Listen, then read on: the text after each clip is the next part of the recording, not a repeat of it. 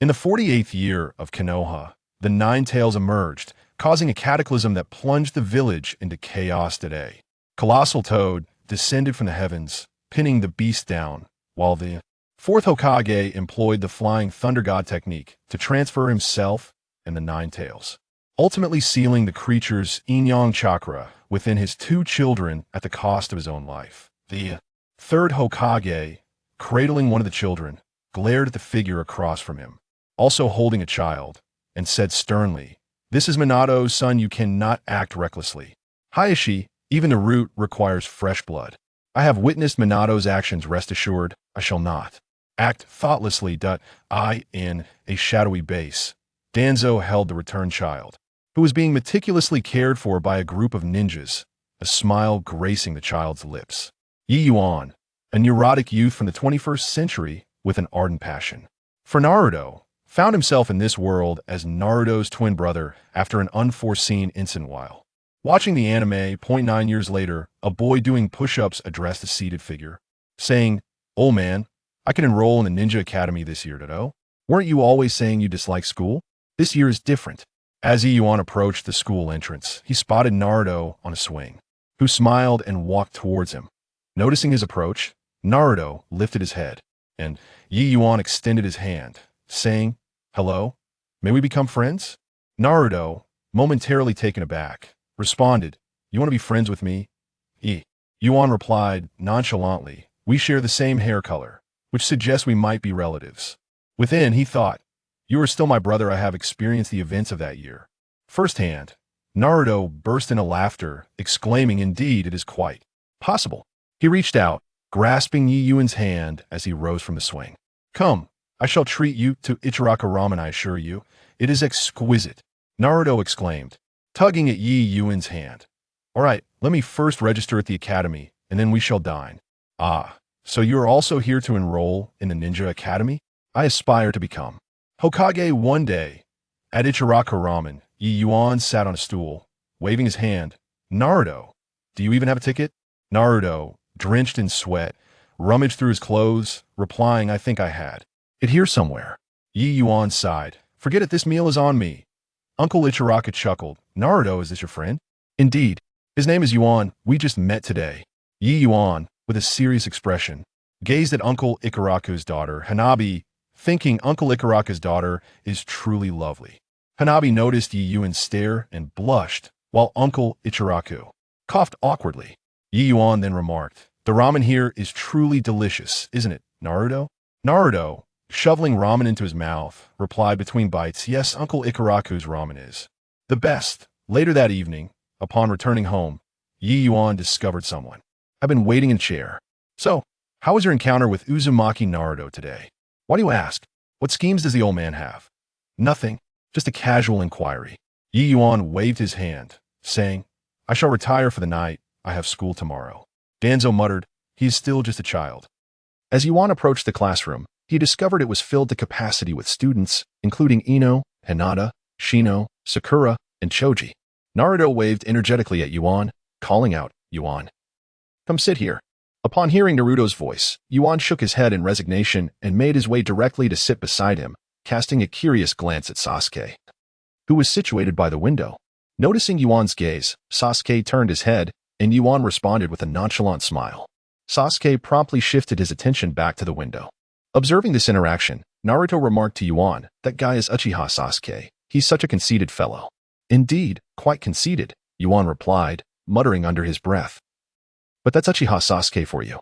At that moment, a man wearing a green vest, sporting a scar across his nose, entered the classroom and addressed the students. "I am delighted to welcome you all to the Ninja Academy.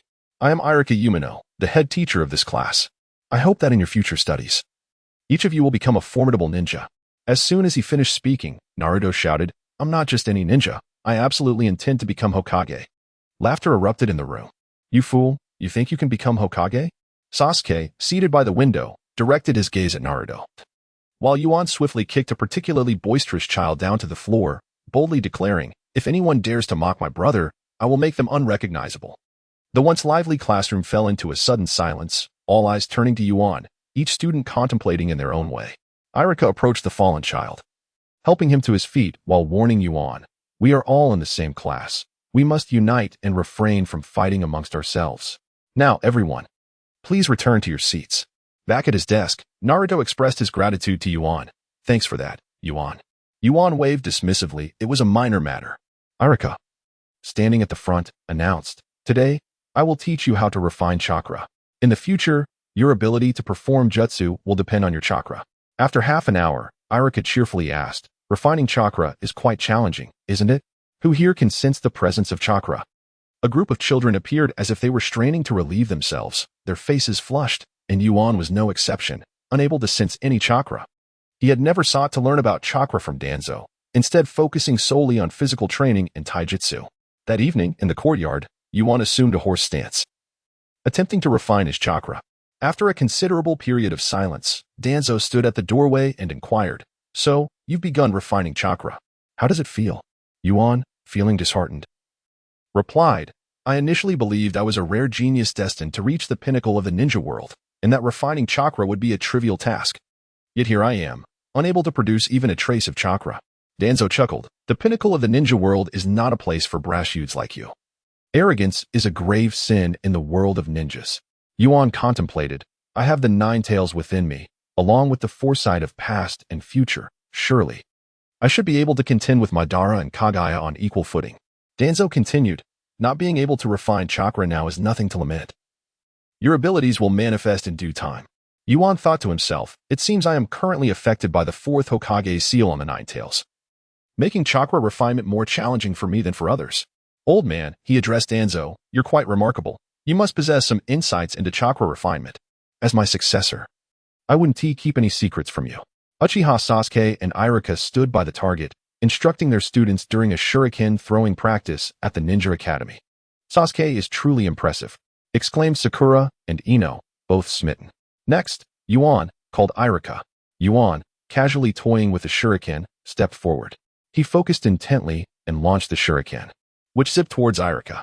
With a quick turn, Iruka narrowly evaded the projectile, his irritation evident. Yuan, what was that throw? Haha, Yuan, your aim is worse than mine, boasted Naruto, while the others looked on in fear of Yuan, too intimidated to laugh. That was just an accident, Iruka-sensei. Naruto, what are you laughing at? You only managed a 3-ring throw yourself. Yuan, you need more practice with your shuriken throwing. Learn from Sasuke. Yuan thought to himself, what good is throwing shuriken? Those Jainin behind us wouldn't be defeated by them, let alone a Kage. Thus, he replied nonchalantly, Yes, Iruka-sensei, I will certainly learn from Sasuke. Besides, aside from their unlearnable eyes, the Uchiha only have shuriken throwing worth emulating. What did you say? Sasuke retorted sharply. I meant that I will study diligently and improve each day. Enough with the chatter. Iruka interjected. Let us conclude today as shuriken practice. Now, we'll proceed to sparring. Choose your opponents. I want to practice with Yuan, declared one student. Iruka-sensei, I too wish to spar with Sasuke. Iruka appeared conflicted. All right, but remember, you are both the future of Konoha. Do not go too hard on one another. Hee, just enough to make him stop being so arrogant. That shouldn't count as excessive. Naruto shouted encouragement to Yuan. Meanwhile, Sakura and Ino expressed concern for Sasuke. The crowd parted, forming a circle around Yuan and Sasuke, who exchanged cold glances. Iruka called, begin. Before his words had fully settled, Sasuke charged forward, throwing a punch at Yuan. Unfazed, Yuan remarked, This truly is just a child-esque brawl. He swiftly caught Sasuke's fist and executed a flawless shoulder throw. Sasuke hit the ground, dissipating into smoke with a replacement technique. Reappearing behind Yuan, Sasuke launched a straight punch, but Yuan was quicker, delivering a powerful kick to Sasuke's chest, sending him crashing to the ground. Yuan leaped and pummeled Sasuke relentlessly, who could only shield his face, unable to fight back. Unable to bear the sight, Sakura approached Iruka, pleading, Teacher, please stop them. Ino echoed, Yes, Iruka-sensei, Sasuke is in trouble. Iruka leapt forward to separate the two. Yuan, cheeks flushed, looked on, while Sasuke, bruised and battered, glared coldly at Yuan. Iruka instructed, Both of you, form the reconciliation seal. Yuan nonchalantly extended his hand to seal, while Sasuke clenched his fist, showing no intention of complying. Iruka admonished Sasuke sternly.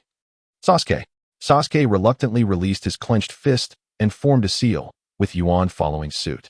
As they exited the school gate, chatting amiably, Sasuke stood before them with another person. blocking their path. Naruto, assuming Sasuke was dissatisfied with earlier events and had brought someone to confront Yuan, stepped protectively in front of him and shouted, "What's going on? Are we going to fight? We're not afraid of you."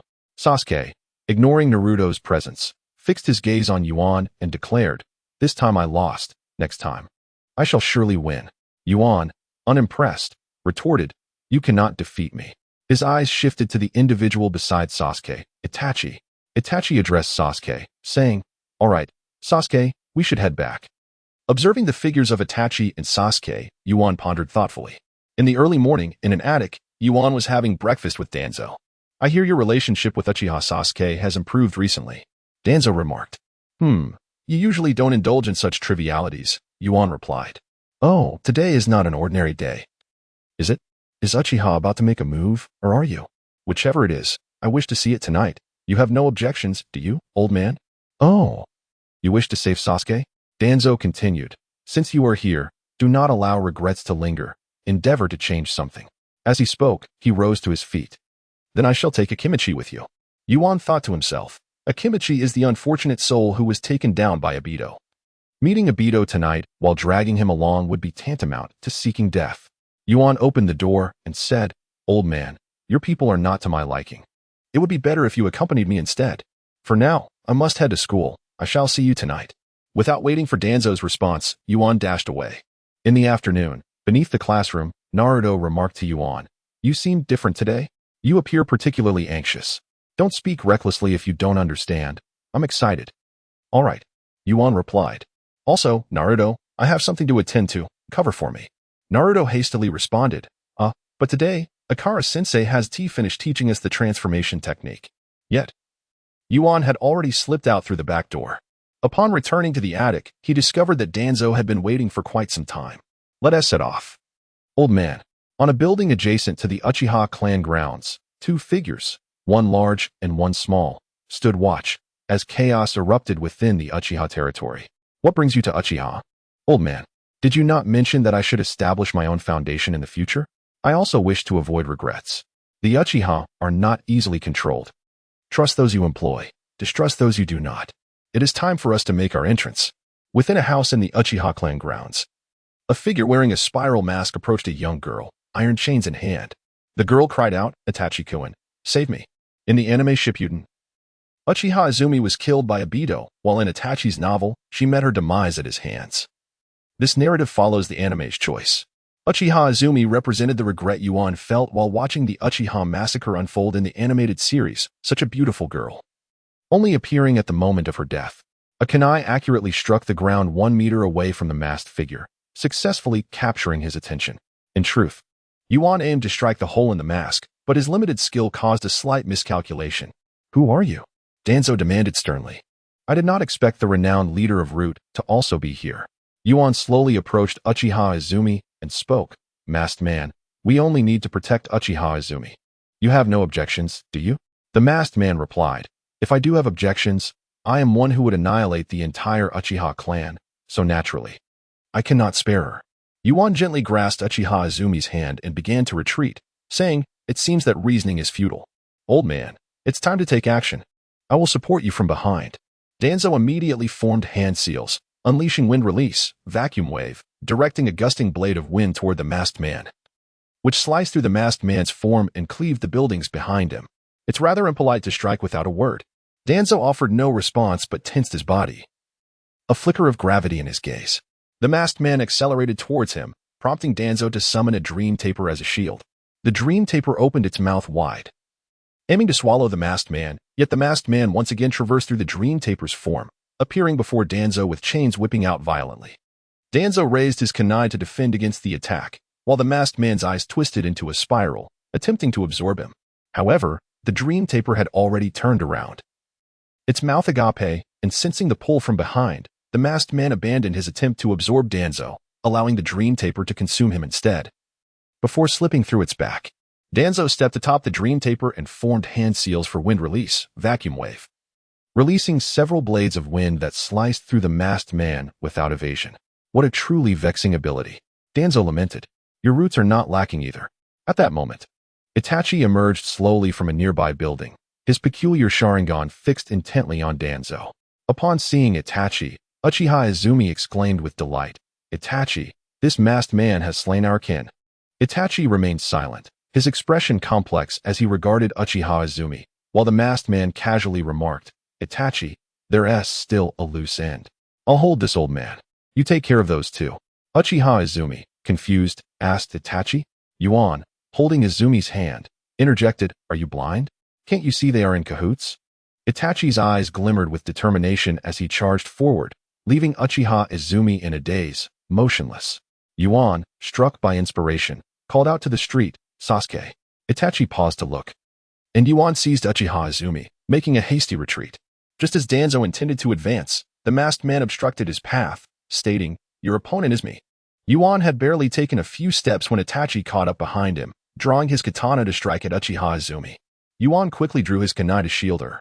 With a resounding thud, Yuan was knocked back, his kunai sent flying, a wound opened on his shoulder, blood splattering across Uchiha Izumi's face.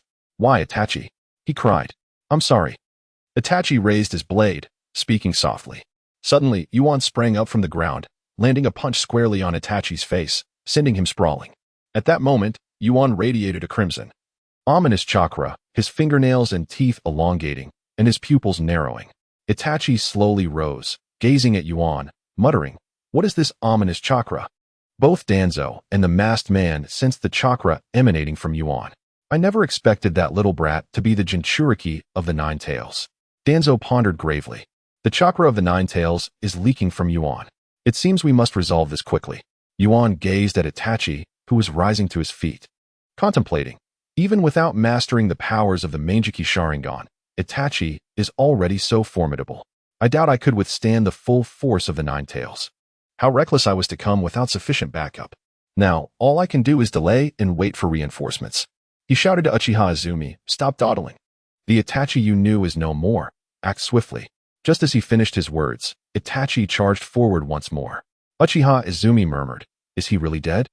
The three tomo in her eyes transformed into a shuriken shape as she formed the hand seals for the great fireball technique, unleashing a fireball towards Itachi. Faced with the oncoming inferno, Itachi could only evade. Izumi continued to weave her seals, launching successive fireballs, yet she closed the distance between them with each dodge. Yuan enveloped his fist with Nine Tails chakra and struck out, but Itachi's blade met his punch. Itachi nimbly leaped back, narrowly avoiding a fireball while tossing 3 kunai into the air. The kunai collided mid-flight, altering their trajectory, with one aiming for Uchiha Izumi's heart from an unexpected angle. In a moment of desperation, Yuan pivoted and shielded Izumi, the kunai embedding itself in his back. His appearance reverted to that of an ordinary person as he managed a wry smile, saying, "To die in the embrace of a beautiful woman is a stroke of fortune." "Stop joking. You won't die. I'll hold him off. You must flee," Izumi urged. Yuan looked back at the approaching Itachi and exclaimed, "My dear, all I can offer now is conversation. How can I possibly escape? Just endure a little longer." As her words faded, Izumi withdrew the kunai from Yuan's back, clutching him with one arm while brandishing the weapon in front of her, anxiously watching Itachi. "Brother, what's happening?" Sasuke asked fearfully from the roadside. Itachi's gaze shifted, and a shuriken flew, grazing Sasuke's shoulder. In disbelief, Sasuke cried, "What are you doing, brother?" "Oh, foolish little brother," Itachi replied, closing his eyes before suddenly reopening them, revealing 3 tomo intertwined in a shuriken shape.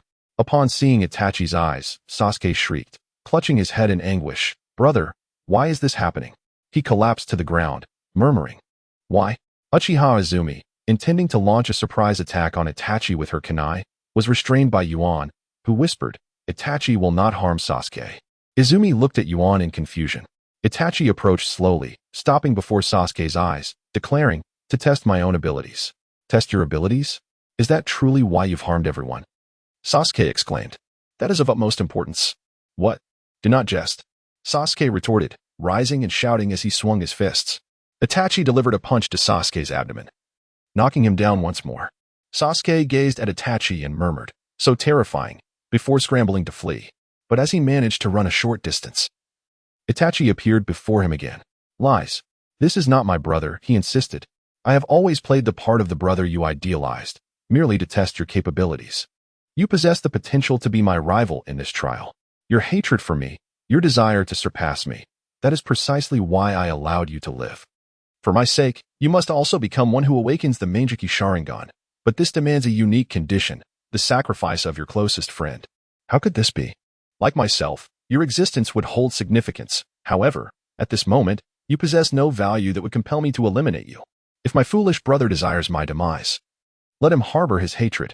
Then, continue to exist in your wretched state. Flee endlessly. As long as you persist in mere survival, one day, when you attain the same abilities as I, seek me out. Upon finishing his words, Itachi's eyes shifted once more, and Sasuke collapsed.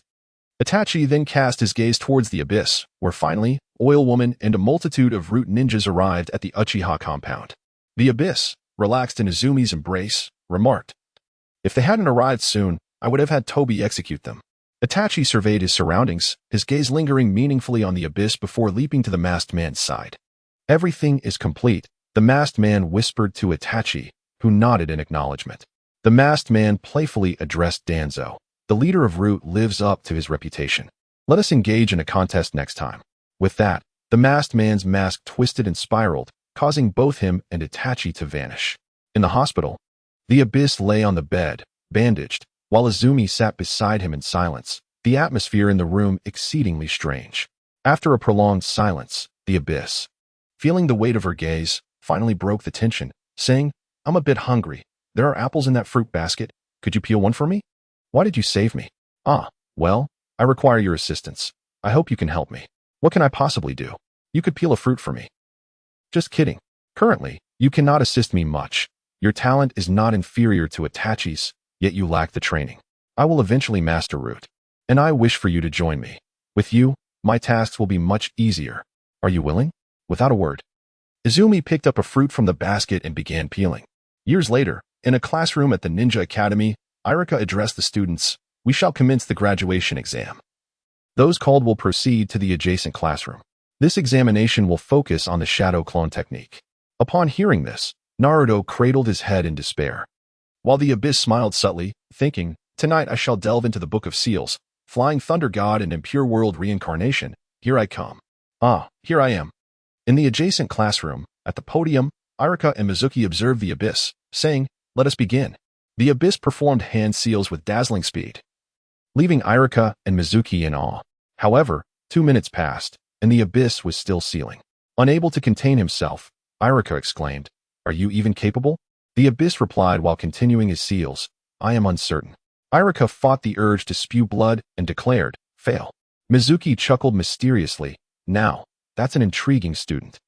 As the abyss exited the classroom, he noticed parents and children outside, boasting proudly, while Naruto sat alone on a swing. Smiling, he approached Naruto and called, "Naruto, did you also fail the exam?" With surprise lighting up his face, Naruto responded, "Yuan, you didn't pass either? Look, do I have a forehead protector? Come, let me treat you to a Chiraka ramen." Nodding, Naruto hopped off the swing, and as they began to walk, Mizuki appeared. On a certain building, Mizuki, Naruto, and the abyss engaged in conversation. "Irika-sensei is not intentionally making things difficult for you two. Why is it just the two of us who failed the exam? Perhaps he hopes that both of you can truly grow stronger.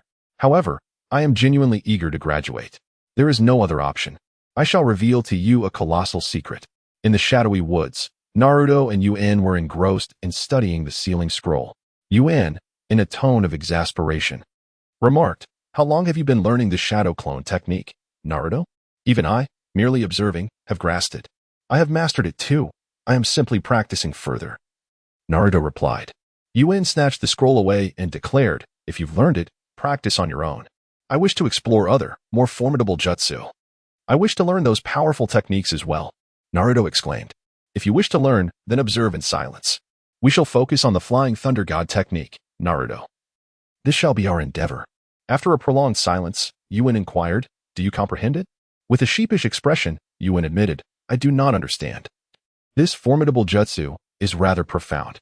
He pondered to himself, "Now I understand why only the second and fourth Hokage could master the Flying Thunder God." At that moment, Irika appeared before Naruto and Yuan. "Hey, you two little rascals," he called out. Upon seeing Irika, Naruto eagerly exclaimed, "Irika-sensei, We wish to demonstrate a powerful jutsu to you. If we succeed, you must allow us both to graduate. Who told you that mastering this would guarantee your graduation? Arika asked. It was Mizuki-sensei who informed us of this. Suddenly, a flurry of shuriken flew through the trees, prompting Arika to shove Naruto and Yuan aside, only to be struck in the arm and thigh himself. How did you find your way here? Arika exclaimed in surprise. Yuan thought to himself, Mizuki, that worthless fool, has finally arrived. If I cannot defeat Itachi, I can surely handle Mizuki. What is going on here? Naruto queried, bewildered.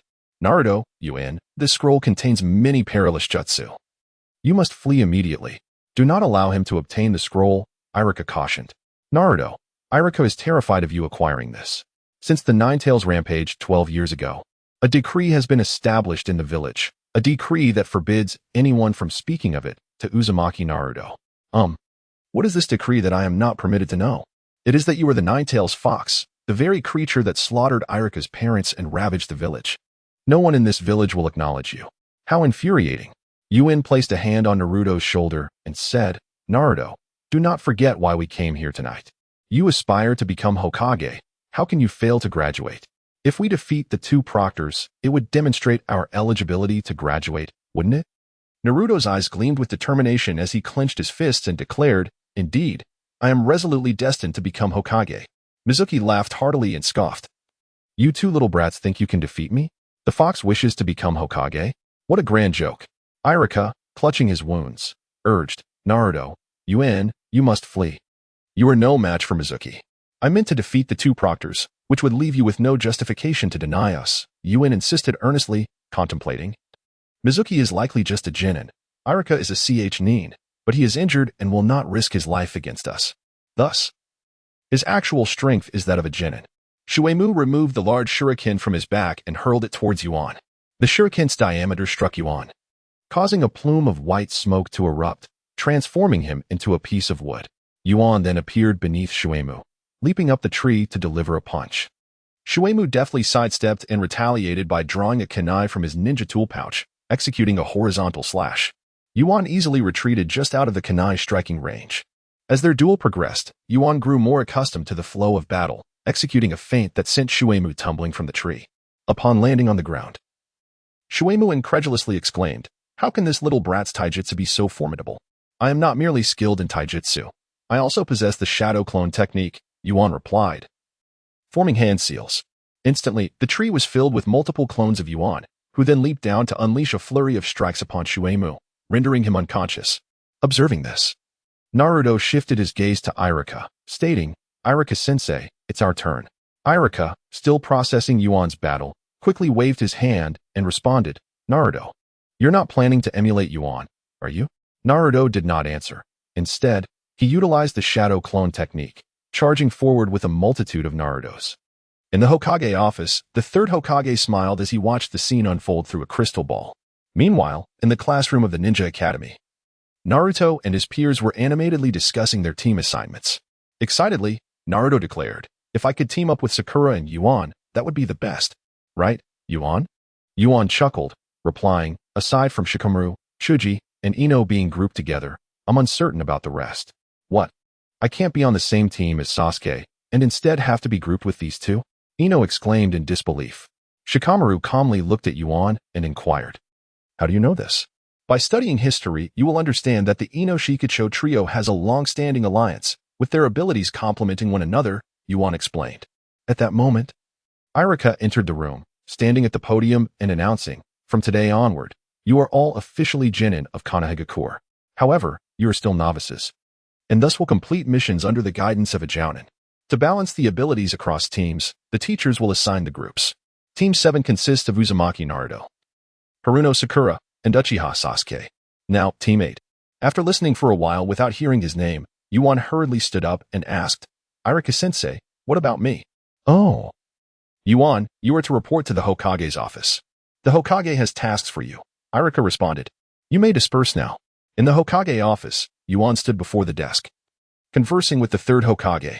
Yuan, I would prefer you to become a publicly recognized ninja of Konoha, but Danzō insists that you join the Umbu, as you are destined to take over his duties in the future. Hokage-sama, I actually do not wish to join the Umbu at this moment. though I intend to succeed him eventually. I see. However, there are no suitable genin in the village to team up with you, the Hokage replied. Hokage-sama. I already have candidates in mind. I just need your approval. One is Kuruma Yakumo, and the other is at the Temple of Fire. I can agree to the latter. But there is something unique about Kuruma Yakumo. Hokage-sama. Sometimes only those who are different can understand one another. After pondering for a moment, the third Hokage concluded. You should speak to Yuhi Kurenai. She is Yakumo's teacher. In a nearby forest, Team 8 was engaged in training. Kurenai-sensei, I hope I'm not intruding, Yuan suddenly interjected. As the training session began, you observed and remarked, surely you do not intend to join our 8th squad? What brings you here? Well, Lord Hokage has granted me permission to assemble my own Team 11, and I wish to invite your disciple to join, replied Yuan. Upon hearing this, he exclaimed, no way. Yuan, are you here to poach our members? The disciple I speak of, Teacher Hong, is not from the 8th squad, but rather Kuruma Yakumo, replied Yuan. Ah, you mean you wish for Yakumo to join Team 11? I cannot concur with that. She is ill-suited to be a ninja, retorted Ya. Teacher Hong, are you suggesting that Yakumo's frail constitution and the presence of a monster within her mind disqualify her? Yet, I am confident that with my support, she can overcome her inner demons. Furthermore, Yakumo is resolute in her dream of becoming a ninja. After contemplating Yuan's words, Hong Yu said, today, I shall meet with Yakumo and inquire about her feelings. Thank you, Teacher Hong. I still need to find another companion. Upon my return, we shall reconvene for Team 11. Yuan replied, do you truly believe that Yakumo will acquiesce? Questioned Ya. Without a doubt, Yuan assured. Upon returning to his residence, Yuan began to gather his belongings. Meanwhile, Danzō sat at a table, poring over documents, and remarked, you are heading to the Temple of Fire to seek that individual named Sora, are you not? Oh, the old man has done his research. For the safety of Konoha, certain intelligence is imperative. I have arranged for someone to accompany you, he continued. Who is it? Yuan inquired. Your guiding jonin for Team 11, came the reply. As Yuan arrived at the village entrance, he noticed someone waiting. Upon closer inspection, he recognized it was Mitarashi Anko. Allow me to introduce myself. I am the guiding jonin for Team 11, she stated. Yuan waved his hand, interrupting. I am aware of who you are, Anko-sensei. Perhaps you should meet the other team members before introducing yourself. I trust you have reviewed my profile. As unlikable as it suggests? Anko quipped. When we return, I shall treat you to dumplings and red bean soup. How does that sound? Sounds delightful. You are not so unlikable after all. Now, let us depart. Days later, they arrived at the Temple of Fire. This place is quite grand, isn't it? Anko-sensei. Have you visited here before? Yuan inquired. No, but have you devised a plan for how to secure our team member? While the temple's inhabitants may not obstruct us, it would be prudent to obtain their consent, Anko cautioned. Once I meet him, I am confident my persuasive skills will lead him to question his very existence, Yuan replied. Without further ado, Anko approached and knocked on the grand doors of the temple. After a brief wait, several monks clad in robes opened the doors. Anko addressed the leading monk. You must be Master Jilua of the Temple of Fire. Indeed, you are from Konoha, I presume? Please, come in, Master Jilua welcomed them. As they entered the temple, he continued, I have received correspondence from Konoha. You are here regarding Sora, correct? I have instructed someone to summon him. However, Sora is somewhat of a unique case. Curious, Anko inquired. Oh, Master Jilua, what is so special about this child? Sora harbors a malevolent chakra within him. He once erupted with it, nearly resulting in the temple's catastrophic destruction, shattering the ceiling barriers, Master Jilua explained. Upon hearing this, Anko turned to Yuan and asked, is this why you wish for him to join Team 11? Indeed. Trust me, there is no flaw in my reasoning, Yuan replied nonchalantly. At that moment, a young lad approached, casting a glance at Hongdo and Yuan before stepping beside Dilyulu, inquiring, Master Dilyulu, is there something you wish to discuss with me? These two are ninjas from Konoha, seeking your participation in their 11th squad. Oh, I see. I'm not interested. I have no desire to go. Yuan, hearing this, interjected eagerly. Master Dilyulu, may I have a moment alone with Kong? Dilyulu nodded and stepped aside. Yuan shot a glance at Hongdo, who, puzzled, asked, am I to leave as well? Indeed. Without uttering another word, Hongdo turned and followed Dilyulu. What do you intend to do by leaving me behind? I wish for you to join the 11th squad. I have no interest. What if I were to reveal the truth behind your father's demise? Would that pique your curiosity? What? How could you possibly know about my father's death? Before arriving, I perused the Umbu files, you know. Quickly, tell me how he died. If you wish to know, you must defeat me first. Kong's eyes flashed with hostility as he charged forward, delivering a punch with his left hand. Yuan raised his hand to block and retaliated with a strike from his right. Kong managed to deflect it, creating distance, and unleashed a wind release, Beast Wave Palm, producing a curved blade of wind aimed at Yuan. In response, Yuan formed hand seals and executed the shadow clone technique, summoning clones to form a wall that absorbed the wind blade, leaving him with 4 remaining clones. Yuan, accompanied by the 4 clones, surged forward, and the 6 became entangled in combat. Ultimately, Kong found himself overpowered, succumbing to Yuan's assault and collapsing to the ground, dispelling the clones. Yuan extended a hand towards the fallen Kong, stating, "Join the 11th squad, and when your strength surpasses mine, return to seek the answers you desire." After a moment's hesitation, Kong grasped Yuan's hand, rising to his feet, and declared, "I will certainly defeat you and uncover the truth behind my father's death."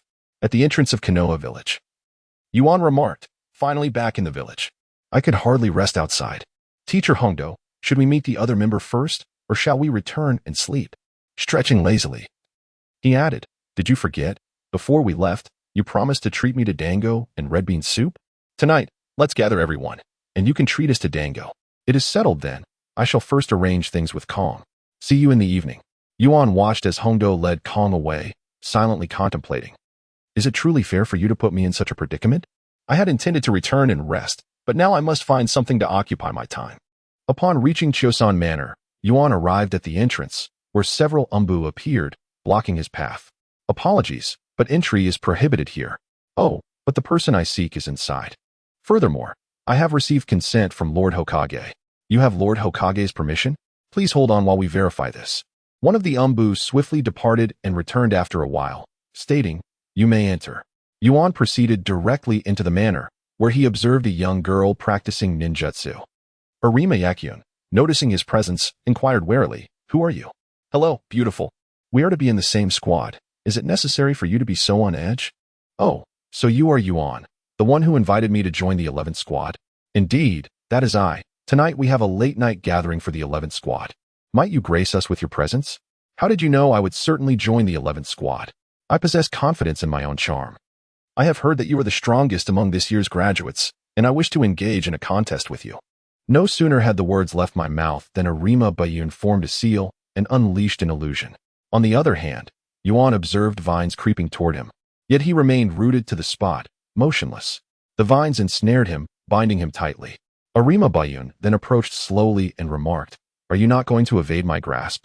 "What would be the point of evasion? I am currently incapable of countering your illusion, so I might as well submit to your whims." Yuan replied with a hint of resignation, pondering inwardly, "Though I am powerless now, perhaps once I attain the perfect Jinchuriki state, things will change. Then you shall remain here." Arima Bayun declared, "I shall take a shower, and this illusion will dissolve by nightfall." "Hey, wait. I haven't finished my..." But before Yuan could complete his sentence, Arima Bayun had ascended the stairs. "Am I to remain here until evening? What a joke. No, I must seek out the Nine Tails for counsel and request its chakra assistance." Focusing intently, he inhaled, exhaled, and attempted to concentrate amidst the chaos of his thoughts. In the realm of ceiling, Yuan opened his eyes and surveyed his surroundings, muttering, "Isn't this merely a sewer? I should first locate the Nine Tails." He took a step forward and soon arrived at a massive iron gate. At that moment, a voice echoed, "I never expected you would seek me out." Startled, Yuan glanced toward the gate, and, upon seeing the Nine Tails, stumbled back in awe, murmuring, "How magnificent! Truly more splendid than I had envisioned." "Young one, what is it that you desire?" "Nine Tails, I wish to discuss certain matters with you."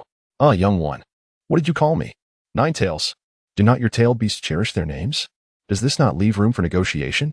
"Young one, you merely wish to obtain my chakra. Do you not? I seek your partnership in battle." "What do you mean?" "Nine Tails, I will soon face adversaries whose strength far surpasses my own, and I will require your power. Hence, we should consider ourselves allies. Do you so readily assume I will assist you? My life is entrusted to you, and freedom? I have nearly forgotten what that is. Nine Tails, I must take my leave." Yuan's consciousness returned, and a surge of crimson chakra erupted from him, disrupting the illusion and freeing him. Stretching his limbs, he mused, "I wonder if there is a place to rest here. I am truly too lazy to walk back." Ascending the stairs, Yuan glanced about the corridor. Having walked only a few steps, he heard sounds emanating from a room and opened the door. Inside, Arima Bayun was taking a shower. The door swung open abruptly, and Yuan locked eyes with Arima Bayun for a brief moment before a piercing scream shattered the air. "You pervert! Get away!" Yuan turned away, exclaiming, "I apologize. I had no idea you were bathing." In the next instant, the room transformed into a shadowy space. Yuan observed the room's metamorphosis, and upon turning around, he found Arima Bayun kneeling, exhaling gas that gradually coalesced into a monstrous form. Yuan felt several arms emerge from behind, restraining him, while Bayun gazed at the creature before her in confusion. "What is this? Monster, you seek to slay me, just as you did with Bayun's parents. Do you not? I am merely executing her will. What is happening? Did my parents not eliminate those threats for 3 generations? What is truly going on? Who are you? Those who impose immense pressure upon you deserve their fate. I have grown within your consciousness. I am the embodiment of your will, known as the selfless awareness. Ah. If the executor were to slay me, would you erase Yagumo's memories once more? Yagumo, it is this monster that the 3 generations sought to eradicate." The monster raised its hand toward the abyss, declaring, "Perish, little spirit." No sooner had the words left its mouth than its arm came crashing down. A crimson chakra enveloped the abyss, forming a tail of red energy behind it. The monster's arm struck the top of the abyss's head, and as it braced against the blow, the abyss slowly lifted its gaze and remarked, "I sincerely apologize. You are not the only monster here." Red chakra erupted from the abyss, shattering the grip of the monster's arm. With swift resolve, the abyss seized the monster's other hand and delivered a powerful punch to its abdomen, sending the creature careening away. The monster emitted a chilling voice. "What exactly are you?" "A monster, just like you," replied the abyss. "Yagumo, within every heart resides a demon, such as fate, where the strong wield destiny, the weak are subjugated by it. Face this bravely, Yagumo. This is a battle you must confront alone." Yagumo Arima steadied her trembling form and murmured, "Rely on myself, you say?" Gradually standing, she looked towards the monster and said, "From now on, I shall wield my own power, rendering your existence unnecessary." She formed hand seals, conjuring a kunai that pierced the monster's head. "Why? Everything I have done has been for you." The monster's head began to crack before erupting in a cataclysmic explosion. The entire illusion dissipated, restoring normalcy. The vestments conjured by the illusion vanished with its end, followed by a piercing scream. Later that evening, at the dumpling shop, Red Bean and Sora chuckled heartily at the bruises adorning the abyss's face, while Yagumo, blushing, quietly indulged in her meal. At the Leaf Village's mission exchange office, Red Bean complained, "What is this? These high-level missions are merely menial tasks. We are ninjas." The abyss, astonished, replied, "Shouldn't those words come from you, Red Bean Sensei? Have you never undertaken such tasks before? My teacher would never subject me to such trivial endeavors." Upon hearing this, the abyss envisioned a scene where Orochimaru took Red Bean to help someone catch a cat. Just then, Kakashi arrived with Team 7 to submit their missions. Spotting Kakashi, Red Bean rushed over, exclaiming, "Kakashi, I believe Team 11 and Team 7 can collaborate on this mission, but since it is a mere low-level task, only one Jonin is required. I have other matters to attend to. Thank you." With that, she dashed away, leaving Kakashi bewildered in the breeze. Naruto, upon hearing this, joyfully declared, "Yuan, we can fight side by side once more." Kakashi, with a hand on his forehead, sighed, "Yuan, you and your companions will follow me for the next few days. For now, let us proceed to submit our missions." Kakashi and his team approached the counter, where he briefed the third Hokage on their situation. The third Hokage murmured, "It seems you are not eager to undertake these tasks, so I shall assign you a B-rank mission." Upon hearing this, Naruto leaped with joy and exclaimed, "A B-rank mission? What is it?" "To protect someone." "Who is it? Who is it?" At that moment, a drunken old man staggered in and said, "Are these the ninjas who will protect me?" "This is Mr. Tazuna. Your mission is to escort him. Prepare yourselves, and then we shall depart." At the entrance of the Hidden Leaf Village, Naruto, brimming with excitement, turned to Shikamaru and said, "This is my first time leaving the village." "Shikamaru, it's your first time too, right?" "Actually, it's my second time," he replied, "but I'm equally thrilled." "All right. You little rascals, let us set off." As they journeyed, Sakura and Ayam, the eager learners, incessantly bombarded Kakashi with fundamental questions. Sasuke, Kankuro, and Naruto attentively listened, while only Shikamaru wore a disgruntled expression. Suddenly, Shikamaru spotted a puddle on the ground, and his mood brightened. "Finally, here they come." As the group passed the puddle, Two shadowy figures emerged, launching chains at Kakashi, severing him into several pieces. Ayame and Sakura screamed at the sight. The two dark figures darted behind Naruto, throwing chains once more. Paralyzed by fear, Naruto found himself unable to move, while Sasuke leaped into action, tossing shuriken to deflect the chains. Kankuro hurriedly tackled Naruto to the ground. Shikamaru swiftly formed hand seals, unleashing a wind technique that sliced through the chains above them. Ayame, witnessing Shikamaru's wind technique, hurried to form her own seals. The shadowy figures split, flanking Tazuna. Shikamaru and Sasuke intercepted one, while Sakura positioned herself protectively in front of Tazuna. Just as one shadow prepared to strike her, Ayame's Jinjutsu took effect, immobilizing the assailant. Meanwhile, Shikamaru relentlessly hurled shuriken at the remaining shadow, which raised an iron-clawed arm to block. Seizing the opportunity, Shikamaru maneuvered to the side and delivered a punch to the shadow's abdomen, causing it to collapse to the ground. Kakashi-sensei, you've seen enough, haven't you? You all performed admirably. Kakashi emerged from behind a tree, commenting. Kakashi-sensei, I'm so relieved you're unscathed. Ayame added. Your reaction time was a bit slow. There was ample opportunity for the enemy to strike you twice. Kankuro, after saving Naruto, you failed to rejoin the fray promptly, putting our team at a disadvantage.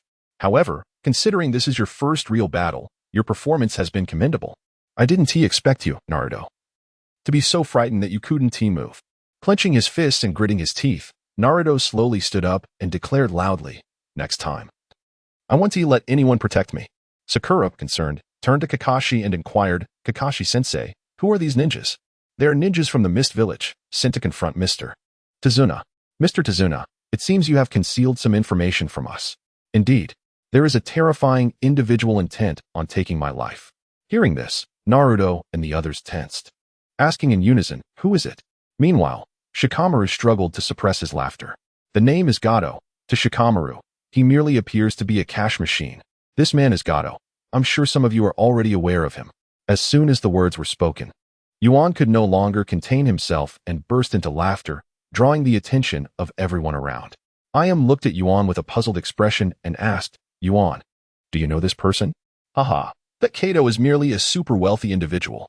Not only that, but he is also involved in smuggling drugs and contraband through the mafia and ninjas, and he has aspirations to seize control of other companies and nations.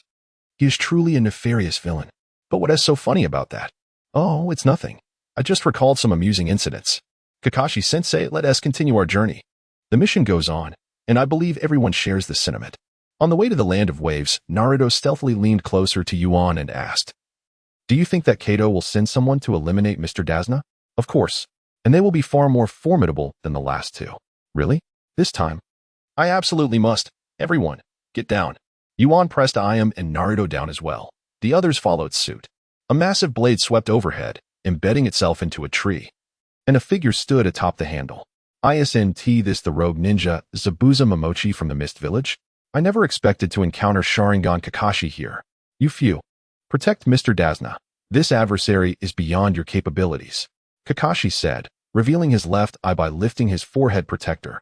Kakashi-sensei, I wish to give this guy a try. You little brat, it seems you still think you're playing a ninja game. Yuan, this fellow is not comparable to the previous two.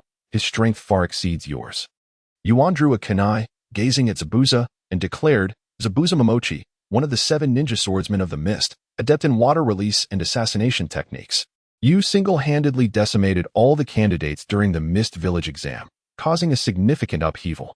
Oh, young one, you possess some understanding, but knowledge does not equate to power. Hearing this, Naruto and the others instinctively tensed. However, your strength should be inferior to that of Itachi Uchiha whom I encountered years ago. Using you to enhance my own abilities is quite fitting. Kakashi-sensei, I am absolutely confident I will survive, so please trust me. Arrogant little brat. No sooner had the words left his mouth than Zabuza's enormous blade swung toward Yuan. Yuan sidestepped to evade it, forming hand seals for wind release, vacuum wave, unleashing a wind projectile that shattered Zabuza's water clone into a puddle. Feeling a pang of anxiety, Yuan muttered to himself, a water clone. Zabuza's blade fell beside Yuan, who parried with his kunai, but the pressure on his weapon diminished as Zabuza kicked him away. Just as Yuan landed, Zabuza's decapitating blade followed closely. But Yuan had already completed the shadow clone technique, creating 9 clones. The blade struck one of Yuan's clones, which burst into a cloud of white smoke. While another clone distanced itself to form hand seals, and the remaining clones launched an assault on Zabuza. With a single swing, Zabuza's blade obliterated one of them.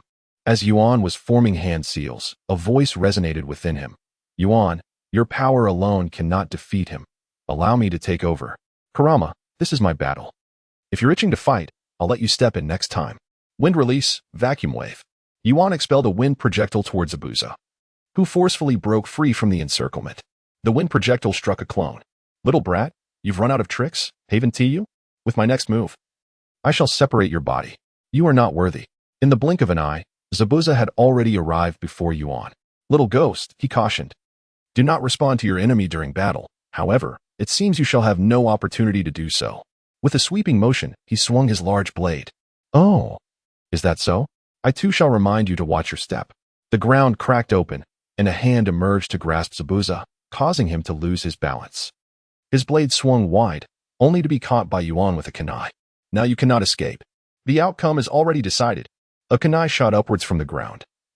But Zabuza tilted his head, narrowly avoiding it as it soared into the sky.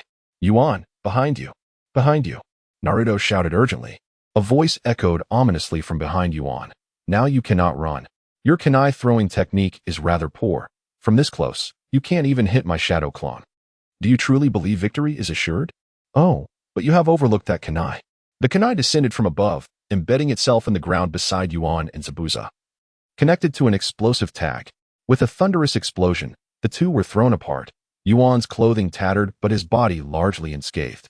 Zabuza, too, emerged with a disheveled appearance, yet unhurt. Little ghost, I concede your identity as a ninja. Now let me demonstrate the art of silent assassination. Suddenly, two long needles shot from a nearby branch, piercing Zabuza's neck, who fell lifelessly to the ground. A figure appeared in the trees, masked, prompting Naruto to rush over and exclaim, Who are you? This guy is Yuan's opponent. How can you interfere? My apologies, but this is my mission. He is dead, and I must retrieve his body.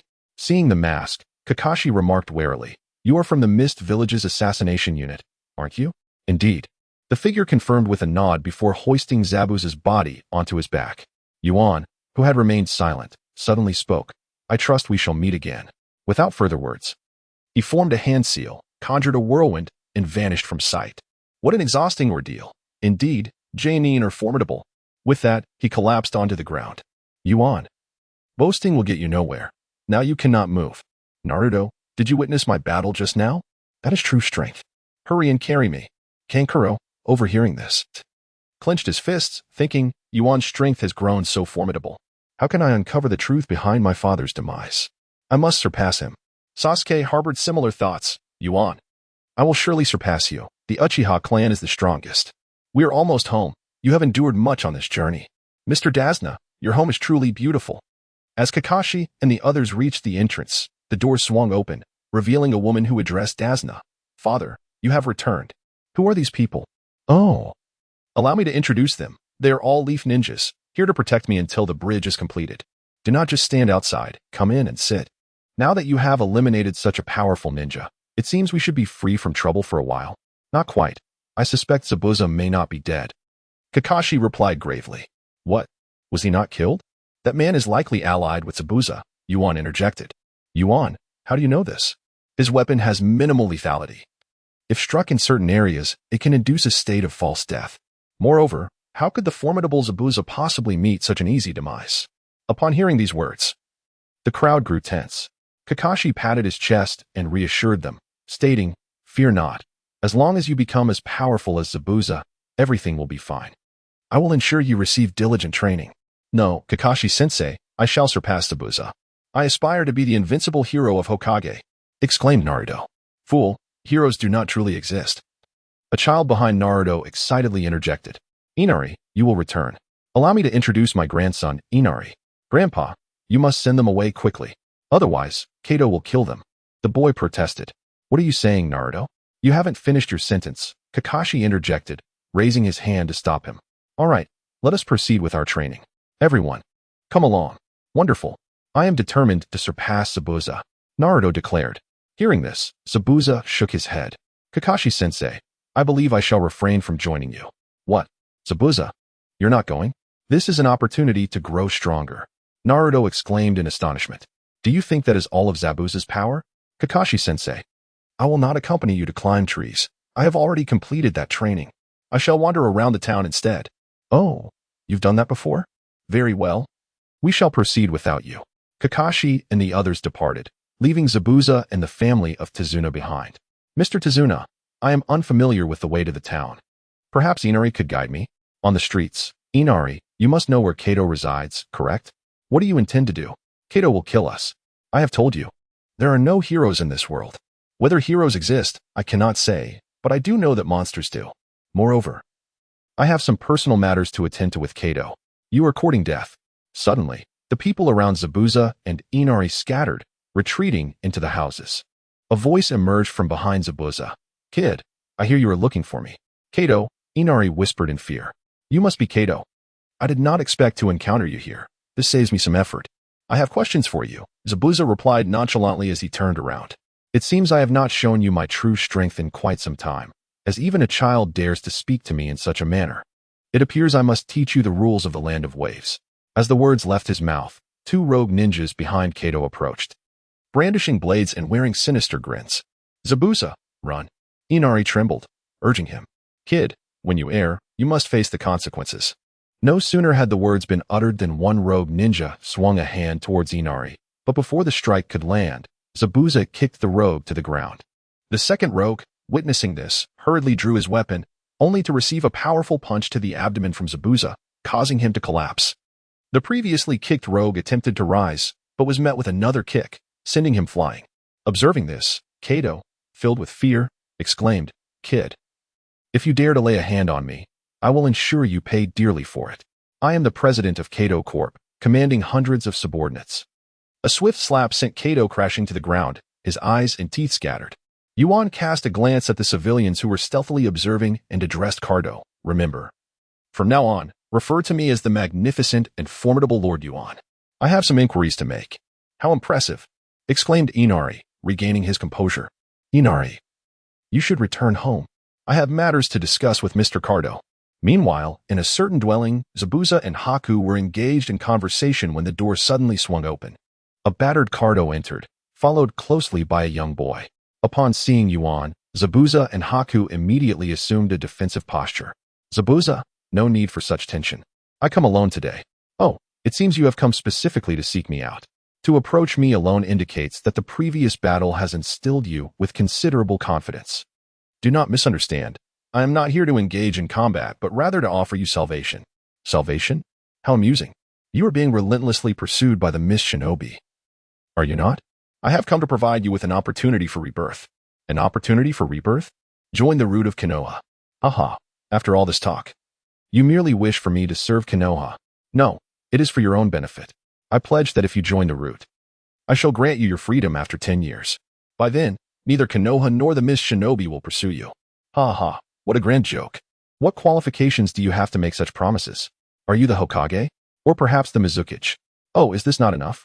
As his words fell, a crimson chakra erupted from Yuan's being. You are a Jinchuriki. Even if you disregard your own interests, you must consider Haku's, no? If you join the root, I will ensure that she becomes a teacher at the Ninja Academy. Upon hearing this, Haku hastily interjected, Lord Zabuza, you need not consider my situation. Who exactly are you? Surely, your identity as a Jinchuriki alone cannot facilitate such arrangements? Hehe, what do you say we take a gamble? Zabuza did not respond immediately, but pondered the proposition, while Yuan patiently awaited his decision. Minutes passed. Very well, I agree to join the root. What should I do next? Upon hearing this, Yuan drew a kunai and struck Cardo, blood splattering across Yuan's form as Cardo collapsed in a pool of blood. The client is dead, but the mission continues. At that time, you need only obstruct Kakashi. There is no need to engage him in battle. Haku, you merely need to conduct your classes well with the others.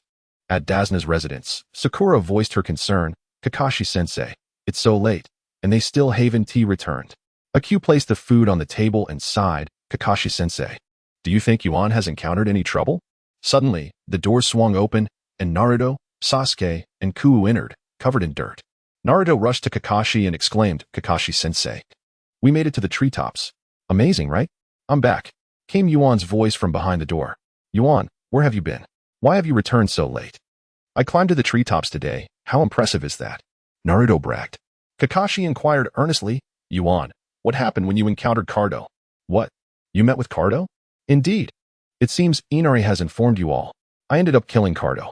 Everyone was taken aback, and Kakashi was the first to react, asking, You weren't injured, were you? It's nothing. It's merely the discomfort that accompanies my first act of taking a life. However, as a ninja, one must inevitably traverse this path. Since Kato is deceased, our mission will undoubtedly become much simpler, yet the construction of the bridge remains unfinished, and thus our task is not yet complete. What? You actually killed Kato? Will anyone still attempt to assassinate Mr. Dazna? After all the hard work and training, I was hoping to showcase my skills before you. Who can say? Let us have a meal first. Tomorrow, we shall assist Mr. Dazna at the construction site together. On the bridge, I extend my gratitude to all of you. The bridge is nearing completion, and once it is finished, we shall no longer need to fear individuals like Kato. Suddenly, a wave surged over the bridge, enveloping it in mist.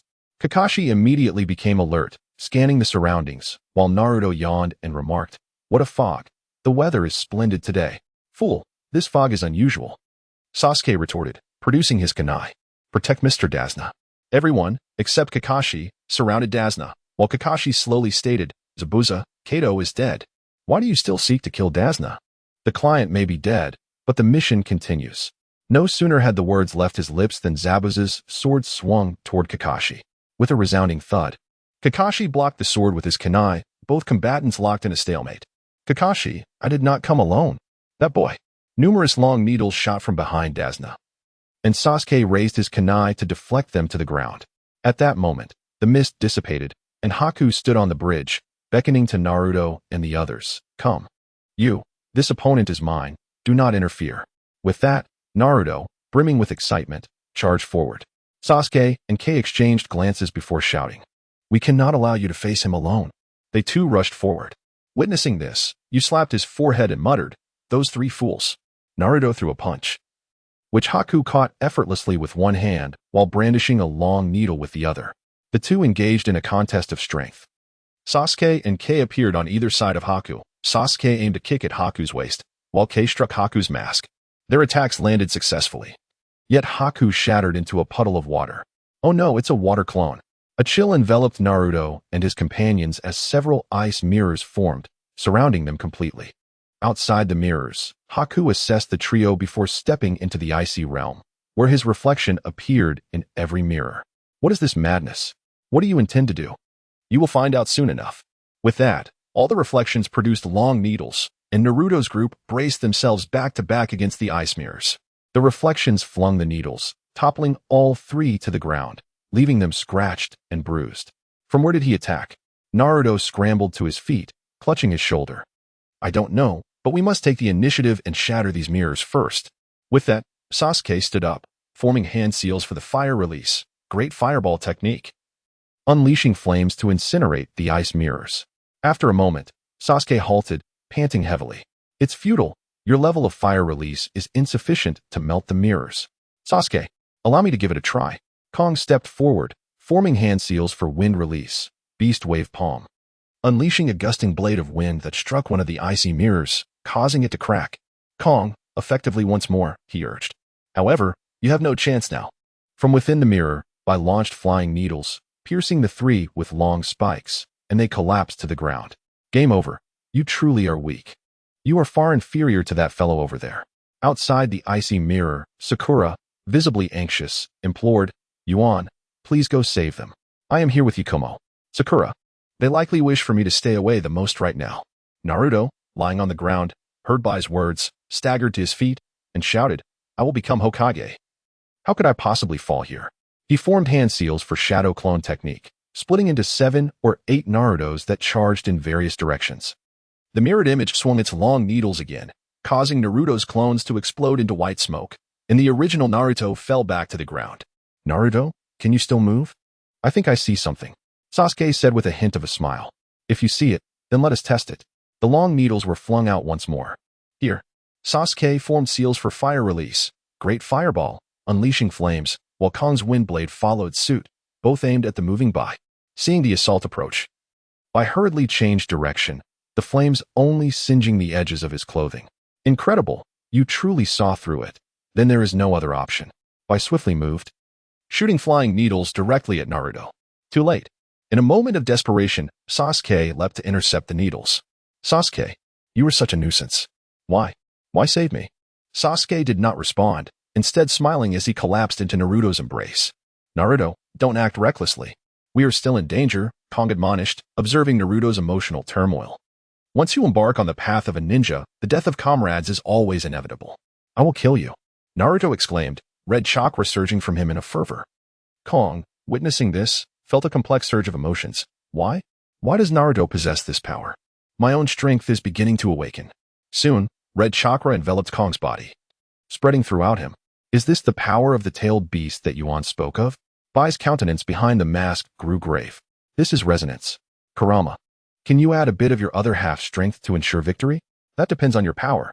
Yuan, this power feels somewhat similar to yours back then, Yakumo asked. Puzzled. Yakumo, protect Mr. Dazuna. I must draw them away, or this bridge will not hold. Sakura, please take care of Sasuke. Naruto's appearance transformed dramatically. His hair stood on end, nails elongated, and his pupils narrowed. He charged toward Bai. Bai swiftly maneuvered using the icy mirrors, but just as he moved a few steps, one of the ice mirrors was shattered by Naruto. As he was about to enter another mirror, a hand cloaked in red chakra seized Bai's arm. Turning back, Bai found it was Kong. Grabbing Bai, Kong yanked him back, but Bai retaliated with a swift sweep of his long needle. Kong did not evade. The needle struck his shoulder, yet he retaliated with a punch that sent Bai flying, crashing through the ice mirror and slamming into the bridge's railing. Bai slowly rose. His mask shattered as Kong raised his fist to pursue. Kong, wait. Naruto grasped Kong's arm. Naruto, what are you doing? Naruto did not respond to Kei, but instead turned to Bai and said, you were from that time. What's wrong? Are you unable to strike me? Upon hearing this, Kei attempted to charge forward, but Naruto gripped him tightly.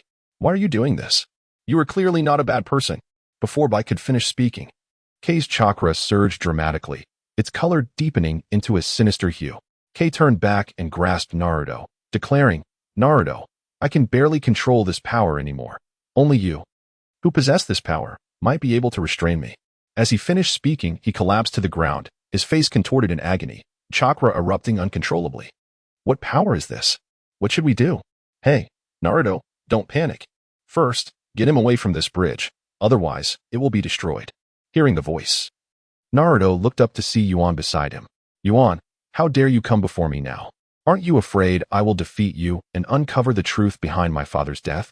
Kei, lying on the ground in pain, interjected. Do you think this will enable you to defeat me? I will seize this moment to bring you down and uncover the truth. A hand enveloped in red chakra reached out, prompting Yuan to leap back over the railing into the sea, with Kei shattering the barrier in pursuit. Just as Yuan surfaced, a massive wave crashed towards him, closely followed by Kei's punch. Yuan crossed his arms to block, but the disparity in strength was overwhelming, sending him skimming across the water's surface. Kurama, lend me some chakra. Yuan's body began to emanate red chakra as he exploded upwards, propelling himself towards Kei. Their fists collided once more, creating a distance between them. Kurama, he cannot walk on water. Why is he floating now? Yuan, that guy is forcing himself to stay afloat using an immense amount of chakra. If that is the case, we can handle it. Yuan formed hand seals for the shadow clone technique, creating dozens of clones that charged at Kei. Kei swung his fist forward, charging ahead. Yuan's clones surrounded Kei, whose fist struck the water's surface, sending waves splashing in all directions. As the waves rose, they were shredded by a barrage of wind blades, targeting Kei at the center of the turbulence. Undeterred by the wind blades, Kei unleashed chakra from beneath him, propelling himself forward. A few wind blades struck his back, yet he pressed on with even greater ferocity. Yuan, positioned in front, braced himself with a kunai, resulting in a collision that erupted into a cloud of white smoke. Behind Kei, another wind blade sliced through the air. He turned and dissipated it with a sweeping motion.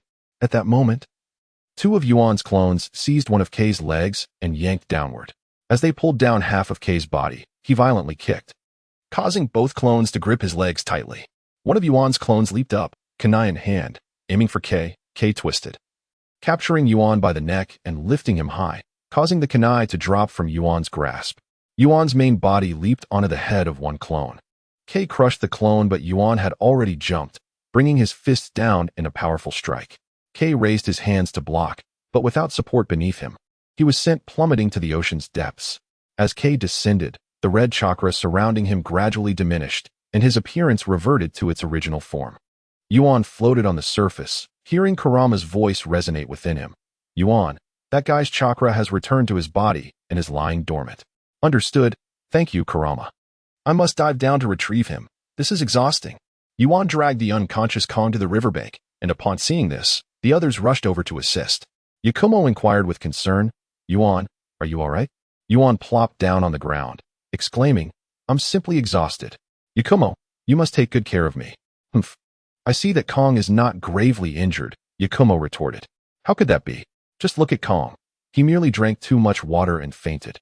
I am aching all over, my back is sore, and my hands are cramping. Enough of your banter, Kakashi interjected, squatting down with a serious expression. Let me see how you are doing. Kakashi-sensei, fret not. The power of the Nine Tails has not harmed me, Naruto said as he supported Sasuke, who, upon hearing Yuan's words, queried, Nine Tails? What is that? Sasuke's question piqued everyone's curiosity, and they gazed eagerly at Yuan and Kakashi. Surely, everyone remembers the Nine Tails attack on Konoha over a decade ago. In that battle, the Fourth Hokage perished, and the Nine Tails was sealed, within both Naruto and me. It is precisely because of this that you understand my feelings, right? This is why everyone despises me. You are mistaken, Naruto. I do not comprehend your feelings. To me, the Nine Tails has been a steadfast companion throughout my growth. One I can trust. Yuan, a trustworthy companion, you say? Does Kurama not feel moved to tears? You're thinking too much, Kakashi mused to himself. Yuan resembles the Fourth Hokage more than Naruto does. By the way, Kakashi-sensei, what about Zabuza? He escaped. Both Zabuza and that boy managed to flee. However, the bridge is nearly completed, and our mission should conclude by tomorrow. At the gates of Konoha, a voice called out, you little brats have finally returned. Kakashi, you've taken good care of them. It was Akamichi, leaning against the gate. Akamichi-sensei, what brings you here? I finished my tasks and naturally returned to guide the three of you. I suspect you were sent by the Hokage to educate us. Yuan, there are still members from other teams here. Can't you show me a little respect? All right, Team 11, follow me. Akamichi led Team 11 to a field and announced, today, your task is to plow the land. Quite simple, I assent it. But Akamichi-sensei, we just returned from a mission and are exhausted. Kong complained, gazing at the field. If you're not on a mission, what do you intend to do? Akamichi-sensei, teach us some ninjutsu. What ninjutsu do you wish to learn? Upon hearing this, Kong's eyes lit up. Akamichi-sensei, do you have any impressive wind release techniques? Hiki, none. How could that be? Akamichi-sensei, you're a special jonin. Who says a special jonin must possess powerful wind release? Then what type of ninjutsu are you proficient in? Fire release. You wish to learn ninjutsu, correct? Once we finish plowing, I shall teach you. Akamichi-sensei, you are so unfair. We are not skilled in fire release, Kong sighed. Yuan patted Kong on the shoulder with a smile, saying, hurry up and get to work. If you don't learn, I will have to study ninjutsu with Akamichi-sensei. As the sun gradually descended beyond the mountains, Yuan swung his hoe to finish the last patch, then sat down by the field, exclaiming, finally done. Yakumo, you have a poor constitution and worked less. Even you, Kong, are slacking off. You are truly exhausting me. It is your own desire for self-improvement that has brought this opportunity to you. All right, today's task concludes here. Let us all return to our respective homes. Teacher Hongdo, what about your promise to teach us ninjutsu? Upon hearing this, Yuan furrowed his brow and replied, Yuan, if you wish to learn the fire release, you should do so on your own. Do not drag me and Yuan into this. Besides, your affinity is not suited for fire release. As Hongdo spoke, she turned to leave. Teacher Hongdo, I have no intention of learning fire release. I wish to master the shadow snake hand. At this, Hongdo's body stiffened, and she turned back, saying, you wish to learn the shadow snake hand? Upon hearing this, Kong and Yuan inquired, what is the shadow snake hand? That technique is one of the legendary three ninjas of Konoha, belonging to Orochimaru. Yuan, puzzled, asked, I know of the three ninjas. But what connection does Orochimaru have with teacher Hongdo? Orochimaru is my teacher. Since you, Yuan, wish to learn the shadow snake hand, I shall teach you. Hongdo said thoughtfully after a moment. Teacher Hongdo, that's favoritism. I want to learn too. Kong exclaimed hurriedly. I can teach you both, but under certain conditions. What conditions? The Nin exams are approaching, and I will be serving as an examiner in one of the rounds. If you learn such powerful ninjutsu and fail to surpass me, it would bring me shame. Just think of how I would handle you then. As night fell, Yuan returned home and resumed his training of the Rasengan with a ball. Time passed in this manner. In an open area, Yuan knocked Kong to the ground with a single blow, prompting Yun, yawning, to remark, "I've lost count of how many times you've been knocked down. Damn it, I thought I was catching up, but the gap is only widening. Remember, I'm still carrying weights. Hence, perhaps it's best you remain unaware of your father as cause of death. One day, I will defeat you. I look forward to that day." Hongdo rushed over to Yun, saying, "In light of the CH9 exams, I forgot to give you this application form. The registration deadline is at 3 this afternoon." "What? Teacher Hongdo, how careless of you," exclaimed Kong, who sprang to his feet to grab the application form. At the school's second-floor hall, Sasuke was engaged in a standoff with a fellow clad in green, sporting a watermelon hairstyle and bushy eyebrows, while Naruto lay unconscious on the ground. The three of them arrived just in time, and upon seeing the scene, Yun asked Sakura, "Sakura, what is happening?"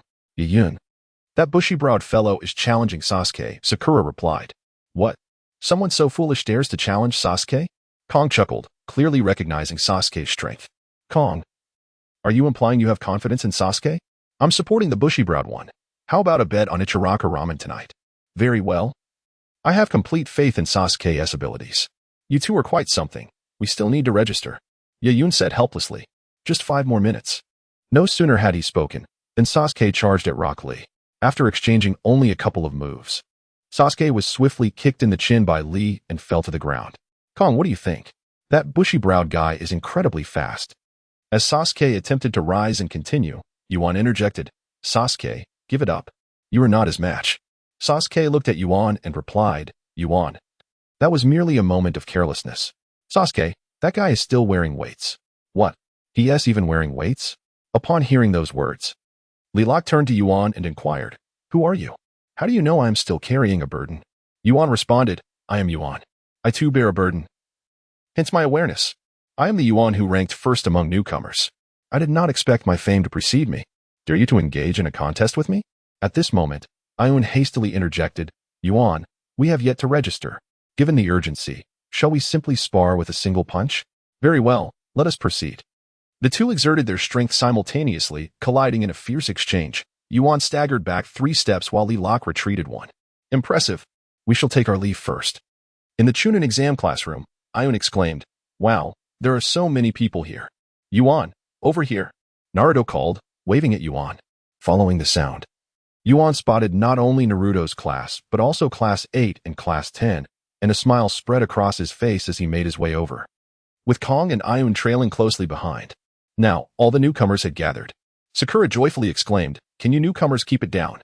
A young man with gray-white hair and glasses approached and said, "And who, pray tell, are you to speak so grandly?" "I am Yakushi Kabuto. Look around you." Upon hearing this, Yuan and his companions immediately scanned their surroundings, realizing that nearly everyone's gaze was fixed upon them. What an adorable bunch of newcomers. Allow me to provide you with some intel. This is my 7th time participating in the exam, and I have automatically withdrawn each time. My true strength could pose a threat to you." Yuan suddenly interjected, "Oh, so you have some knowledge of intelligence. You have made quite an impression." Sasuke remarked upon hearing Yuan's words. "Yuan, do you know Gaara?" "Gaara, skilled in manipulating sand. His prowess is certainly inferior to mine." He chuckled. The crowd, hearing this, exchanged glances, their expressions indicating unfamiliarity, while Naruto boldly declared, "I am Uzumaki Naruto, destined to become the Hokage, and I fear no one." "You fool. What are you babbling about?" Sakura rushed forward, grabbing Naruto by the neck, continuing, "Everyone, this guy is a bit. His intent is not to target anyone specifically, but to imply that all present are beneath him." Yuan interrupted Sakura, speaking slowly. Upon hearing Yuan's words, Sakura was momentarily rendered speechless, while Naruto exclaimed, "Yuan, that is precisely what I wish to convey."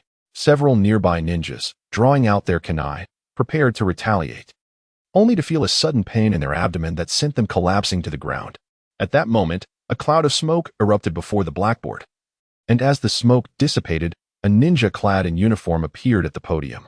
The leading ninja addressed Yuan, saying, "You boy, do you wish to have your examination qualifications revoked? Do not cause trouble." "Examiner, I am merely assisting in alleviating your workload. All right, everyone. Have you all collected your number tags? Please take your seats. The examination will commence shortly. Once everyone was seated, the lead ninja continued to explain the examination rules.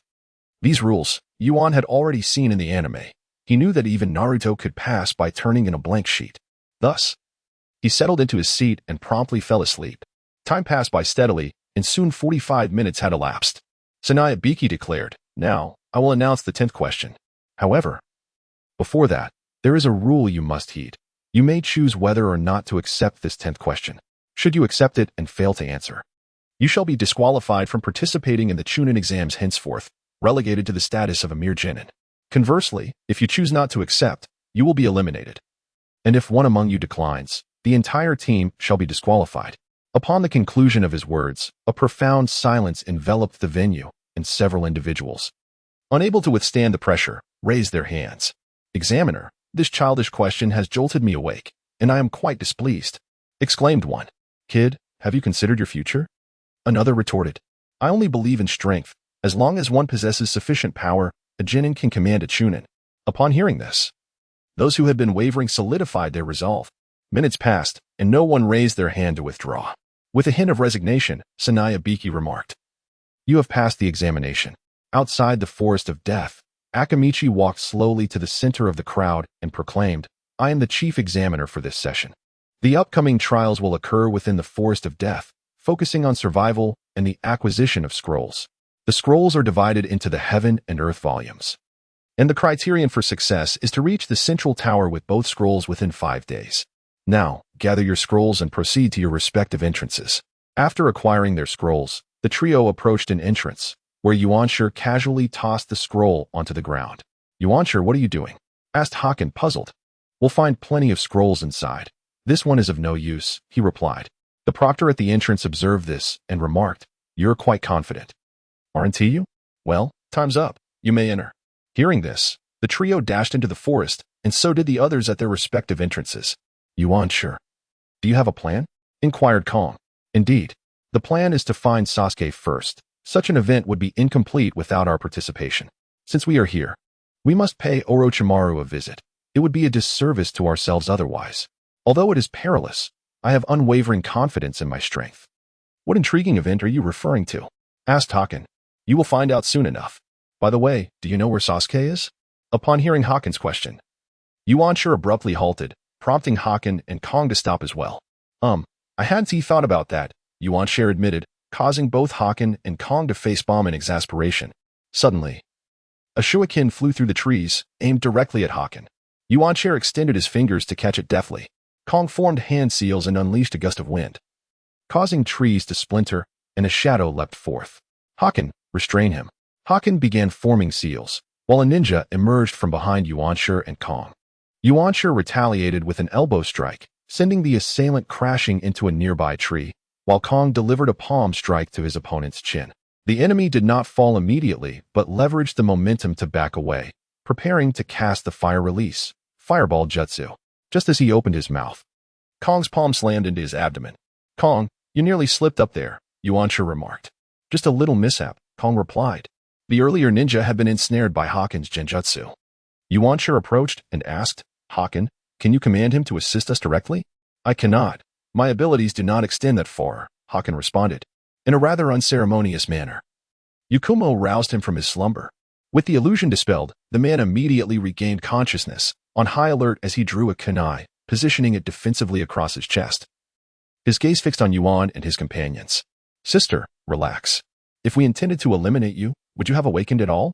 The female ninja, with a wary expression, declared, "I am willing to relinquish the scroll in exchange for your mercy.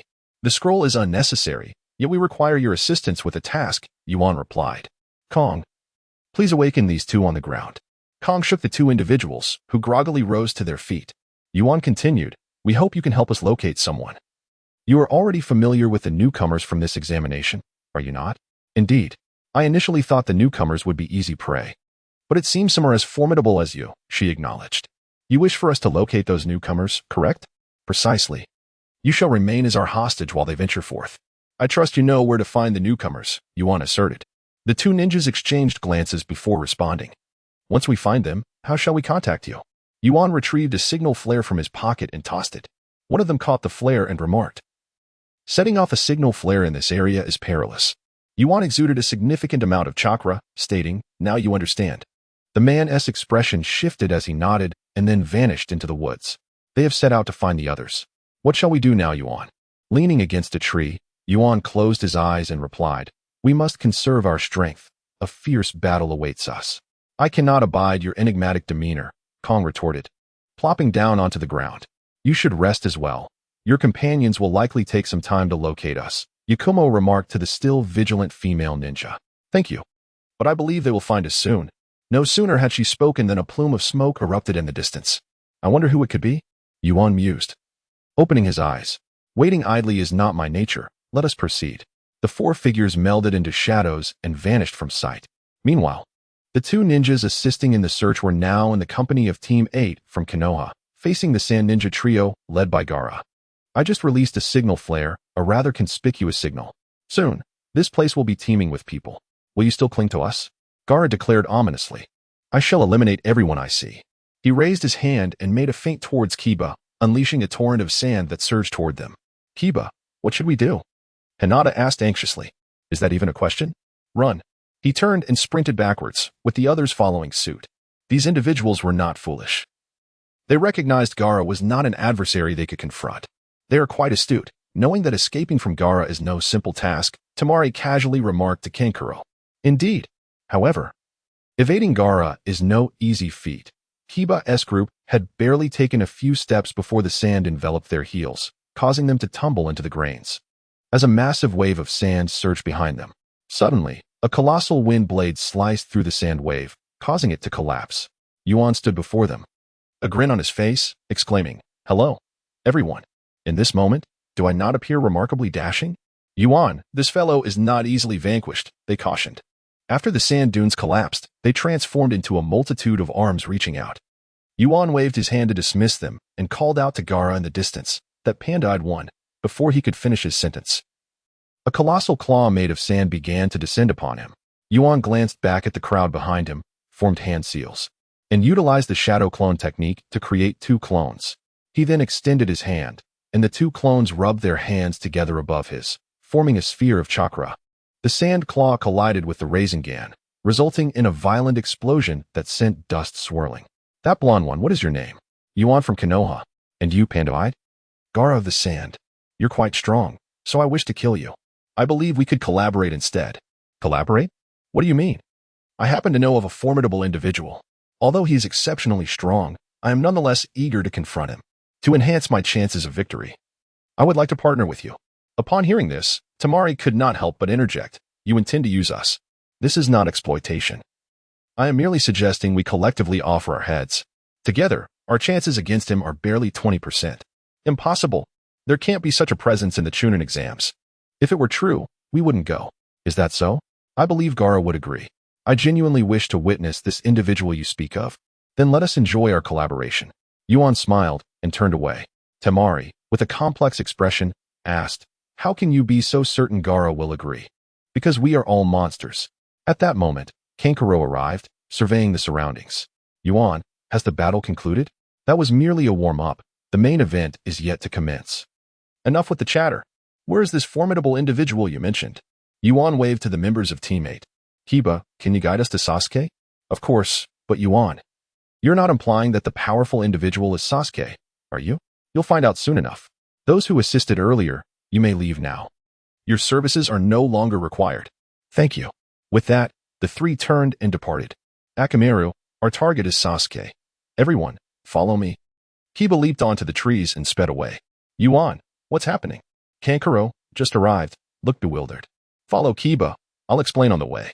With that, Yuan exerted himself and dashed after Kiba, with the others following closely behind. In the forest, Sasuke lay slumped before Orochimaru, while Naruto hung unconscious from a tree branch. At this age, to wield the Sharingan to such an extent is no disgrace to the Uchiha. "Who are you?" "I am Orochimaru, a rogue ninja among the legendary Sannin of Konoha. It seems we have uninvited guests, and quite a few of them." With that, Orochimaru turned his gaze towards the nearby thicket. Kiba was the first to charge forth, shouting, "Sasuke, we're here." The others followed suit, and upon witnessing this, Orochimaru smiled. It appears the situation has become more amusing. Kiba looked at Orochimaru and remarked, Yuan, is this the formidable individual you spoke of? He seems rather ordinary. Sasuke, struggling on the ground, managed to say, Yuan, you all must run. You are no match for him. Orochimaru tore away his disguise, a murderous aura radiating from him. Startling everyone, Gaara and Yuan's expressions turned grave. Gaara, shall you go first, or shall I? Gaara remained silent as the sand behind him coalesced into a formidable hand. Reaching out to grasp Orochimaru, the serpent's tongue shot forth, piercing through the massive hand and lunging toward Gaara. Fortunately, the sand beneath Gaara's feet swiftly formed a protective shield, intercepting the tongue, which became ensnared within the sandy barrier. Orochimaru, from a distance, unleashed a powerful punch against the shield, shattering it and striking Gaara's forehead, leaving a crack upon it. Gaara hastily retreated. Temari, witnessing the unfolding chaos, urgently exclaimed, this foe cannot be faced alone. We must unite our efforts. With that, she brandished her 3-star fan, summoning a flurry of wind blades that sliced through the air. Orochimaru, however, did not flinch or evade. He allowed the blades to pass over him, causing no harm, yet the trees behind him were severed. How is this possible? Despair washed over the onlookers. Yuki frowned at the sight and instructed, Kiba, take them away from here. You cannot assist in this battle. Understood, Yuki, came the reply. There is no way I will allow you to take Sasuke. With a swift motion, he unleashed several venomous serpents from his arm. But a wall of sand rose to obstruct them. Orochimaru cast a complex glance at Gaara before attempting to pursue Sasuke once more, only to be ensnared by Yuki's serpents. Who are you? Akatsuki is my mentor. I see. She did not inform you that this approach would be futile against me. As he spoke, Orochimaru's form twisted and elongated, slithering like a serpent toward Yuki, who was sent hurtling backward upon impact. Before Yuki could regain his footing, Orochimaru's elongated head loomed before him, jaws gaping wide as he lunged to bite. A surge of crimson chakra erupted around Yuki, startling Orochimaru momentarily. Yet, seizing the opportunity, Yuki pressed his hands against Orochimaru's head, holding it firmly against his chest. The trapped head emitted a chilling, raspy voice. I never anticipated that the Nine-Tails Jinchuriki would be 2 individuals, yet you remain pitifully weak. Orochimaru's tongue shot out, and at such close range, Yuki had no time to evade or defend himself. The tongue struck him like a cannonball, penetrating through 6 massive trees before halting against the 7th. As Orochimaru's tongue and head retracted, the sand enveloped his body entirely, the earth beneath him beginning to turn to sand. With each hand sign Gaara made, the area of sandification expanded, ultimately submerging Orochimaru, who was trapped and compressed beneath the earth, until the tumultuous scene settled. Having accomplished this, Gaara leaned heavily against a nearby tree, gasping for breath. Yet, the once tranquil ground suddenly erupted like boiling water. Realizing the imminent danger, Gaara hastily formed seals to suppress it. However, in the next moment, the earth exploded, and Orochimaru surged forth like a demon from the depths of hell, mouth agape as he lunged at Gaara. In a timely fashion, Yuki appeared before Gaara, his right hand charged with a Rasengan. He propelled the swirling sphere forward, colliding with Orochimaru, resulting in a thunderous clash that sent sand and dust spiraling into the air.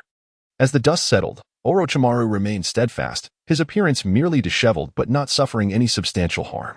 Thanks to the Nine-Tails, his prior injuries had healed. Yet his body was now overwhelmed. He stood upright solely due to the formidable chakra sustaining him. Gaara, with a significant depletion of chakra, felt the restlessness of Shikaku within him. At that moment, Gaara knelt on the ground, clutching his head as he grappled with Shikaku. Observing this, Orochimaru remarked with a hint of amusement, to render me so disheveled, your strength is commendable. But can you endure further? Do give it a try? Orochimaru dashed toward Gaara, declaring, then I shall indeed test that.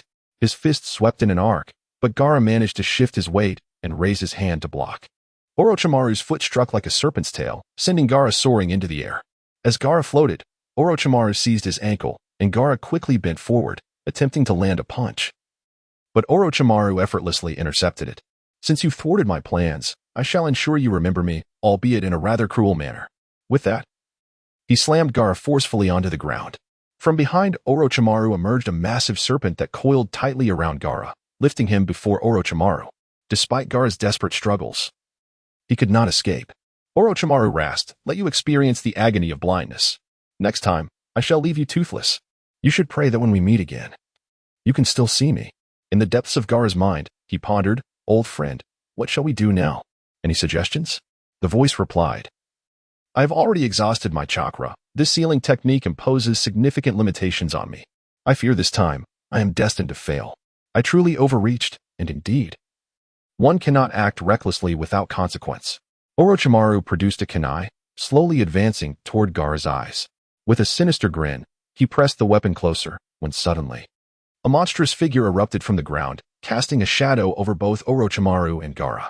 Startled, Orochimaru turned to witness a colossal creature, resembling a giant raccoon. Exclaiming in excitement and tremor, I shall slay you, for this will prove my existence. From a distance, Temari and the others observed the monstrous beast. With Temari's face paling as she uttered, to force Gaara to this extent is intolerable. We must flee. We are at risk here. Within the tower at the heart of the forest, the examiners from Konoha beheld the creature's emergence, engaging in heated debate over whether to halt the examination. Ultimately, the head examiner, Azuki, declared, we cannot suspend the exam merely due to the strength of the participating genin. Doing so would tarnish Konoha's reputation, especially since they have all signed consent forms.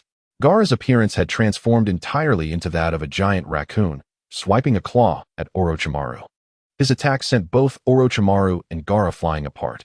Orochimaru leaped to a nearby tree, his already grim visage darkening further as he rasped, This time I shall spare you. But next time, fortune will not favor you. No sooner had he spoken than Gaara unleashed 3 powerful wind bullets that obliterated the ground where Orochimaru stood. Orochimaru has vanished. Yet Gaara, transformed by the tailed beast, bellows towards the heavens, Come out. Coward, where have you hidden? Meanwhile, lying on the ground, Yuan Song lets out a sigh of relief as he slowly rises and calls out to Gaara, Gaara, please revert from this state. Orochimaru has already departed. I know you can still control Shikaku. I thank you for this. Upon hearing Yuan Song's words, Gaara twists his massive form to gaze at him, responding slowly. We are the same kind. Indeed, the same kind. With that, the crimson chakra surrounding Gaara begins to dissipate, and Yuan Song collapses weakly to the ground. The colossal raccoon cat starts to crumble, its vast body transforming into sand that cascades downward. Gaara, appearing similarly fatigued, approaches Yuan Song and inquires, Can you still walk? I cannot carry you now. If you remove your gourd, wouldn't you be able to carry me? Upon hearing this, Gaara remains silent and turns away. Hey. Am I being abandoned? Yuan Song calls to the sky from his position on the ground, where a layer of quicksand flows over him, dragging him along.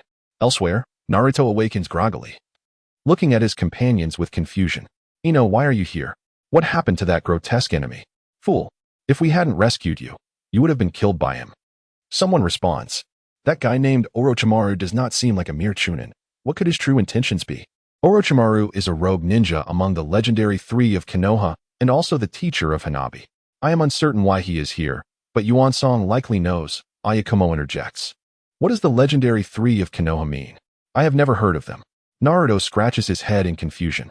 It's quite amusing that someone from Konoha is unaware of the legendary 3. They were 3 ninjas whose mere names could instill fear throughout the ninja world.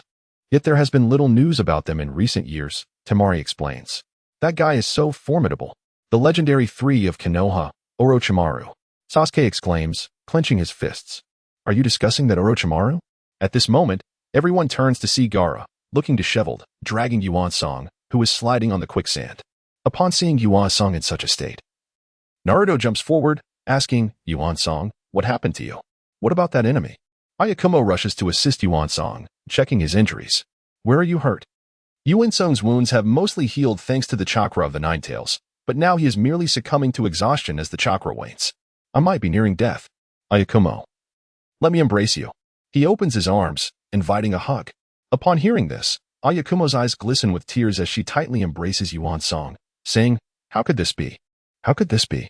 In this poignant moment, Gaara coldly remarks, he is merely fatigued from excessive chakra and physical exertion. He won't die. Upon hearing this, Ayakumo's grip tightens, and her voice breaks through her clenched teeth. Yuan Song, do you have any last words to share? Were you discussing Orochimaru just now? I happen to know a bit about him. Sasuke excitedly rushes forward, asking, Yuan Song, do you know what Orochimaru truly intends? As the conversation unfolded, all eyes turned towards Yuan, who, seizing the moment, leaned against Yagumo and cleared his throat, stating, Orochimaru, as you have mentioned, is the rogue ninja among the legendary Sannin of Konoha. The three of them were indeed disciples of the third Hokage. What? That guy is actually the old man's disciple, exclaimed Naruto, visibly astonished. Yagumo, puzzled, remarked. Orochimaru's disciple must be our teacher, Akane, right? But why did Orochimaru become a rogue ninja? I trust you all. Sharing this with you is of no consequence to me. Iraha murmured. To speak of Orochimaru, he is undeniably a veritable terrorist, having captured ninjas from the village for his forbidden experiments. The third Hokage discovered his deeds, leading to his defection, explained Yuan. Then why did he target Sasuke? Sakura inquired. Naruto interjected, how could Orochimaru possibly be after Sasuke? You all keep saying Sasuke, but what does he have? Naruto, Orochimaru truly came for Sasuke, Yuan clarified. He is after the Sharingan, but more importantly, you both share a common interest. A common interest? What do you mean? Sasuke questioned. What he desires extends beyond the Sharingan. He covets your body as well, and he possesses the power you seek. I need strength, the strength to kill that man. But can he truly grant me such power? Sasuke clenched his fists. Exactly. What formidable abilities does that guy possess? I was merely hungry before, Naruto said proudly. That is all I have to say. I hope we can experience camaraderie like today in the future. Temari leaned against Iroha, adding, Orochimaru has departed. With the exam ongoing, let us part ways for now. We will await you at the central tower.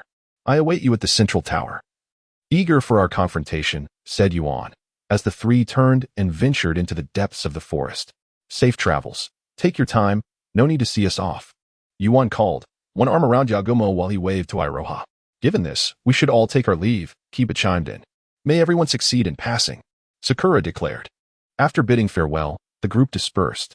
Yuan, still leaning against Yagumo, yawned, to which Yagumo, with a scowl, growled, how long do you intend to lean on me? I am still injured. Sky, I leave him in your care. Not a problem. Wait, Sky has body odor. In the death forest, Sky exclaimed, now what do? We don't have a single scroll. It's all Yuan's fault for insisting on resting, wasting 4 days of our time.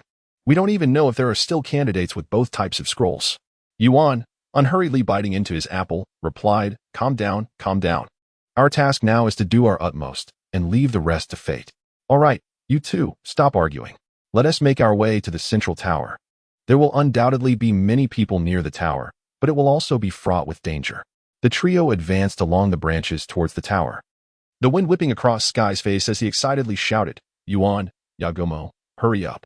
At this rate, when will we encounter any enemies? Sky, slow down. Yagumo's physical condition cannot compare to ours. It's fine, Yuan. I will keep pace with you. Just as he uttered the words, the branch beneath his feet gave way. With remarkable swiftness, Yuan grasped Ioun and pulled him back. Kong, hearing the commotion behind, turned to inquire, what is happening? Kong, be cautious. A massive log hurtled towards Kong.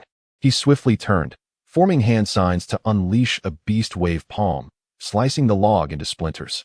Yet, a large net descended from above, ensnaring Kong entirely. Simultaneously, a shuriken pierced the branch beneath Yuan's feet, attached to a burning explosive tag. With a resounding boom, Yuan shielded Ioun as they emerged from the billowing smoke. Landing on the ground. Yuan, be careful. The traps are intricately linked, Ioun cautioned. I rather believe the traps have ended here, Yuan retorted. But the ground beneath his feet crumbled away. Hastily, he threw Ioun aside, who deftly rolled and regained his footing. Yuan found himself buried up to his neck, ensnared in a net, while Kong dangled from the tree. 3 grass shinobi leaped out. Ioun drew a shuriken, holding it defensively against the trio. The leader approached Ioun, stating, you must be aware of the current situation. Your companions have already been captured. Now, hand over your scrolls. We've long discarded our scrolls, Ioun replied. The leader, misinterpreting Ioun's words as a sign that their scrolls had been seized, scowled and cursed, then you are of no use to me. I shall make you witness your companion's demise. Then go ahead and kill them, Ioun shot back. The leader's gaze shifted to Yuan, who was barely visible above the ground. The other grass shinobi approached Yuan, grinning menacingly, raising a katana. Yuan, displaying a fearful expression, muttered, please don't kill me. Yuan, you're overacting, Kong remarked, swaying in his suspended position. As the katana descended, Yuan's arm burst forth from the earth, catching the blade, and with a charming smile. He said, apologies, the soil isn't very firm.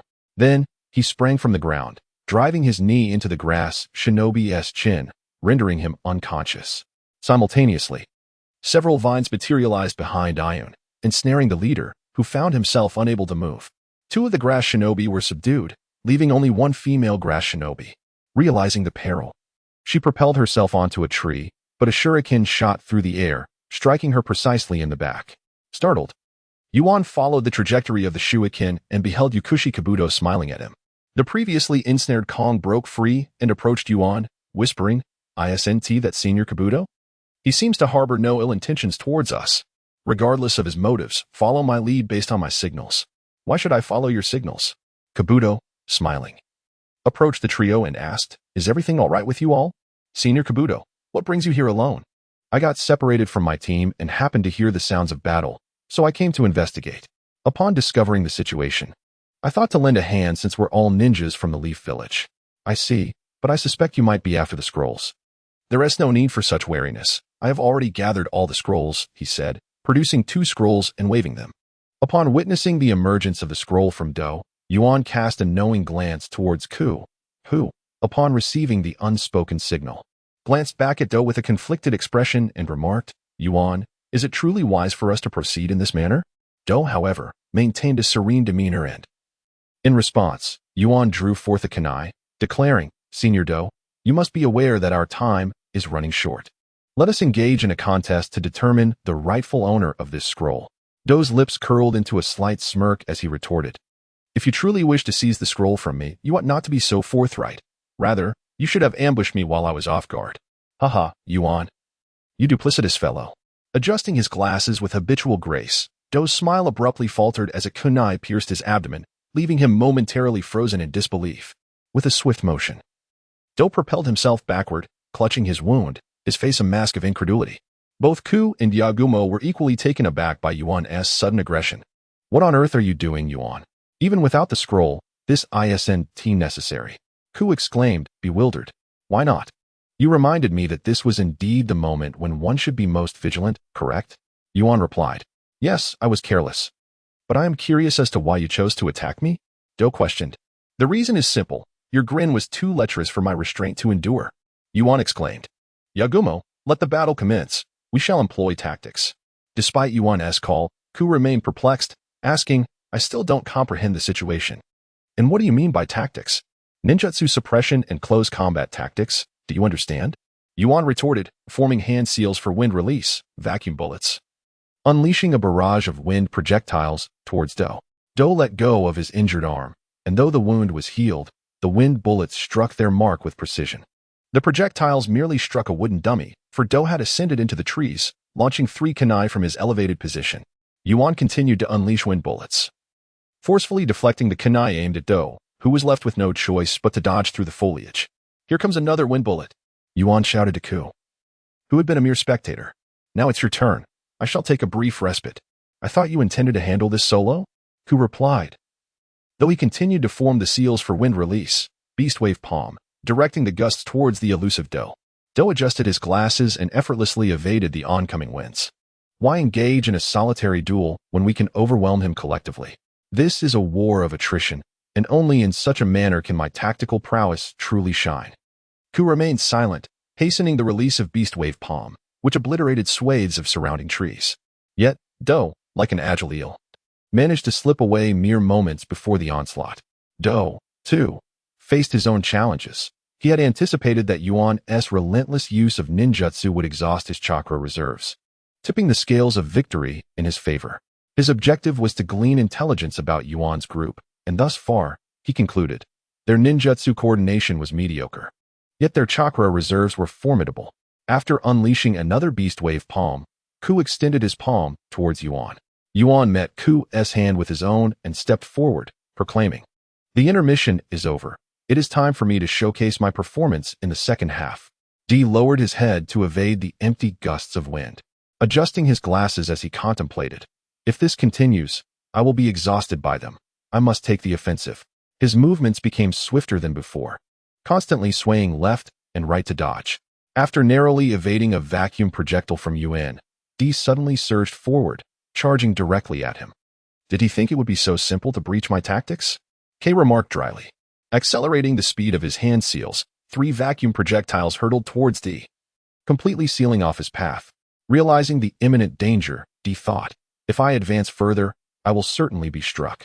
If I pause, I will lose my momentum and be forced back by his ninjutsu. Thus, I shall take a gamble. With that resolve, D's charge remained undeterred. D collided with the wind projectile, sending dust swirling into the air, and from the haze emerged a figure. It was D. He chuckled to himself, confident in his backup plan. Yuan had already completed the seals for wind release, vacuum wave, and a blade of wind sliced horizontally towards the emerging D. A smirk graced D's lips as he hurled a kunai, channeling chakra into it. This time, the wind blade did not collide with the kunai but grazed past it, striking the unsuspecting D with precision. The kunai, however, arced between Yuan and K, heading straight for the rear where Hachi was positioned. With a casual sidestep, Hachi evaded the kunai, but he had forgotten about the grass ninja previously ensnared in a jinjutsu behind him, and the kunai struck him squarely in the arm. The haze of confusion in the grass ninja's eyes dissipated. Although his abilities were average, his ninja instincts were sharp, and upon waking, he quickly assessed his situation, realizing that Hachi was his best leverage. Hachi was entirely unprepared for the kunai to free the grass ninja from his illusion, momentarily caught off guard as the grass ninja, regaining his senses, lunged for Hachi's neck. Yuan and K, witnessing the kunai's impact on the grass ninja, immediately reacted, exchanging glances as they unleashed their attacks. Hachi dropped to the ground. Upon hearing the commotion, Hachi instinctively fell, and a gust infused with wind struck the grass ninja, sending him hurtling away. K, with a glance filled with intent, indicated he would assist Hachi while Yuan was to use ninjutsu to block D's advance. Damn, who could have anticipated such complexities at that moment? Besides, I believe this tactic suits me more. Quickly turning, Yuan and K faced the approaching D. Now within 10 paces, K smiled slightly and declared, Yuan, allow me to take this one. I shall employ strategy. With a powerful thrust, K propelled himself forward, forming seals as he unleashed wind release, beast wave palm, proclaiming, I shall not be defeated. Meanwhile, D gathered chakra into his right hand as he and K clashed. D halted before Yuan, flashing a smile before collapsing, while K landed on the opposite side, turning to Yuan, exclaiming, I have one. Suddenly, K's eyes widened in alarm as he muttered, I can't move my legs, before collapsing to the ground. Seeing this, Yuan rushed past D to support K, asking, what happened? Yuan, I can't move my legs, K replied. Hachi hurried over, inquiring, what is going on? Struggling to lift his head from the ground, D remarked. That last strike with my chakra surgical blade severed his thigh muscle, you know. Upon hearing Do's words, Yuan relinquished Kong to Yakumo and turned to confront Do, gripping his neck tightly. You must heal him, otherwise, you shall meet your demise today. Do coughed, acknowledging the gravity of the situation. If I do not provide treatment, he will have to fight while injured in the upcoming exam. Today marks the final day, and the area around the tower is teeming with individuals eager to seize their chance. This implies that you will have to navigate through a swarm of ninjas while burdened with 2 liabilities. As he spoke, blood trickled from the corner of Do's mouth. Ah, your life rests in my hands, and you dare to negotiate? With that, Yuan tightened his grip, causing Do's face to flush crimson as blood poured from his mouth. Yuan glanced back at Yakumo and Kong, contemplating the challenges ahead. To enter the tower, we are bound to encounter foes. Kong, in his current state, is incapable of fighting, and Yakumo may struggle to keep pace in intense combat. Although I am confident in my abilities to lead them into the tower, life is fraught with uncertainties. Moreover, eliminating Do now could adversely affect the unfolding narrative. It is wiser to tread cautiously. Sensing Yuan's thoughts, Yakumo quickly interjected, Yuan, I am fine. Yakumo, there is no need for you to speak. Do, if you heal Kong, you may live, but you must also relinquish the scroll. Very well. But could you please let me down? Yuan loosened his grip, and Do collapsed to the ground, gasping for breath. Will you begin the treatment? I am currently unable to heal. I must first restore some chakra. Here, take this. Do produced 2 scrolls and tossed them aside. Yuan caught the scrolls, examined them briefly, and placed them in his pouch, smiling as he remarked, if only you had done this sooner, why resort to mutual destruction? You would eventually withdraw from the next exam anyway. Adjusting his glasses, Do replied, now I have acquired what I sought. As for the next exam, I shall not withdraw. Yuan pondered silently, realizing that in the original narrative, Do had withdrawn from the selection exam prior to its commencement. Do's words indicated that he intended to participate this time, suggesting that this selection exam would prove to be far more intriguing than the original storyline. Whether you can even partake in the next exam without the scroll remains uncertain. Interjected the prostrate Kong. Our next encounter shall surely be within the tower. Do responded, standing upright and approaching Kong, placing his hands upon Kong's thighs, emanating a gentle green glow. All done. Rise and test your strength. As soon as Do finished speaking, Kong sprang to his feet, bouncing lightly. I feel fine. Is this the medical ninjutsu? Unfortunately, this healing technique does not suit me.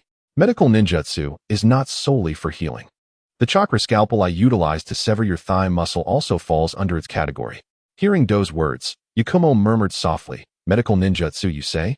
I find it to be an exceptionally useful technique. This encounter has leveled the playing field. The defeated grass ninja should have a scroll. I sincerely hope you can reach the central tower. I shall meet you there to determine our fates, Kong stated earnestly. As for you, I have no regard for you. But we shall meet again, Do replied, leaving Kong visibly frustrated. As the confrontation loomed, Yuan and Yagumo hastily intervened, urging, Kong, let us teach him a lesson next time. For now, we must make our way to the tower. With that, they pulled Kong along toward the tower. Watching the trio depart, Do retrieved a ninja card from his pouch, murmuring, Lord Orochimaru, this intelligence mission remains incomplete, yet I shall ensure its success next time. In the heart of the Death Forest, an urgent command echoed, stop those three brats.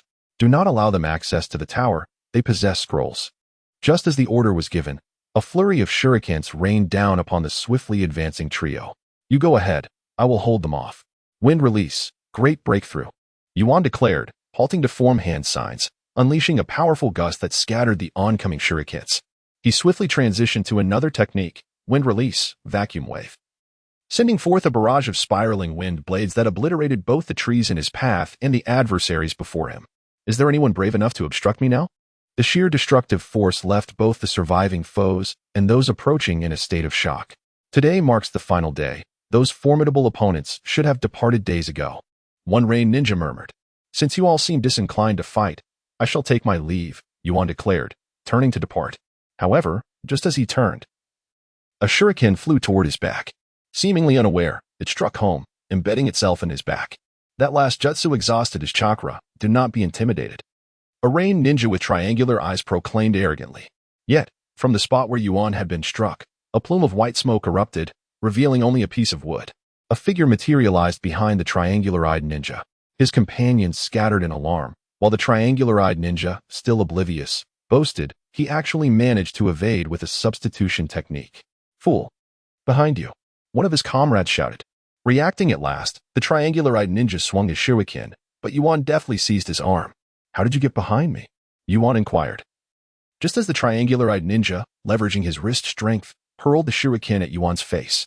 Yuan tilted his head, causing the shuriken to soar past, and with his other hand, he grasped the triangular-eyed ninja, lifting him effortlessly. Those who are worthless must be prepared for their inevitable downfall. Water release, water chaos wave, called out the triangular-eyed ninja's ally, unleashing a water jet aimed at Yuan. In a swift motion, Yuan used the triangular-eyed ninja as a shield, the water jet crashing into his abdomen. Water erupted everywhere, and the triangular-eyed ninja fell unconscious, his fate uncertain, as Yuan hurled him toward his companions. As his ally caught the incapacitated triangular-eyed ninja, a wind blade sliced through, cleaving them apart and spilling blood and entrails upon the ground, the scene grotesquely gruesome. Witnessing this, another of the triangular-eyed ninja's companions turned to flee. Yuan, eyeing the retreating Rain Ninja, retrieved a shuriken with a smile, saying, let the shuriken decide your fate. With that, he launched the shuriken, which ultimately embedded itself in the earth. Observing the carnage, Yuan shook his head, sighing, before addressing the remaining ninjas. So, who among you still wishes to engage in battle with me? Indeed, with so many of you gathered here, many possess scrolls. Why fixate solely on me? I once believed that the newcomers were mere lambs to the slaughter. Naturally, one seeks the path of least resistance. However, your prowess surpasses that of a mere genin, rendering others reluctant to provoke you. This sentiment resonates with the majority of the ninjas present. Yuan chose not to elaborate further, turning on his heel and sprinting towards the high tower, unimpeded this time. At the heart of the Death Forest, the towering structure stood. What are you up to, Yuan? You've wasted so much of our time. Kong lamented. I was merely observing whether any other teams might succeed behind us. Yuan retorted. Oh, and what conclusions have you drawn? Ayakumo inquired with curiosity. Rest assured, I have evaluated the teams trailing us, and given the time constraints, we are likely the final group. Now, shall we meet with Teacher Akadu? Yuan announced as the trio approached a door at the base of the tower, pushing it open to enter a spacious room adorned with a calligraphy piece facing the entrance. What does this inscription say? Ayakumo asked, intrigued. It can't possibly be a formidable jutsu, can it? How could it be jutsu? It's merely a bowl of soul-soothing wisdom to mend your wounded spirits. Hey, you three. I thought you had been eliminated. Akadu appeared behind them. Teacher Akadu, we passed the test. We haven't tarnished your reputation, have we? To advance past the second round is a testament to my teachings of the Shadow Snake Hand. Teacher Akadu, may I ask whether Orochimaru is more powerful than you? Kong queried, his curiosity piqued. Upon hearing this, Akadu recalled the colossal raccoon in the Death Forest and exclaimed, What? Did you encounter Orochimaru there? Indeed. Yuan and that sand ninja, Gaara, managed to drive Orochimaru away, Kong replied, causing Yuan to feel exceedingly awkward. While it was true that Orochimaru had retreated, it was only to avoid complications that might jeopardize his impending plans for the destruction of Konoha. Gaara had succumbed to rage, while Yuan had been thoroughly outmatched by Orochimaru. Akadu, perplexed, questioned, impossible. Orochimaru's strength is such that even Lord Hokage cannot contend with him. What transpired? Must I speak of it? Yuan responded, feeling bashful. Akadu swiftly slapped Yuan, who was caught off guard, the blow landing squarely on his forehead as he muttered, You little rascal, do you dare to keep secrets from me? Teacher Akadu, to stand against Orochimaru, I even summoned the power of the Nine Tails and nearly lost my sight in the process. It was only due to Gaara's fury that I am still able to see you now. To escape Orochimaru's clutches unscathed is indeed a stroke of luck for you. And what is the situation with that sand ninja, Gaara? He is the Jinchuriki of the One Tail. Regarding the matters of the Jinchuriki and Orochimaru, I shall report to Lord Hokage. You need not concern yourselves with Orochimaru. Rather, be wary of Gaara from the Sand Village. Especially since there will soon be a selection exam, where you may very well encounter him. I will refrain from elaborating further at this moment, as you will soon be apprised of everything. Since the selection is imminent, let us hasten there. I can hardly contain my excitement, exclaimed Sora eagerly. However, there is a task to accomplish first, which is to elucidate the meaning of the inscriptions and paintings on the wall. Sora, disregarding Akane's words, pulled Yuan aside and murmured, Akane-sensei has taken to an artistic flair. What relevance do these writings have for us? This is merely an attempt to fill us with platitudes. At that moment, a serpent slithered from Akane's sleeve, entwining around Yuan and Sora. Fools. These are the insights pinned by the third Hokage for the Chunin exam. Akane remarked. May I assert that this drivel is rather insipid? Yuan retorted. It appears you are itching for a challenge. Shall I loosen your limbs? With a smile, Akane pulled the two closer, while the onlooker, Yakumo, shook his head with a resigned smile. In the grand hall of the tower, Akane opened the door, leading Yuan and the others inside. Directly opposite the entrance stood a colossal statue of hands forming a seal. Below the statue, various Jonin instructors stood in formation, with the third Hokage positioned at the forefront. The proctors for the Chunin exam flanked him on either side, while the candidates who had successfully progressed stood on the stairs below. The Sound 3, the Sand Trio, Team 7 of Konoha, Team 10, Team 8, and the class led by Rock Lee. Akane approached the Hokage and stated, Lord Hokage, due to the late arrival of the candidates, there is another matter I must bring to your attention. Noticing Akane's serious demeanor, the third Hokage retreated to converse privately. With the Hokage momentarily absent, the candidates relaxed. Naruto called out, Yuan, why are you so late? Don't you know that the main character usually makes a grand entrance?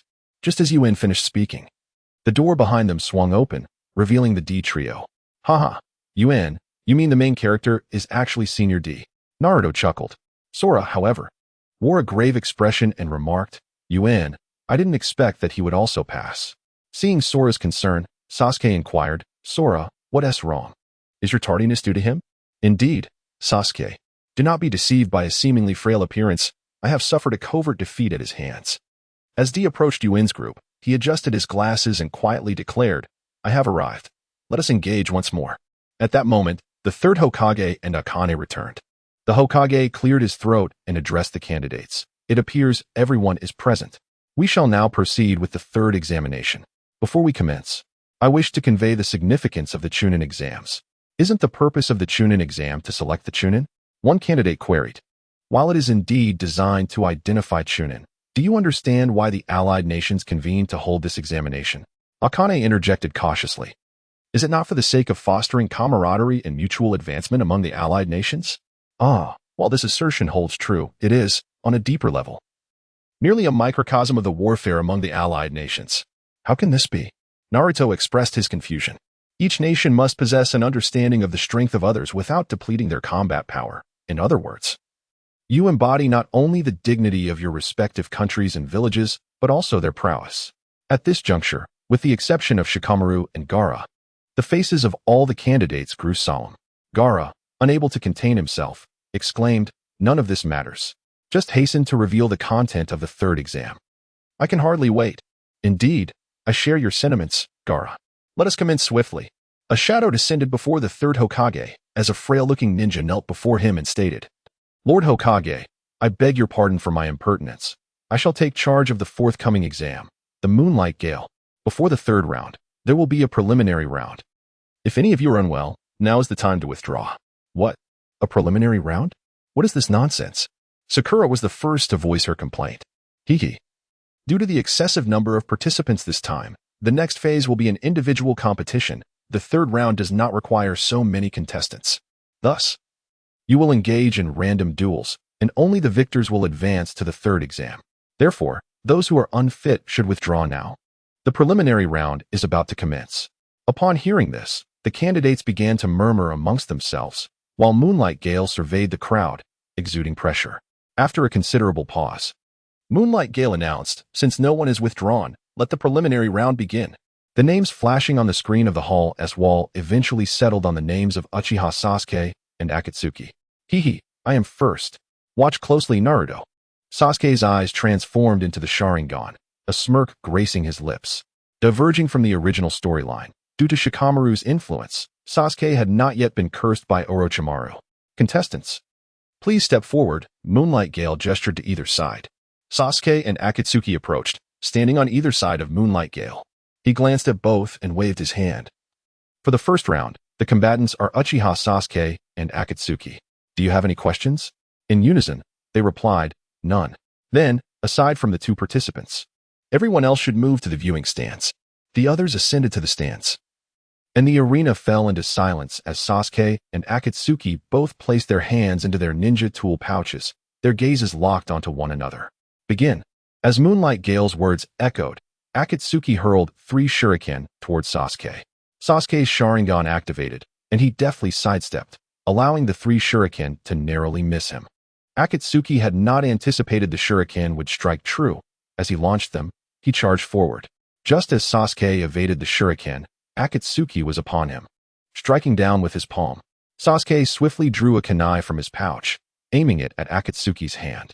Akatsuki transitioned from a strike to a grasp, narrowly avoiding the kunai and seizing Sasuke's wrist. As Sasuke attempted to break free, he felt a surge of chakra extraction emanating from Akatsuki's grip, sapping his strength and preventing him from escaping.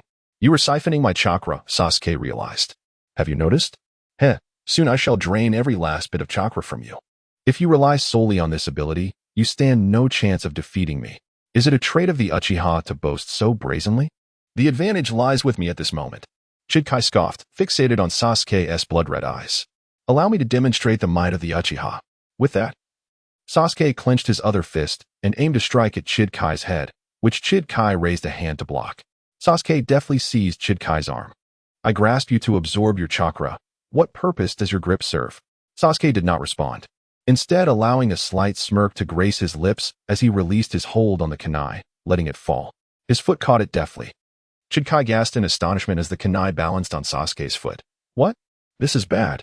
With a flick of his foot, the kunai stood upright, its sharp tip poised. Just as Chidkai attempted to kick, Sasuke was swifter. The kunai soared upward, and Chidkai, realizing Sasuke's intent, retracted his arm. Yet the kunai struck true, piercing through Chidkai's arm. "How is this possible? Your movements are too slow for my eyes. Predicting your actions is a trivial task." Though wounded, Chidkai had absorbed a significant amount of Sasuke's chakra and believed that a battle of attrition might still favor him. Determined, Chidkai attempted to create distance. But Sasuke's grip remained unyielding. Chidkai struggled to free himself, yet Sasuke clung like a shadow. A powerful palm struck Chidkai's chin. And Sasuke did not relinquish his hold, instead using the momentum to leap alongside Chidkai. In midair, Sasuke positioned himself above Chidkai, unleashing a flurry of strikes towards Chidkai's face. With no recourse, Chidkai could only shield his injured arm, yet Sasuke's relentless attacks forced Chidkai to expose himself. And the final elbow strike concluded the battle. I won. Sasuke has triumphed. Naruto exclaimed with exuberance. Fool, how could Sasuke ever lose? Sakura chastised Naruto, though a sigh of relief escaped her lips. Indeed, Sasuke has emerged victorious. He is worthy of standing alongside us. Quite normal. There is nothing remarkable about it. The opponent was merely a minor player, remarked Tsukuyomi as he approached to assess Chidkai, before declaring, the victor is Uchiha Sasuke. Sasuke, without uttering a word, wore a smile as he strolled towards the stands, hands tucked into his pockets, exuding an air of confidence. In the background, a cadre of medical ninjas carried Chidkai away on a stretcher. Yuan pondered, Sasuke's subtle display of prowess is quite striking. The hall, which dictated the fates of many, flickered once more, revealing two names, Kuruma Ayumi and Kankuro. My opponent is a woman. How utterly mundane, Kankuro scoffed. Do not underestimate your adversary, Maki admonished. Fear not. This will be over swiftly. Gaara cast a glance at Kankuro before turning his gaze toward the opposing Yakumo. Contemplating, anyone who catches the eye of their kind is undoubtedly formidable. In contrast, Yugao's intense focus remained fixed on Yakumo as she declared, Yakumo, let me witness the extent of your growth. Meanwhile, Yuya encouraged Yakumo, saying, don't be intimidated by that fool with the symbols on his face. He is nothing but a simpleton. Even without us, you can emerge victorious. In the past, Yakumo had always played a supporting role behind Yuya and Sara due to her physical limitations, making this her first true experience in combat. Rest assured, I shall triumph. Yakumo proclaimed confidently as she descended from the platform, her gaze shifting to Yugao, silently vowing, Yugao-sensei, I will prove to you that I too can become a ninja. Both Yakumo and Kankuro positioned themselves on either side of the moonlight gale. Kankuro remarked to Yakumo, that you are a woman, I will show no mercy. As he spoke, he lowered the wrapped object on his back, entirely concealed by bandages. To foster Yakumo's growth, Yuya refrained from revealing any information regarding Kankuro. Fear not, for I too shall hold nothing back, Yakumo asserted, though her eyes were drawn to the large object Kankuro had set down. Unsure of what ninja tool lay beneath the bandages, she resolved to strike first, preventing him from utilizing it. The second round begins now, announced Moonlight Gale. Yakumo swiftly launched 3 shuriken, and with a series of hand seals, the number of shuriken multiplied to over 30, raining down upon Kankuro. Faced with such an overwhelming barrage, Kankuro's expression turned to one of panic. Is this an illusion? There's no way to evade so many. The 3 shuriken found their marks, embedding themselves in Kankuro, who collapsed to the ground, the wrapped object tumbling alongside him, deprived of its support. From the stands, Naruto exclaimed, Yakumo, you are truly amazing. Sora chimed in with excitement, saying to Yuya, with that mini shuriken, you wouldn't be able to dodge either, would you? Not yet. That was merely a puppet, Yuya replied, his gaze fixed intently on the unfolding scene. A puppet? He remained silent, observing closely. Yakumo, having glanced at the fallen Kankuro, turned her attention to the referee, Moonlight Gale. Just as she did, Kankuro sprang up from the ground and charged toward her. Yakumo turned back, her expression unmarred by panic, for she suspected that such an easy defeat was but a ruse. Her hands had already formed the necessary seals, poised for Kankuro's sudden assault. It's over now. Binding tree illusion. Yakumo smiled at the approaching Kankuro. However, contrary to Yakumo's expectations, Kankuro did not succumb to her illusion. Instead, he closed the distance between them. Yakumo's smile faltered, replaced by shock as Kankuro halted before her, arms outstretched. Hee, illusions have no effect on a puppet without senses, Kankuro proclaimed, as his face began to split open, revealing a grotesque head with 3 eyes. 6 wooden hands burst forth from his clothing, ensnaring Yakumo tightly. At that moment, an object initially ensnared in bandages emerged, revealing a hand that grasped the bindings and pulled. The bandages unraveled to expose a figure, Kanjuro. This was truly the end. The 6 wooden hands of the puppet crow tightened around Yakumo like ropes, continuously compressing. From the stands, Naruto exclaimed, Isn't 2 against 1 a bit unfair? Fool. That's merely a puppet, a tool of ninjutsu controlled by chakra, akin to shurikens, came the retort. Damn it. What other trump cards does Yakumo possess? Naruto turned to you, inquiring. Yakumo excels solely in illusions, now completely bound. She cannot manifest them, replied Sara hastily. What? Then isn't defeat inevitable? Not necessarily. This match could still turn around. I believe in Yakumo, you said, gazing at her with a smile.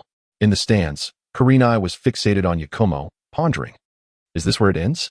At that moment, Yakumo locked eyes with Kurenai's deep crimson gaze. The wooden hands of the crow constricted further, applying pressure. And Yakumo closed her eyes, a look of anguish crossing her face. No, I cannot fall here. I must prove to teacher Kurenai that I too can become a ninja. If you can control the beast within, then surely I can as well. Arise, my self-awareness. I need you. With this thought, Yakumo's eyes snapped open, and you, sensing something, smiled and said, Yakumo has succeeded. Kanjiro, taken aback by the awakening of fearlessness in Yakumo's countenance, increased the pressure in his grip and questioned, Are you not afraid of death? The sound of cracking bones emanated from Yakumo as blood trickled from her lips. I finally begin to understand the feelings of that Gaiju. Sometimes, being a monster is not such a bad thing. With that, she coughed up blood, a white mist falling alongside it onto the floor. Gaara, hearing Yakumo's declaration, trembled with excitement, his gaze fixed upon her. Let me see your monstrous visage. A figure emerged from the blood-stained floor, clad in identical attire to Yakumo, yet bearing the visage of a fanged beast. The apparition waved its hand, severing the chakra thread connecting Kanjiro to the crow. With the connection lost, the crow relinquished its grip on Yakumo, who was about to collapse. But the beast swiftly caught her. What is this? To sever the chakra line, could it be an illusion? Kanjiro gazed at the sudden emergence of the creature in terror. Simultaneously, Kurenai in the stands was equally horrified, muttering, Impossible. The monster residing within Yakumo has manifested. Nearby, Kiba noticed his teacher's distress and asked urgently, Teacher, do you know the origins of that monster? The third Hokage approached Kurenai, inquiring, Is this the creature in question? Yes, but I wonder if this monster will be under Yakumo's control. I believe in Yakumo. She undoubtedly possesses the strength to command this beast, Hinata asserted. Hinata. That monster is not so simple. Yakumo's parents perished because of it. That was the old Yakumo, who lacked power. The Yakumo now possesses a heart strong enough. As the debate between Siya Hong and Hong Do intensified, Sandai interjected, saying, Ahem, regarding the matter of Yakumo, I believe the truth will soon reveal itself. Meanwhile, Kong, having witnessed the sudden emergence of the monster and recalling Yuan's reaction, confronted him. Yuan, were you already aware that Yakumo possessed such formidable abilities? I am familiar with this creature. Initially, I was uncertain if Yakumo could control it, but now I am confident in Yakumo's capabilities. The monster, cradling Yakumo, created a significant distance from Kanjiro, who, gritting his teeth, declared, No matter what you are, I shall emerge victorious today. With a flick of his fingers, he reconnected the severed chakra threads, causing the crow to rise and charge at Yakumo. The monster gently placed Yakumo on the ground, prompting Yakumo to shout, Go forth. My will. The creature pivoted, charging towards Kanjiro with outstretched arms. Kanjiro, coldly observing the creature that had left Yakumo to confront him, suddenly yanked his fingers, causing the crow to halt abruptly. The three-eyed head of the crow opened its mouth, launching 3 shuriken towards Yakumo. The monster swiftly intervened, swatting away the shuriken that were aimed at Yakumo. However, it was subsequently struck by the crow, whose wrist blades violently pierced the creature, staining the area black. This round is mine. Regardless of what you are, being injured by the crow's dagger will surely be your demise, Kanjiro proclaimed with satisfaction. In a sudden frenzy, the monster swung its hand, decapitating the three-eyed head of the crow, and then directing its gaze towards Kanjiro, stating, You cannot kill me, but I will undoubtedly end your life. What are you? For you to utter such words, are all of you monsters so arrogant? I will certainly slay you. From the stands, Shumaru instinctively glanced at Gaara upon hearing such defiant words, only to find that Gaara's expression remained unchanged, which reassured him. Hong, what exactly is that monster? Hong Do inquired. Though she had perused Yakumo's data, she possessed little understanding of the creature. To comprehend this, we must delve into Yakumo's abilities. Yakumo is a prodigy of the Arima clan, and one of his powers is illusionary reality, which allows him to transform illusions into tangible entities.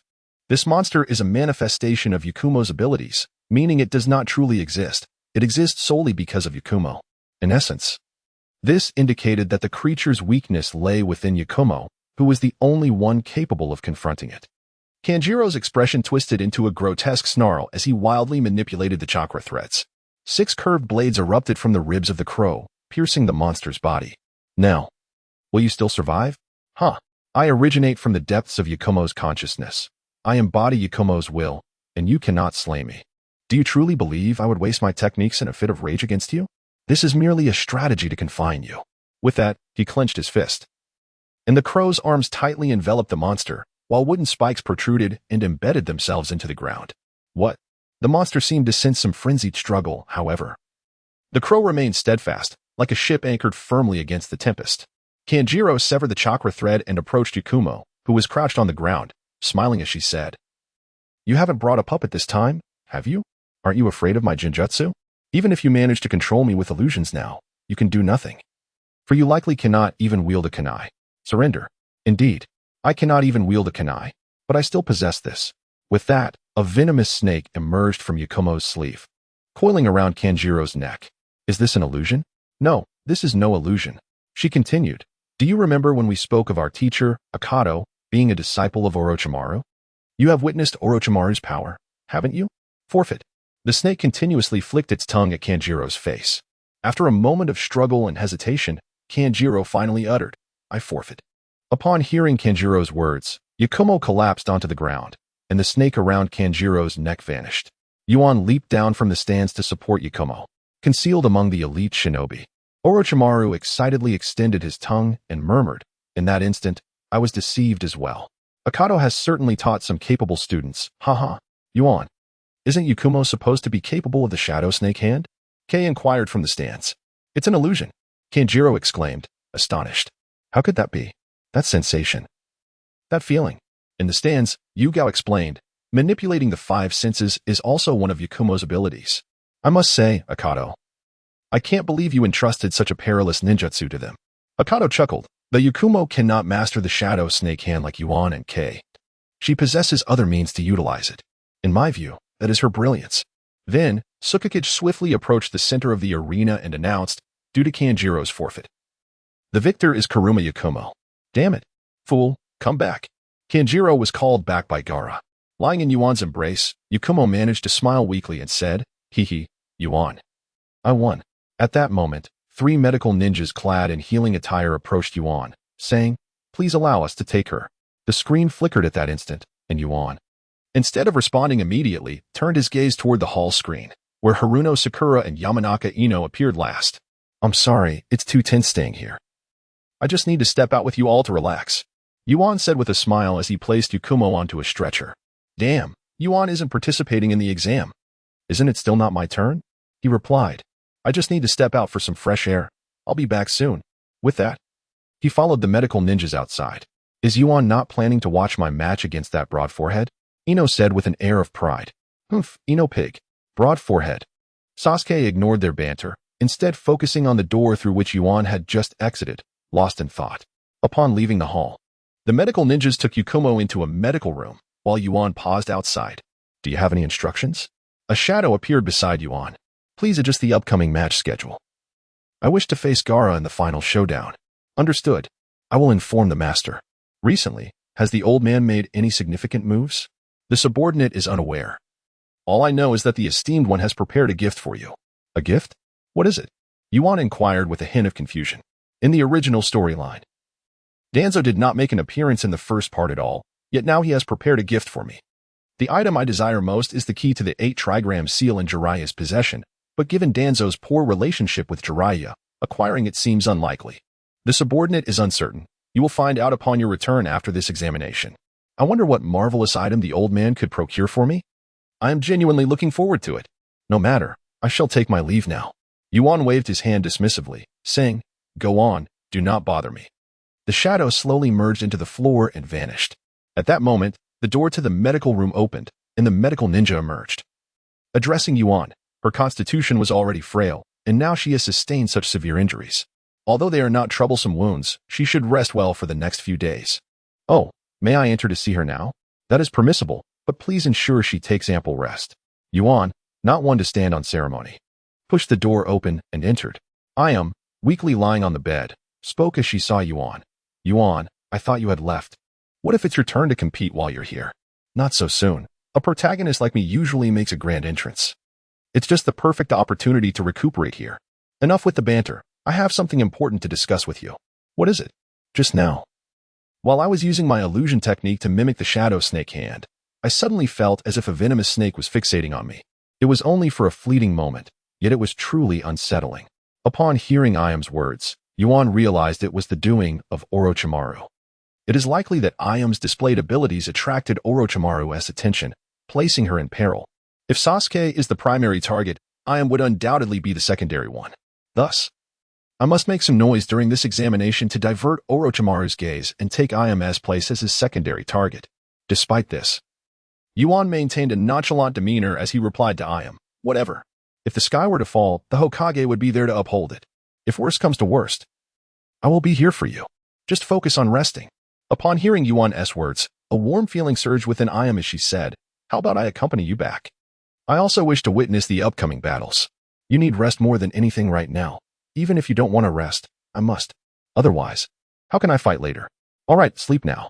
In the medical room, aside from the bed Ayam was lying on, there was another vacant bed. And Yuan directly lay down on it. You lazy bum, sleep tight. Yuan did not respond. Instead, he comfortably turned over and closed his eyes, appearing to fall asleep. Though his mind was racing with thoughts of what to do next. Meanwhile, Ayam, who had been sulking, fell silent. In a haze of contemplation, Yuan genuinely drifted off to sleep. Time passed, and suddenly, the door to the medical room swung open, startling both Yuan and Ayam awake. A group of medical ninjas entered, carrying the unconscious kin from the Sound Ninja trio. Yuan, annoyed by the abrupt intrusion, grumbled, what on earth are you doing? Such an environment is still conducive for the patients to rest. The three medical ninjas were utterly bewildered, hastily apologizing, we're truly sorry. But the medical room in this tower is nearly at full capacity. What? I almost overslept. Well then, Yuan, I must go watch the match live. Let them handle the wounded here. Yakumo, are you truly all right? Rest assured, once this anticipated event concludes, I shall take ample rest. With that, Yakumo rose directly from the bed, and Yuan hurried to support her. This is quite chaotic. You often create chaos yourself, Yakumo retorted with a playful tongue-out gesture. Very well. Seeing this, Yuan ceased to insist and assisted Yakumo out of the medical room. In the tower's hall, the central screen displayed Sora and Kabuto. Haha, it is precisely as I had anticipated. After last time's defeat, I am determined to reclaim my victory, Sora exclaimed with exuberance. In stark contrast, Kabuto appeared less than pleased. Adjusting his glasses with a stoic expression, I did not expect my opponent to be you. This truly disappoints me. Why isn't my opponent Yuan? You. I shall ensure to obliterate both you and your glasses in this match. Observing this scene, Asuma discreetly touched his waistcloth, pondering. Getting so easily provoked by an opponent resembles the young Kakashi. The reason Sora, as an outsider, could so seamlessly integrate into Konoha was not solely due to Root's covert maneuvers but also thanks to the significant support from Asuma Saratobi, who served alongside Sora's father as one of the 12 guardian ninjas. Kabuto chose not to argue with Sora, instead chuckling lightly. At that moment, the grand doors of the hall swung open, drawing everyone's gaze, as Yuan supported Yakumo into the room. Yuan, your timing is impeccable. Upon seeing Yuan, Sora called out. Yuan cast a glance at the screen and said, Sora, give it your all. Sora leaped into the arena, grinning, fear not. This round is mine to win. Kabuto also entered the arena and addressed Yuan. What a pity. Though my opponent is not you, I still hope to cross blades with you. Once you defeat Sora, I shall grant you that opportunity. With that, Yuan guided Yakumo toward the stands. Just as they reached the stands, Naruto hurriedly approached Yuan to boast, Yuan, while you were away, I defeated Ino and advanced through the preliminaries. Naruto, how many have qualified now? Well, aside from you, the rest that Sand Ninja woman, Shino, Shikamaru, Choji, and that fellow named Niji Hyuga. Upon mentioning Niji Hyuga, Naruto unconsciously clenched his fists. Is that all? Wait, Choji qualified too? Indeed. You may not know this, but despite his appearance as a plump pig, Choji can be quite formidable when he gets riled up. He ultimately triumphed over that guy Kabuto referred to as kin. As Naruto spoke of the plump pig, he cast a glance toward the distant Choji. Once the Moonlight Gale confirmed the preparations, he announced, The 10th round begins now. As long as I remain cautious of your palms, you possess little capability. Wind release. Beastwave palm, Sora coldly declared, unleashing a gust of energy from his hand. Oh, is that so? Attempting to employ last time's strategy again, are we? However, this time it is solely you. Moreover, after our last encounter, I have seen through your tactics. Do deftly adjusted his glasses, easily dodging the palm's wind. I have stated before that I am more suited for strategy than tactics. At this moment, Kong had already dashed in front of Do, launching a tightly clenched fist towards him. Do raised his arm to block Kong's punch, then utilized the force to retreat, simultaneously sending 3 long needles flying towards Kong. The needles traveled with astonishing speed, leaving Kong no time to evade. He hastily drew a kunai from his ninja pouch to defend himself, but ultimately, he was a fraction too late, managing to block only the last needle while the first 2 pierced his shoulders. Though Kong suffered a slight setback, he retorted defiantly. Is this truly the measure of a medical ninja? Can such trivial weapons even claim a life? Heh, what would happen if you became a pincushion? Do toyed with one of the long needles in his hand. Kong gathered his strength and charged directly at Do, who once again launched 3 long needles before retreating. This time, Kong was prepared. He formed hand seals for wind release, Beastwave palm, unleashing a gust that swept away all the needles. However, the use of ninjutsu had notably slowed Kong down. This won't do. My speed is insufficient, Do remarked, accelerating the frequency of his needle attacks, sending an increasing number hurtling towards Kong. Damn it, at this rate, I want to be able to advance. This guy is seeking revenge for our last encounter. With that thought in mind, Kong began to retreat. This is a grand gift for you, one that you must accept, Do exclaimed, producing a scroll that, upon unrolling, released a cloud of white smoke revealing a plethora of long needles. How did I not realize before how insidious this guy's tactics were? Kong understood that if he continued to evade, he would end up like they did during their bombardment of Do.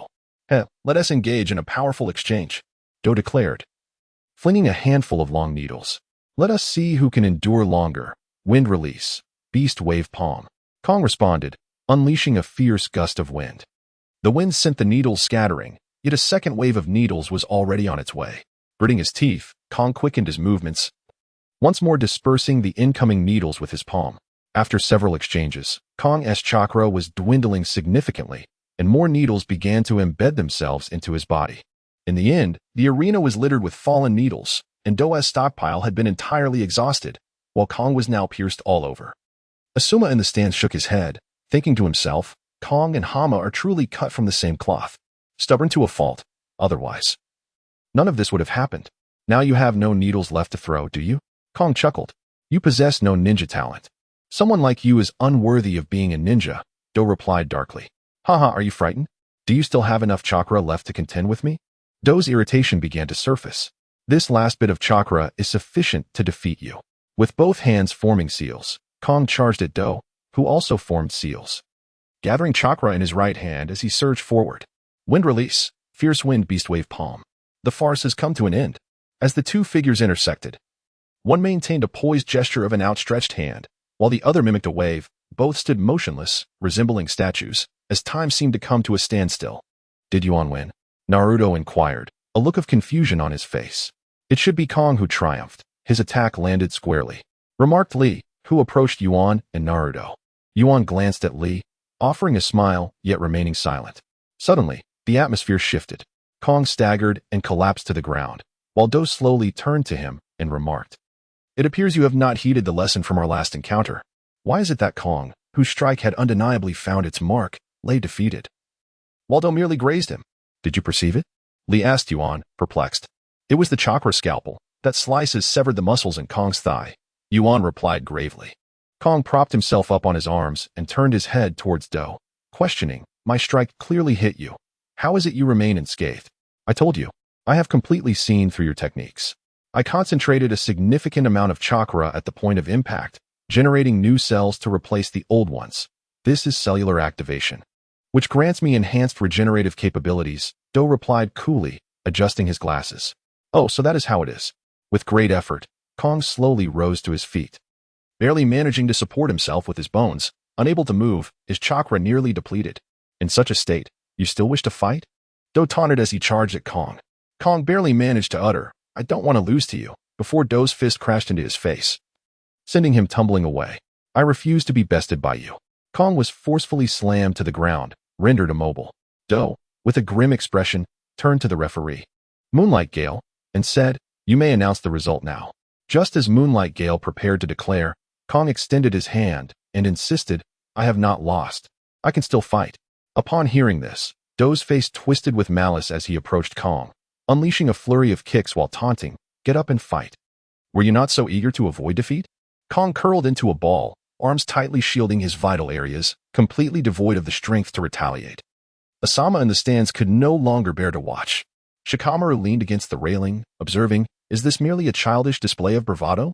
It seems impossible for him to win now. At this rate, Kong may perish. Shouldn't we encourage him to concede?" I am anxiously asked Yuan. While I do not deny that Kong may not prevail, this embodies the spirit of a true man, Lee passionately asserted. Naruto clenched his fists, his body trembling slightly as he watched the unfolding scene. Yuan, one hand supporting Iam and the other gripping the railing, furrowed his brow in concern. Do kicked Kong's arm aside, yet Kong's gaze remained fixed on Do, his body now motionless. Do stepped on Kong's face and leaned down, declaring, "The ninja game is over." The third Hokage exchanged a glance with Moonlight Gale, who stepped forward to announce, "The victor is Do. Kong, rise. To lose to such a foe, are you still the Kong I once knew? Stand up and fight." Naruto's eyes transformed into elongated slits, his hands gripping the railing tightly as he excitedly shouted towards the arena. From a distance, Temari observed the shouting Naruto and remarked, "Fool, he could have been liberated. Yet he must endure further torment." Kabuto glanced at Naruto before shifting his gaze back to Sora, lifting his foot that was planted on Sora's face, only to have it abruptly stomped down again. But a hand swiftly grasped Kabuto's ankle. Gritting his teeth, Kabuto exerted more force. But Sora's hand firmly held his ankle in place, rendering him immobile. Gradually, Sora withdrew his hand from above, revealing his narrow, piercing eyes fixed intently on Kabuto. Impossible. How can there still be chakra? Though Kabuto was bewildered, he instinctively withdrew. Sora, who had fallen to the ground, slowly rose, enveloped in a swirling aura of crimson chakra. All the long needles embedded in him ejected forcefully, and his narrow eyes coldly scrutinized Kabuto. "What kind of gaze is this? Impossible, what power is this?" Kabuto said, adjusting his glasses, fear etched on his face. In the stands, the third Hokage's expression turned grave, his sharp gaze locked onto Sora, lost in deep thought. Gaara, witnessing Sora's transformation, trembled with excitement, murmuring, "This feels like kinship." Meanwhile, the eyes of the abyss rested on Naruto, contemplating with a smile. Is this the protagonist's verbal prowess, or the resonance of the Nine-Tails chakra? Yet, without the manifestation of the demon fox's cloak, Sora should be able to harness this, right? Sora, now standing, clenched his fists and charged at Kabuto. Kabuto, observing Sora's advance, thought to himself that power has healed his wounds, and his speed has significantly increased. Sora's fist lunged towards Kabuto's abdomen, but Kabuto's arm was already positioned to intercept the blow. Just before Sora's fist struck Kabuto's abdomen, it was halted by Kabuto's arm. A smirk played on Kabuto's lips as he thought, though I do not know what chakra this is, his attack pattern remains unchanged. However, the force transmitted through the contact with Sora's fist caused Kabuto's smirk to falter. Not only is he fast, but his strength has also amplified. This collision has completely numbed my arm. After missing his strike, Sora leaped high into the air, raising his arm, while a surge of chakra erupted from beneath Kabuto's feet, propelling him past Sora. The force of Sora's blow crashed down, shattering the floor and sending debris flying into the air. Kabuto picked up two long needles that had fallen to the ground, eyeing the dust warily. A figure burst forth from the smoke, charging at Kabuto. He hurled the long needles from his hand, but the chakra emanating from Sora blew them away, having no effect on Sora's advance. Kabuto's chakra surgical blade coalesced again, and with a powerful push, he surged forward. As they clashed once more, Kabuto's expression was far from the ease he had previously displayed. Sweat dripped incessantly from his forehead. Kneeling on one leg, he braced himself against the ground with one hand while clutching his abdomen tightly with the other. Turning his head with great difficulty to look at Sora, thinking, how is this possible? The damage he inflicted is so severe that I had to expend all my chakra to heal, yet I am still gravely injured. Sora slowly turned around. A wisp of white smoke emanating from the wound on his chest inflicted by Kabuto, gradually healing as he approached Kabuto with a sinister grin. As Kong approached Do, the latter trembled and raised his hand, which was pressed against his wound, exclaiming, "Wait, I concede." Hearing this, Kong turned to Yuan and Hakken in the stands, shouting, "I won. Yuan, just wait. I will undoubtedly surpass you." Suddenly, a tangible surge of crimson chakra erupted from Kong's body, coursing over him, and he cried out in agony. How can this be? The third Hokage, observing from the stands, paled and secretly thought, is he losing control? Seeing Kong on the verge of collapse, Hongdo attempted to intervene, but a hand halted her in front of her. Turning, she found it was the Sound Ninja's guiding Jonin. What do you mean, Sound Ninja? Do you not trust your own disciple? She questioned. Me? Hongdo's gaze shifted back to the arena, rendered speechless, as Orochimaru licked his lips in excitement, whispering, "Let me witness your potential." As the tangible red chakra began to envelop Kong completely, he found himself nearly unable to resist. Kong, did you not wish to uncover the truth behind your father's death from me? Have you forgotten? Yuan suddenly called out. Yes, I still need to learn the truth from Yuan. If he can wield this power, then surely I can too. Kong shouted, "Ah, Yuan, wait for me." As he cried out, the chakra that was crawling over his body gradually retracted until he finally collapsed. Yoshizo concedes, the victor is Kong, announced Moonlight Shippu as he approached. 3 medical ninjas entered, lifting the unconscious Kong onto a stretcher. They attempted to take Do as well, but Do, who had been crouching on the ground, slowly stood and waved off the medical ninjas, making his laborious way to the stands alone. All eyes then shifted back to the screen above. The previously dark screen began to illuminate with names that flashed before ultimately settling on Lilaka, Dosu.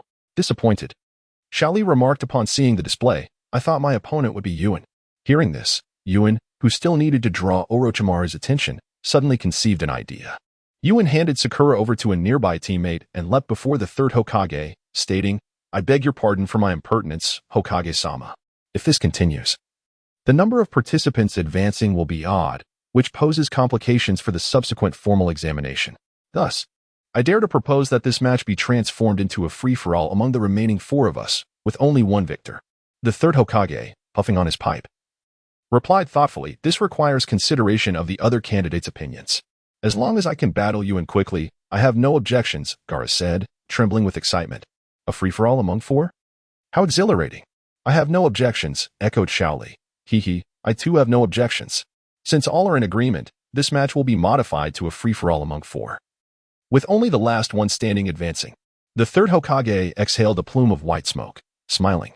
Yuan, Gaara, Xiaoli, and Dosu all took to the arena. Forming a circle, each gaze fixed intently on the others. "This is thrilling. Yuan, what a clever strategy you devised," Xiaoli exclaimed, striking a stance with excitement. "I contemplated a one-on-one match, deeming it excessively unfair to you all." "Oh, are you suggesting a 1 against 3? Dos remarked, considering the notion of establishing Yuan as the target for everyone. "Haha, I bear no ill will towards any of you. I merely wish to express that all those standing here are worthless." From the stands, Hongdo covered his face with his palm and murmured, "I will surely face criticism upon returning. Yuan has become insufferable again." Standing behind Yuan, Yuegwang Jifeng coughed lightly and announced, "The match commences now." Upon hearing Yuegwang Jifeng's voice, Dos rolled up his sleeves, revealing his numerous hollowed-out bracers. But Yuan's fist had already collided with Dos's face, and in the next moment, his fist struck the bracer, sending Dos flying backward with tremendous force. Utilizing the recoil, Yuan propelled himself towards Xiaoli, who had already assumed a ready stance. In midair, Yuan executed a spin and unleashed a kick towards Xiaoli, who raised his hands attempting to grasp Yuan's leg.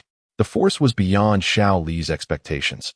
Although he managed to catch hold of it, he was still flung away due to the overwhelming power, striking his chest and causing him to stagger back 2 steps. Yuan followed up, supporting himself with one hand and delivering a kick aimed at Xiaoli's chin.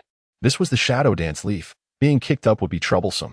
Realizing this, Xiaoli gathered chakra beneath his feet to anchor himself to the ground. Yuan's attack struck Xiaoli, but instead of being launched into the air, Xiaoli fell backward.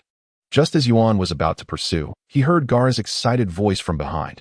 "Yuan, I can hardly wait. Let us engage." A massive hand formed from sand reached out towards Yuan. "I shall soon calm you down." Instead of continuing to chase after Xiaoli, Yuan turned and performed hand seals, unleashing a wind release vacuum wave, which sliced through the sandy hand, severing it in 2. He then dashed through the gap created by the severed sand hand, arriving before Gaara, and delivered a flying kick. Instantly, sand coalesced into a shield before Gaara, and Yuan's foot struck the sand shield. From the stands, Kanjiro observed this spectacle and chuckled. Gaara's sand possesses sentience, capable of protecting him without his control. Such an assault cannot succeed. However, the next scene left Kanjiro astounded. Standing atop the sand shield, Yuan leaped high above Gaara's head, bringing his fists together in a powerful strike downward. The sand immediately gathered again, forming a shield above Gaara's head. Yuan's heavy blow smashed against the sand shield, which shattered upon impact, yet it absorbed much of Yuan's strength, leaving only a scratch on Gaara's forehead. In the next moment, the sand beneath Gaara rose, pulling him backward. Yuan did not pursue Gaara. Once the sand had distanced itself from him, it scattered onto the ground, revealing Gaara within. Gaara, Shaoli, and Dose formed a triangle, with Yuan positioned at the center. From the stands, Sasuke observed Yuan encircled and mused. Has Yuan truly grown this powerful? How vexing. Is this the strength of this year's top rookie? Truly formidable. Hinata Niji's white eyes reflected Yuan's figure as he pondered quietly. Meanwhile, Naruto, devoid of such contemplations, shouted enthusiastically from the arena. Yuan, splendid job. This is how it should be. Give them a good thrashing. On the field, Shaoli casually kicked his foot before turning to shout towards the stands. Teacher Guy? This opponent has ignited my unwavering belief in victory. Please allow me to remove this. Guy flashed a bright smile, giving a thumbs up as he replied. I grant you permission. With Guy's approval, Shaoli promptly sat on the floor, rolled up his pant legs, and revealed the heavy iron weights inscribed with markings of hard work. He removed them and held them in his hands, standing up with a grin towards Yuan before tossing the weights behind him, causing them to crash into the floor and raise a cloud of dust. This spectacle astonished everyone in the stands, aside from Shaoli's classmates. Yuan, here comes the leaf whirlwind.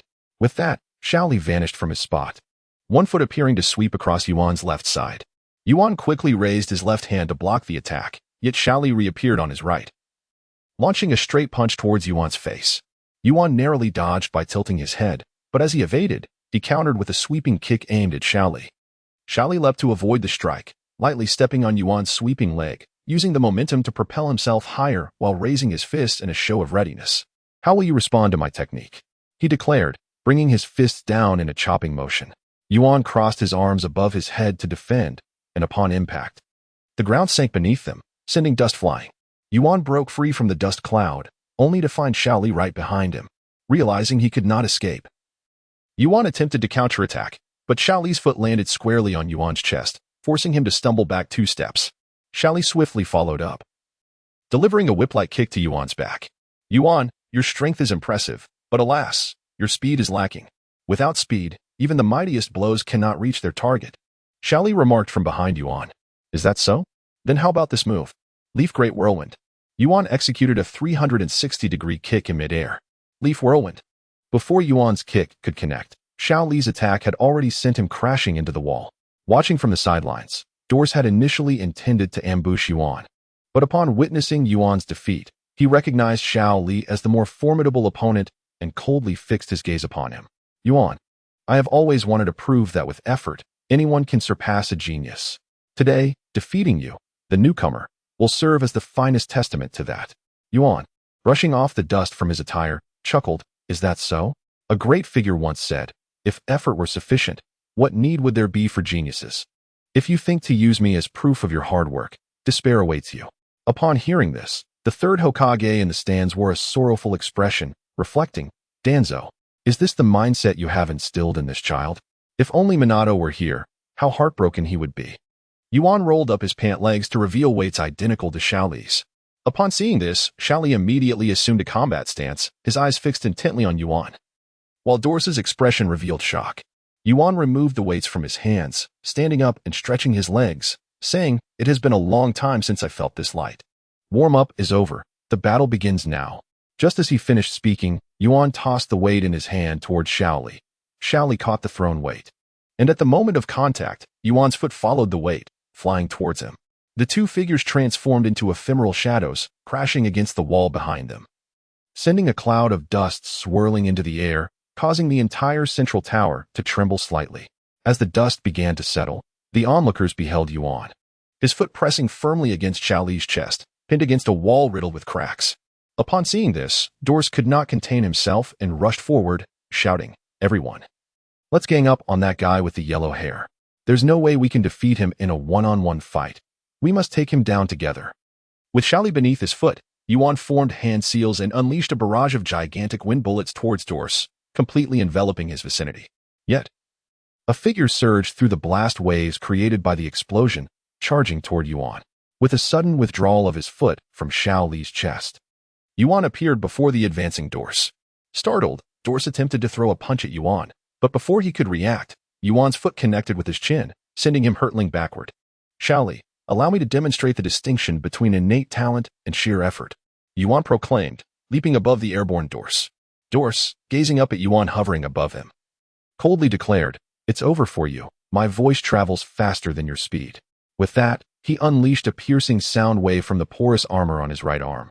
"There's no need to flaunt such toys," Yuan retorted, driving his knee into Dorse's abdomen while simultaneously slamming Dorse's hands into the ground, creating a substantial crater. Dorse's eyes widened in agony as he lay trapped within. Emerging from the crater he had created, Yuan noticed Xiaoli nearby, having collapsed to the ground. Clutching the area where Yuan had struck him, his gaze fixated on Yuan. At that moment, a voice pierced the air. "Fellow kindred, let us engage in a contest. I am positively exhilarated." The sand on the ground surged toward Yuan, who, with a smirk, formed hand signs, releasing a cloud of white smoke. Shadow clone technique. 2 clones of Yuan materialized on either side of his true self, and as he extended a hand, the clones began to form Rasengan. From the stands, the third Hokage mused silently to create Rasengan in such a manner. Yuan's ninja prowess is certainly on par with that of Minato. Meanwhile, Orochimaru, brimming with enthusiasm, thought, "Why isn't this fellow a member of the Uchiha clan? Otherwise, he would be absolutely perfect, excluding Uchiha Sasuke. This Yuan must be the epitome of a flawless physique. Moreover, he is the Jinchuriki of the Nine Tails, acquiring him would thwart Akatsuki's plans. However, as he is under the control of that old fox, Danzō, obtaining him may prove challenging. If not, then destruction it shall be." With such thoughts, a glimmer of murderous intent flickered in Orochimaru's eyes, only to vanish in an instant as the third Hokage cast a casual glance in his direction. With a chakra sphere levitating in his right hand, Yuan transformed into a shadow, traversing through the cascading waves of sand, appearing before Gaara. The sand at Gaara's feet surged upward, attempting to envelop him, but Yuan's shadow leaf dance was swifter, striking Gaara squarely on the chin. Although the sand had not fully protected Gaara, it managed to grasp his calf, preventing Yuan's kick from sending him completely airborne. Rise. Yuan leapt into the air, delivering a series of powerful kicks to Gaara. The sand that had grasped Gaara's calves was shaken loose, sending him soaring into the sky. Yuan floated beneath Gaara, grasping his arm with one hand, while the other drove a Rasengan forcefully into Gaara's chest. Although Gaara remained motionless, the gourd on his back began to disintegrate into sand. With a thunderous bang, the Rasengan propelled Gaara skyward, while Yuan landed gracefully, watching the protective sand chase after the airborne Gaara. On the sidelines, Temari gazed anxiously at the flung Gaara, exclaiming in disbelief, "Gaara." The sand shinobi instructor, Maki, wore a grim expression. Kakashi, a disciple of the Fourth Hokage, squinted his exposed eye and thought, "Is this the end? After taking a Rasengan, he surely cannot rise again." Lee, leaning against the wall, fixed his gaze on Yuan, clenching his fists, and silently vowed, "Yuan, I will show you the bloom of the Konoha lotus." The sand that floated upwards formed a small island to support Gaara, who slowly rose to his feet and declared, "You truly are a kindred spirit. But this is still insufficient." Yuan, observing Gaara from the ground, smiled and remarked, "Though you managed to shield yourself with the sand from your gourd, I must inform you that the Rasengan possesses tremendous after effects." As soon as he finished speaking, Gaara's expression soured, and he collapsed onto the small sand island, curling into a ball. "Gaara!" Temari and Kankuro called out in alarm. Lee stood up and approached Yuan, smiling as he said, "Teacher guy, you are still up there watching over me. I will surpass my limits, and the Konoha lotus shall bloom once more." Yuan turned his head and replied, "Oh, prove it to me. I believe that once a flower blooms, it will eventually wither. Then let me show you the beauty of the Konoha lotus blooming." With that, an ethereal chakra erupted from Lee's body. Having spent considerable time in this world of shinobi, Yuan had been influenced by its survival of the fittest nature and yearned to engage with stronger opponents to experience that exhilarating rush. "Lee, let me witness the Konoha lotus. Challenge those formidable foes and defeat those who are stronger. This is my ninja way." Yuan's gaze rested intently on the trembling Li, a slight smile gracing his lips. Teacher Guy, please acknowledge me. It is time to embody my ninja way. He spread his arms wide, unleashing a tremendous surge of chakra. Kai, you actually entrusted this to him. Is that truly wise? Kakashi suddenly inquired of Might Guy from the stands. In my eyes, this child is the most talented. A true genius of taijutsu. I believe he can master this ninjutsu, Guy responded. How many gates can he open? 5 gates. As the conversation unfolded in the stands, Li within the arena had already opened the 3rd gate and assumed a combat stance, ready to strike. Observing Li, who had only opened 3 gates, Yuan scoffed derisively. Oh, Li, can you truly open only 3 gates? You are bringing disgrace to Teacher Guy. Yuan, I had intended to save this for Niji, but since you have said that, I will open the 4th gate, the gate of pain. Chakra surged forth once more, causing Li's skin to turn crimson, his veins bulging prominently. Shaoli leaned slightly forward, and in the next moment, he vanished from his position and charged towards Yuan. The very act of his sprinting lifted the shattered floor beneath his feet. To Yuan, it appeared as though a cerulean tempest was hurtling towards him. Yuan hastily began to form hand seals, but Shaoli had already reached him.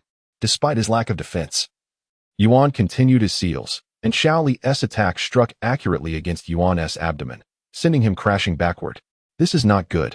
Before he could utter another word, Shaoli reappeared behind the flung Yuan, simultaneously striking with both fists and feet at Yuan's waist. Yuan plummeted like a meteor, crashing into the colossal ceiling statue at the center of the tower, which completely disintegrated, burying him beneath the rubble. Shadow clone technique. A plume of white smoke erupted from the ruins as 3 Yuans emerged from underneath. The one closest to the edge extended his hands toward the other 2, who exchanged glances and began to mold chakra, coalescing a spiraling sphere in their palms. Let us see if your 8 gates is superior, or if my Rasengan prevails. With that, Yuan propelled himself forward, the other 2 Yuans flanking him closely as they charged towards Shaoli, who also rushed toward Yuan, his speed surpassing theirs. As the Yuan bearing the Rasengan approached within arm's reach, he pressed the sphere against Shaoli's chest. At that moment, my guy on the spectator's stand smirked slightly. 5th gate, the door of healing, open. Shaoli's speed surged once more as he ducked to evade the Rasengan, colliding with Yuan's abdomen, causing Yuan's expression to contort in pain. In the next instant, the Yuan wielding the Rasengan erupted into a cloud of white smoke. What? A shadow clone. One of the 2 nearby must be the real one. Realizing this, Shaoli cast wary glances at the 2 Yuans flanking him. Both simultaneously launched an attack at the encircled Shaoli, who leapt to evade them, executing a full 360-degree spinning kick that obliterated both Yuans into clouds of smoke. All mere shadow clones. Where's Yuan? As Shaoli landed on the ground, he scanned his surroundings, only to feel the ground tremble and crack beneath him. Just as he prepared to leap again, a figure surged upward from below, a chakra sphere in tow.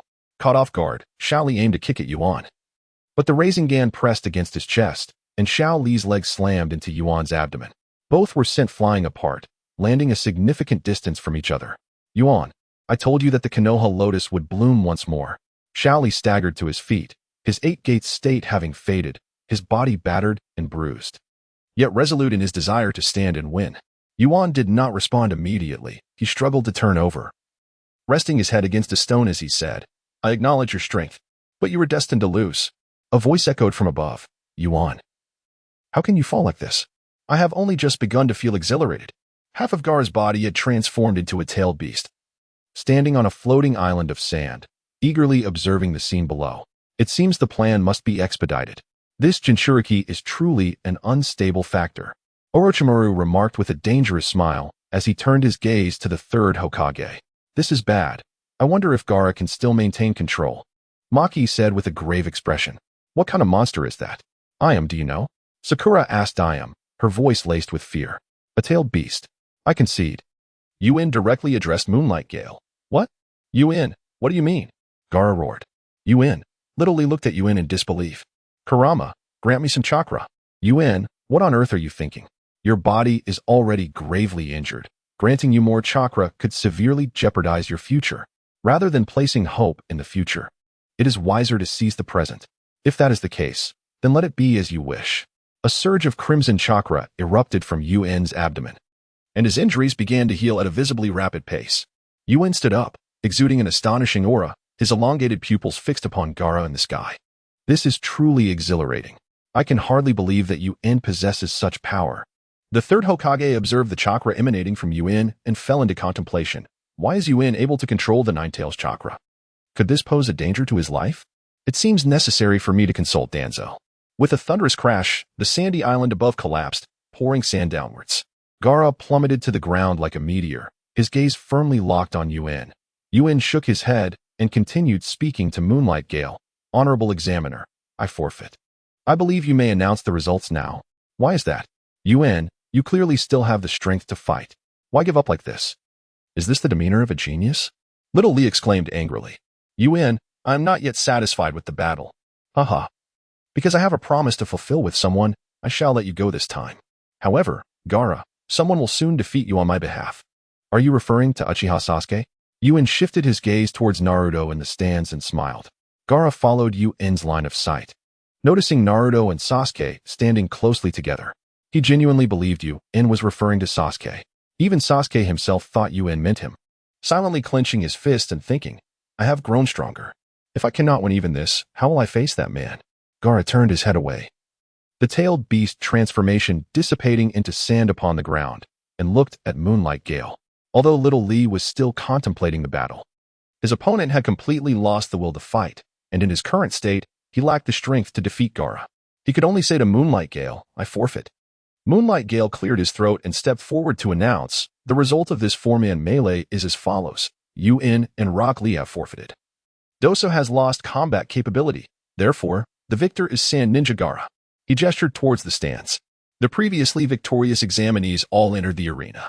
Yuan assisted Rock Lee onto the stands, and the examiner immediately parted the way for the third Hokage, who stood among them and proclaimed, I would like to congratulate all of you for advancing to the official competition.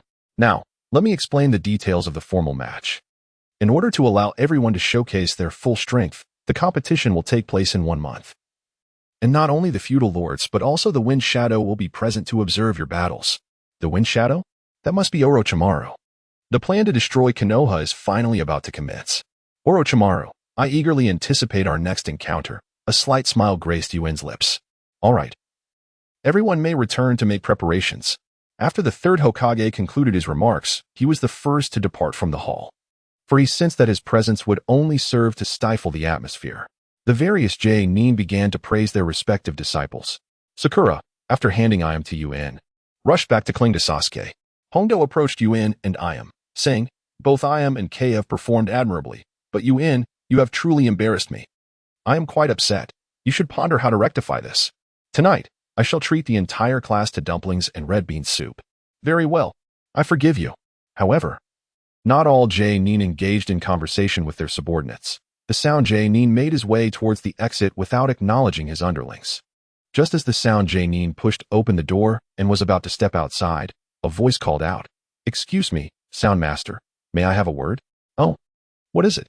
The Sound Nin slowly turned to face Yuan in the distance. I hope you can convey a message to that individual in the Forest of Death. Are you prepared to welcome trouble? Next time, I shall leave you searching for your teeth. The Sound Nin licked his lips and replied, Humph, what can you do now? With that, he turned and exited the hall. Yuan, do you know that Sound Nin? Iam inquired, her brow furrowed. That fellow gives me a very peculiar feeling, Hondo remarked, her expression darkening. All right, let's bring Kei and go enjoy some dumplings. Later that night, having slipped away from the gathering, Yuan had just set foot in his estate when 4 kunai, expertly aimed, shot towards his heart. Yuan had no time to evade. The kunai struck him, but in the next instant, he erupted in a cloud of white smoke, transforming into a piece of severed wood. From the shadows, the figure observed Yuan's transformation with a slight smirk behind the mask as a hand rested on the shadow's shoulder. Heh, staying up late is not a good habit. You know. Upon saying this, Yuan's hand on the shadow's shoulder tightened subtly. The shadow said nothing and slowly turned to face him. The first thing Yuan saw was a cat-faced mask, followed by the pair of crimson eyes adorned with 3 tomo peering from behind it. This is the Manjiki Sharingan, trouble. As Yuan prepared to make his next move, the tomo within those eyes shrank and began to spin. Suddenly, the surroundings transformed into the Uchiha clan grounds where he had once battled Itachi, and the shadow that had gripped his shoulder vanished. It seemed Itachi had ensnared him in Tsukuyami. Could it be that the narrative had shifted and Akatsuki was acting prematurely? Never mind. I am the Nine-Tails Jinchuriki. Even if they capture me, extracting the Nine Tails from within me will take time, and I still have a chance. Yuan sighed at this realization, then plopped down onto the ground, exclaiming, Itachi, I'm already caught in your Tsukuyami. Is there really any need for you to hide? At that moment, a figure donned in an umbu outfit and a cat-faced mask approached Yuan with a serious demeanor, saying, Oh, you speak as if you have experienced Tsukuyami before. Why not attempt to struggle with your Nine Tails chakra? In the realm of Tsukuyami, time is under your control. In reality, it's merely a fleeting moment. How can I struggle like this? The shadow tilted its head, emitting a voice entirely different from before. Hee. It seems our newcomer is quite perceptive. Ah, you are Uchiha Izumi. Is it really necessary for you to use Tsukuyami against me? As the shadow removed the mask, long black hair cascaded down like a waterfall. Izumi, having tidied her hair, remarked, I didn't expect you to be so familiar with Tsukuyami. What abilities does your Sharingan possess in relation to Tsukuyami? Well, directly inquiring about a ninja's trump card is rather impolite, you know. Moreover, I have an important mission today. Oh, it must be that old man who sent you. Speak. What is the matter? Lord Danzō has prepared a gift for you. This gift is none other than the Sharingan. It is precisely for this reason that I intend to activate Tsukuyami to engage in conversation with you. Lord Danzō seems to harbor doubts about me, sending numerous individuals to keep watch. Izumi, shedding her earlier nonchalance, spoke gravely to you. Fear not. If the old man had indeed sent you to deliver the Sharingan without surveillance, I would truly find him abnormal. Hee. I am merely curious to know if you are still worthy of my loyalty. I wish to pay tribute to my late friend Itachi before Sasuke does. However, your inability to gain control of Root has undoubtedly affected my plans. Indeed, I must seize control of Root before the events of the Fourth Great Ninja War unfold. Otherwise, by the time Danzō resigns from Hokage, the story will be nearing its conclusion, and I must enhance my strength now. Reflecting on this, you smiled and said, All of this requires strength. Time is still on our side, and besides, you can only trust me at this moment, can't you? Humph. How do you intend to handle your gift? Let me see what it looks like. And you can tell me about the abilities of your other eye, right? Hee. Just open your eyes wide and observe closely. This is the ability of my other Manjiki Sharingan. Upon finishing her words, Uchiha Izumi vanished, and the streets of the Uchiha clan ignited in black flames, consuming everything. Yu's vision spun, and he found himself back in the familiar manner. In front of him, Uchiha Izumi covered her right eye with her hand, peering at you with her left eye. Isn't the ability of my Sharingan quite remarkable? This young lady's powers were indeed reminiscent of Itachi's, though hers were reversed, right eye Tsukuyami and left eye Amaterasu. Uchiha Izumi then retrieved a glass vial from her ninja tool pouch, filled with water, within which floated a crimson eye, its pupil resembling a pinwheel. Upon seeing this eye, Yu's body trembled, and he murmured, What is this? He reached out to bring the glass vial closer for a detailed examination. This eye belonged to Uchiha Shursui. While his right eye's Kodoame Tsukumi was not as potent as his left, it still possessed the ability to influence and control others. Official data indicates that Shursui's eyes are both Kodoame Tsukumi, but based on the anime, the right eye's power is less overwhelming. Thus is designated for short-term control with a brief cooldown. What is wrong, Izumi? Do you recognize whose eye this is? I do not know. Wasn't this eye obtained during that fateful night of the Uchiha massacre? Consider it a stroke of fortune. This eye is yours now. Even if the old man seeks to reclaim it, do not return it to him. Simply have him come find me. You intentionally raised his voice at the end, as if to ensure those in the courtyard could hear, tossing the glass vial back to Izumi. I have acquired the Sharingan myself. What use does it serve me? Moreover, are you not striving to become more powerful? Attaching the Sharingan will undoubtedly augment your strength, Izumi remarked nonchalantly as she accepted the glass vial. Although she held a genuine fondness for the Sharingan, arriving in the world of Naruto, who wouldn't he wish for a pair of eyes capable of extraordinary feats? However, being not of the Uchiha clan, she could not unleash the true potential of the Sharingan. Just like Kakashi, who ultimately required Uchiha Obito's assistance to activate the complete Susanoo. She did not believe Shursui would emerge to grant her such enhancements. But Izumi was different. She was of the Uchiha lineage and could fully harness the power of the Sharingan. Once her ocular energy was depleted, she could replace it with this eye, potentially awakening the eternal Manjiki Sharingan. You will find this eye useful in due time. Besides, I have my own methods of enhancing my abilities, so there is no need for you to worry about me. Izumi, not wishing to argue further, stowed the vial containing the Sharingan back into her ninja tool pouch. She then raised her small fist, declaring, "Humph. You better truly have a way to elevate your prowess, or you shall face the consequences." "Hee, I shall certainly look splendid." As the hour grew late, she inquired, "Would you care to spend the night here? Once the mission is complete, I shall not linger any longer." With that, she performed a series of hand seals and vanished before his eyes. Yuan stood silently, contemplating the spot where Izumi had disappeared, pondering, "Once you uncover the truth about Itachi, will you stand against me?" After a moment of reflection, he shook his head, regaining his confidence as he proclaimed, "What does it matter? I shall simply bewilder you with my words." With that, he strode into the house. At the root base, Danzō sat in a chair, listening to his subordinate's report, his fingers lightly tapping the armrest as he murmured, "Uchiha Izumi, Uchiha Itachi, Uchiha Sasuke." At the Chiyo Mountain Villa, Akane deftly sidestepped the beast wave attack from Sora, swiftly seizing his wrist. In quick succession, several venomous snakes emerged from her sleeve, binding Sora entirely. Akyu, positioned behind Akane, thrust his hands onto the floor, causing it to crack open as a massive serpent emerged, its gaping maw aimed at Akane. Noticing the giant serpent, Akane hurled the ensnared Sora towards it. Just as he was about to collide with the snake's head, it vanished. Akane had already appeared behind Akyu, brandishing a kunai against his neck. "Marvelous, marvelous. Akane-sensei, shouldn't you be providing them with specialized training? It seems to me that you have become quite engrossed in the battle yourself," Yuan lazily remarked from the doorway, his tone laced with mockery.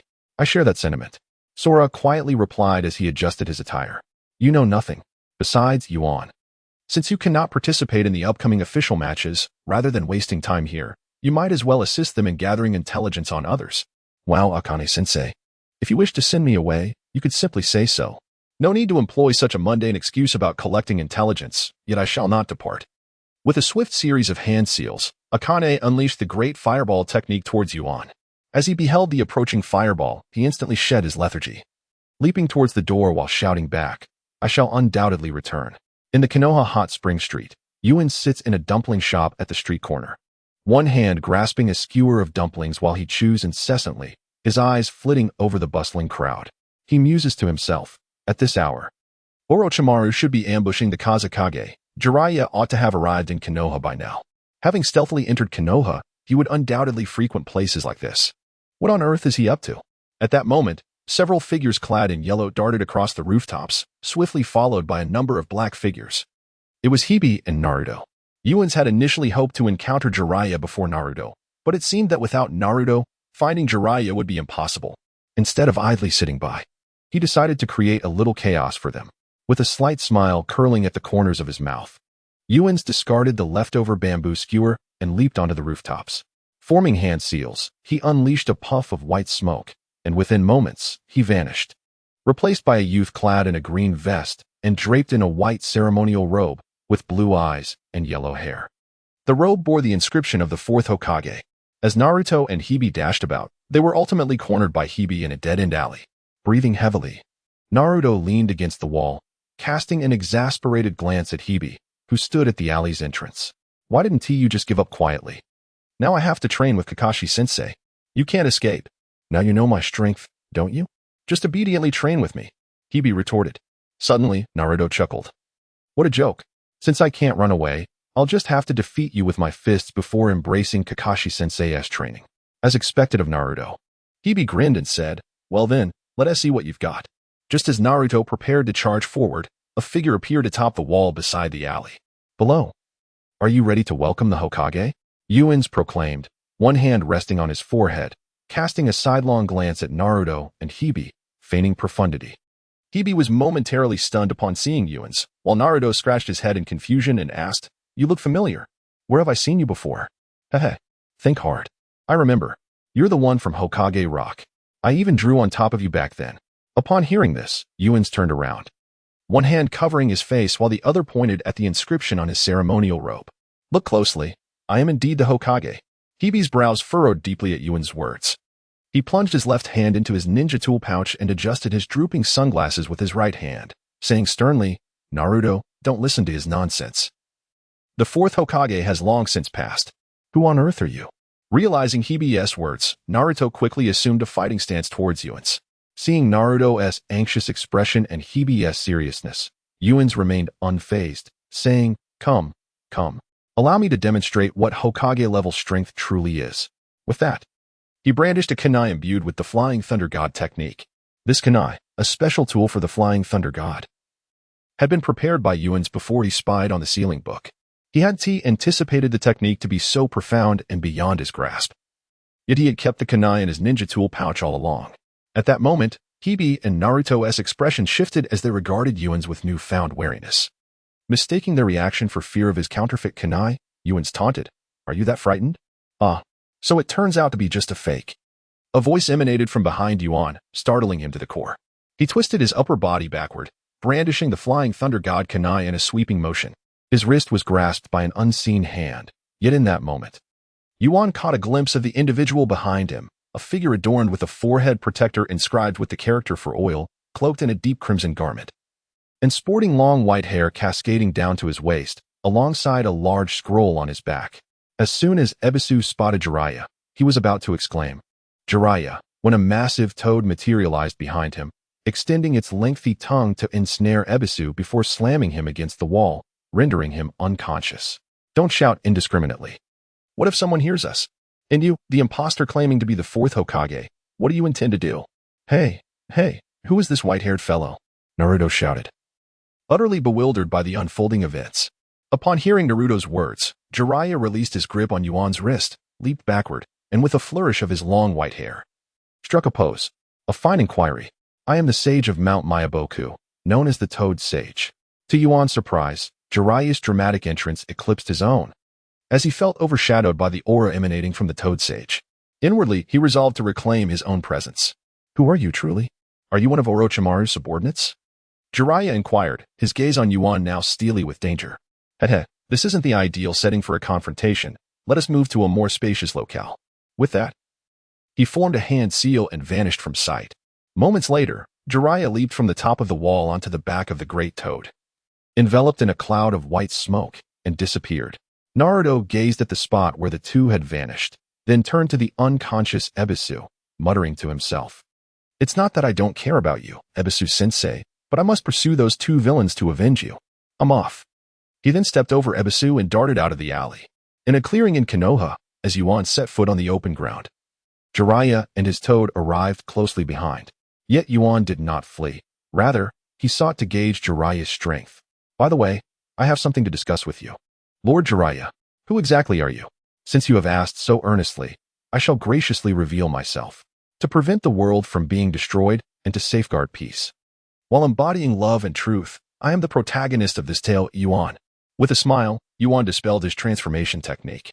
As the white smoke dissipated, the visage of the Fourth Hokage vanished, revealing Yuan's true form. Clad in a black coat adorned with red patterns, a ninja tool pouch secured to his lower back, a blue satin forehead protector resting on his brow, and donning black ninja sandals, Yuan's golden hair subtly obscured the upper part of his forehead. His blue eyes mirrored those of the Fourth Hokage, and although his face bore a gentle smile, it lacked the facial markings that characterized Naruto. Yuan's gaze pierced through the remnants of the dissipating smoke, locking onto Jiraiya. At that moment, Jiraiya felt a slight tremor within him. So this is the child taken by Danzō. No wonder I mistook him for Minato when he transformed. His eyes possessed the same spark as Minato's. Given this revelation, I must take it upon myself to guide him. Jiraiya felt a slight, involuntary smile tug at the corners of his mouth. "You must be Yuan, correct? Earlier, you mentioned wanting something from me. Could it be that you have discovered my identity as the renowned author of Intimate Paradise? Surely, you seek nothing less than my illustrious autograph?" Yuan was indeed quite curious about the contents of Intimate Paradise. The fact that Kakashi cherished it so dearly spoke volumes about its allure. However, what Yuan desired was not the book itself. Hearing Jiraiya's light-hearted banter, Yuan remained composed, taking a moment to adjust his attire before responding. "I am indeed intrigued by your Intimate Paradise, and I shall certainly peruse it in due time. However, what I truly seek is with that." He lifted the hem of his garment, allowing chakra to coalesce around his abdomen, revealing intricate black patterns upon his skin, resembling a coiled incense. Surrounding these patterns were various seals. Upon witnessing this, Jiraiya's expression shifted to one of understanding, and he furrowed his brow.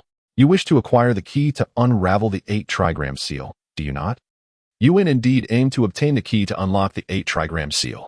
Having earned the acknowledgement of the Nine Tails, he believed that with this key, he could access the Nine Tails mode directly, thereby attaining the power of a Hokage. Precisely, I seek the key to fully unbind the Nine Tails seal. Jiraiya pondered this for a moment. It seems you believe you can control the Nine Tails chakra within you. However, you gravely underestimate its formidable nature. In the depths of Yuan's mind, the voice of Kurama echoed.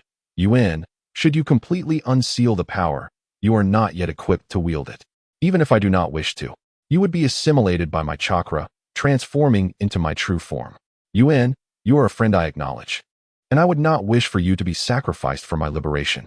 Taken aback by these words, Yuan realized that while he had only known of the Nine Tails power through the anime of his previous life, he had never truly experienced its full might. His current strength was commendable for the early stages of the series, yet it paled in comparison to the battle-hardened Naruto of later arcs. The notion of achieving power overnight was nothing short of folly. The path of cultivation required steady, measured progress. Jiraiya, observing Yuan deep in contemplation with closed eyes, smiled inwardly, reflecting, even after aligning with Danzō, he does not possess that ruthless ambition for power at any cost. He is a promising candidate. After a brief moment, Yuan opened his eyes, assuming a combat stance before Jiraiya. I still wish to obtain the key, but I shall not fully unseal the 8 trigrams. Therefore, I humbly request your guidance, Lord Jiraiya. Very well. If you can manage to dislodge me from atop Gamakichi, I shall grant you the key, Jiraiya declared, patting the seated Gamakichi with earnest intent. Upon hearing this, Yuan refrained from further chatter, channeling his strength and charging towards Jiraiya. Gamakichi leapt back, and with a swift flick of his long tongue, he aimed it directly at Yuan. With unwavering focus, Yuan maintained his momentum and formed hand seals. Shadow Clone Technique. A burst of white smoke erupted around him, and as the tongue lunged into the cloud, 2 figures emerged from either side, launching a flurry of punches aimed at Jiraiya. Jiraiya effortlessly extended his arms to block the punches coming from both sides, then quickly exclaimed, "Toad, jump." Toad promptly leaped high into the air, and the ground where he had stood erupted violently, revealing another abyss emerging from below. With a glance, the 2 abysses on either side swiftly connected their hands to form a bridge, while the one behind hastily formed hand seals and stepped onto the bridge crafted by the 2. They then propelled him upward. Wind release, vacuum wave. The rising abyss unleashed a blade of wind towards Jiraiya, who had just separated from Toad's back. The wind blade sliced through the space between them. As Jiraiya narrowly evaded the wind blade, he launched a punch downward towards the abyss. The abyss, caught in midair, had no choice but to counterattack. At that moment, Toad seized the opportunity to descend, but 2 other abysses on the ground, having completed their hand seals, awaited Toad's landing. However, a figure descended faster than Toad. It was the abyss engaged in combat with Jiraiya, who was forcefully driven down by Jiraiya's strike, crashing onto the heads of the 2 abysses below and causing a cloud of white smoke to erupt. Toad landed safely, and Jiraiya settled onto Toad's back in a meditative posture, stating, "If your strength is limited to this, you shall not obtain the key to unlock the seal from me." As the white smoke dissipated, the abyss that had fallen to the ground stood up, covered in dirt. At that moment, the voice of Kurama echoed within, "Abyss, chakra, Kurama. This time, consider it my solitary training. Refrain from using your power." The abyss charged at Jiraiya, rapidly forming hand seals. Jiraiya's lips curled into a slight smile as he began forming seals as well, his speed surpassing that of the abyss. Wild Lion's main technique. Wind release, vacuum great sphere. Just as the abyss launched a colossal wind bullet, it was enveloped completely by Jiraiya's iron-like white hair. The wind bullet detonated within the confines of the white hair, but only the pressure directed towards the abyss escaped, pushing it back several steps. This guy, Jiraiya, has a superior mastery of ninjutsu compared to me. Relying on ninjutsu for a direct assault is futile. I must engage him in close combat. The abyss shook off the strain from its previous clash with Jiraiya and charged forward, thinking, "You wish to compete in taijutsu? You won't win that way either." Jiraiya patted Toad's head, and Toad flicked out his tongue, which lashed out like a long whip towards the abyss. The advancing abyss swiftly ducked and slid beneath the tongue, coming to a halt in front of Toad and forming hand seals. Shadow Clone Technique. A cloud of white smoke billowed before Jiraiya, enveloping him. Yet, he remained calm, launching an attack towards the smoke. One abyss was immediately obliterated, and as the smoke cleared, Over a dozen abysses completely surrounded Toad and Jiraiya. "Heh, this is getting interesting." The dozen abysses echoed in unison. "It's even more fun when we beat you." Surrounded by a multitude of Yuans, Jiraiya found himself pressed from all sides. With a swift motion, he unleashed a powerful punch, obliterating one Yuan that charged at him from the front. Yet, 3 Yuans leaped from the side, seizing his right hand firmly, exerting their strength in an attempt to drag him down from atop the great Toad. Jiraiya's backside clung to the Toad's back, while his left hand transformed into an open palm and aimed to strike at the Yuans gripping his right hand. At that moment, another Yuan leapt from behind, grasping Jiraiya by the neck, causing his left-hand assault to miss its mark and leaving him vulnerable as 4 Yuans swarmed him, effectively restraining both of his arms. 1 Yuan encircled Jiraiya's neck, while 4 others pinned the Toad, rendering it immobile. "Now, you are utterly incapacitated," 1 Yuan taunted, standing directly before Jiraiya with a smug expression. "Even if I remained still, you wouldn't dare strike me," Jiraiya retorted nonchalantly. "Your punches lack the necessary strength." The Yuan before him raised a fist defiantly. "Let's put that to the test." Just then, the restrained Toad suddenly opened its mouth, and its tongue shot forward towards the Yuan. The Yuan dodged the attack, stepping closer to Jiraiya's chest to deliver a blow. Jiraiya's legs, previously crossed, parted and collided with one another, startling the Yuan, who realized Jiraiya could form seals with his feet and promptly halted his attack. Ninja art, earth storage needles. Jiraiya's white hair erupted, and the Yuan clutching his neck was instantly engulfed in a cloud of white smoke. The hair swarmed around Jiraiya, ensnaring the Yuan holding his arm, who was unable to evade in time and was pierced by the steel like tendrils. The white hair enveloped both the Yuan and the Toad, extending sharp spikes outward, leaving only the Yuan's eyes visible, fixated on him. "What will you do now? Will you continue to use your fists against me, or resort to ninjutsu? Given your previous attempts, your wind release is insufficient to breach my earth storage needle's defense. What will be your course of action?" In that moment, Jiraiya resembled a great white porcupine, his hair as formidable as iron, presenting a daunting challenge. The Yuan, observing the white-haired figure ensnared in his own defenses, mused, "It appears Jiraiya is unaware of my mastery of the Rasengan. However, if I were to conjure it directly, Jiraiya would surely evade, making it difficult to capture him. This presents a unique opportunity." Shadow clone technique. As the smoke dissipated, another Yuan emerged. They exchanged glances, and 1 Yuan stepped forward, striking at the Jiraiya ensconced in white hair. The palm landed squarely on Jiraiya's shoulder, yet the white hair pierced through the Yuan's hand. Jiraiya, perplexed, questioned, "What are you attempting? You cannot breach my defenses this way. You won't escape this time. Watch as I dismantle your porcupine armor." With that, the Yuan transitioned from a palm strike to a grip, seizing Jiraiya's shoulder. Jiraiya remained still, narrowing his eyes to observe the Yuan, curious about his next move. The Yuan extended his other hand backward, prompting his clone to step forward and begin forming a Rasengan in the palm of his original's hand. Upon encountering Jiraiya in such a state, Yuan understood his intentions and shook his head, feeling a sense of resignation within. He thought, "I never anticipated this young lad would master the Rasengan. It was indeed a miscalculation." Just as Yuan was about to unleash the Rasengan upon Jiraiya, the latter hastily exclaimed, "That's enough. You have passed." No sooner had Jiraiya uttered these words than his white hair reverted to its original form. Hearing Jiraiya's remark, Yuan halted the Rasengan before Jiraiya's chest, yet his pierced hand did not relinquish its grasp, fixating instead on Jiraiya's loyal Toad, Fukasaku. "You are indeed cautious, Fukasaku. You may return now," Jiraiya chuckled, shaking his head. Upon hearing Jiraiya's words, Fukasaku exploded into a cloud of white smoke, allowing Jiraiya's feet to touch the ground once more. Yuan then released his hold on Jiraiya, and the Rasengan vanished. "Haha, I have triumphed. Now, it is time for you to hand over the key," Yuan declared while bandaging his wound, conversing with Jiraiya. However, Jiraiya's response was interrupted. "Ah, Yuan, I'm coming," shouted a youthful voice. "Take this, you rascal." Multi-shadow clone jutsu. A horde of Narutos charged towards Jiraiya. Damn that little brat. Jiraiya did not evade, finding himself surrounded by a flurry of Narutos, engaged in a chaotic melee. Observing the scene, Yuan silently retreated from the fray and settled down to cheer for Naruto. Moments later, as the skirmish appeared to reach a conclusion, Yuan approached. Jiraiya looked somewhat disheveled, while Naruto bore numerous bruises. "Naruto, what brings you here?" Yuan inquired. "Yuan, this fellow knocked out our teacher Abyssal, and I began pursuing that white-haired man along with someone impersonating the Fourth Hokage.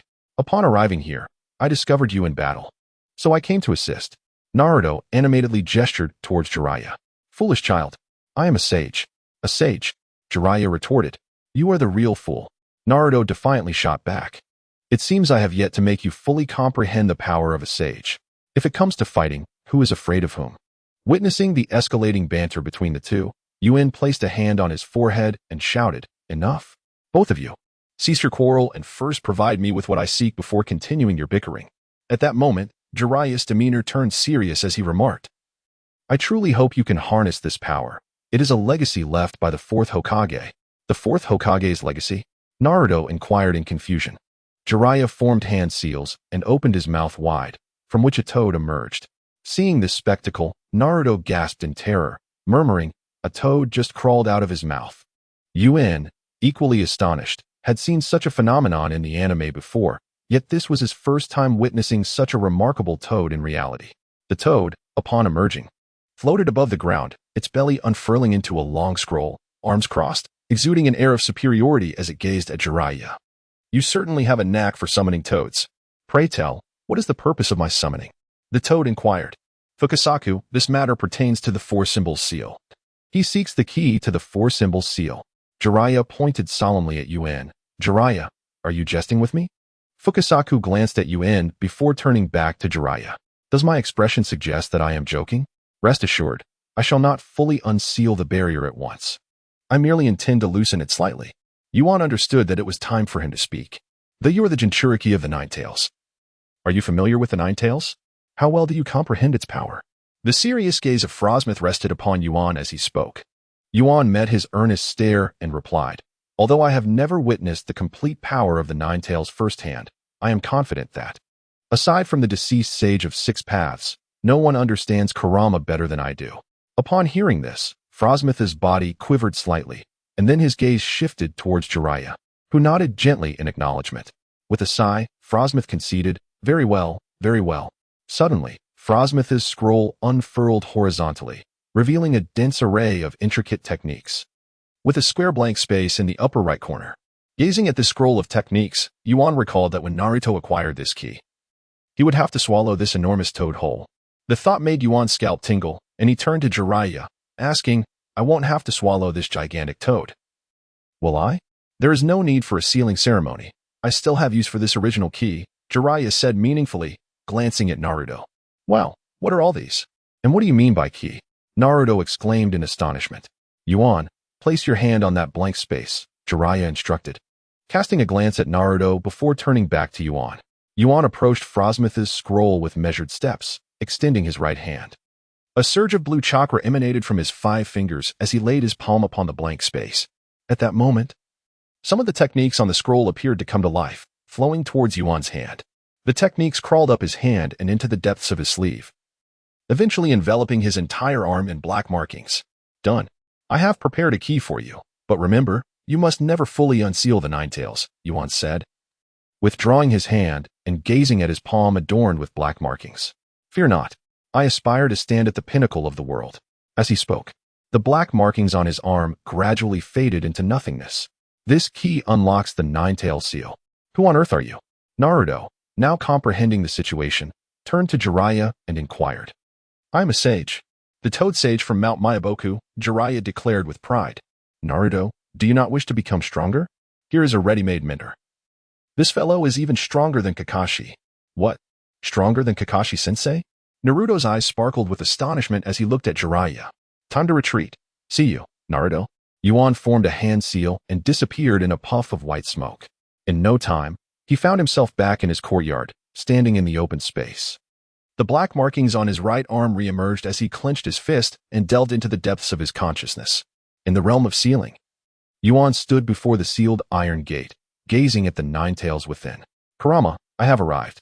Yuan, remember to only loosen it slightly, otherwise, you will be influenced by my malevolent will. Understood, I'm coming, Yuan said, raising the hem of his clothing to reveal the 8 trigram sealing technique. While the blue light flickered from the fingers of his marked right hand, which pressed gently against his abdomen, twisting slightly, a torrent of crimson chakra surged forth from the depths of the courtyard, enveloping Yuan's entire being in a tangible embrace. The sheer force of this energy rendered him unable to stand, causing him to collapse onto the ground, curled into a tight ball. Indeed, this was the formidable power of the Nine Tails. Even with only 4 tails, it was terrifying beyond belief.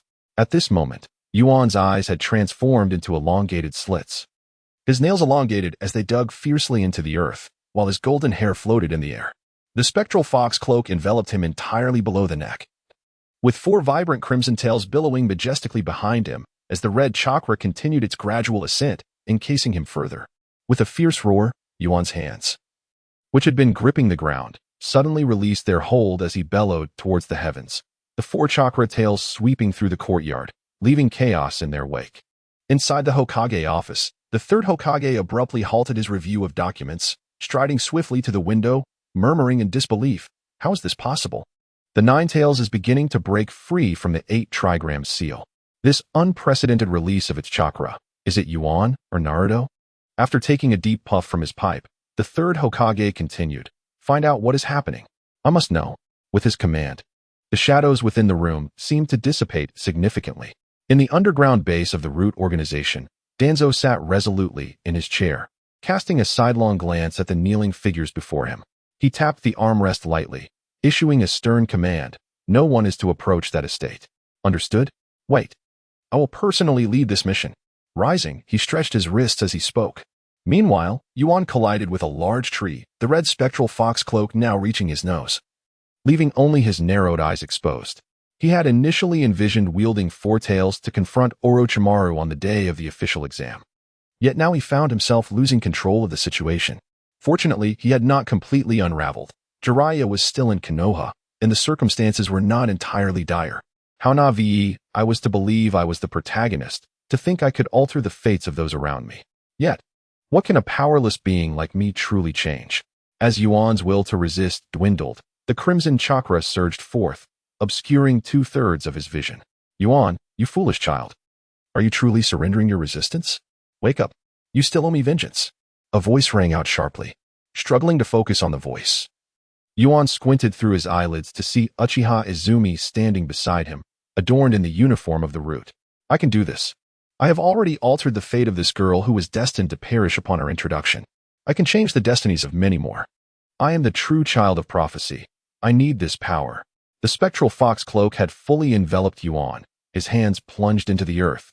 His body arched as the 4 tails swayed behind him in an aggressive stance directed at Uchiha Izumi. Izumi, observing Yuan's combative posture, inquired, "Yuan?" In response, a solidified chakra fist barreled towards her, exploding upon impact and enveloping her in a cloud of white smoke, which dissipated to reveal shattered wood.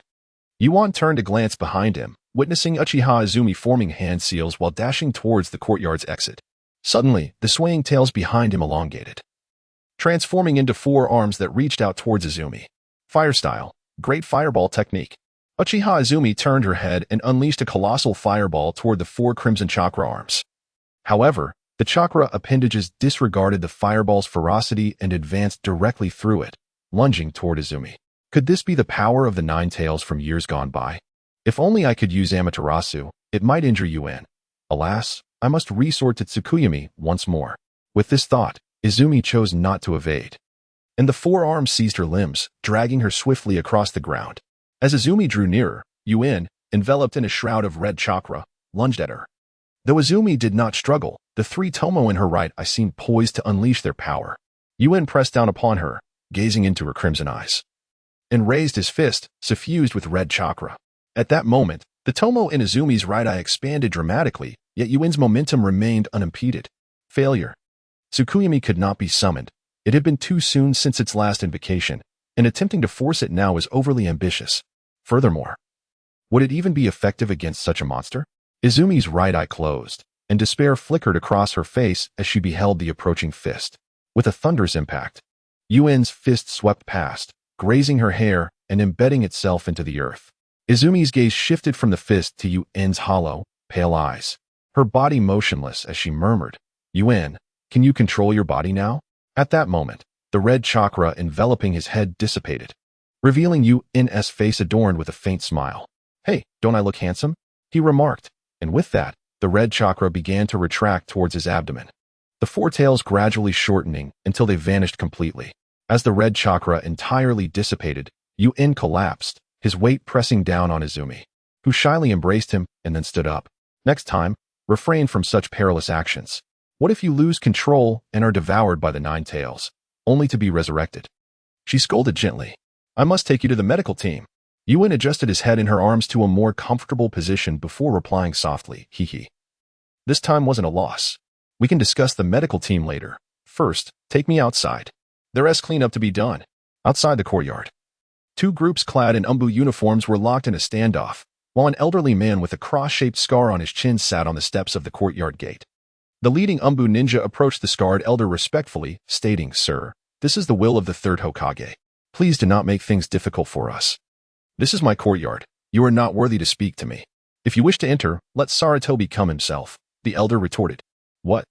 You are but a dismissed Hokage advisor. What right do you have to summon the Hokage personally? An impudent young ninja interjected. Upon hearing this, Danzō's expression remained unchanged. But the leading Umbu ninja swiftly turned, seizing the young ninja by the throat and lifting him off the ground. Take him back and retrain him. He commanded before casting the young ninja aside. Leave the training to us. After all, Root is the Umbu's training division, added Yamanaka Fu, standing beside Danzō. Upon hearing these words, the leader of the Umbu stiffened momentarily before turning to respond. Is it truly appropriate to discuss Root at this juncture? After all, the third Hokage has decreed its dissolution. Following the Uchiha clan massacre, the third Hokage ordered the disbandment of Root, and Danzō was stripped of his role as Hokage's advisor. Although Root continues to operate clandestinely underground, it is no longer recognized by Konoha. The oil woman from the Nara clan, who had intended to speak further, was interrupted by Danzō's dismissive gesture. I shall say no more. If you wish to enter here today, you must await the personal arrival of Sarutobi. In that case, please allow us a moment. We have already notified the third Hokage of the situation here, and I trust he will respond shortly. In the Hokage's office, the third Hokage pondered deeply after receiving the Umbu's report, taking a contemplative puff from his pipe. If this involves Danzō, then it must be that the one leaking the Nine Tails chakra is that boy, Obito. Is it possible that Danzō is conducting perilous experiments on Obito within Konoha to demonstrate his power to me? It seems I have been too lenient with you, Danzō. You had better not be as I suspect. Otherwise, neither you nor Root will have any reason to exist. As the third Hokage set down his pipe, a glint of cold intensity flickered in his eyes before he vanished from the room. The courtyard gate slowly opened, and Danzō sprang to his feet, turning to see. Uchiha Izumi supported the weakened Obito as they emerged through the gate, capturing the attention of the Umbu stationed before them. Without acknowledging the Umbu in uniform, Obito approached Danzō and coolly remarked, Old man, still holding it together? If these are merely small fry, then I welcome more. However, I can sense that Hizashi is approaching. Danzō's expression grew grave as he cast a glance over the Umbu leader's shoulder. Danzō, I have arrived. The voice resonated from behind the Umbu leader. At this, the Umbu swiftly parted to reveal an elder clad in the Hokage's long robe, adorned with a hat inscribed with the character for fire. Upon seeing Obito, supported by Izumi, a flicker of anger ignited within the third Hokage. He stepped forward, addressing Danzō with stern authority. What do you intend to do? You are well aware of the potential consequences of unleashing the Nine Tails within the village. This is all in pursuit of greater power. In this world of shinobi, where strength reigns supreme, only those with sufficient power can safeguard Konoha's growth. The Nine Tails is a colossal legacy left by the Fourth. Failing to utilize it would be a waste of resources, Danzō retorted, stepping forward in defiance. You remain unchanged after all these years. Perhaps it is your inability to uphold the first will of fire that precluded your selection as Hokage. The will of fire, such a ludicrous concept. Only you would believe in it. Even our teacher, the second Hokage, did not subscribe to it. Otherwise, how could Root have come into existence? Alas, you are beyond redemption. The third Hokage sighed. I am merely following my convictions. Yet you, Hizashi, remain Navi. The third Hokage's sharp gaze was fixed intently on Danzō as he spoke calmly. Regardless of your beliefs, today I simply wish to take you in with me. Allowing him to follow you is a grave mistake. I shall arrange a future for him. Lord Third Hokage, you may have misunderstood. This matter does not reflect the desires of the old man. It is purely my own intention, Yuan, leaning against Izumi, interjected. Yuan, I have always recognized your independent spirit. If you continue to follow Danzō, Darkness will shroud your path. Are you truly prepared for that? You are the sunlit Konoha, while I am the roots buried deep underground. I have made my choice, Yuan replied with a subtle smile. Sighing, the third Hokage remarked, I cannot pass judgment on your decisions. While this incident has not escalated into anything serious, it has certainly stirred unrest, though I will suppress it. However, I implore you to refrain from engaging in such perilous activities within the village in the future. After uttering these words, the third Hokage felt as though he had aged a few years, exhaling a plume of smoke before turning to leave. With his departure, the members of the Umbu vanished as well. You may all leave now. Remember to cease all actions during this period. Let us remain quiet enough for the world to forget us. Danzō gestured dismissively to the root members. Thank you, old man, one of them replied. Humph. You should also exercise caution. Although the Hokage will assist you, the other higher-ups may not be as accommodating. That is of little concern. My strength has significantly increased this time. I eagerly anticipate the day of the official exam, Yuan said, his gaze turned skyward, a smile gracing his lips. Within the Konoha Inn, Gaara faced the courtyard where Yuan resided, a sinister grin creeping across his face as he covered one eye with his hand. Such astonishing chakra. We shall have the opportunity to clash again. Thump, thump, thump. The rhythmic beating of drums echoed throughout the village, the streets bustling with life as the morning unfolded. Fireworks erupted in the sky, and the grand gates of Konoha slowly opened, revealing majestic red oxen pulling ornate carriages as they stepped into the village. Crowds of onlookers had gathered on either side of the gates, while Chunin maintained order amongst them. Ninjas stood vigil atop the surrounding walls, creating an atmosphere akin to a festive celebration in Konoha. Today was a momentous occasion. The Chunin exams were officially being held. Lords from allied nations, leaders of ninja clans, and spies from rival villages all entered Konoha to witness the formal competition of the Chunin exams.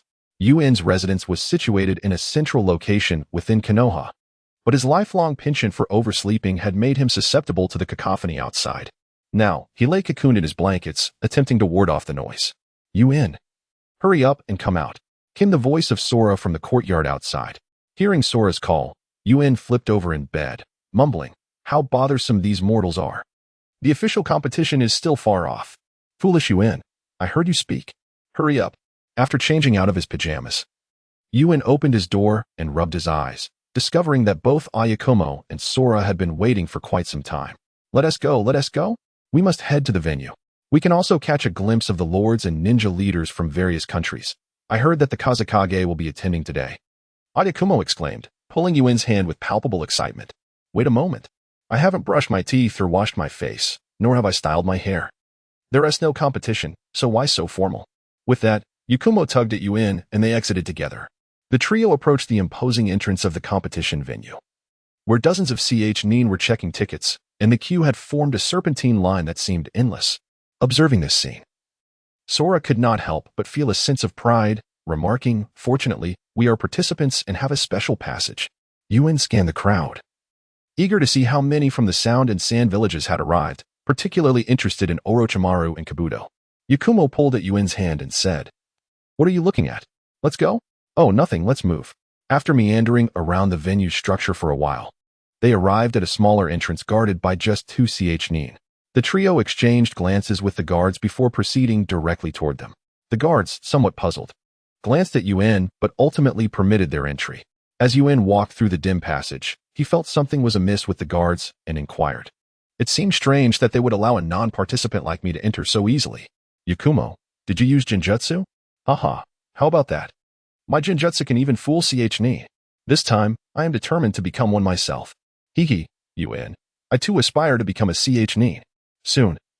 You shall be the only genin left in our class. Haha. Then all I can say is, good luck to you both. They emerged from the dark passage, and in an instant, a radiant light seemed to shine upon them. The vast competition arena was sparsely populated, with only a few figures standing amidst the emptiness, surrounded by smooth walls that enclosed the area. Above, the audience seats were partially filled, with most seats already taken. Standing in the arena, Yuan looked up at the spectators, feeling a surge of fervor and excitement within. Shikamaru, sensing something, turned to gaze at the trio and inquired, Isn't that Yuan? Upon hearing Shikamaru's words, all eyes in the arena turned toward them.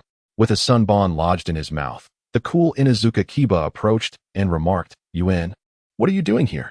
Weren't you supposed to be eliminated? Is there some kind of conspiracy in Konoha to replace Naruto with you? Temari, leaning on her 3-star fan. Teased. Konoha has certainly aligned with my interests this time. I think you are mistaken. Yuan is not here to compete. Yukumo quickly stepped forward to clarify as everyone seemed to be misunderstanding the situation. Scratching his head, Yuan replied, I was merely passing through. There were too many people at the main entrance, so I took this route. With that, he made his way toward a nearby staircase. In the audience, Ino exclaimed. As if discovering a new world, Sakura, look, isn't that Yuan? Indeed, it's really Yuan. Most of the spectators were locals from Konoha. Yuan, having been quite different from the mischievous Naruto in his youth, was well recognized by the villagers who were familiar with the annual new talents. As the audience began to notice Yuan, a unified cheer resonated throughout the arena. Newcomer number 1. Newcomer number 1. The spectators at the venue were momentarily taken aback by the fervent shouts before resuming their movements. Hige Niji gazed at the retreating figure of Yuan, murmuring to himself, a true leader of the new generation, comparable to the fourth Hokage of yore. No, he has the potential to surpass him entirely. Gaara, listening to the cacophony from the audience, squinted up at the sky, pondering, everyone here is a monster. Why is it that you alone garner universal acclaim? Yuan, wait. Niji clenched his fists and called out suddenly. We are both rookies, so why do I feel this bitterness? Is this fate? I acknowledge this is my destiny. Yet why do I still feel such resentment? As Yuan ascended the steps, he heard the voice behind him and slowly turned to respond. Oh, do you have something to discuss? It is indeed a great regret that we could not face each other in the Tower of the Forest of Death. Since the official match is still some time away, I hope to battle you here. Yuan continued to ascend the stairs without looking back, remarking, your first match is against Naruto, correct? Trust in fate, yet fail to alter it. You won't even be able to defeat Naruto. With that, Yuan vanished into the staircase. Huh, surely you jest. Temari interjected, recalling her observations of Niji's formidable strength. In just a month, Naruto stands no chance against someone of his caliber. Meanwhile, Yuan reached the upper spectator area, where the villagers of Konoha greeted him warmly, inquiring about his well-being. Sakura and Ino waved him over, exclaiming, Yuan, over here.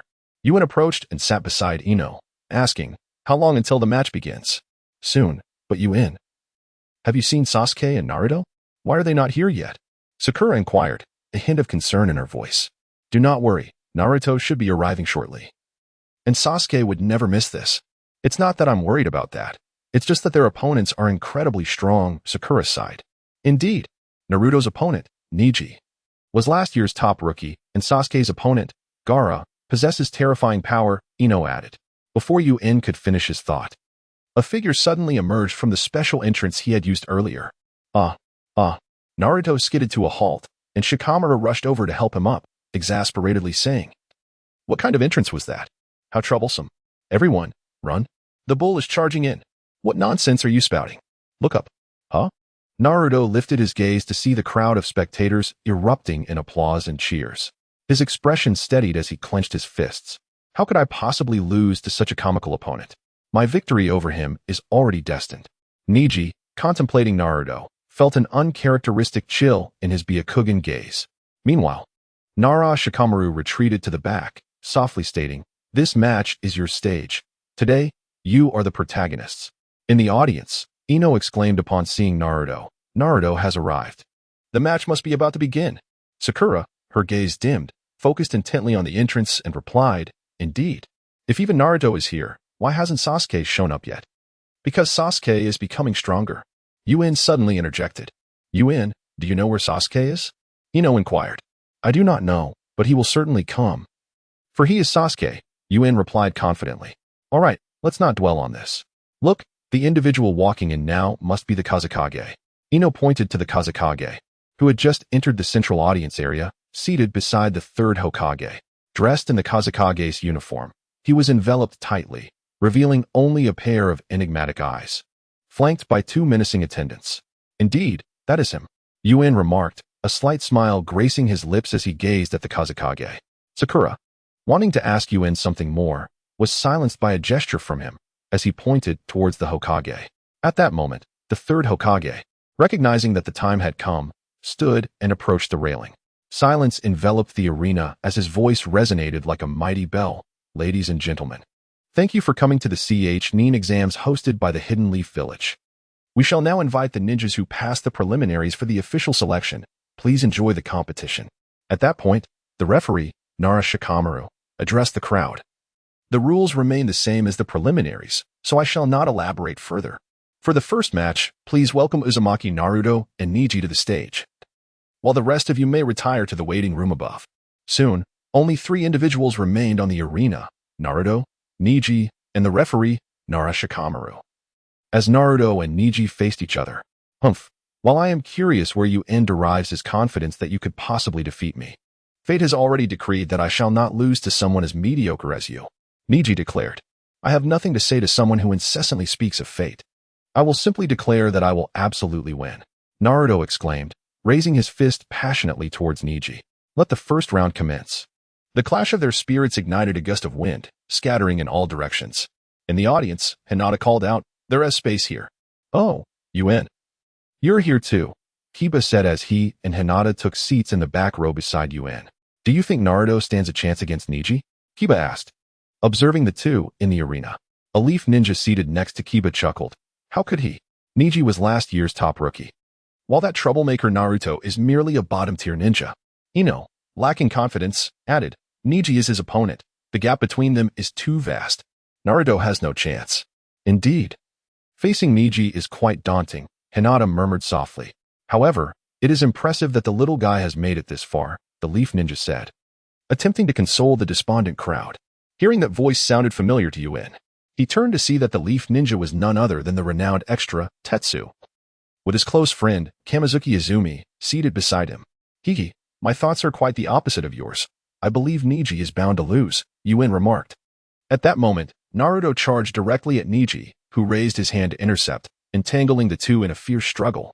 You fool, don't engage Neji in close combat. Y shouted excitedly from the audience, but alas, his voice was drowned out by the cacophony of the venue, failing to reach the focused Naruto. Why, could you be quiet? There is really not much to see here. Let me tell you the outcome. Naruto will undoubtedly prevail, Yuan remarked nonchalantly, yet his gaze wandered around the arena. Naruto executed the shadow clone technique, creating 6 replicas, while Neji's Byakugan flared, blood vessels bulging as he assumed a gentle fist stance. The shadow clone technique is a J-Nin level ninjutsu. This kid actually knows how to use it. No wonder you believe Naruto will win, ZTI said with a smile. Distributing chakra evenly among each clone makes it impossible for the Byakugan to discern the real body. Truly commendable, Naruto, Hinata whispered. Her eyes filled with admiration as she watched him. Y pondered for a moment before asking, but Yuan, relying solely on shadow clones to defeat Neji seems implausible. What other trump cards does Naruto possess? Does Naruto have a trump card? Sakura and Ino echoed in unison. Oh, during the month of preparation, Naruto underwent specialized training tailored just for him. He will exceed your expectations, Yuan replied. In contrast, Neji, being from the branch family of the Hokage, lacks the support of the clan's higher-ups, and his teacher, Might Guy, is not part of the Hokage clan, limiting what he can impart to Neji. It was during this match that Naruto ultimately persuaded Neji with his words, earning Neji's recognition from the Hokage clan. Can a month of training really enable him to defeat Neji? What exactly did Naruto train in? Sakura wondered, her gaze filled with confusion. Meanwhile, in the arena, Neji unleashed his heavenly spin, obliterating all 6 of Naruto's clones, sending Naruto himself flying. You have entered my Bagua domain. Victory and defeat are determined by points, Neji declared, his arms moving with precision. Gentle fist, 8 trigrams, 64 palms. Neji charged at Naruto, executing a flurry of strikes. 2 palms, 4 palms, 8 palms, 16 palms, 32 palms, 64 palms. The ferocity of his attacks rained down upon Naruto, who found himself defenseless against the onslaught. Watch out, Naruto, Hinata exclaimed, her hands clasped anxiously before her.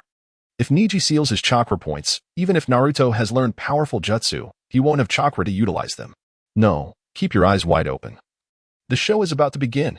At Yuan's words, ZTI, Y, Hinata, Ino, and Sakura fell silent, their eyes fixated on the fallen Naruto in the arena.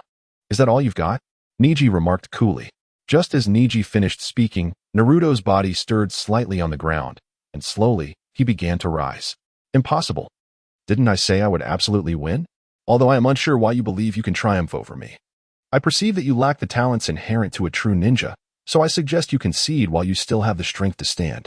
Why must someone as formidable as you utilize those eyes, which seem capable of perceiving all, to cast Hinata, who strives to grow, into despair? Oh, this is the lamentable fate of our Hyuga clan. We are burdened by an ancestral curse, a seal known as the caged bird, symbolizing those ensnared and shackled by destiny.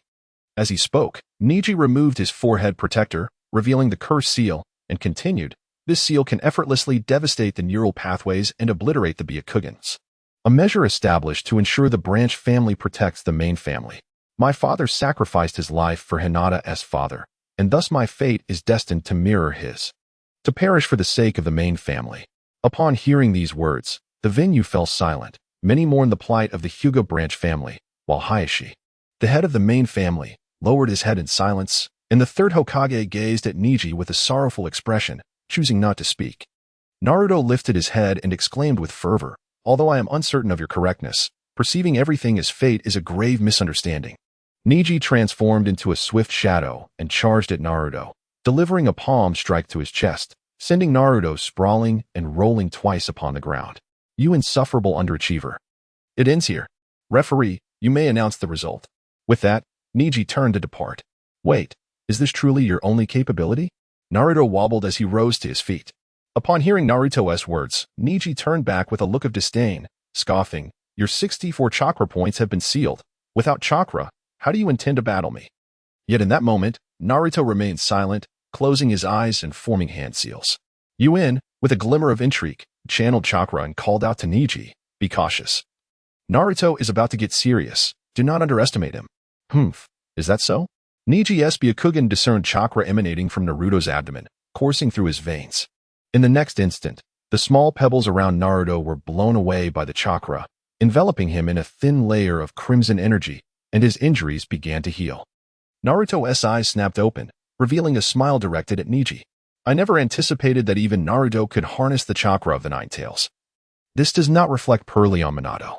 The third Hokage, lowering his hat, couldn't help but share a smile akin to Naruto's.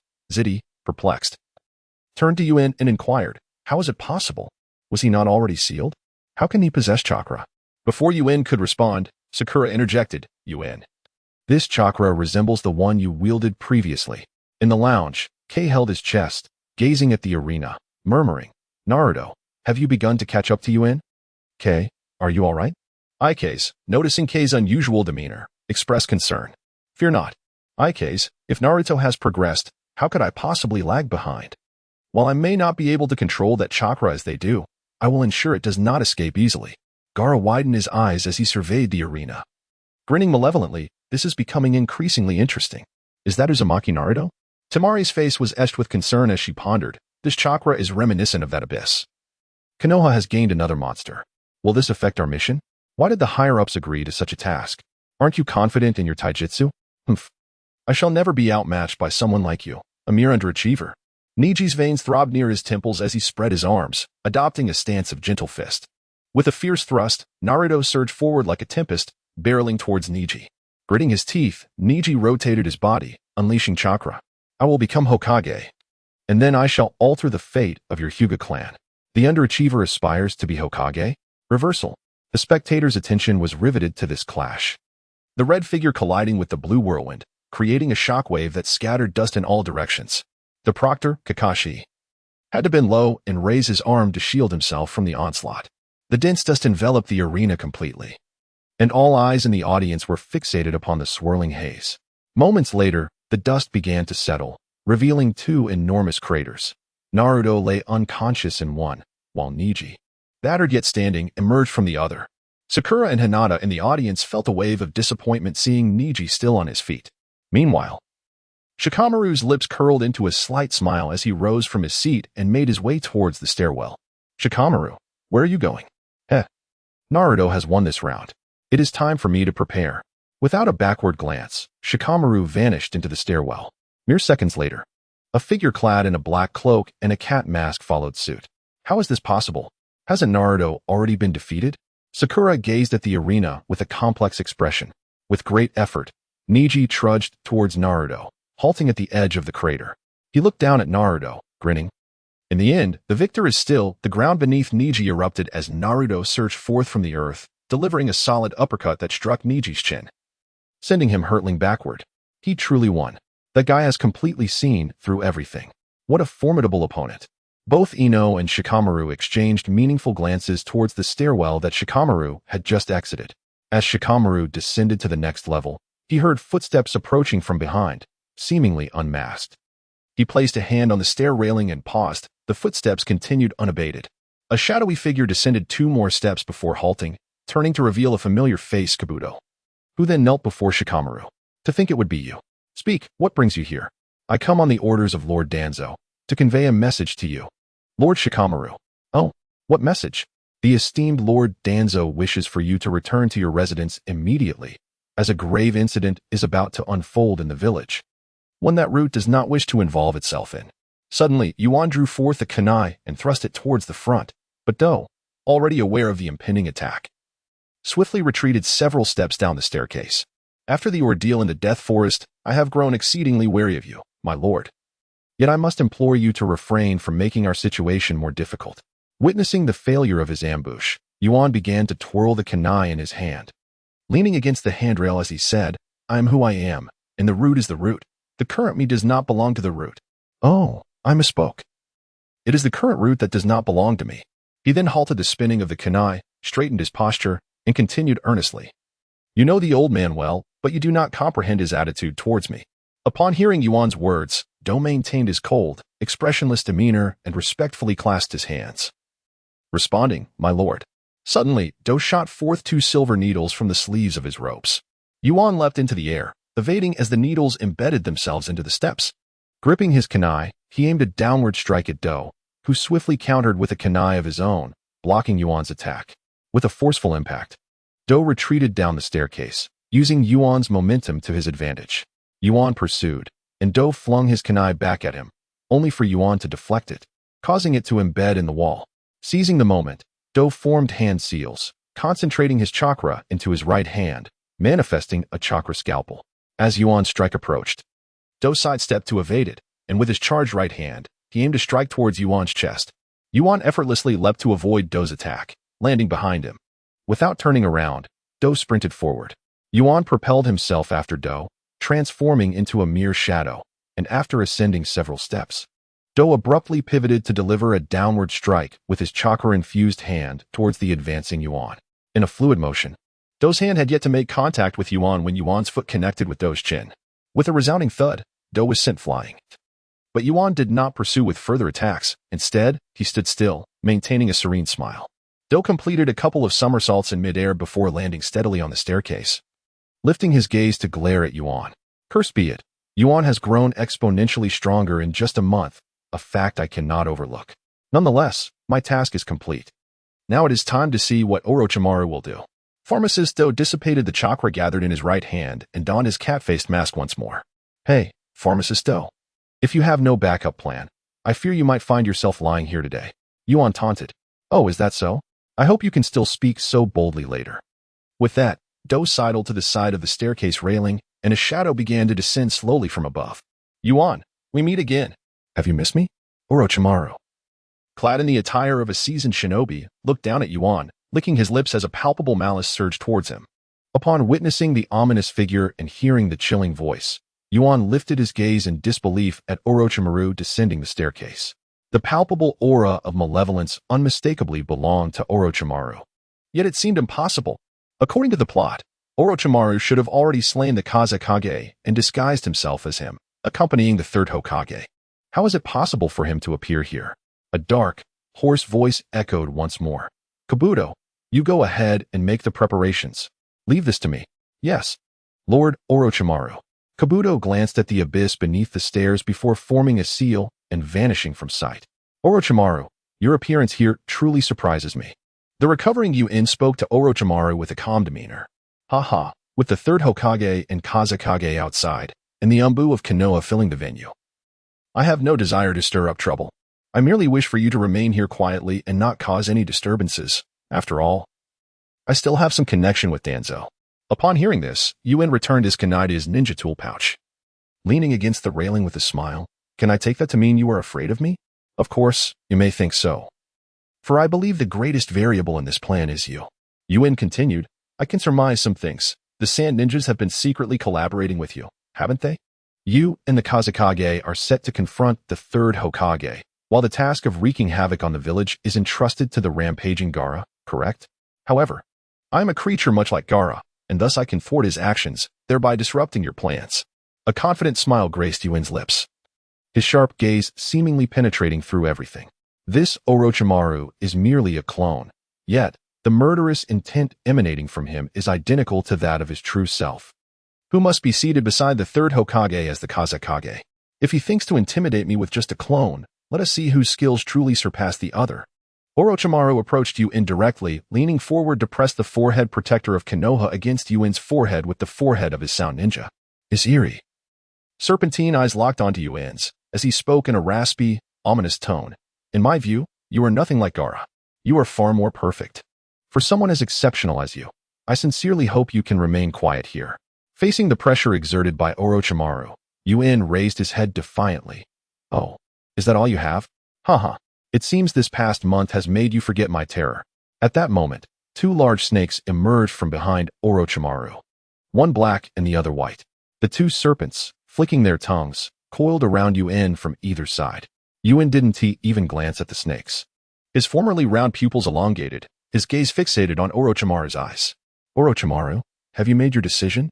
Once we engage, I believe we can create an even more spectacular performance than the match outside. Haha. You likely have your own agenda as well. Otherwise, you wouldn't have been so restrained during your battle with Kabuto. Though I am unclear about your true intentions, it must be some underhanded maneuver by Danzō.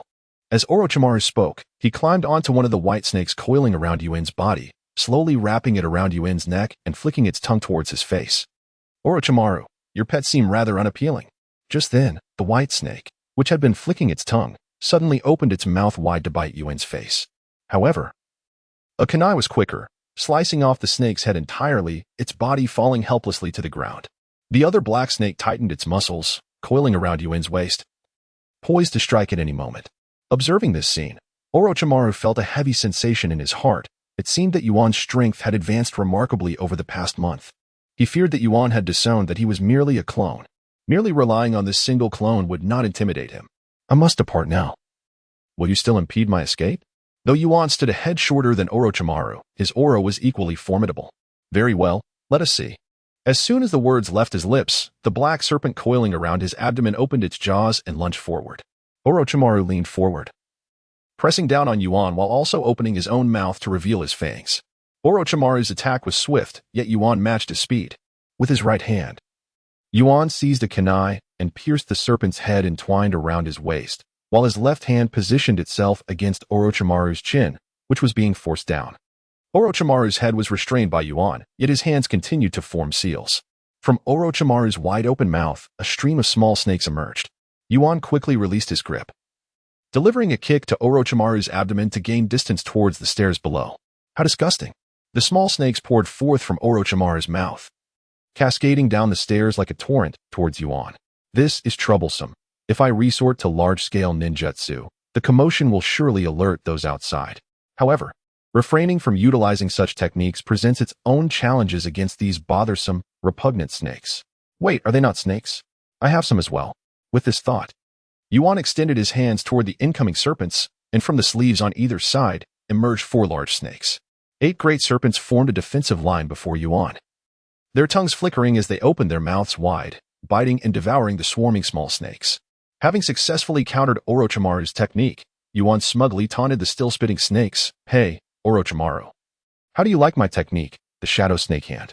Suddenly, Orochimaru's neck elongated like rubber, his head opening its mouth to reveal fangs as it lunged at Yuan. The head soared over the 8 great snakes in front of Yuan, aiming directly for his neck. Oh, come at me, Yuan exclaimed, Konoha whirlwind. He leaped into the air, his right leg sweeping swiftly towards the incoming head. Bang! Orochimaru's head was sent flying, colliding with the wall and exploding into a cloud of white smoke. Yuan's serpentine hands also consumed the remaining small snakes on the ground. Slowly retracting his snake hands, Yuan murmured, Orochimaru, I shall not interfere with Gaara. My true target is you. In the central spectator area, the Kazekage, seated beside the Third Hokage, suddenly widened his eyes as his body trembled slightly beneath his robes. Kazekage-sama? Are you feeling unwell after your long journey? The third Hokage observed the Kazekage's sudden discomfort. Haha, Hokage-sama, you jest. I consider my health to be quite satisfactory. I am simply grateful that this match is held in Konoha. Otherwise, your constitution would surely struggle. Haha, Kazekage-sama, you are quite the conversationalist.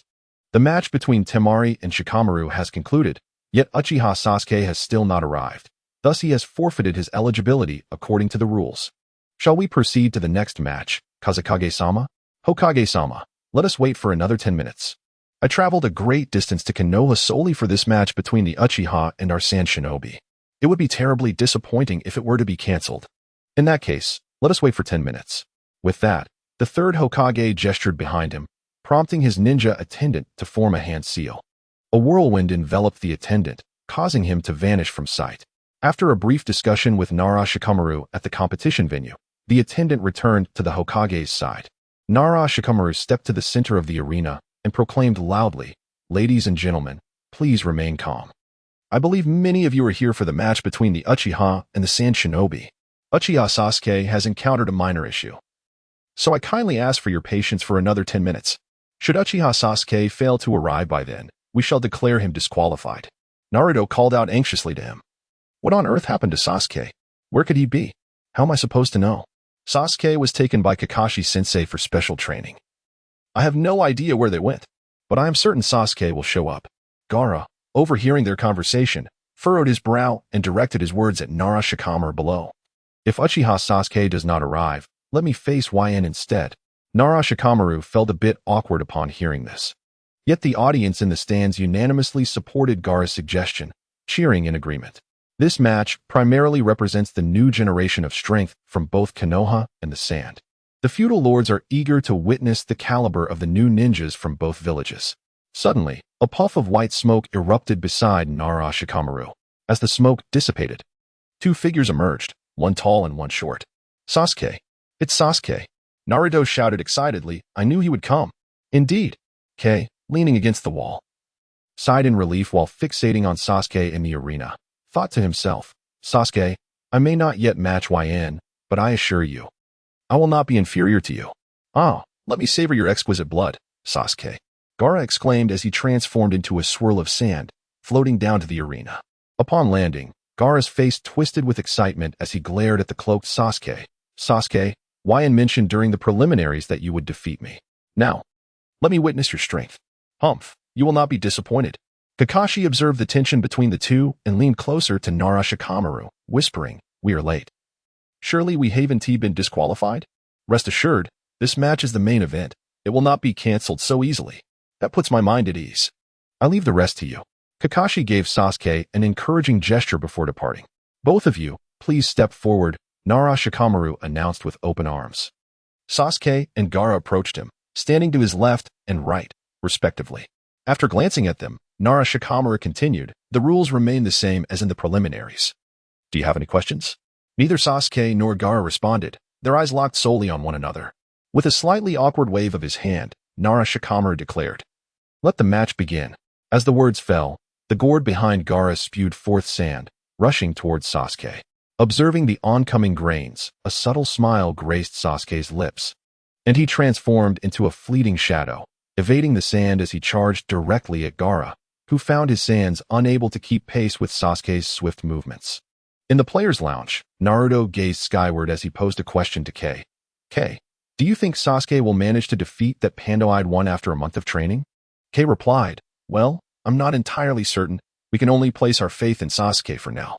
Leaning against the wall, Temari interjected disdainfully, while Uchiha Sasuke is indeed formidable. I fear he may not suffice against Gaara. Among this year's candidates, only you could possibly emerge victorious against him. I appreciate the compliment.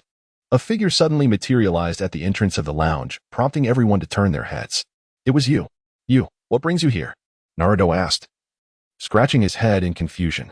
There's no time for explanations. I urgently need to speak with Yakumo. You strode in and grasped Yakumo's hand, intent on leaving.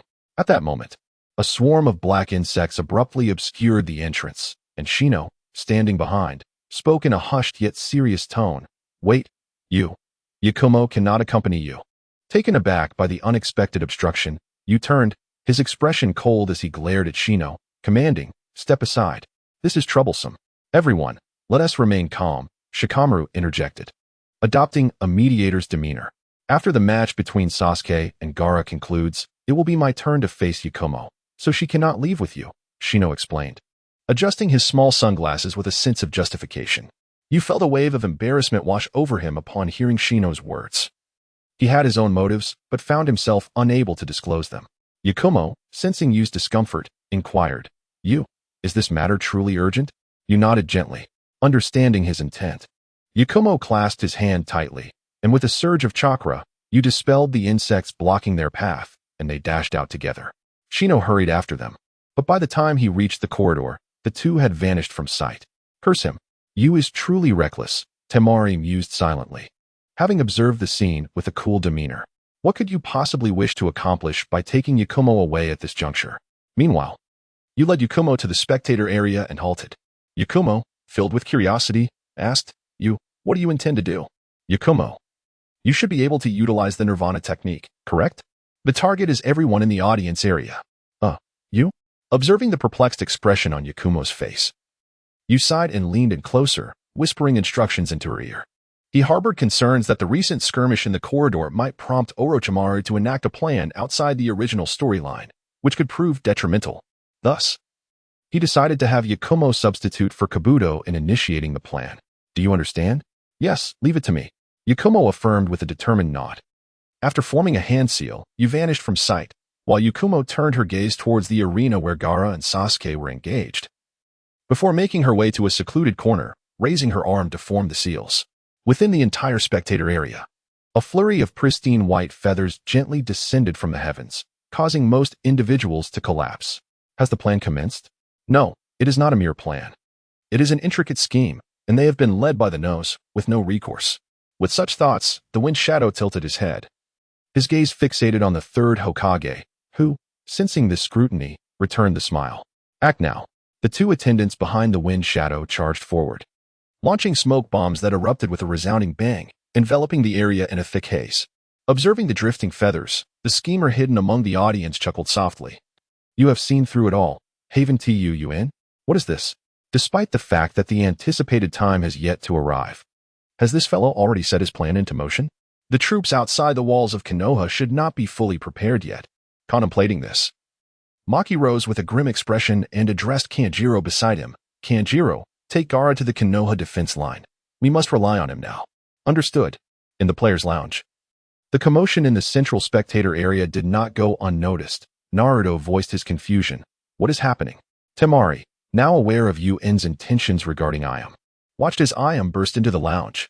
Pointing at Temari by the window, Ayam shouted, "Capture her." Unfortunately, she was a step too late. As Temari braced herself to leap through the window, she found her entire body immobilized the next moment. "I've caught you." Shikamaru, who had been seated, now stood, connected by a dark shadow to Temari. "Curse be it." "Well done, Shikamaru," Maki exclaimed, bewildered by Ayam's actions. "The Sand Ninja has betrayed Konoha." "Indeed." The illusion in the audience was conjured by Yuan, wasn't it? "Can you tell me where Yuan is?" "I do not know." But he mentioned that defeating Gaara would be entrusted to Naruto. At the mention of his name, Naruto blushed, thumping his chest. "Haha, Yuan is right. Leave the task of defeating that panda-eyed one to me." At that moment, a wooden puppet suddenly descended beside Temari, its mouth agape toward Shikamaru. "Be careful. That's a Sand Ninja puppet." Ayam, who had previously fought with Kanjiro, warned swiftly. In an instant, a raven's mouth spewed forth 3 shuriken aimed directly at Shikamaru. But a colossal hand emerged to swat them away. "Farewell." "Damn it." Naruto and Kei rushed towards Temari, but the raven extended its arm faster, encircling Temari's waist and plunging through the window. "What should we do now, Ayam?" "Chase after them and defeat Gaara." Gaara had just engaged in a fierce battle with Sasuke when Maki intervened, soon followed by Kanjiro and Temari. "Temari, take Gaara and destroy the Konoha defense line. I will handle things here," Maki stated to Sasuke with a calm demeanor.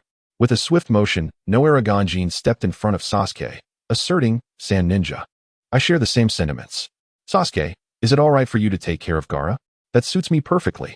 Temari and Kanjiro, accompanying Gaara, leaped onto the walls of the venue, with Sasuke closely pursuing the three. Still in the lounge, Naruto gazed at Sasuke, who had leapt over the wall, and hurriedly considered jumping through the window to pursue him. However, Shikamaru swiftly grasped Naruto's attire, preventing his escape. "Shikamaru, what are you doing?" Naruto anxiously inquired. "This is troublesome. There's a perfectly good gate, yet he chooses to scale walls. But if we go through the gate to chase after them, we might lose their trail," Shikamaru remarked. Shifting his gaze to Shino, "Rest assured, Shino, I noticed your little maneuver earlier. You must possess some tracking abilities, correct?" "Indeed.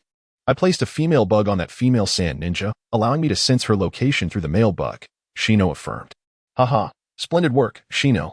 Let us hasten our pursuit. With your bugs, Konoha is our domain. They shall not escape." While Shikamaru spoke confidently, his heart was still laden with doubts about the sand ninjas. Their plan clearly revolved around Gaara, but what could Gaara achieve alone? Amidst the central spectator area, a thick fog enveloped the venue, as the Umbu, previously scattered around the hall, rushed forward. The sound of kunai clashing resonated through the mist, and in the next moment, the wind shadow, accompanied by the third Hokage, emerged from the fog, leaping onto the roof of the audience area. Though the wind shadow held the third Hokage by the throat with one arm, while brandishing a kunai against his throat with the other, both their gazes were fixated on a boy seated at the center of the roof. "Are you happy to see me? Surprised? You shouldn't be here. Come down quickly." The third's words barely escaped when the wind shadow's two attendants morphed into four peculiar youths, adorned with the headbands of the sound ninja, who also ascended to the rooftop, encircling the two shadows and to form a large rectangle. At this moment, the Umbu followed suit. The wind shadow's gaze remained locked on you at the center of the rooftop, and he uttered a single word: "Seal." The four sound ninjas, standing in a rectangle, performed hand seals in unison, declaring ninjutsu for purple flames formation. As their incantation concluded, a violet barrier rose among them, enclosing the wind shadow, the third Hokage, and you, while the Umbu were barred from entry. Witnessing this, the restrained third Hokage maintained his composure, stating, "Lord Wind Shadow, if you release that child, we can negotiate terms. Or are you seeking to instigate war?" "Haha, Professor Sarutobi, you truly are aging. I am quite curious how you saw through my disguise," the Wind Shadow taunted. You rose slowly and replied, "There is a saying, even if blind, I can still sense the foul odor emanating from you." Upon hearing this, the third Hokage finally comprehended, exclaiming, "You are Orochimaru. What is your intention in returning?" Orochimaru peeled away the disguise from his face and declared, "As for my objective, it is to obliterate Konoha and to abduct Sasuke. With you here, no one can hinder the rampaging Gaara. I believe I have already won." Stepping forward with a smile, you asserted, "Naruto will stop Gaara. Until the final moment, no one knows the outcome. I recall teaching you that, Orochimaru." Orochimaru, excited, extended his tongue to lick the kunai, saying, "Is that so? Professor Sarutobi, you shall meet your demise today. Securing my intellect is no trivial endeavor." The third Hokage squinted, confronting his opponent. At that moment, the kunai that Orochimaru held against the third Hokage trembled slightly, and a glimmer of tears sparkled in his sinister eyes. Noticing the quivering kunai, the third Hokage tilted his head, gazing into Orochimaru's eyes, and chuckled. "Are you so overjoyed that tears are welling up? Or is the thought of slaying your own mentor bringing you sorrow?" Suddenly, Orochimaru's kunai lunged forward, aimed at the throat of the third Hokage. Wind release, vacuum great sphere. A colossal wind projectile surged towards them from behind Orochimaru. The third Hokage, with a swift push from his feet, leaned slightly backward, causing Orochimaru's kunai to merely graze his beard, as both were engulfed by the tremendous wind sphere. With a thunderous explosion, the shockwave from the wind projectile radiated outward. A venomous serpent, propelled by the blast, darted towards Yuan. As Yuan prepared to counter with hand seals, a figure intervened before him. Earth release, earth flow wall. A wall of earth rose before the third Hokage, just as the serpent, with its gaping maw, struck against it. The third Hokage turned to Yuan and said, "Yuan, I appreciate your intent to assist, but I am not yet so feeble as to be unable to handle my own student."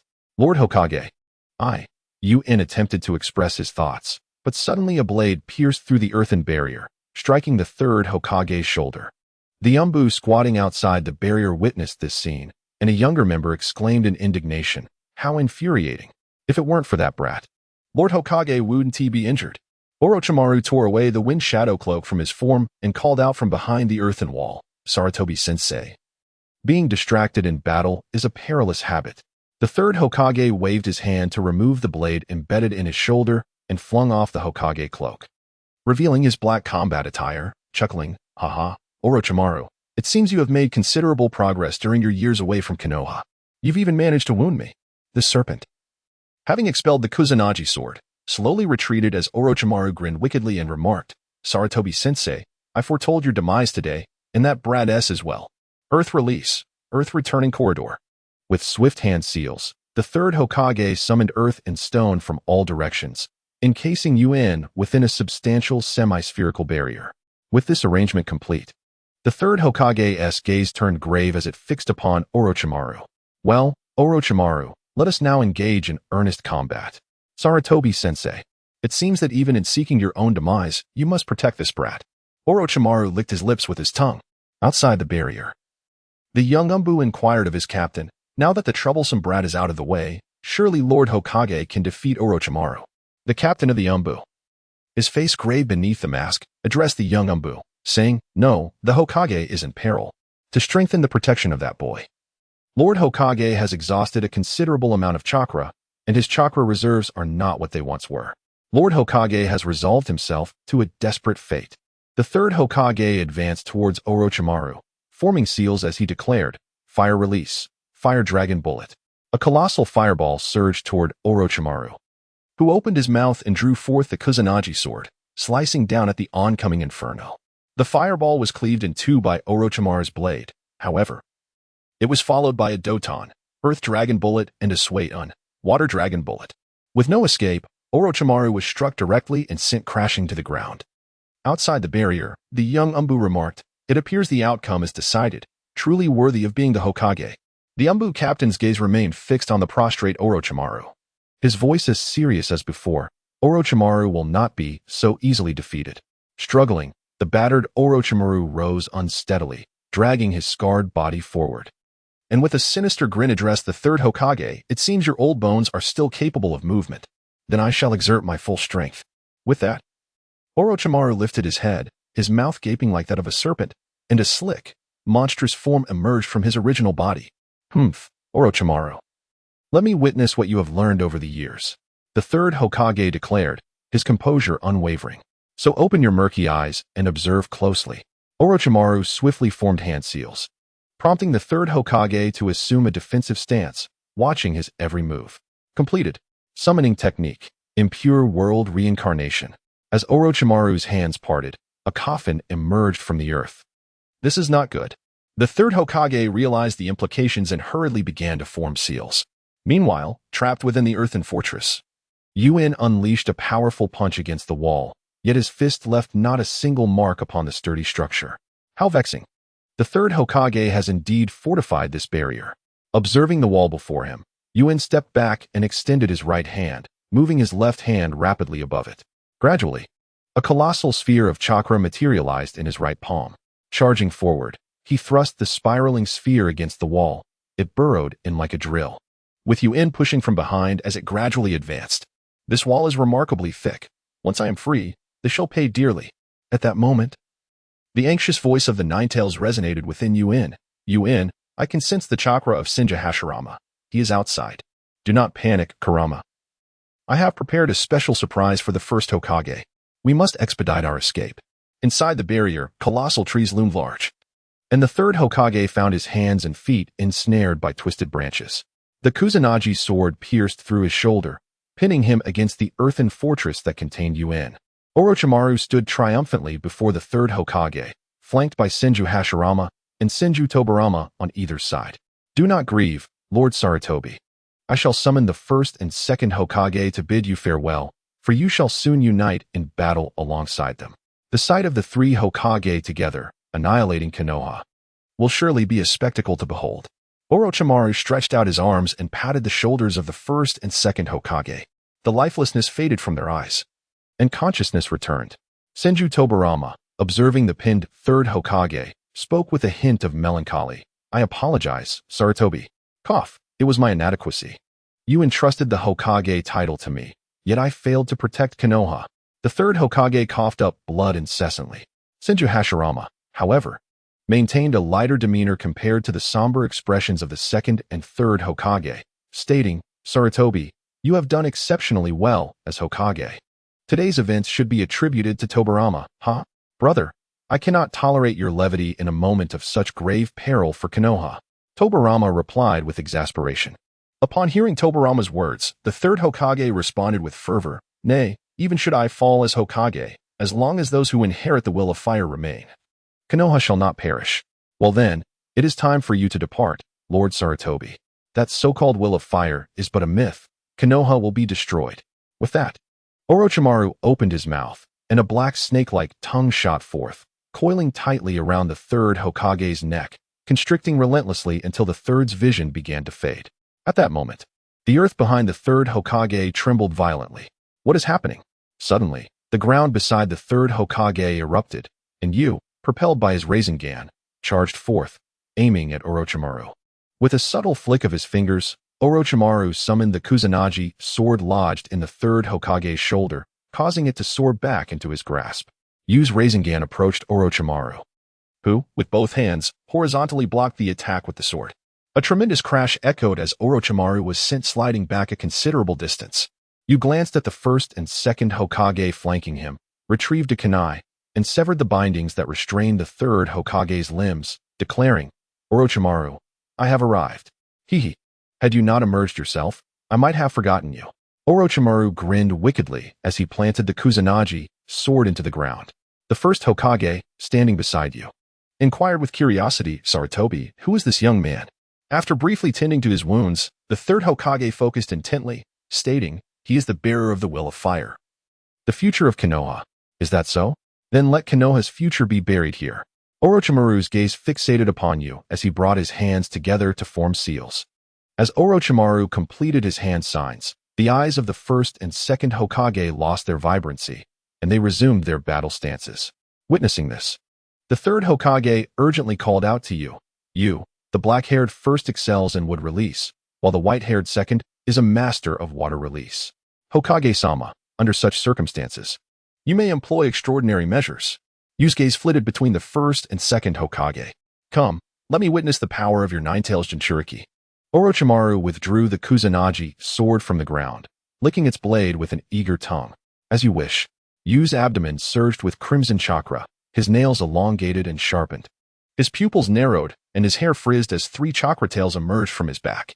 "Indeed, you have grown stronger since the day spent in the Forest of Death, however. Today, both you and the third Hokage shall meet your demise."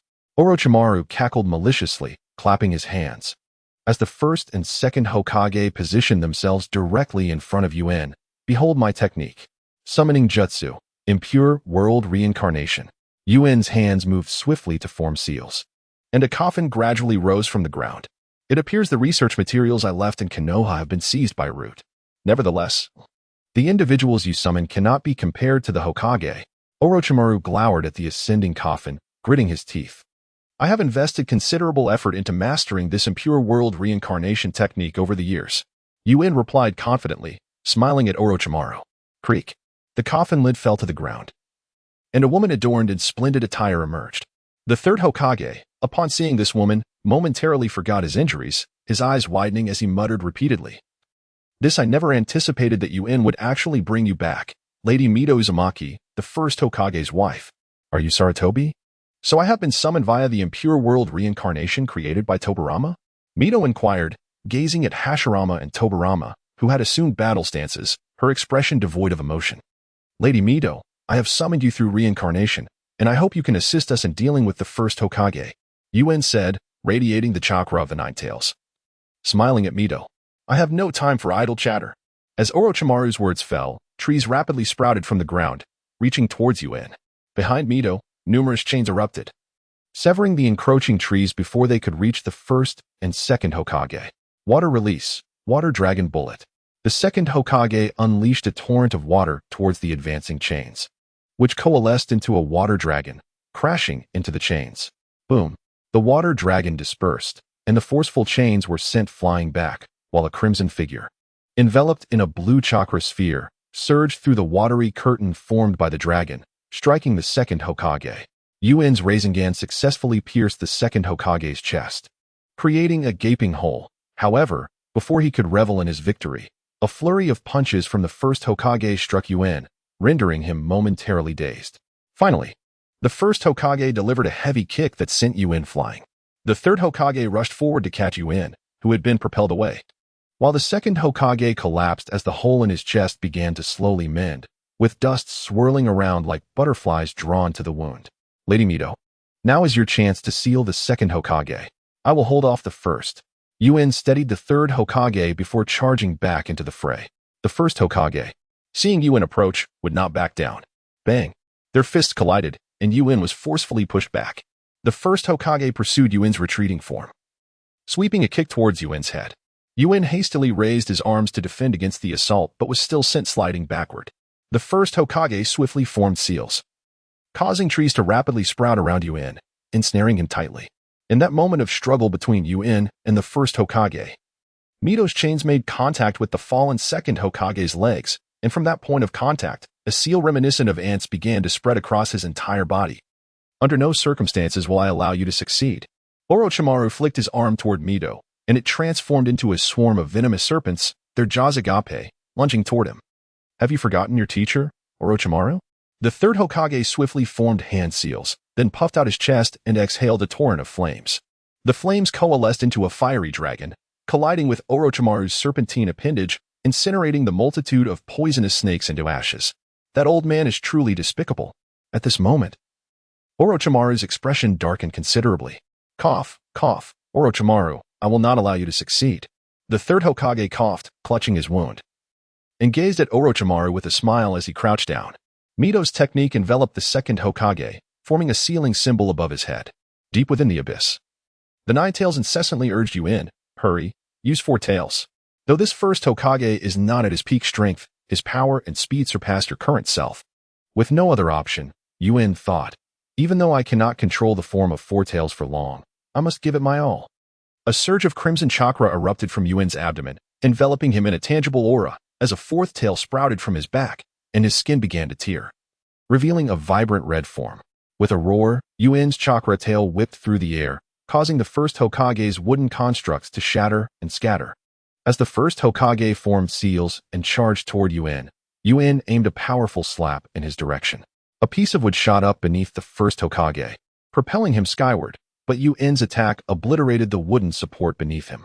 Wooden hammer. The first Hokage conjured a massive wooden hammer, wielding it as he descended upon Yuan. In response, Yuan's four chakra tails morphed into four fists, delivering a thunderous blow. The impact shattered the first Hokage's hammer. Yet he landed right before Yuan. The first Hokage unleashed a punch aimed at Yuan's face, and Yuan, without defense, countered with a strike to the first Hokage's head. They exchanged blows, rebounding from each other, but suddenly a chakra hand extended from Yuan's chest, grasping the armor on the first Hokage and lifting him high before slamming him back to the ground. He lacks true battle awareness. Let us end this swiftly.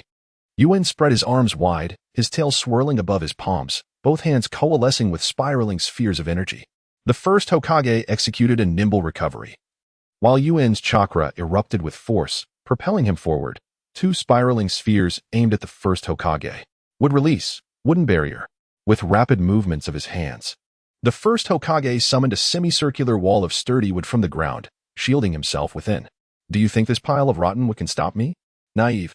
Yuan accelerated, driving the spiraling spheres fiercely against the first Hokage's wooden shield.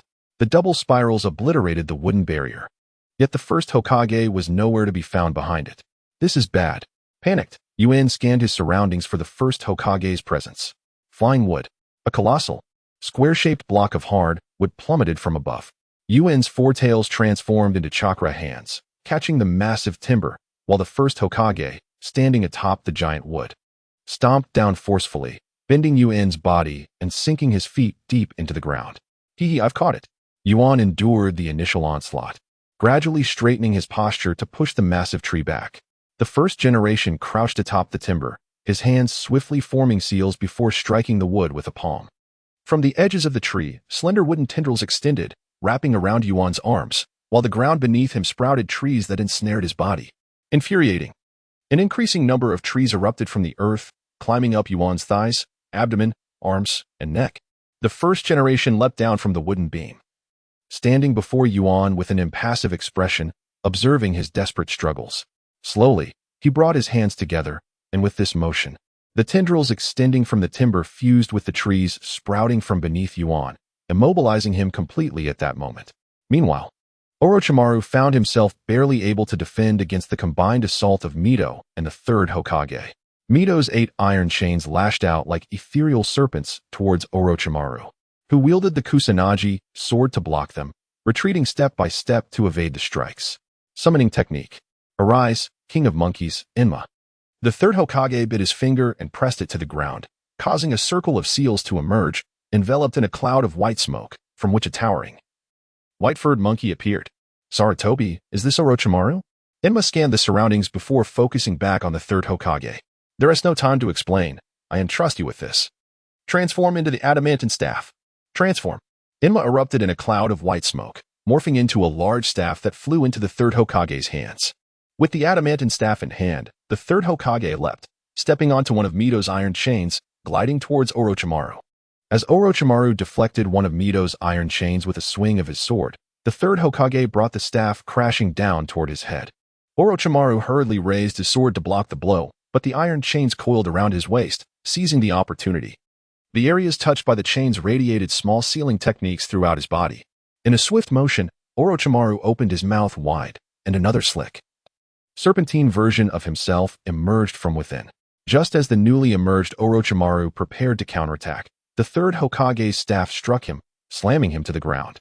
While Mito's chain secured him once more, reactivating the sealing techniques. Awaken, Orochimaru.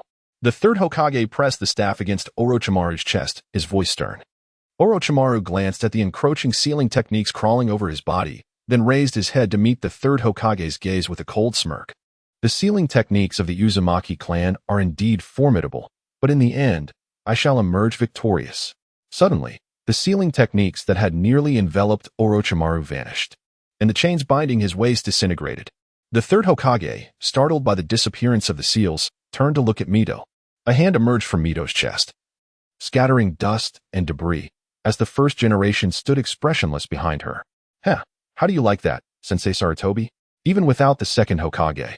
As long as I possess the legendary Senju Hashirama, the god of ninjas, I shall never lose. Orochimaru taunted the third Hokage with a derisive smile. Orochimaru, do not celebrate too soon. The enraged third Hokage raised the adamantine staff high, preparing to bring it crashing down upon his foe. The third Hokage's Rui stick struck Orochimaru, reducing him to a mere puddle of mud. However, this mass of clay reformed into the shape of Orochimaru once again. The resurrected Orochimaru cackled maniacally at the third, exclaiming, Sensei Sarutobi, you have grown old. It is impossible for you to defeat me. The third's visage darkened with fury as he swung his staff once more, but this time, Orochimaru brandished the Kusanagi sword to parry the assault. Meanwhile, the first Hokage withdrew his arm from the body of Mito, causing her to collapse to the ground in a heap. Yet, the remnants of her form began to coalesce as the particles of dirt swirled around her, gradually restoring her shape. The first, emotionless, observed the reconstruction of Mito, slowly raising his right hand towards her head. Would release, with Dragon Jutsu. A powerful wave of chakra surged forth, causing the first to momentarily halt before turning to face the direction of the frenzied Yuan. In that instant, Yuan had completely lost his rationality. The trees that had previously restrained him now creaked under the strain of his violent thrashing. Would release, tree-binding strangulation. The first rapidly formed hand seals in an attempt to ensnare the thrashing Yuan with colossal trees that erupted from the ground. As the trees wrapped around the roaring Yuan, they began to spin and twist, entwining him tightly within their grasp. Corpse reanimation, sealing jutsu. Seizing the opportunity while the first turned to confront the rampaging Yuan, Mito sprang to her feet and swiftly performed hand seals, unleashing a forbidden technique against the first. Hashirama, forgive me. I shall accompany you even in the depths of hell. Mito lunged from behind the first, clasping her hands together to bind him securely. You have done well, Mito. The soul of the first was pulled away from his body by an invisible force. Sealing. The two, now devoid of their souls, gradually transformed into earthen forms, rapidly eroding and vanishing into nothingness. As Orochimaru and the third continued their battle, they sensed the absence of chakra from the first and Mito, instinctively halting to observe the spectacle. What manner of ninjutsu is this, that even souls can be captured? Orochimaru's face was etched with apprehension. The third, aware of the dire fate that awaited those who used the corpse reanimation sealing technique, was overcome with sorrow, murmuring, "Lord First, Lady Mito." With the loss of the first chakra, the trees could no longer restrain Yuan. With a thunderous roar, he erupted from his bindings. Now liberated from the confines of the wood, Yuan seethed with rage, lowering his body into a combative stance directed at the third and Orochimaru. Sensei Sarutobi. It appears the destruction of Konoha will not require my assistance. The battle is over. Orochimaru sheathed the Kusanagi sword and dashed towards the perimeter of the barrier. Yuan, can you hear my voice? The third did not impede Orochimaru's departure, instead fixating his anxious gaze upon the volatile Yuan, who was poised to unleash an attack at any moment. As Orochimaru departed, the barrier of the four purple flames formation dissipated, prompting the Umbu stationed outside to swarm towards the third. With his body battered, the third gritted his teeth and raised his arm to shield himself, barely managing to maintain his footing as Yuan, now transformed into a tailed beast, let out a furious roar. The force of his cry, accompanied by a powerful gust, surged towards the third and the gathered Umbu, sending them reeling backward. This is the power of the Nine Tails. It feels as though I have returned to that fateful night. The captain of the Umbu remarked as he steadied himself. Lord Hokage, you have sustained significant injuries. You should leave this place at once.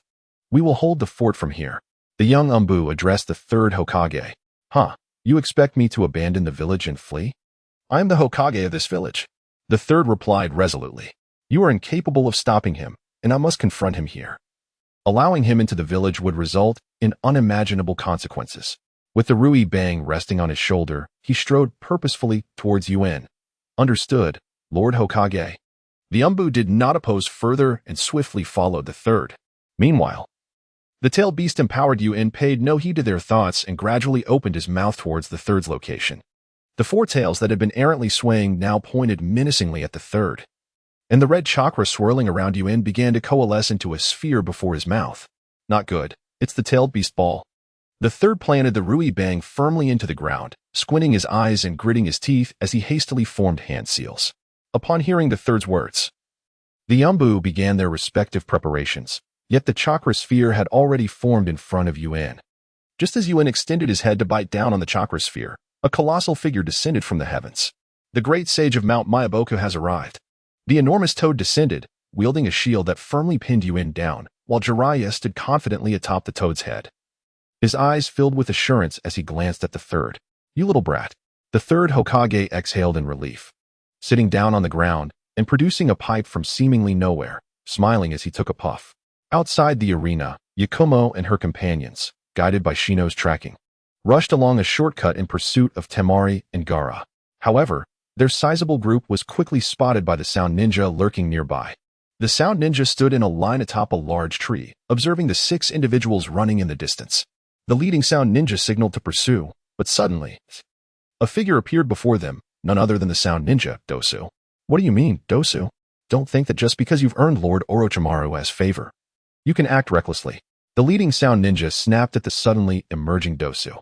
I'm not like you rabble, Dosu slowly replied. His one visible eye fixed intently on the leader. What I want to convey is that you need not interfere with this matter. I shall handle these individuals alone. You. One of the other Sound Ninja fumed, ready to charge, but was halted by the leader's outstretched arm. Dosu disregarded the Sound Ninja, turning to gaze in the direction where Yakumo and her companions had departed. His clenched fist slightly trembled as he leaped forth. Originally, I had intended to seek revenge on Yuan with the new power bestowed upon me by Orochimaru, but now I cannot locate him. I will have to collect some interest from you first. As the group of Yakumo raced through the branches, they sensed something amiss and halted, turning to look back. There was no attempt at concealment. Did their opponent truly consist of only one person? Shikamaru furrowed his brow, pondering aloud. Could he be one of us? Naruto scratched his head in confusion. No, he's coming. Scatter. Shikamaru observed a shadowy figure that charged directly towards him. Everyone swiftly leaped to the trees beside them, as the apparition collided violently with the trunks they had previously occupied, shattering them. I was wondering who it could be. It turns out to be you. The wretched fellow half-beaten by you.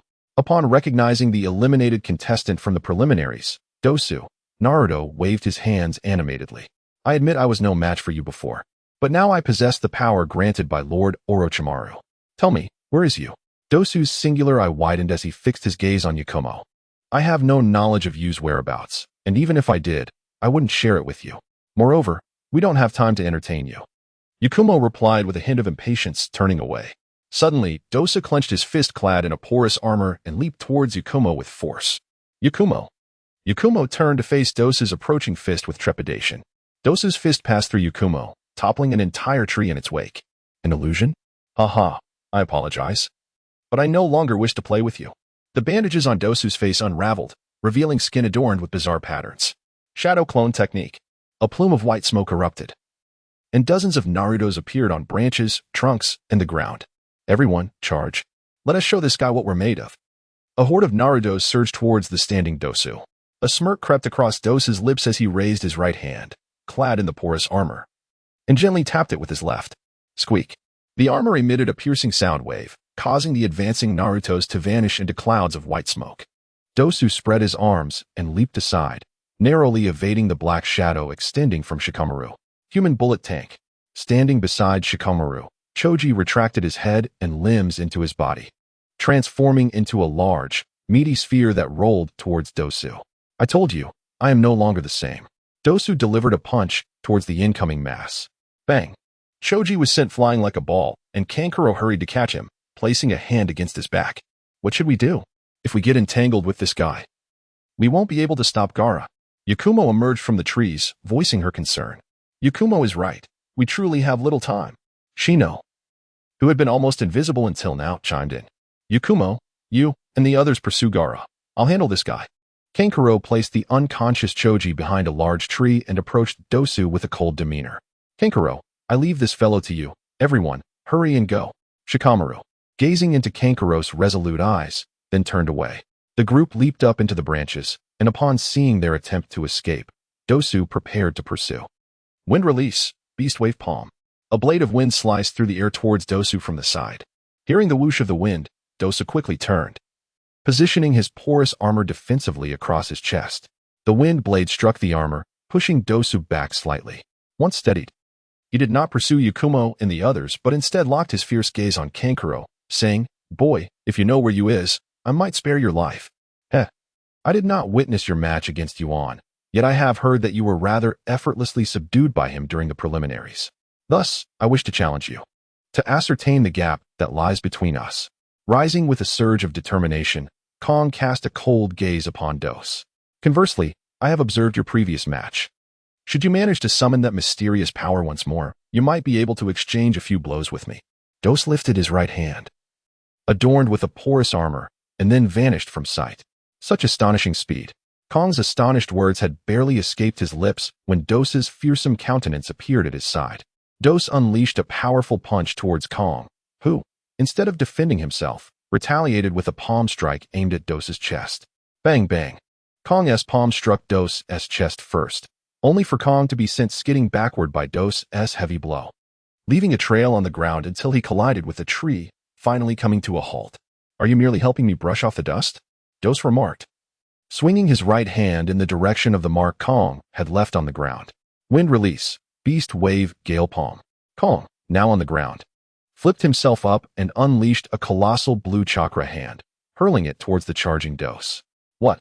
Dose, moving at such incredible speed, had no time to defend himself and was caught squarely by Kong's attack, soaring through the air like a kite with its string severed, crashing into several trees behind him. It seems the victor remains I. Kong slowly withdrew his palm and approached the incapacitated Dose. You must have secretly formed your hand seals while I sent you flying. Blood trickled from the corner of Dose's mouth, the eerie black patterns on his body rendering him exceedingly terrifying. Heh, I suspect you are still contemplating ambushing me. However, I am confident that, having endured my attack, you shall certainly not rise again. Kong regarded Dose with a mocking gaze. Indeed, had it been the old me who had fallen victim to your move, I might have perished. But I assure you, I am no longer the same. Dose suddenly lunged, extending his right hand towards Kong's head. Upon hearing this, Kong instinctively retreated, but Dose's speed was more agile, capturing Kong's head in his grasp. Though his head was seized, Kong remained composed and swiftly began forming seals.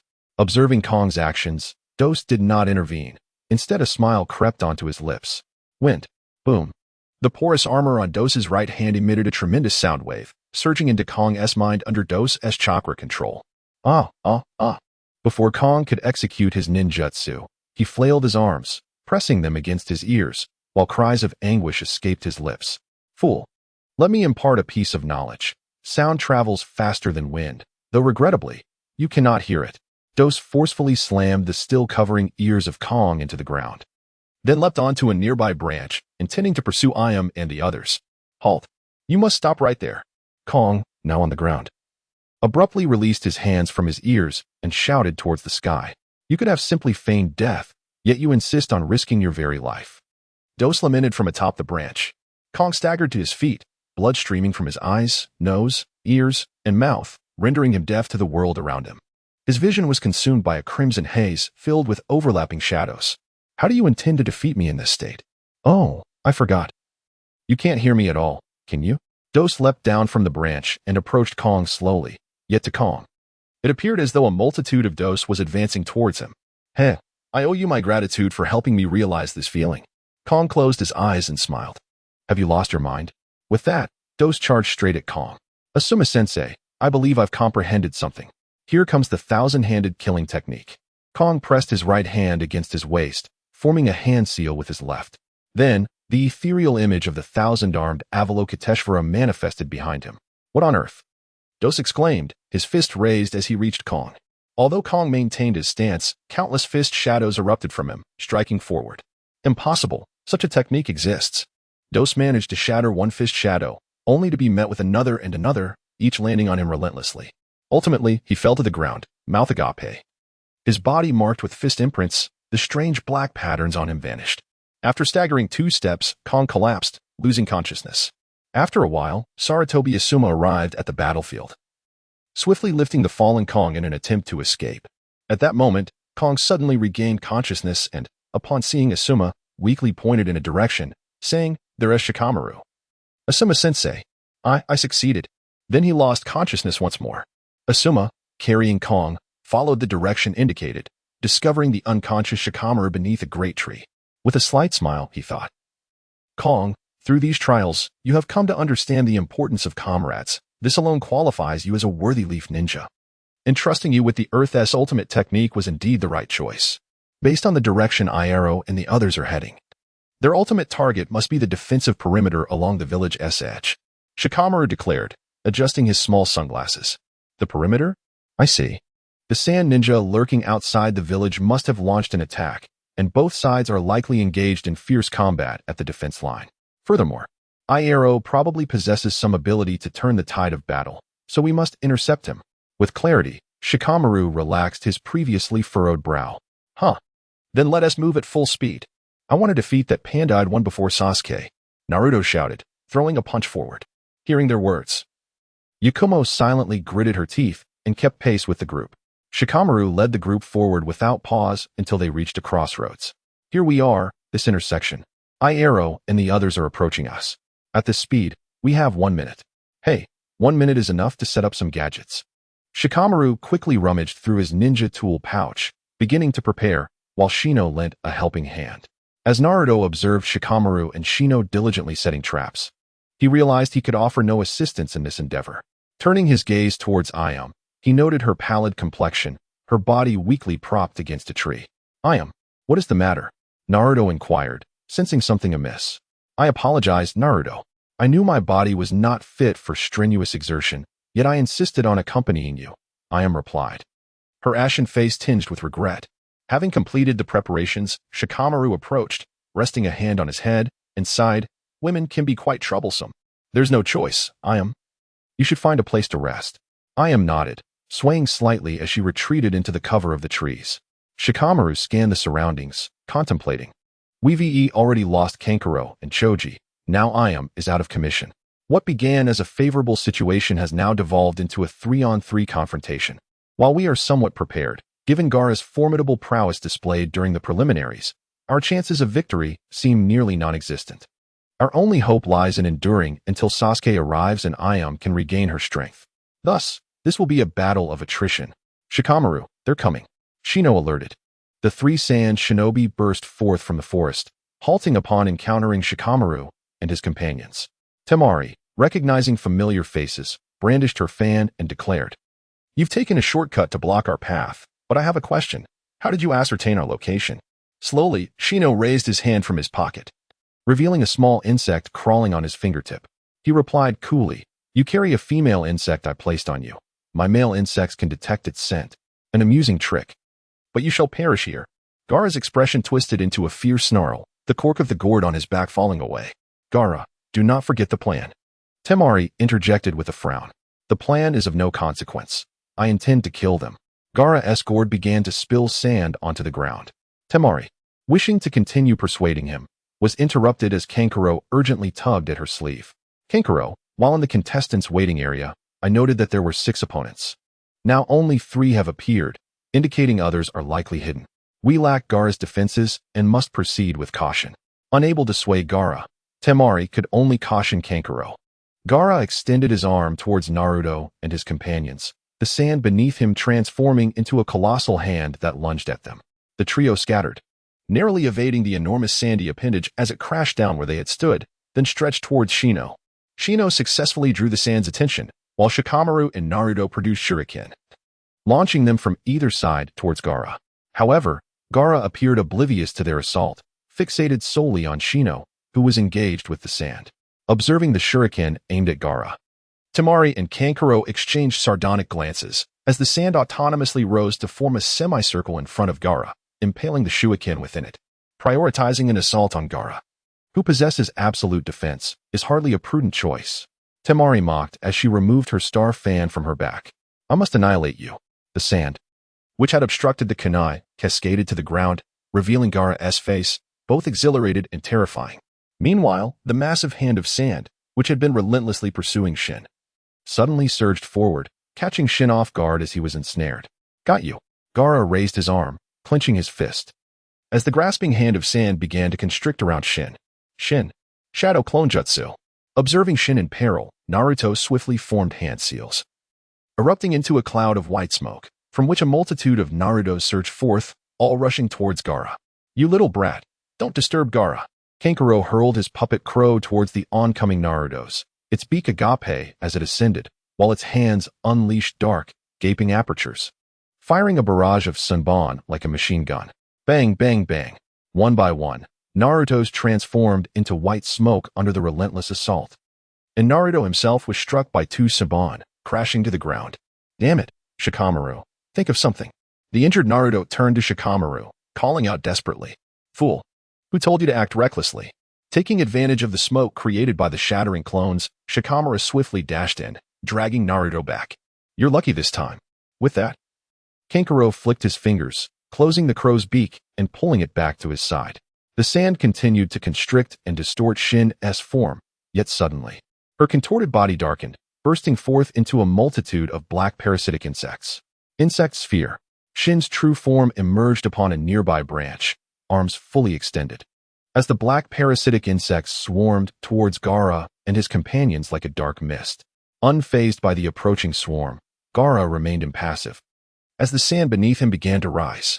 Realizing Gaara had no intentions of shielding them, Temari unsheathed her star fan, preparing to strike at the insects, when Shikamaru, who had been observing her, abruptly slammed his hand onto the ground. Suddenly, 7 kunai surged from behind Temari, her expression shifting as she pivoted from a forward strike to a full 360-degree spin. "Such trivial tricks cannot defeat us." Wind release. Great dust devastation. A colossal whirlwind formed, centering around Gaara and his comrades, repelling both the parasitic insects and the kunai that collided with the barrier. Moments later, the whirlwind subsided, leaving chaos in its wake, as neither side dared to make a new move. The shadow beneath Shikamaru divided into 3 segments, connecting to the feet of Gaara and his companions. It appears that the scales of victory still tilt in our favor. Relieved by the turn of events, Shikamaru exhaled, gazing confidently at the opposition. "Heh. I will kill you all. I must kill you."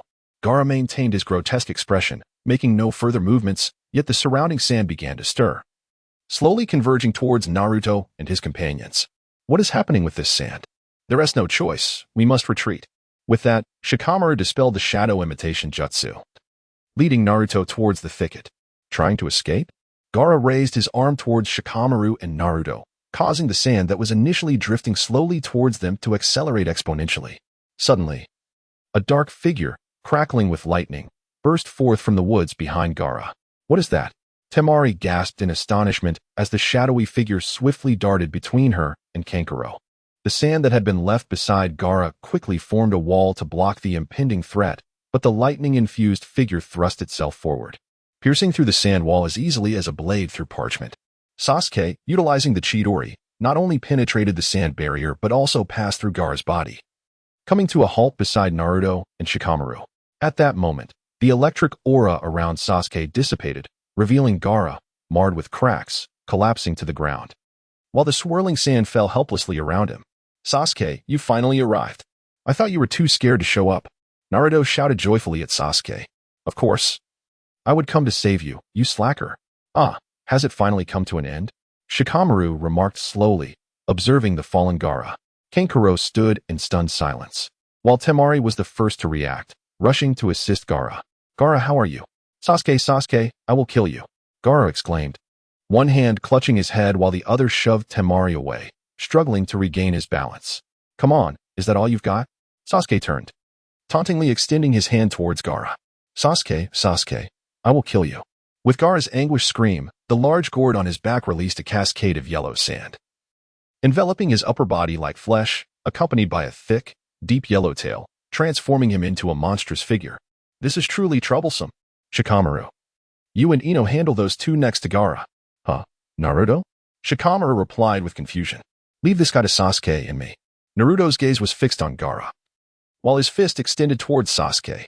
"Humph. Slacker, don't hold me back." Sasuke returned the fist bump. Gaara began to slowly stretch and move his body, while Temari and Kankuro, their faces marked with terror, quickly retreated from Gaara's vicinity, followed by Shikamaru and Ino, who left in pursuit of Temari. "Sasuke, you better keep up." Naruto charged forward, crafting hand signs as he ran. Upon seeing Naruto approach, Gaara raised his arm to deliver a crushing blow. Shadow Clone Jutsu. A clone emerged amidst a cloud of smoke, pushing the original Naruto to the side and evading Gaara's strike. Fire style, Fireball Jutsu. Sasuke leaped above Gaara, unleashing a massive fireball downwards, while Gaara raised an arm and tail in defense. Shadow Clone Jutsu, Naruto's Rising Dragon Fist. Surrounded by smoke, Naruto's clones took advantage of the opening created by Gaara's defense against the fireball, collectively striking him upwards. Sand Shuriken. As Gaara was propelled into the air, he retaliated by launching several shuriken made of sand towards Sasuke above. Lion's Barrage. As Sasuke plummeted downwards, he found himself unable to evade, sustaining multiple cuts from the barrage of sand shurikens. Nevertheless, he gritted his teeth and struck his elbow against Gaara's head, swiftly following up with a punch to Gaara's abdomen. "Well done, Sasuke," the crowd of Naruto exclaimed as they hurriedly sidestepped. Sasuke forcefully slammed Gaara into the ground. With a resounding thud, dust erupted into the air, and Sasuke leaped back to join Naruto. A chilling and eerie laughter echoed through the dust. "What? That guy is still unscathed?" Naruto turned, his gaze fixated on the cloud of dust, while Sasuke frowned, sensing an unnatural disturbance. "Hihi, Sasuke, Naruto. I shall surely kill you both." The dust suddenly expanded rapidly, prompting both Sasuke and Naruto to retreat hastily. Naruto's shadow clones, unable to escape in time, dissipated into white smoke upon contact with the dust. In the nearby woods, Shikamaru, witnessing the towering dust cloud, froze in astonishment. A perfect opportunity. The shadows beneath Shikamaru's feet stretched out rapidly, but Temari reacted instantly, leaping onto a nearby tree to evade capture. Magical tree bind kill.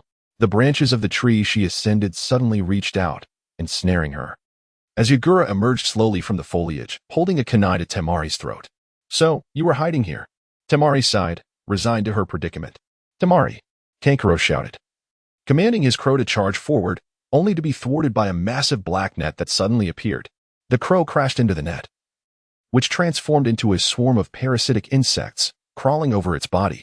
"Damn it, the crow can't move," Kankuro exclaimed, his expression darkening. Shikamaru cast a glance at the enormous dust cloud before approaching Temari, halting when they stood face to face. "You have lost. Speak. What is your plan?" "Lost? I advise you to flee. Gaara has achieved his complete form." Temari's eyes flicked toward the dissipating dust, revealing a colossal yellow raccoon monster. Kankuro, witnessing this, lowered his arms, a smirk creeping onto his face as he approached Temari, declaring, "In this state, Gaara is our trump card, capable of effortlessly obliterating your Konoha defenses. What a relentless nuisance." Shikamaru remarked, his brow furrowing as he examined the monstrous figure. "No, Yuya said that Naruto would stop Gaara." Yagura interjected. Temari, invigorated by Yagura's words, retorted, "If it were Yuya, there might be hope. But relying on that little brat Naruto? It's utterly impossible." Meanwhile, the massive creature fixated its gaze on Naruto and Sasuke, raising its tail high before slamming it down with tremendous force. The shockwave surged outward, compelling Naruto and Sasuke to take cover behind a large tree. "Sasuke, how do we deal with this guy? We have no choice but to fight. Buy me some time." Sasuke peeked out from behind the tree, assessing Gaara before turning back to form hand seals. "Leave it to me." Naruto swiftly rolled over and charged towards Gaara, observing the diminutive human rushing at him. Gaara slowly raised his foreclaw. Shadow Clone Jutsu. A cloud of white smoke erupted as a multitude of Narutos emerged, while the monster's enormous claw descended upon their positions. "Everyone, scatter." The multitude of Narutos swiftly darted in all directions, evading the attack, yet 3 clones were crushed beneath Gaara's strike. More Narutos began to encircle Gaara, moving with agility. "Is that all you can do? Come on, Naruto, Sasuke." Wind release. Infinite sand dust storm. The monster opened its mouth and inhaled deeply, manifesting dozens of mouths across its body, unleashing a violent torrent of wind and sand. Boom, boom, boom. The clones of Naruto were obliterated by the ferocious winds, and Naruto himself was hurled against the trees. Meanwhile, Sasuke, hidden behind the foliage, braced himself against the force of the storm, one hand crackling with ominous lightning. As the wind and sand gradually subsided, Sasuke gritted his teeth and vaulted over the tree, charging towards the monster with his lightning-infused hand. Gaara observed Sasuke's approach, raising his fist to strike down. Boom.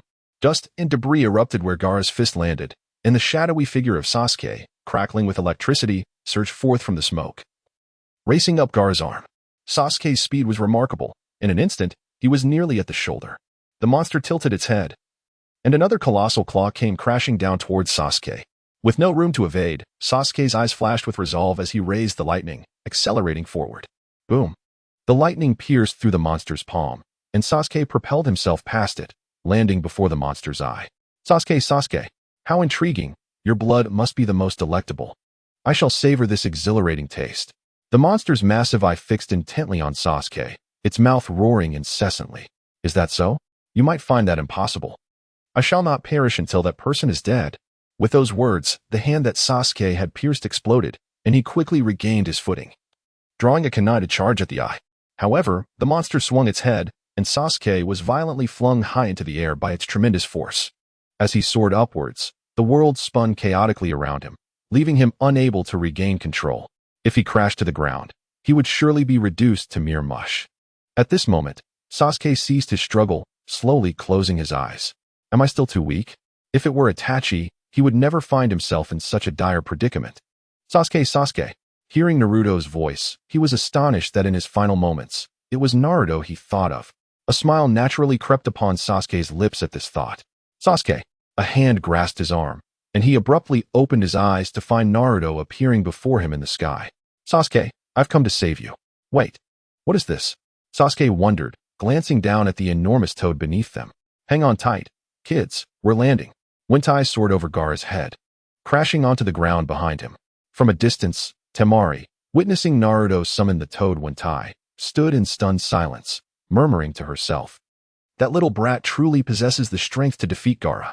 Meanwhile, Ayam's gaze shifted towards the toad Wentai, a smile gracing her lips as she remarked, I have never doubted the words of the Abyss. Boss, there are still leaf ninjas nearby. We must tread carefully and avoid stepping on them. Fool, if you weren't from the leaf, I wouldn't give a damn about you. Besides, battling this guy won't be a walk in the park. Wentai exhaled a puff of smoke, his tone grave. Sasuke crouched down, recovering his chakra while inquiring, Naruto, is this your summoned beast? No, this kid is my subordinate. It is the duty of a leader to protect his subordinates. Hold steady, we're going in. Wentai placed his hand on the hilt of his blade, his gaze fixed intently on Gaara, poised for action. Haha, how exhilarating. Gaara turned his massive form towards Wentai, assuming a combat stance. Boss, let us go? When I tightened his grip on the hilt, suddenly propelling himself towards Gaara, who inhaled deeply, swelling his body as he charged at one eye. Thus, the two colossal beasts engaged in a fierce battle, leveling the surrounding trees and buildings to the ground. Ultimately, it was Naruto who roused Gaara, securing the final victory. As the silent night descended, the streets of the Leaf flickered with scattered lights, while the hospital area remained brightly illuminated with a steady stream of visitors. Yuan suddenly perceived a bright light before him and heard murmurs. Slowly, he opened his eyes, sitting up to survey his surroundings, realizing he was in a hospital room. Ayam sat on a stool beside the bed, her eyes glistening softly as they fixed upon him, while Kei was lying on another bed in the room. And Azuki leaned against the door with a sinister grin, watching intently. Seeing Yuan sit up, Ayam quickly asked, "Yuan, are you all right?" "Rest assured, I am fine. But what about the third Hokage?" At her words, Azuki, who had been leaning against the door, stepped forward and said menacingly, "The Hokage is in the room at the end of this corridor, and Jiraiya-sama is also lying inside." Upon hearing Azuki's words, Yuan hesitated, realizing that Jiraiya was also in the hospital, apparently sustaining significant injuries. Even while Yuan still retained consciousness, he had been battling the first Hokage. Catching his breath, Azuki continued, "Do you have any idea of the trouble you've caused? Your rampage and battle with Jiraiya destroyed the entire Nin exam venue." Yuan, upon hearing this, felt a wave of unease wash over him. If all the spectators in the venue had perished because of him, it would be akin to Itachi's massacre of his entire clan. No way. Did I really kill them all? Observing Yuan's distressed demeanor, Azuki's fierce expression softened into a smile. "Haha, it's the first time I've seen you so flustered. Rest assured, the members of the Umbu have dispelled the illusion and successfully relocated all the spectators. However, Lord Jiraiya has suffered considerable injuries due to your reckless rampage, and the venue is not entirely unscathed. Remnants of destruction still linger." Before Yuan could utter a word, Yakumo interjected, "Teacher Akkad, you truly have a knack for frightening people." Suddenly, a knock echoed from outside the door. Akkad, leaning against the door, turned and opened it. An Umbu member donned in a cat-faced mask entered, immediately disregarding everyone else's presence, as if Yakumo and the others were invisible, and approached Yuan's bedside, bowing respectfully. "Yuan's, the Hokage wishes to see you." Seated beside the bed, Yakumo expressed her apprehension. "Surely, Lord Hokage does not intend to punish Yuan's?" The Umbu did not respond to Yakumo. While Akkad reassured her, "Yakumo, do not entertain such thoughts. Lord Hokage would never act in such a manner." "Lead the way," Yuan remarked without further ado. Rising from the bed, donning his shoes, and following the Umbu out of the infirmary. The corridor on this floor was rather desolate, and the Umbu swiftly guided Yuan to the end, standing before a patient room where he gently rapped his knuckles against the door. "Come in," came the voice of the third Hokage from within. The Umbu then pushed the door open and entered, with Yuan trailing closely behind, his gaze surveying the surroundings. The ambience of this room mirrored that of his previous one, yet the two patients occupying the beds were heavily bandaged. "Yuan, it seems you have recovered." The aged voice of the third Hokage resonated as the previous Umbu discreetly retreated outside, leaving just 3 individuals in the room. "It is merely excessive chakra depletion. You are fine now." The third Hokage's words elicited a tinge of embarrassment on Yuan's face, as he noted that both he and the other two were injured while he bore not a single wound. Utilizing power beyond your physical limits may inflict irreparable harm upon your body in the future, meaning you are sacrificing your lifespan for enhanced strength. Jiraiya admonished Yuan with utmost seriousness. Aware that Jiraiya's scolding stemmed from concern for his well-being, Yuan remained silent, bowing his head in acceptance of the lesson. With a sigh, Jiraiya continued, "The reason I summoned you today is that I wish to inquire about certain matters." After Jiraiya's statement, the third Hokage took over, addressing Yuan. "Do you believe I am still fit to lead our people?" Yuan felt a jolt of surprise at the query, lifting his gaze to meet the third Hokage's piercing eyes, which scrutinized him intently. Observing Yuan's expression, the third Hokage added, "Fear not, it is just the 3 of us here. Feel free to express your thoughts candidly." What is the third Hokage implying? If he insists on my input, I shall choose the most advantageous response for myself. After a moment of contemplation, Yuan calmly replied, "As Orochimaru has suggested, indeed, Lord Third Hokage, you have grown old. I believe it is time to appoint the 5th Hokage." The third Hokage chuckled, "Oh, and who do you deem suitable for this role?" "Lord Jiraiya is undoubtedly a candidate worthy of the 5th Hokage, given his status, prowess, and prestige. Originally reclining and watching the play, Jiraiya, upon hearing Yuan mention his name, hurriedly attempted to interject and clarify, but Yuan continued. Yet I still believe that Lady Tsunade is more suitable than Lord Jiraiya. Jiraiya, somewhat disheartened by this remark, responded with a sigh. Tsunade? Just as I suspected. In that case, why not send you to find Tsunade? The third Hokage wore a grin akin to that of a cunning old fox. Surprised by the third's request to seek out Tsunade, Jiraiya quickly replied, What? I have never even seen Lady Tsunade. I do not know what she looks like. Nor do I know where she is. Fear not, I have a way, Jiraiya said, somewhat elated. With the conversation having reached this juncture, Yuan found it impossible to refuse and merely nodded, asking, Very well, when shall we set out? No need to rush, let's wait until the high-level meeting concludes. For now, return and prepare your team. Relieved that he was not being ordered to act immediately, Jiraiya contemplated the timeline from the original story, realizing that Itachi would soon come to capture the Nine Tails Jinchuriki. Unlike Naruto from the original tale, who had Jiraiya to protect him, their team would be vulnerable to Itachi's pursuit. They needed to lay a trap upon his return to Konoha to incapacitate him. If there is nothing further, I shall take my leave, Hokage-sama. The third remained silent, merely nodding before closing his eyes as if to drift into slumber. Exiting the room, Yuan breathed a sigh of relief. The atmosphere among such seasoned individuals was undeniably oppressive. He chose not to dwell on it and made his way back, arriving at the previously occupied sick room to find the door ajar. Pushing the door open, he entered. Seeing Yuan return, Akatsuki expressed concern, asking, Yuan, did the Hokage give you a hard time? Alas, I have been assigned a mission, and I am here to inform you to prepare. What mission? Surely, it is not to repair the arena? Akatsuki recalled the competition venue that Yuan had inadvertently destroyed. Teacher Akatsuki, where are your thoughts wandering? It's a task of locating someone. Locating someone? Who? Yuan's curiosity was piqued. Tsunade. Upon hearing this, Akatsuki's expression shifted, and she solemnly remarked, Tsunade, you say? When do we depart? No need to hurry. The third instructed us to prepare first, but it won't be long. Noticing Akatsuki's reaction to Tsunade's name, Yuan inquired, Who is this Tsunade? She is one of the legendary Sannin, like Orochimaru. The next day, the sky over Konoha, post-battle, was shrouded in gloom, with intermittent showers. Yuan arrived early at a dilapidated hut in the southwestern outskirts of the village. From the outside, the structure appeared desolate, seemingly long abandoned. But Yuan was acutely aware that beneath this abode lay a base of the root organization. The root had been lying low for some time, and since Yuan had not seen Danzō in a while, he needed to personally visit the root to seek him out. Yuan gently pushed open the door and stepped inside.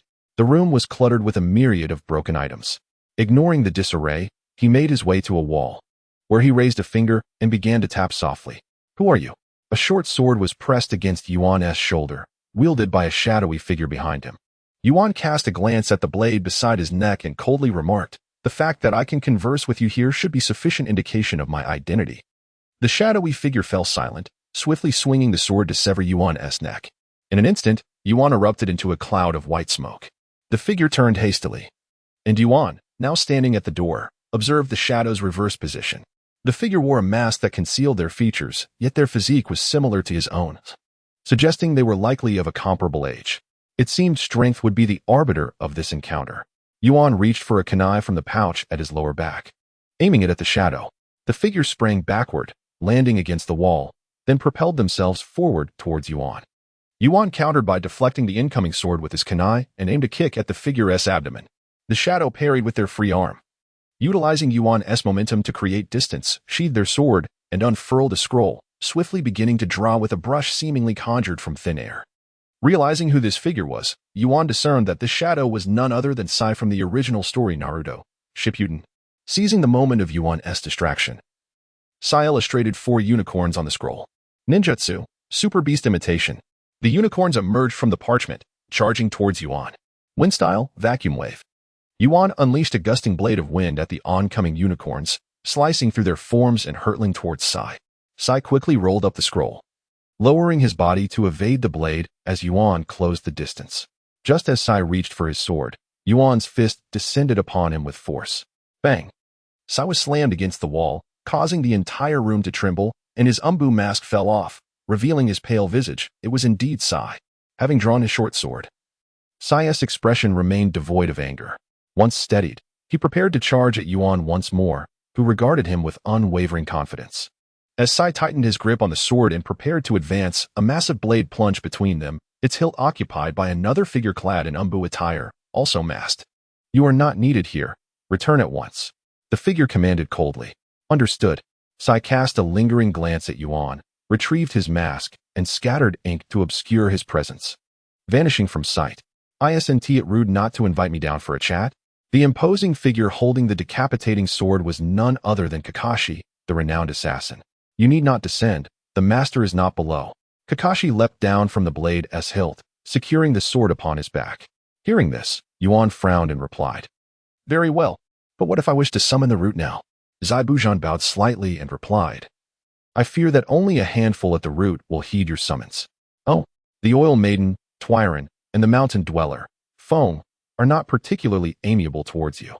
While that esteemed individual indeed supports you, they do not oppose their stance either. It seems you have not been here long. Yet you seem to be thriving amidst the chaos." Zaibujan slowly removed the mask from his face and continued, "The one that esteemed individual has taken a liking to is none other than the three of you, yourself, Twiron, and Fong." Zaibujan's gaze remained fixed on Yuan. And seeing Yuan's silence, he proceeded, "Most of those from the roots live their lives shrouded in darkness, but you are entirely different from them. And they are unfamiliar with you. Thus, in this place, few will follow your lead. The majority would rather heed Twiron and Fong." Yuan crossed his arms and spoke calmly. "I understand. Those words were sent by the old fellow, were they not? To incite a competition between me, Twiron, and Fong, survival of the fittest." Zaibujan did not respond verbally but nodded gently. The corners of Yuan's mouth lifted slightly as he continued, "You might as well claim that I can rally those people. Besides my own team, there's another fellow named Quan. Quan, I believe I know who she is." Yuan responded, "Now that I am aware. Is there anything else you wish to convey?" Instead of answering immediately, Yuan took a moment to stretch his limbs, fixing Zaibujan with an intense gaze. "Let us engage in another battle. The previous bout with that young man has ignited my fervor. Should we fight, I shall show no mercy." Zaibujan did not decline, eager to gauge Yuan's growth and strength. A smirk played upon Yuan's lips as he transformed into a fleeting shadow, dashing out through the door, with Zaibujan following closely behind, hand resting on the hilt of his sword. Upon reaching the outdoor arena, Yuan halted abruptly, pivoting to deliver a swift kick backward. Zaibujan refrained from drawing his decapitating blade and instead aimed a kick at Yuan's foot, quickly spinning around. The impact of Yuan's kick struck Zaibujan's decapitating blade, using the force to flip over, while simultaneously drawing the blade down upon Yuan with tremendous might. Shadow Dance Leaf. Yuan's upward kick was swifter than Zaibujan's sword, landing first on Zaibujan's chin. However, Zaibujan did not succumb, but instead erupted into a splash of water, drenching the ground. At that moment, a sound resembling steel cleaving through the air reached Yuan's ears. He hastily turned to defend himself, but was met with the decapitating blade that cleaved him in two. As the severed Yuan emitted white smoke, he transformed into two wooden pieces, causing Zaibujan to furrow his brow and glance sideways. "Wind release. What manner of person is this?" A booming voice called from a distance. Yuan halted his technique and turned to look, revealing a robust man clad in a green bodysuit, sporting thick eyebrows above his eyes. Upon seeing this individual, Zaibujan showed no hesitation, swiftly darting past Yuan and into the nearby woods. As Zaibujan brushed by Yuan, he heard Yuan softly murmur, "This evening, come find me with Quan." Kai did not pursue Zabuza as he fled, but instead approached Yuan and inquired, "Yuan, who was that person just now?" After glancing in the direction Zabuza had departed, Yuan turned with a smile and replied, "I'm not quite sure. However, what brings you here, Teacher Kai?" "Oh. Ever since the incident with Orochimaru, many have harbored restless thoughts about the village. Thus, I've taken it upon myself to patrol the surrounding areas, while also engaging in some training. Would you care to join me?" Upon finishing his sentence, Might Guy's lips curled into a grin, revealing a dazzling display of white teeth that sparkled brilliantly. Initially, Yuan intended to decline, but then reconsidered. If he were to accompany Kai, perhaps he could glean the secrets of the 8 gates from him. "Teacher Kai, I actually set out early this morning solely for the purpose of training. So please feel free to push me to my limits." "Very well, let us charge forward in the spirit of youth," Might Guy declared, pointing ahead before breaking into a run. Yuan smirked and matched his pace, the two figures swiftly moving in tandem around the village. As time slipped away, the hour for lunch approached. In the midst of their rapid sprint, Might Guy suddenly pivoted and began to run backward, calling out to Yuan, Yuan. Youth is meant to be ignited. Come, surpass me. Is this the extent of the gap between Kai and me? His speed has propelled me to such a level. But I will undoubtedly surpass you. Yuan's vision began to blur, with each heartbeat feeling as though it might burst from his chest. I will not be defeated, Yuan exclaimed, parting his cracked lips as chakra surged into his legs. Though he had slowed, he now quickened his pace, gradually catching up to Kai. Observing this, Might Guy smiled and turned to face forward again. The previously diminishing distance between them now stabilized. Yuan gritted his teeth, desperately channeling chakra into his trembling legs. But his speed failed to increase further. He could only struggle to keep pace with Kai. Unbeknownst to him, a small amount of red chakra began to manifest in his abdomen, merging with his own chakra as it surged toward his legs. In the depths of a dim chamber within Yuan's soul, the Nine Tails abruptly opened its eyes, then shook its head and slowly closed them again, muttering, "This kid's chakra has inadvertently drawn forth my own." With this newfound surge of chakra, Yuan's speed skyrocketed, allowing him to match Might Guy's pace. Surprised, Kai turned to look at Yuan. With gritted teeth, Yuan unleashed his potential, managing to push ahead, surpassing Might Guy by half a body length. However, the next moment, he lost his balance and crashed heavily to the ground. Seeing that Yuan could no longer hold on, Might Guy came to a steady halt and approached the fallen Yuan. The fall had not caused any serious injury. Yuan lay on the ground, gasping for air, his chest rising and falling rhythmically with each breath. At long last, the fervor of youth surged within you. After speaking, Might Guy extended his arm and effortlessly lifted Yuan onto his shoulder, then turned and walked toward the heart of the village. Guy escorted Yuan to a quaint tavern nestled within the village. Upon noticing guests arriving, the innkeeper hurriedly approached to welcome them. Guy casually ordered a few dishes before leading Yuan to a table. By this time, Yuan had already regained his composure and sat opposite Guy at the dining table. Seizing the moment before the innkeeper returned with their meal, Guy remarked, "Your physical condition is quite commendable, but now we shall focus on the practice of taijutsu." Taijutsu? Yuan inquired, curiosity piqued. "Indeed, I observed your performance in the preliminaries. While I am uncertain of the origin of your techniques, they lack proper form." Yuan, feeling somewhat embarrassed, scratched his head and asked, "Lack proper form?" Just then, the innkeeper arrived with their food, placing it on the table. Guy picked up his chopsticks and smiled gently, saying, "Let us dine first. I shall explain in detail afterward." With that, Yuan, feeling a pang of hunger, eagerly began to eat. After their meal, Yuan, quick to act, paid the bill before Guy could protest, insisting that since Guy was assisting him in his training, it would be inappropriate for him to pay. Guy, seeing Yuan's determination, relented. They then ventured to a clearing on the outskirts of the village, where they positioned themselves across from one another. With hands firmly on his hips, Guy fixed his gaze on Yuan and declared, "Show me your taijutsu." Without hesitation, Yuan launched himself forward with great vigor, transforming into a fleeting shadow aimed at Guy. Observing Yuan's fierce approach, Guy maintained a sturdy stance, his weight slightly leaning forward, his thick eyebrows revealing an indomitable spirit. Yuan, however, did not collide with Guy but instead halted before him, pivoting and bending low to deliver a kick. Shadow Dance Leaf. Thud.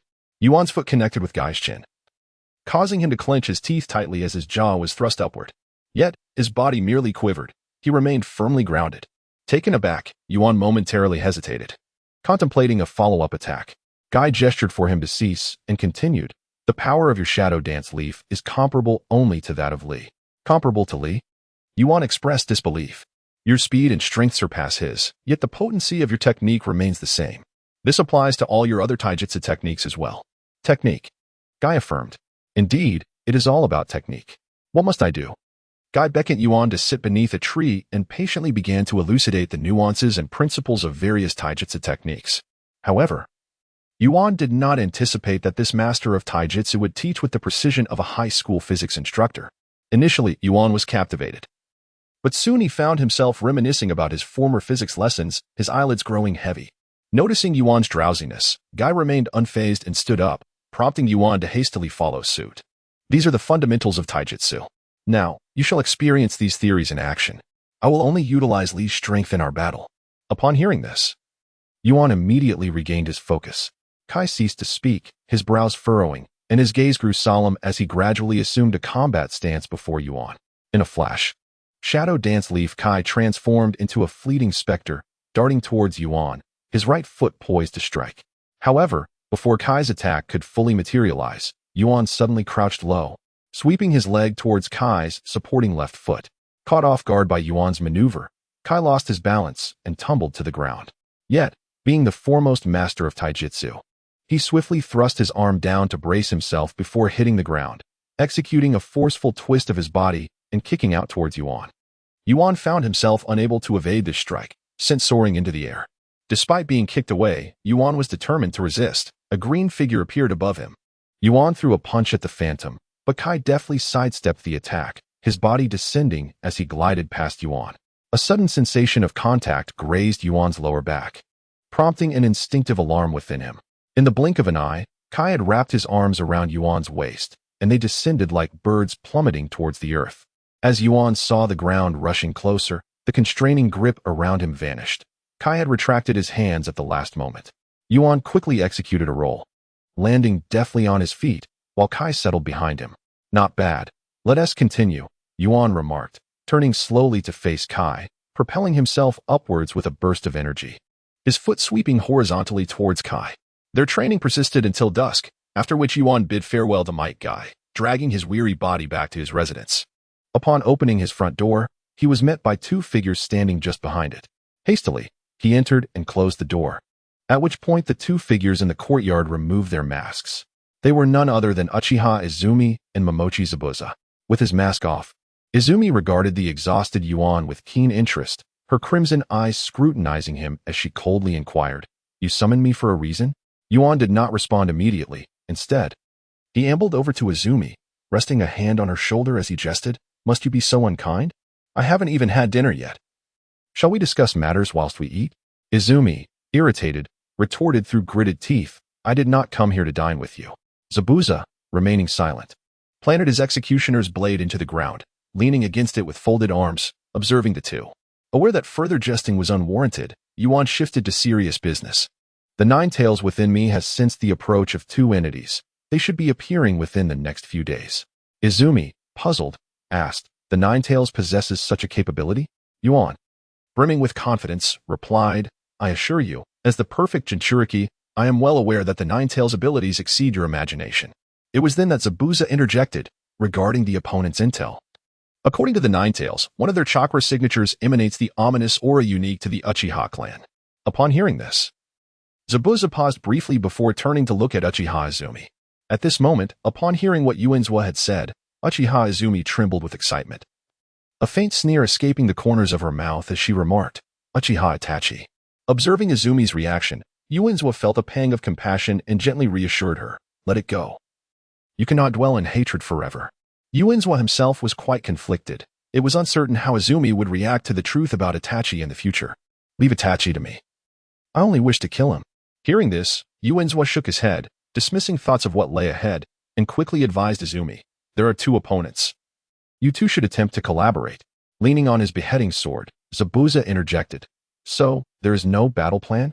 After pondering for a moment, Yuanzwa replied, "There is indeed a strategy, like the mantis stalking the cicada, while the sparrow lies in wait." Both of them were momentarily taken aback by Yuanzwa's sagacious words. "Regardless of your plan, all I desire is to eliminate Itachi." With a sigh, Yuanzwa leaned closer to Izumi's ear and whispered. Zabuza withdrew the beheading sword he had planted in the ground, returning it to his back, realizing that his part in this was now concluded. He formed a hand seal and transformed into a plume of white smoke, vanishing from sight. After hearing Yuanzwa's words, Izumi could not help but continue to inquire, "Will this plan truly work? Who knows such things? After all, plans seldom survive contact with reality," Yuanzwa replied nonchalantly. Even though they were aware of Itachi's impending arrival, he remained skeptical about their ability to defeat someone so formidable. "Humph. Do you have any other intelligence?" Yuanzwa chuckled softly, responding, "None. You may return and prepare. I must go procure some food."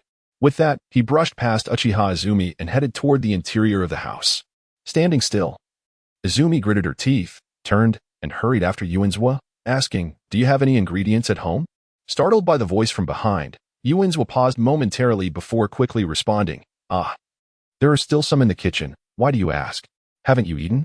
Since you haven't had a meal, Let me cook for you as a token of gratitude for the information you provided, she declared, disregarding Yuan's agreement and proceeding directly toward the kitchen. Yuan hastily followed, exclaiming, "My goodness, you can cook too? I am no lady. Even in the past, I merely assisted others with menial tasks." Izumi retorted without looking back as she entered the kitchen. This household had no servants. Only when Danzō was present were there attendants. Typically, Yuan resided alone. Izumi lit a lamp, illuminating the dim kitchen, and began to prepare the ingredients. Standing by the kitchen door, Yuan initially intended to lend a hand.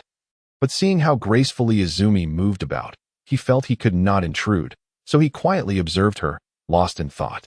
Uchiha Izumi was indeed quite beautiful. She was skilled at cooking and managing household tasks. After a while, as Izumi prepared to bring the finished dishes out of the kitchen, she found her path obstructed by Yuan, who stood at the doorway, lost in his own musings and grinning foolishly. Upon witnessing this scene, Quan let out a cold snort and remarked, "What are you thinking?" This sound instantly summoned Yuan back from the ethereal heights. Adjusting his expression, Yuan promptly responded, "It's done. Step aside." He quickly cleared a path, allowing Quan to carry the dish outside. Noticing a few more prepared dishes on the table, Yuan hastily took them out as well. In the hall, as Quan set the meal on the table, Yuan followed closely behind. Quan snatched the dishes from Yuan's hands and arranged them on the table, even serving Yuan a bowl of rice before turning to leave. Observing this, Yuan swiftly grasped Quan's arm and said, "After all the hard work you've put in, aren't you going to eat? I mentioned that this is a way to repay you for the information about Itachi." Hearing this, Yuan's expression softened with a hint of helplessness. But he quickly devised a counterpoint. "Even so, we might encounter Itachi tomorrow. How can you fight if you don't have enough strength from a proper meal?" Without waiting for Quan's response, he pulled her into a seat. Quan attempted to voice her objections, but Yuan interjected, "Moreover, there is so much food. I certainly cannot finish it all by myself." With that, Quan ceased her protests. Yuan skillfully filled her bowl with rice and declared, "Now that's more like it." Their dinner began with Yuan initiating a few topics of conversation, but as time passed, he found himself at a loss for words, and they both lapsed into silence, quietly enjoying the delicious meal. Though they spoke little, Yuan felt an inexplicable joy as he observed Quan silently eating across from him. Time flew by, and soon the meal came to an end. With no reason to linger, Quan bid Yuan farewell before vanishing in a puff of smoke. As a new day dawned, Yuan and Yagami were summoned early by Akkad to assist in the reconstruction of the grand hall that Yuan had inadvertently destroyed. Meanwhile, Sora remained in the hospital, still recovering. Upon arriving at the site of the former hall, Yuan surveyed the ruins with a resigned scratch of his head. Such a large venue could not be rebuilt by just the two of them. The vast expanse was bustling with surveying personnel from various construction teams. Yuan and Yagami were merely there to lend a hand. While Yuan energetically engaged in work, a meeting room within the Hokage's office was filled with attendees. The atmosphere exceedingly grave. The third Hokage, still recovering from his injuries, occupied the head seat at the oval table. To his left and right sat Mito Gate-in and TKSH Rin, respectively, followed by the heads of various prominent clans. Danzō remained taciturn at the far right end, opposite the injured Jiraiya. Once all the necessary participants had arrived, the third Hokage cleared his throat and addressed the assembly, cough. Today's meeting is primarily to discuss the recent series of events. If anyone has opinions to share, please feel free. A clan leader seated in the center stood and addressed the third Hokage. "Lord Hokage, Tsunagakure has unconditionally surrendered regarding this incident and is willing to compensate for the damages." The third Hokage nodded solemnly. "Indeed, this matter stems from Orochimaru's interference, but Tsunagakure has paid its due price. You may continue to follow up on this." The leader responded affirmatively before taking a seat once more. As the discussion commenced, it was only natural for numerous individuals to rise and speak. "Hokage-sama." Regarding the reconstruction of the village, one began, followed by another, "Hokage-sama," concerning the pursuit of Orochimaru. The third Hokage addressed each proposal with composure. Yet certain matters began to unsettle him. "Hokage-sama, I propose complete supervision over the Nine-Tails Jinchuriki." The speaker was none other than Mitarashi Anko, seated to the left of the third. Upon hearing this, the third Hokage's brow furrowed slightly, and Anko continued, "In my view, the injuries you sustained, Hokage-sama, as well as the extensive destruction of this venue, stem from our excessive leniency towards the Jinchuriki." The third remained silent, contemplating deeply, and the assembly, sensing his introspection. Refrain from interruption. Regarding your proposal, let us defer the discussion for now. The voice belonged to Jiraiya, who had risen from his seat on the far left. Observing Jiraiya's demeanor, the third Hokage allowed a smile to grace his lips, declaring, "Indeed, for I have an important announcement to make." All eyes turned towards the third Hokage, eager to discern what he was about to reveal. Slowly, he removed the hat emblazoned with the character for fire and remarked with a smile, "I have come to realize my advancing age and diminishing strength. Thus I shall resign from the position of Hokage and appoint my successor." Gasps filled the room, and even Danzō, who had been quietly meditating, opened his eyes in surprise. The gaze of the assembly shifted to Jiraiya, who met their stares with a smile. Standing tall after removing his hat, the third Hokage declared, "Ahem, I wish to appoint Tsunade as the fifth Hokage, and I have already sent for her." The audience exhibited a myriad of reactions. Danzō's face betrayed a complex mixture of emotions, while Anko and Haruno Sakura exchanged glances. Finally, Anko spoke up, "If it is Tsunade-sama, I have no objections." "No objections," echoed Danzō, who closed his eyes in a somewhat forlorn manner. By the time the meeting concluded, it was already noon. Once everyone had departed the conference room, the third Hokage slowly exited. Upon stepping outside the door, he waved to summon an Umbu. "Go inform Anko. It is time for her to set out." Meanwhile, in the remnants of the meeting hall, Izumi and Ayam had labored diligently throughout the morning, finally reaching a moment for respite. The secluded location of the venue left them with no nearby dining options, compelling them to venture towards the village's center. As they walked, Izumi chuckled, "Ayam, I bet Anko-sensei is currently indulging in dumplings while we toil away. What a stroke of luck. Let's go join her for a bite." However, Izumi's jovial banter suddenly ceased as his eyes widened, fixated on the approaching figures. Two individuals clad in red clouds and black cloaks, adorned with conical hats, leisurely made their way down the deserted street towards them. Noticing Izumi's sudden change in demeanor, Ayam inquired, "Izumi, what's wrong?" Yuan's gaze gradually calmed as he looked at the two individuals, and he urgently whispered to Yakumo, "Go, find someone to come and rescue me. Do not ask why. Just hurry." Upon glancing at the strangely attired duo, and then at Yuan's serious expression, Yakumo immediately grasped the gravity of the situation and turned to flee. "You must hold on until I return." As Yakumo departed, the two figures clad in red clouds and black robes continued their leisurely advance toward Yuan. A faint smile crept across Yuan's face as he stood still, awaiting their approach. The two figures halted before Yuan and removed their conical hats. Indeed, they were none other than Uchiha Itachi and Kisame Hoshigaki. With an air of arrogance, Kisame taunted, "Little brat, do you still intend to resist?" Yuan nonchalantly raised his arm and cheerfully replied, "I surrender." Kisame's shark-like visage contorted into a peculiar grin as he abruptly drew the enormous sword, Samahata, wrapped in bandages from his back, and swung it down toward Yuan. Despite the swift descent of Samahata, Yuan maintained his cheerful demeanor, showing no intention of resistance. The sword struck, knocking the forehead protector from Yuan's brow to the ground at his feet. Kisame rested Samahata on his shoulder, revealing a grin reminiscent of a shark's as he remarked, "You've got some spirit." Though a hint of panic flickered within Yuan, he was convinced they would not take his life, for only a living Jinchuriki held any value. "Let's go, Kisame. That girl is quickly fetching help. Things will become troublesome then." Upon hearing this, Yuan turned to gaze at Itachi, whose blood-red eyes met his own. The moment Yuan beheld Itachi's gaze, his eyelids felt heavy as if burdened by an immense weight, and his legs buckled, causing him to collapse to the ground, motionless. "Huh, Itachi, you truly are something else. It's rare to encounter someone interesting." Kisame sheathed Samahata and reached for Yuan's collar, intending to hoist him onto his shoulder. Just then, Yuan's eyes abruptly opened, transforming into narrow, sharp slits.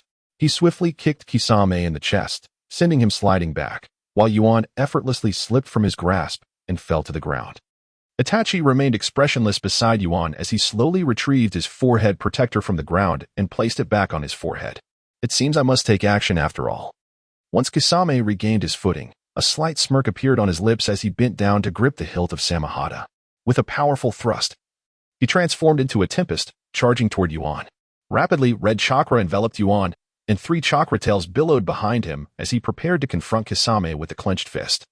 A tremendous shockwave erupted as the two clashed, scattering the crows that had previously been perched nearby. Yuan's punch connected with Samahata, halting Kisame's advance. Yet the bandages entwining the sword suddenly snapped, unleashing sharp scales toward Yuan.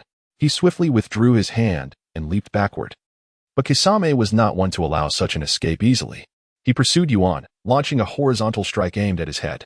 Reacting quickly, Yuan crouched down just in time to evade Kisame's attack. An opportunity had presented itself. After evading the slash, Yuan swiftly sidestepped, delivering a kick to the stomach of the ghost shark, akin to a bolt of lightning. "Heh, your attack is not as formidable as before," he mused.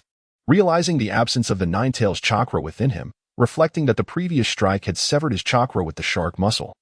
The ghost shark glanced at the foot still resting on his abdomen and then forcefully swung the shark muscle toward Yuan. Yuan raised his hands in defense, yet was still sent sliding backward by the impact. The ghost shark, unfazed, taunted Yuan, "Are you perplexed by the disappearance of your chakra? It's merely a trick played with the shark muscle." "Humph, such bravado from a little imp," he concluded, before charging at Yuan with the shark muscle raised high. Fire release, great fireball technique. A fireball hurtled from the side, striking the swiftly advancing ghost shark. He quickly halted, swinging the shark muscle to intercept the fireball.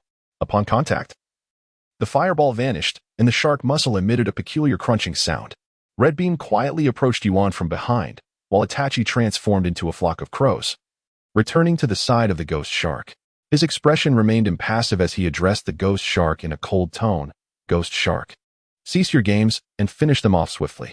"Humph, such boldness from Uchiha Itachi," Red Bean retorted, though a palpable tension lingered on her face. Shadow Snake hands.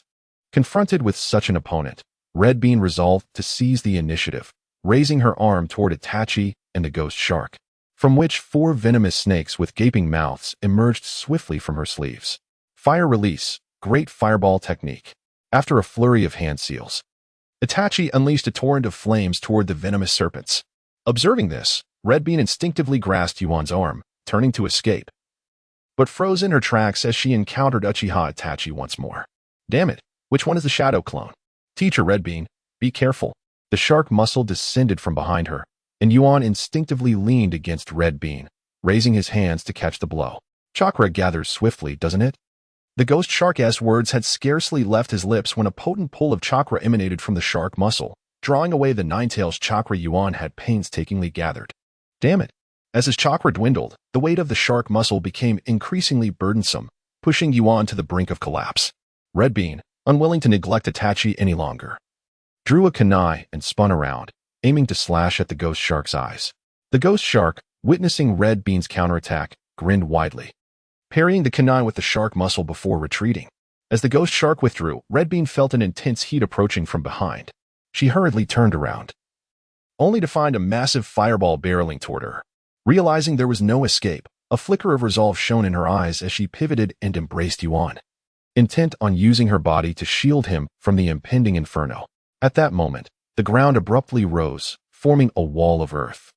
A fireball struck the top of this earthen barrier, causing it to collapse instantaneously, though the fireball extinguished in the process. Kakashi stood beside Anko and Yu, his Sharingan eye coldly assessing the figure of Itachi, who had just unleashed the fireball. "Itachi, what brings you here?"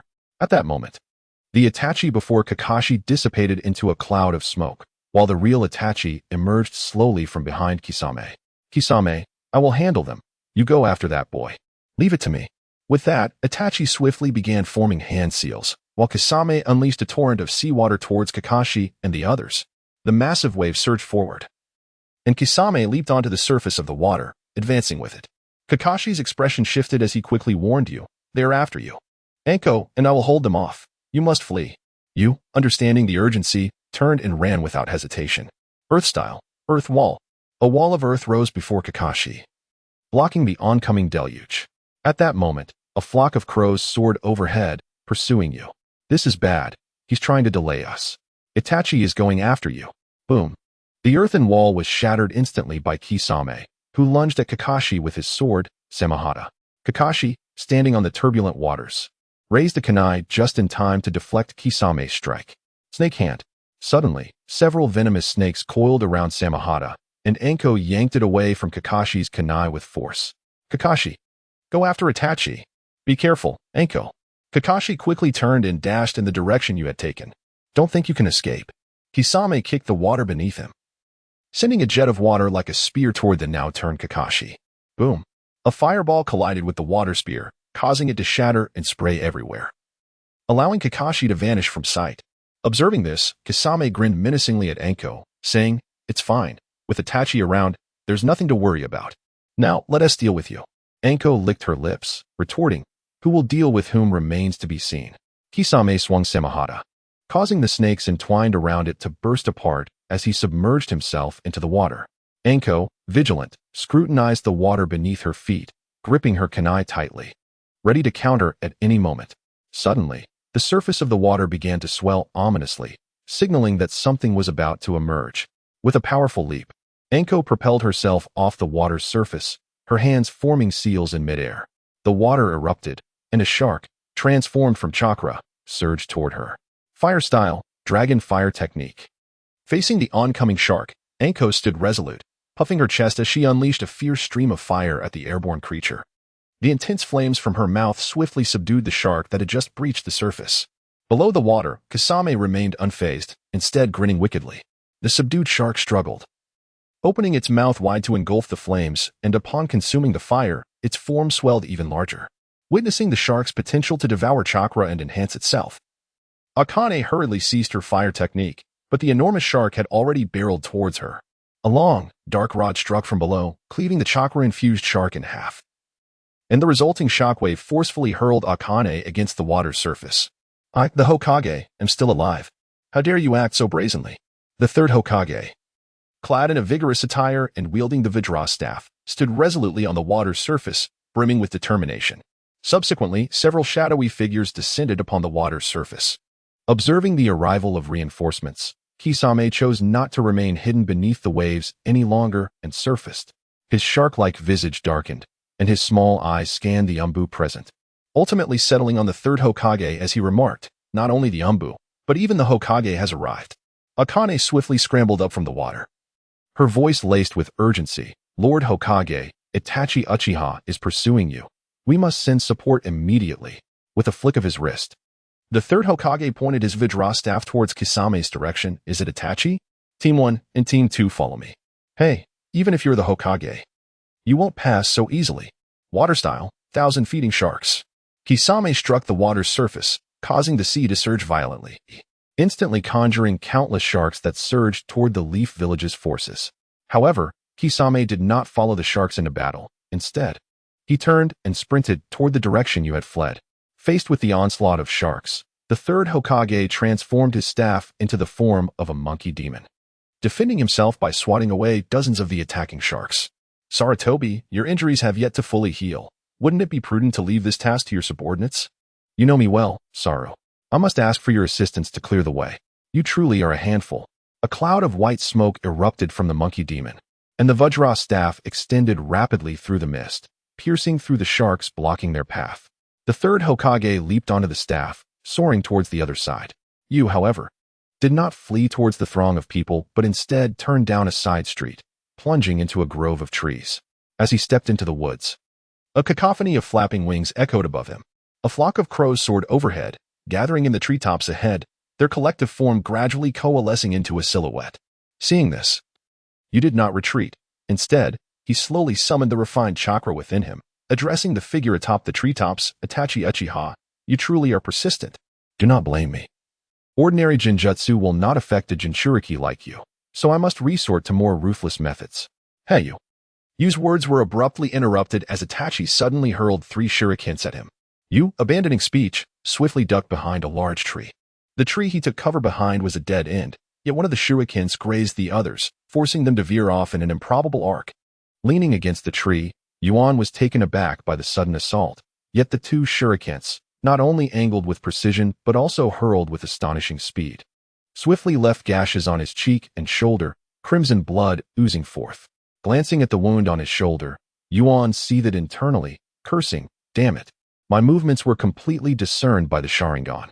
No longer hiding behind the tree, Yuan somersaulted to the other side. At that moment, Itachi had already descended from the treetops, and the two stood face to face, with Yuan's gaze fixated solely on Itachi's chest. "Itachi, I had no intention of using this technique, but you forced my hand," Yuan declared, wiping the blood from his cheek with a finger, his hands moving rapidly. "Summoning technique. I choose you, Pikachu, as one hand pressed against the ground. A plume of white smoke erupted, enveloping Yuan entirely. Before the mysterious white mist, Itachi did not retreat. His blood-red eyes remained fixed on the swirling fog. Pikachu, use Thunderbolt. Yuan's voice echoed from within the smoke. Yet in that instant, Itachi's eyes pierced through the obscurity. A wind bullet shot forth from the mist, hurtling towards Itachi. Unfazed by the impending attack, Itachi sidestepped effortlessly, then plunged into the white haze. Yuan seized the opportunity, launching a flying kick at Itachi as he entered the smoke. Itachi did not flinch. Instead, he extended his palm, and a kunai materialized in his grasp.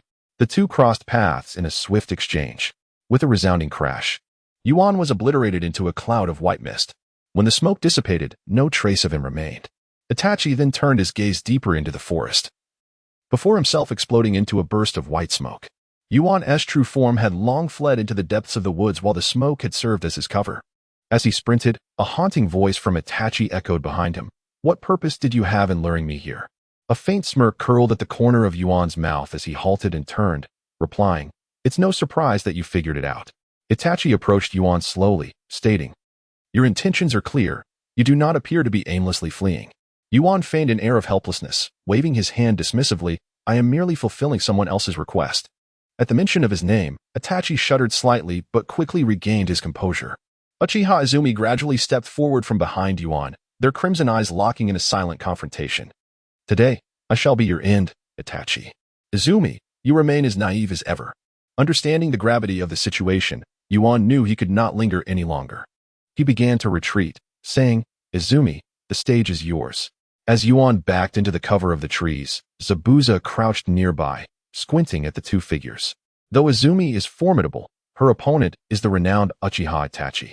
Yuan's gaze shifted to the figure in the crimson cloud and black cloak, his body discreetly replenishing chakra as he smiled at Zabuza. If Izumi can secure a victory, what purpose do we serve here? At that moment, the two adversaries sprang into action, with Uchiha Izumi launching 4 shurikens at Itachi with swift precision.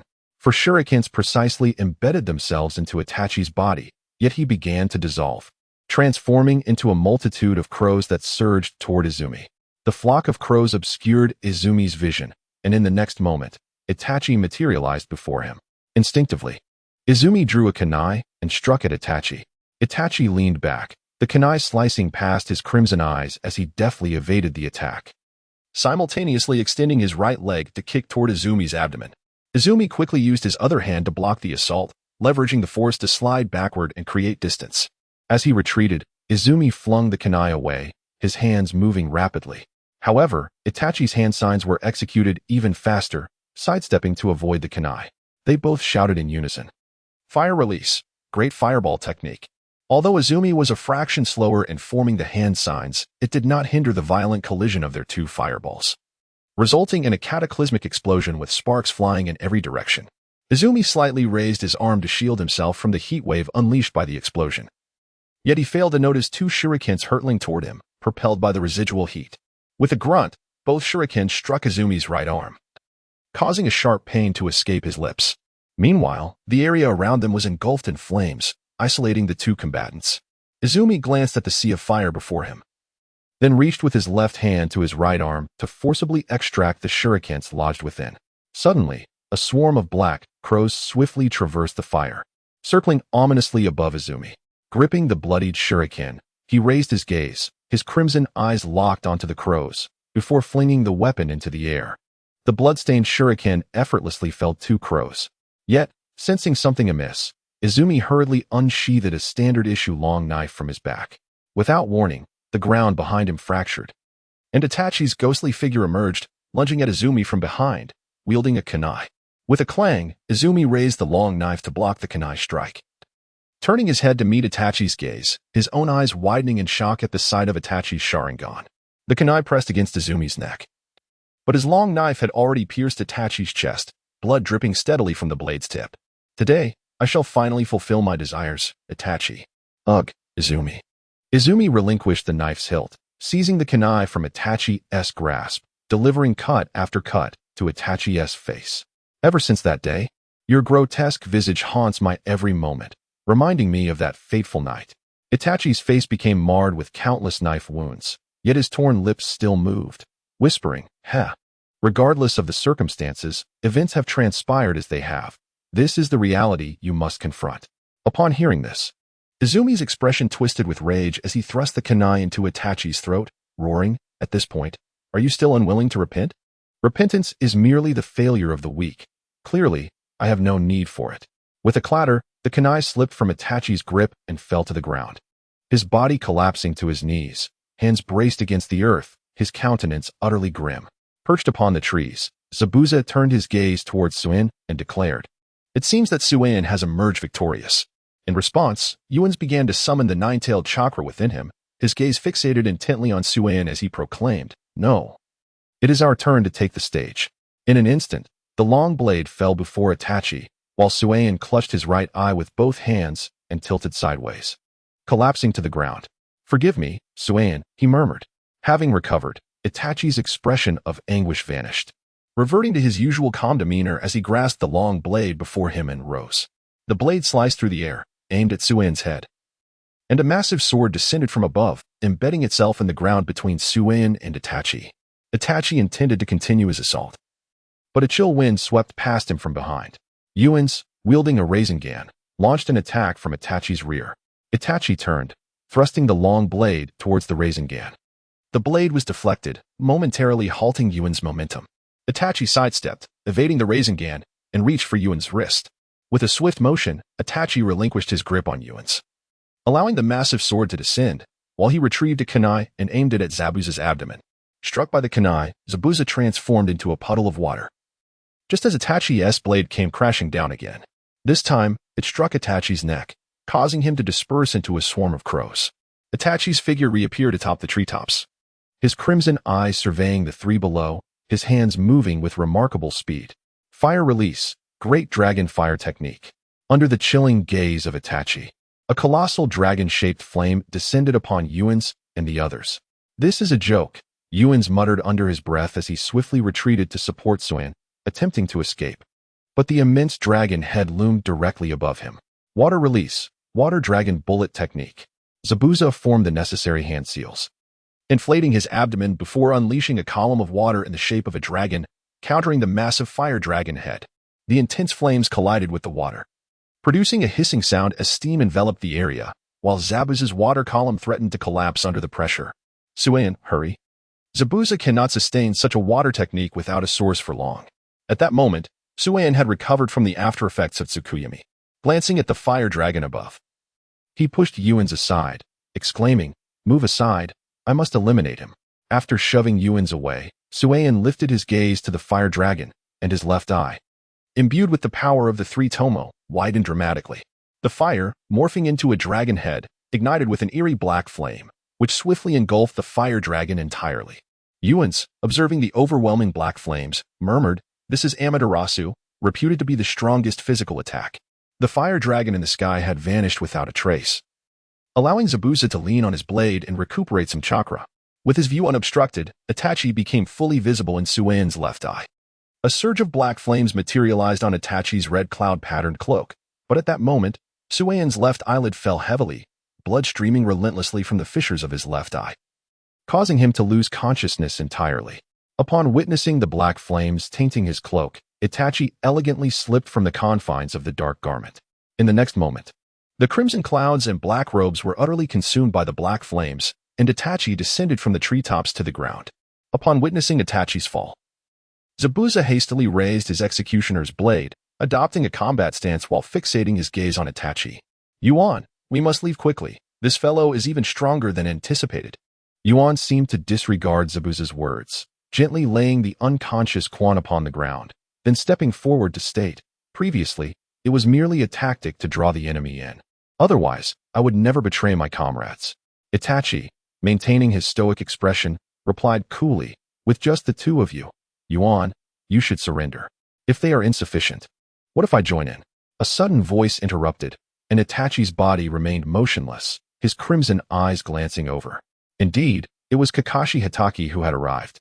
Kakashi unveiled his Sharingan, advancing directly towards Itachi, declaring, "Your partner has already been eliminated. It is you who should surrender, Itachi." "Oh, is that so? Even you have come." Then it seems we must resolve this swiftly, Itachi remarked, displaying no concern for Kisame. He directed his crimson gaze towards Kakashi, closing his left eye before abruptly opening it. Kakashi collapsed to the ground as Itachi's left eye opened wide, while Itachi clutched his left eye, gasping for breath. Recognizing what had transpired, Yuan urgently warned Zabuza. This is the same technique as Quant's. Although Kakashi cannot counter it like Itachi, the strain it places on him is significant. Zabuza, we have our chance.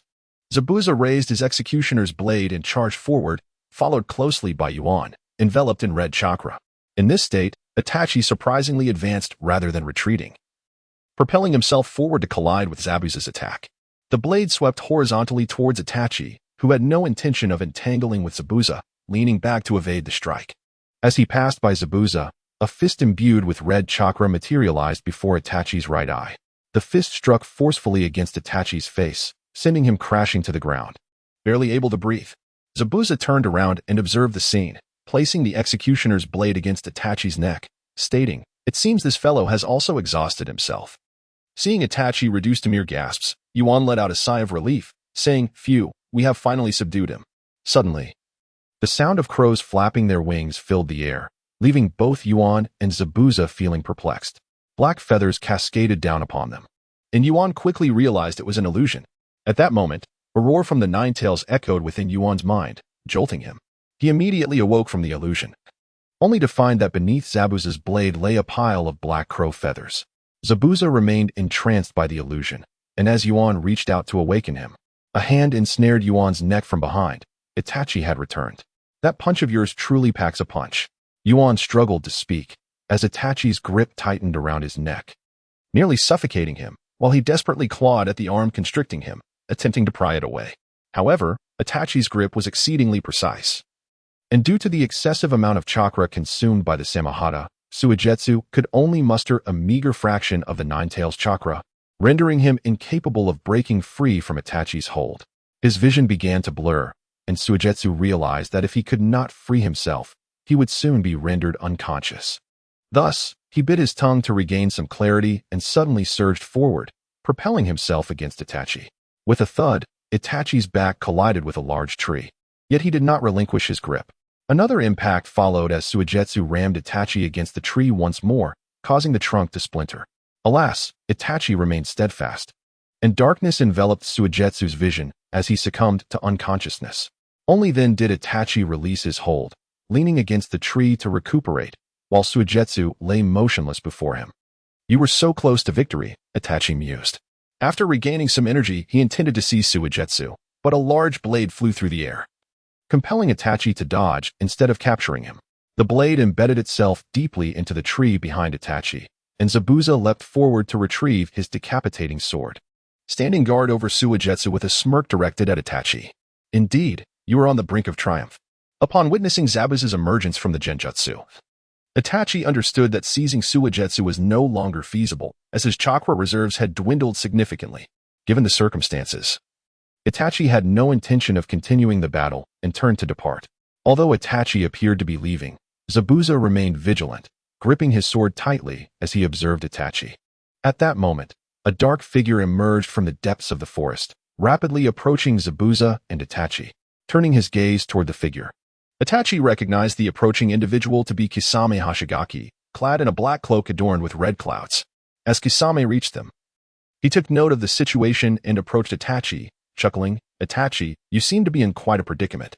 Itachi remained silent, while Zabuza interjected, addressing Kisame. "I didn't expect to encounter you here, Kisame." Kisame then turned his attention to Suigetsu, who lay behind Zabuza, and grinned widely. "I also didn't anticipate that a coward like you, who only dares to lurk in the mist, would be working for Konoha." Zabuza retorted sharply, "Huh? If you can team up with Uchiha Itachi, why can't I work for Konoha?" Hearing Zabuza's words, Kisame sneered and drew Samahata, preparing to confront Zabuza. However, Itachi swiftly interposed himself before Kisame, calmly stating, "Kisame, let us leave. Today we have failed. Are you still intent on hiding from the Third Hokage?" Gradually rising from the ground beside Suigetsu, the Third Hokage, clad in black attire, regarded Uchiha Itachi with a cold gaze. "Humph, Uchiha Itachi. What is your true intention in capturing the Jinchuriki of the Nine Tails?" Itachi cast a profound glance at the third Hokage, yet he offered no response. Instead, he formed a hand seal and transformed into a flock of black crows, soaring away. The third Hokage made no effort to impede Itachi's departure, his gaze lingering on the direction in which Itachi vanished, lost in contemplation. Upon encountering the formidable Kisame, he returned the Samahata to his back and, with a grin, addressed Zabuza, saying, "Heh, next time we meet, I shall surely sever your head." After uttering these words, Kisame flew off in the direction of the crows. At that moment, shadows began to descend upon the ground, revealing themselves to be members of the Konoha Anbu. One Anbu, crouching behind the third Hokage, inquired, "Lord Hokage, shall we continue the pursuit?" The third turned and waved his hand dismissively, replying, "No need. However, we must enhance the village's defense during this period." Understood. Several Anbu began to tend to the injured on the ground, while Zabuza remained silent, his head bowed behind the third. The third turned to Zabuza with a wry smile and remarked, "It seems the route has flourished in recent years, even recruiting a member from the hidden mist." Zabuza lifted his gaze to meet the third's, then turned to the recovering Yuya and stated, "Someone made me an offer I couldn't refuse." "Is that so?" The third gently patted Zabuza's shoulder before making his way towards Yuya. The Anbu attending to Yuya stood up promptly upon the third's approach and reported, "Lord Hokage, he has not sustained any severe injuries, merely an exhaustion of stamina." Nodding, the third replied, "Very well, but let us take him to the hospital for a thorough examination." Yuya opened his eyes to find himself once again in that familiar hospital room. "I am," seeing him awake, exclaimed with delight, "Yuya, you're awake. You truly have an affinity for this room." "Teacher Akane, I am still a patient." Akane rolled her eyes and retorted, "Aside from that minor scrape, what other injuries do you have? Hurry up and get up, we're heading home to rest. We meet at the village entrance at 5 tomorrow. Our mission begins then." Alarmed, Yuya asked, "Wait, the enemy has targeted me, and you still want me to carry out this mission?" Akane brushed back her hair and replied, "Not just you. Naruto Uzumaki will also be joining us. This is the result of discussions between Lord Hokage and Jiraiya. TCH. They want us to sneak out and carry out a search mission while evading Itachi and the others." Akane chuckled and said, "Exactly." Ding, ding, ding. A hand slowly reached out to silence the alarm clock on the bedside table. "Really, it's still dark outside." Yuya grumbled from his bed but eventually complied, throwing off the covers and getting ready. Half an hour later, Yuya arrived at the entrance of Konoha with a large backpack.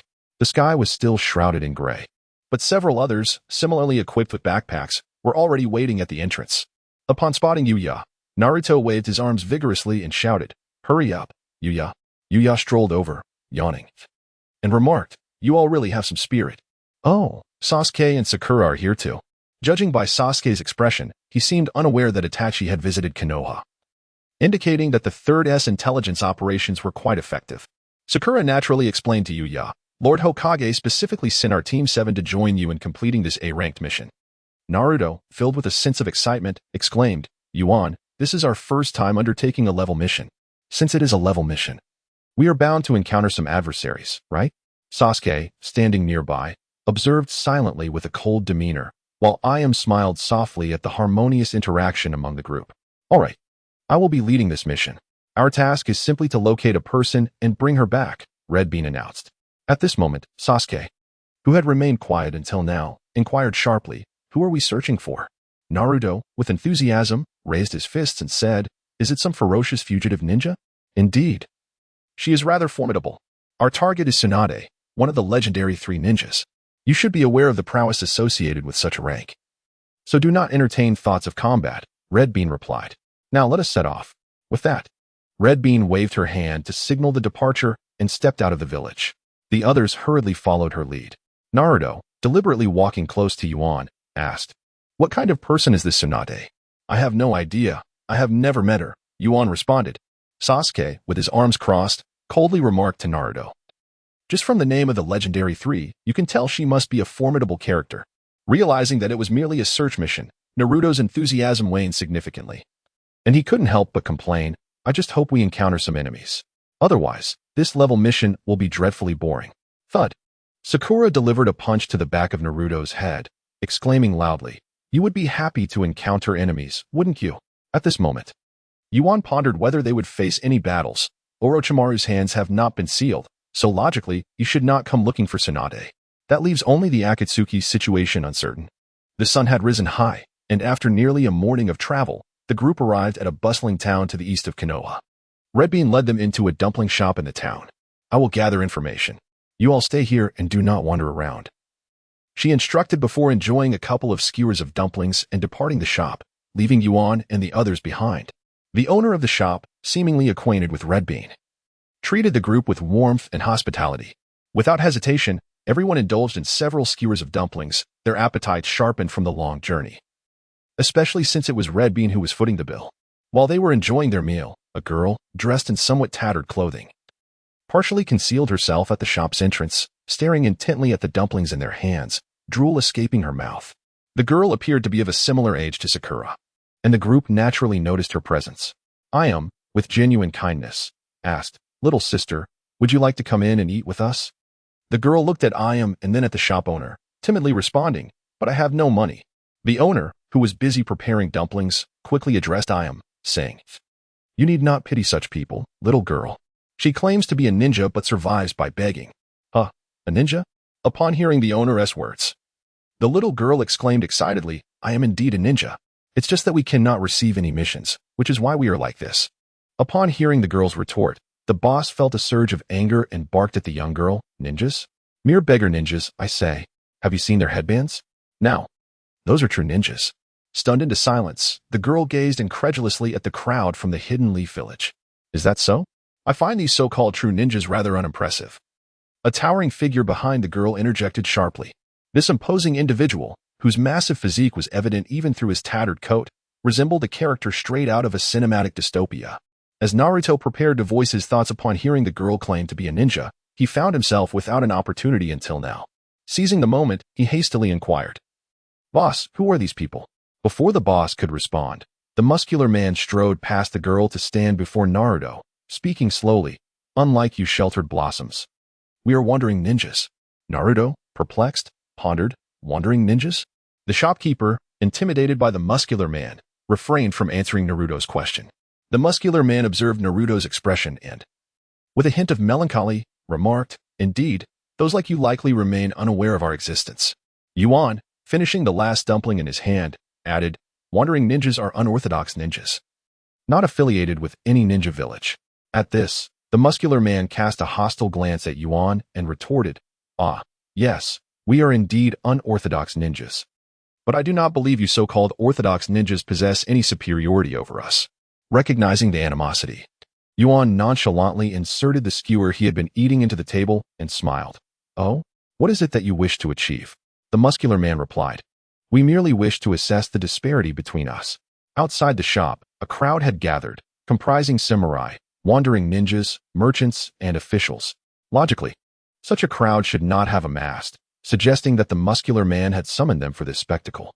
The girl behind the muscular man stepped forward, gently grasping his arm.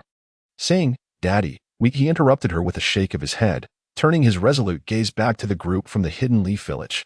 Sensing the escalating tension, the shopkeeper grew concerned for the safety of the young children and rushed out to find Anko, having witnessed her formidable strength before. Casting a glance at the onlookers outside, Yuan turned back to the muscular man and asked, "As for the disparity between us, how would you like to measure it?" The muscular man replied, "I shan't take advantage of your youth. I shall have a young wandering ninja compete with you, which seems fair enough." Upon hearing this, Yuan hesitated to make a unilateral decision and turned to his companions for their opinions. Naruto's face lit up with excitement at the prospect of battling someone from outside the Hidden Leaf, while Sasuke remained stoic yet exuded a palpable fighting spirit. Ayam and Sakura had little to contribute. Ayam would heed her own instincts, and Sakura would not oppose Sasuke. "Very well," said the muscular man, a gleam of delight crossing his face as he grasped the girl's hand and pushed through the crowd, stepping outside the shop. The girl beside the muscular man quietly inquired, "Father, why must we engage with them in this manner? Only by defeating them can we prove that we, the wandering ninjas, are not inferior to these orthodox ninjas, and that we possess the capability to undertake those bounty missions." After the muscular man exited the dumpling shop, the onlookers dispersed, forming a large circle on the street. Standing at the center of the crowd, the muscular man shouted hoarsely at the leaf villagers inside the shop. Ninjas typically operate in teams of 3, So let us proceed with a 3-on-3 match. What do you say? Upon hearing this, Yuan turned his gaze towards Sasuke and Naruto, eager to inquire who would fight. Sasuke, however, rose immediately and stepped outside, with Naruto hurrying to follow suit. Sasuke glanced back at Naruto and then addressed the muscular man, saying, "I alone shall suffice. Let your people come forth." Observing Sasuke's declaration, Naruto melded into the crowd, vocally lamenting that Sasuke had not afforded him an opportunity. Recognizing that his team was being underestimated, the muscular man, his face flushed with indignation, commanded, "Shursho, Hiraken, and Shaoru, you three, step up." As soon as he finished speaking, 2 young boys emerged from the crowd. One was dark-skinned and robust, while the other sported an unruly, explosive hairstyle. The girl named Shaoru was, in fact, the same girl from earlier. "Shall we all go together?"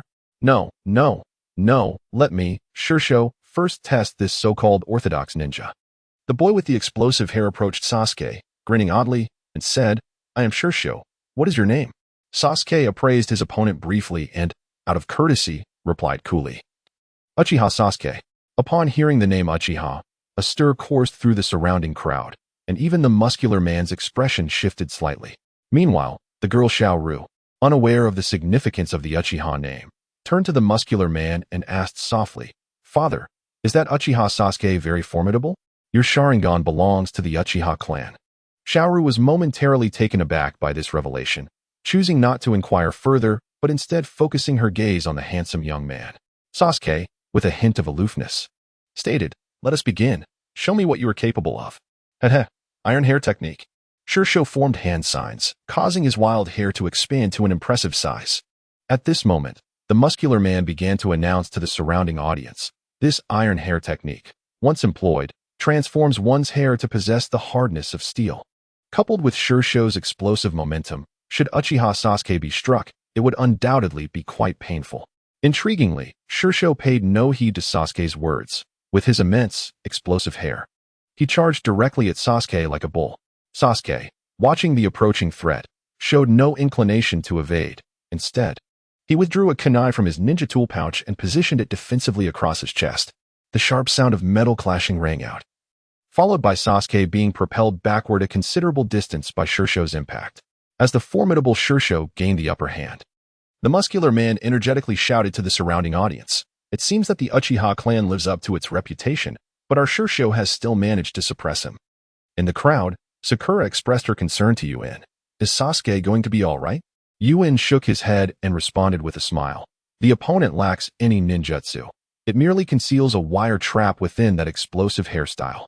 At that moment, a faint smirk appeared on Sasuke's lips as he returned his kunai to his ninja tool pouch and calmly addressed Shursho.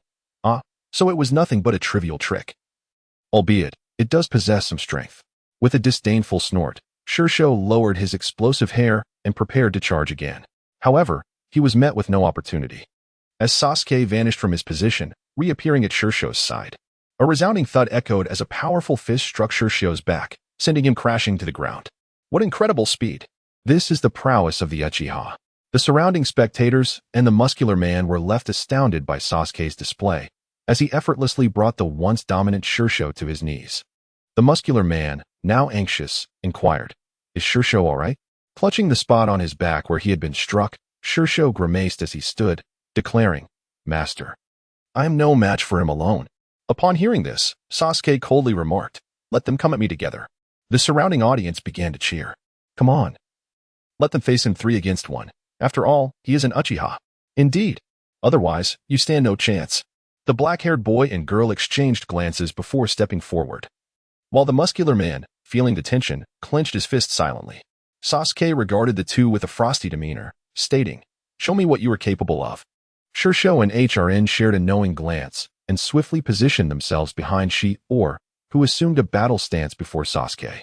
However, Sasuke merely observed them with an amused expression, not intending to strike first. Earth Release, Stone Transformation Technique. HRN formed hand seals and placed his hand upon Shursho's neck. A gray, stone-like substance emanated from HRN's palm, rapidly spreading across Shursho's body in all directions.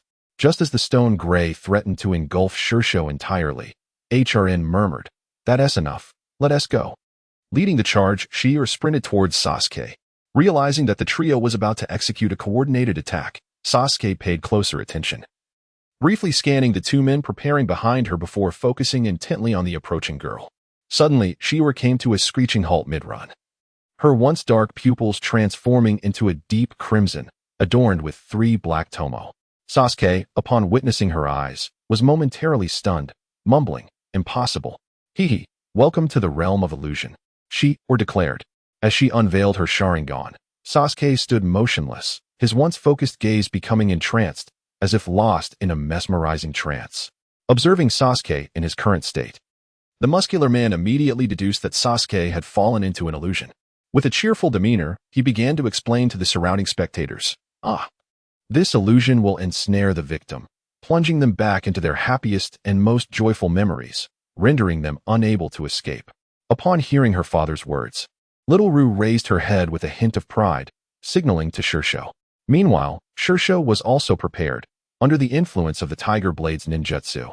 His entire form transformed into a silvery gray, and he appeared to grow even more robust. Lowering his stance, Shursho aimed his newly silver-haired explosive mane at the motionless Sasuke. Suddenly, a complex array of emotions flickered in Sasuke's eyes, and a pained expression surfaced on his face. What was happening? Witnessing the anguish on Sasuke's face, Little Rue felt a deep sense of confusion. Typically, those ensnared by her illusions would exhibit expressions of joy and elation. Even if they managed to break free from the illusion, they should not display such torment. Normally, Sasuke would have easily shattered an illusion of this caliber. But this particular one compelled him to see someone whose presence made him reluctant to escape the illusion. In the realm of the illusion, Sasuke stood alone at the entrance of the ninja academy. At that moment, Itachi Uchiha slowly emerged within Sasuke's line of sight, smiling warmly as he addressed Sasuke. "Sasuke, shall we go home?" "What is wrong, Sasuke? I've come to take you back." With that, Itachi turned to offer his back for Sasuke to climb onto. Sasuke regarded Itachi coldly, unyielding. "Do we even have a home? Didn't you annihilate everyone?" "What are you saying, Sasuke? Mom and Dad are waiting for us to return home." Following this, Itachi stepped forward, extending his hand towards Sasuke. Sasuke turned his head, attempting to evade him. However, Itachi's hand gently rested atop Sasuke's head, causing him to involuntarily shudder. "Come home with me, Sasuke. I'll accompany you to practice shuriken throwing." At this statement, Sasuke found himself in a haze. He longed for the Itachi before him to be the genuine Uchiha Itachi. As he gazed upon Itachi's smiling face, a chilling thought echoed within him. "Foolish little brother, hate me." Sasuke, what is the matter? We're already home." Upon hearing Itachi's words once more, the scene shifted from the Ninja Academy's entrance to the heart of the Uchiha clan's territory. Itachi has brought Sasuke home. How wonderful it is to have 2 brothers together. "Sasuke, I have just made some delicious rice balls for you." Familiar faces lined the streets, eagerly greeting Sasuke. As Sasuke began to speak, Itachi's icy voice reverberated in his mind once again. "Foolish little brother, hate me. See through this so-called reality." Just as Shursho charged toward Sasuke, he suddenly let out a heart-wrenching scream. "I will surely kill you, Uchiha Itachi." Sakura, witnessing this, clasped her hands over her chest, exclaiming, "Sasuke seems to be in a troubling state." You glanced at the seemingly deranged Sasuke and inquired, "Ayakumo, has Sasuke been affected by the opponent's illusion?" No. Logically, this shouldn't be the effect of an illusion. It appears that Sasuke has lost control of his emotions. Naruto was at a loss regarding Sasuke's condition and could only scratch his head, murmuring, "What on earth is wrong with that guy, Sasuke?" Yuan remained silent, his gaze fixed intently on Sasuke, muscles taut and ready to spring into action at any moment. The surrounding audience was taken aback by Sasuke's cries, yet Shursho remained undeterred, charging forward with unwavering determination. Sasuke cast a cold glance at Shiru, his eyes mirroring her Sharingan, both ablaze with a crimson hue accented by 3 tomo. With a swift motion, he evaded Shursho's charge effortlessly, delivering a knee strike to Shursho's abdomen, causing him to collapse to the ground, unconscious from the enhanced ninja technique. Sasuke's unyielding stare was locked onto Shiru's Sharingan, his expression twisted into a menacing visage as he advanced toward her, uttering, "Itachi Uchiha, I shall surely kill you." Shiru, intimidated by Sasuke's fearsome demeanor, instinctively retreated, murmuring, "Stay back, don't come any closer." With a resounding clap, Tiger Blade struck the ground, sending dust swirling around Sasuke. Yet, at that moment, his focus remained solely on Shiru, showing no intention of evading. Soon, The whirlwind of dust enveloped him, encasing him like a clay statue. Upon witnessing Sasuke trapped within the earthen barrier, Shiryu exhaled in relief. However, a low chant suddenly resonated from within the statue. Z, Wu, Shin, Wu, Mao. Accompanied by the chirping of birds, the clay figure shattered into fragments. I will kill you, Itachi Uchiha. Amidst the dust created by the collapse of the statue, Sasuke, with his crimson eyes ignited by lightning, charged toward Shiryu. Her face drained of color, she screamed in terror. Ah! The muscular man behind her, sensing her peril, disregarded all decorum and rushed forward. The piercing sound of Chidori grew ever closer as he turned his back, crouching to shield Shiryu in his embrace. Blood splattered across his shoulder, staining Shiryu's delicate face. Startled, she turned her head to see a shadowy figure blocking Sasuke's attack. A figure that was, of course, Yuan. He intervened, wrenching Sasuke's wrist away with a swift motion. However, the sharp Chidori still grazed Yuan's shoulder, tearing through his black coat. The onlookers were left in stunned silence. Sasuke, what has happened to you? Yuan, unfazed by the blood trickling from his shoulder, maintained a focused gaze on Sasuke. His hand gripping Sasuke's wrist firmly, the sparks of lightning still dancing upon it amidst the cacophony of Chidori's crackle. Suddenly, a hand grasped Sasuke's shoulder from behind and yanked him around. Yuan released his hold on Sasuke's wrist as a powerful fist collided with Sasuke's handsome visage, sending him crashing to the ground, the lightning dissipating from his hand. The one who struck Sasuke was none other than Naruto, who, filled with rage, exclaimed, Sasuke, did you truly intend to kill that girl? Sasuke initially touched the spot where Naruto had hit him, and the crimson hue in his eyes faded back to an inky black. Rising to his feet, he glared at Naruto and coldly retorted, my affairs are none of your concern, tail end.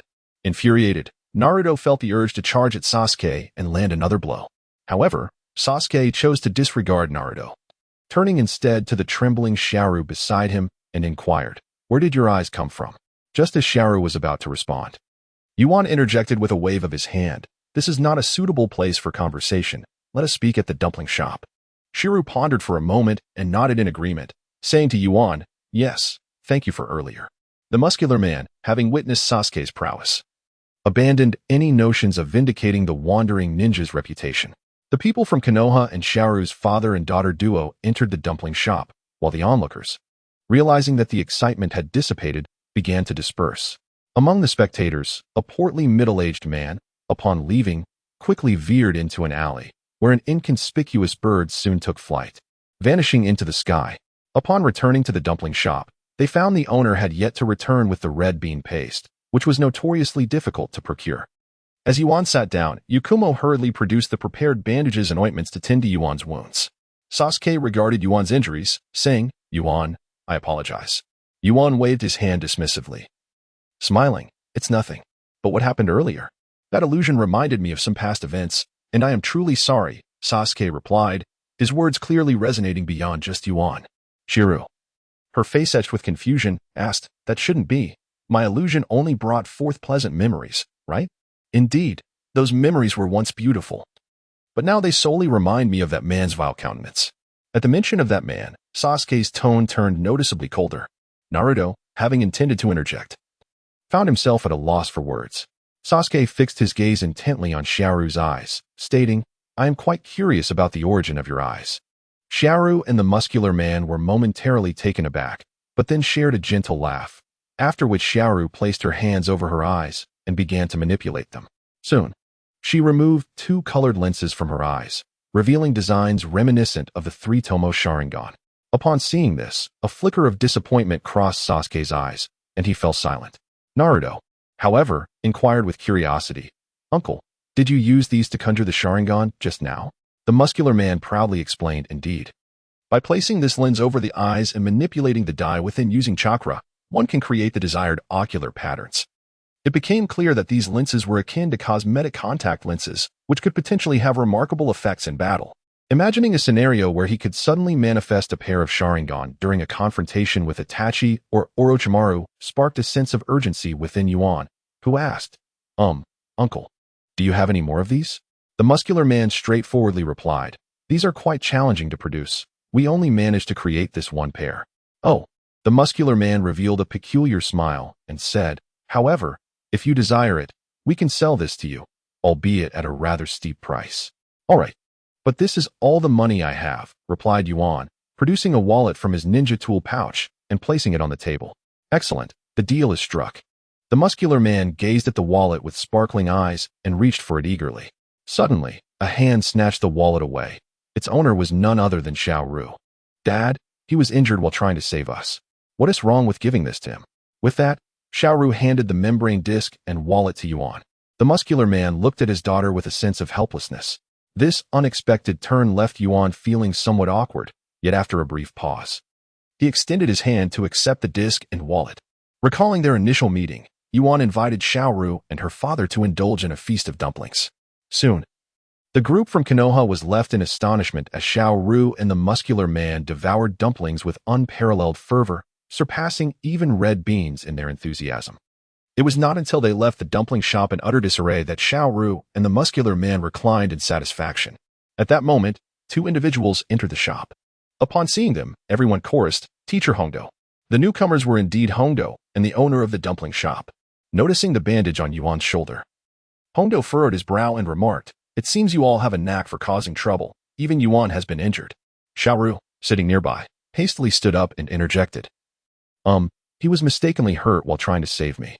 Sasuke intended to speak, but Yuan preemptively gestured for silence, responding, "Teacher Hongdo, minor injuries are inevitable in the interactions among ninjas." The dumpling shop owner, witnessing the chaos in his establishment, exclaimed in dismay, "What happened to my shop?" Yuan, seated nearby, offered an awkward smile and reassured, "Don't worry, Teacher Hongdo will cover the bill."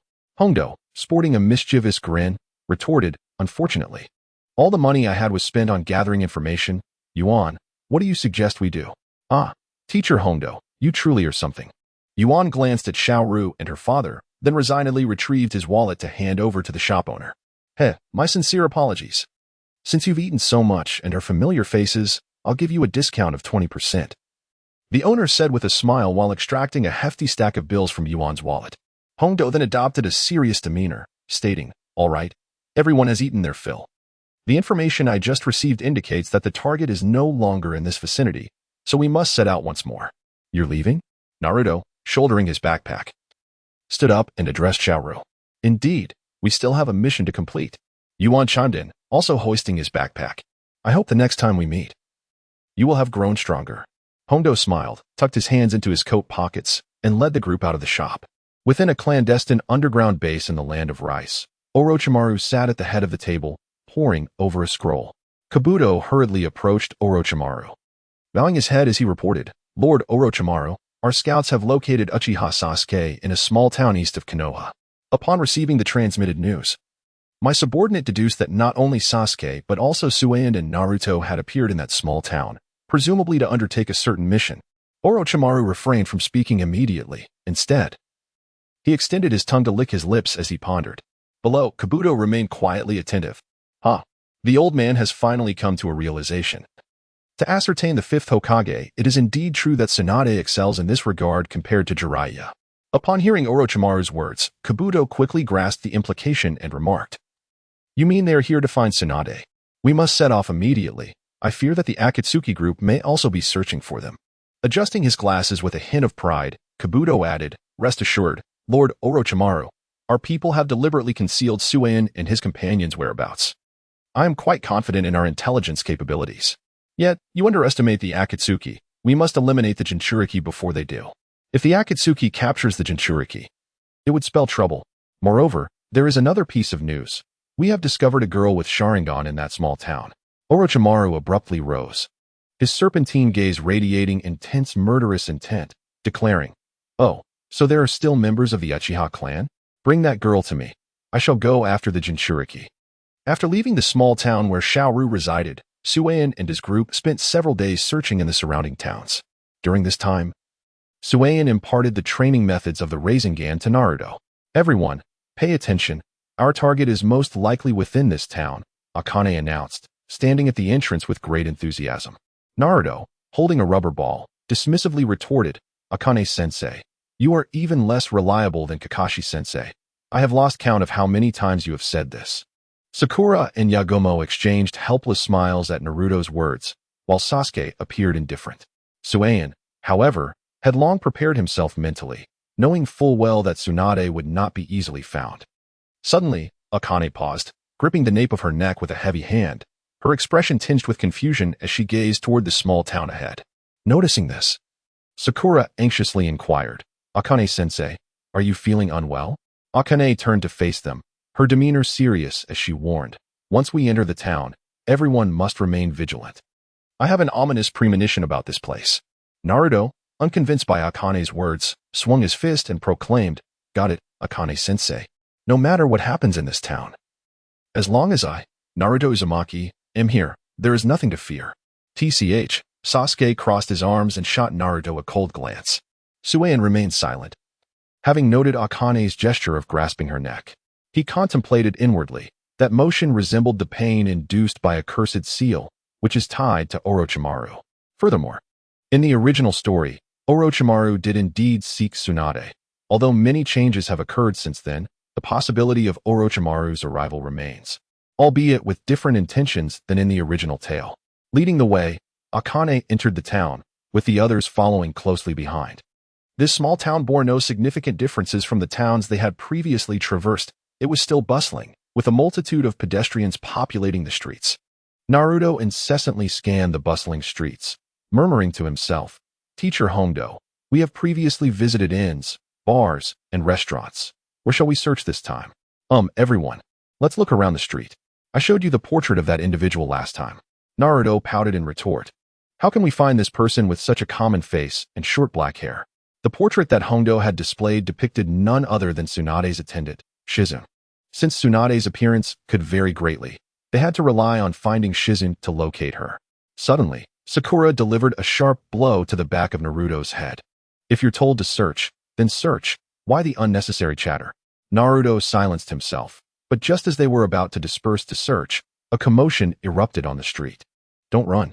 Pay up. Stop." Passers-by hastily moved aside, and at the forefront was a woman with yellow hair styled in twin ponytails. Clad in a green robe emblazoned with the character for gambling, a diamond-shaped mark on her forehead. Hot on her heels were a throng of burly men in black. The moment Yuan laid eyes on the woman, he recognized her to be Tsunade, the very person they had been desperately seeking. However, Hondo failed to make the connection. Having not seen Tsunade in many years, let alone the others. How despicable. These ruffians dare to bully someone in broad daylight. Naruto felt a surge of righteous anger and clenched his fists, charging forward. "Hey, Naruto!" Yuan attempted to call out to stop him. But Naruto had already intercepted the burly men, while Tsunade showed no signs of halting. If Tsunade escaped now, it would certainly complicate matters. "I find that woman rather suspicious." Yuan refrained from directly informing the others that the woman was Tsunade, instead whispering to Ayakumo beside him, and then he pursued Tsunade's retreating figure. "Hey, Yuan!"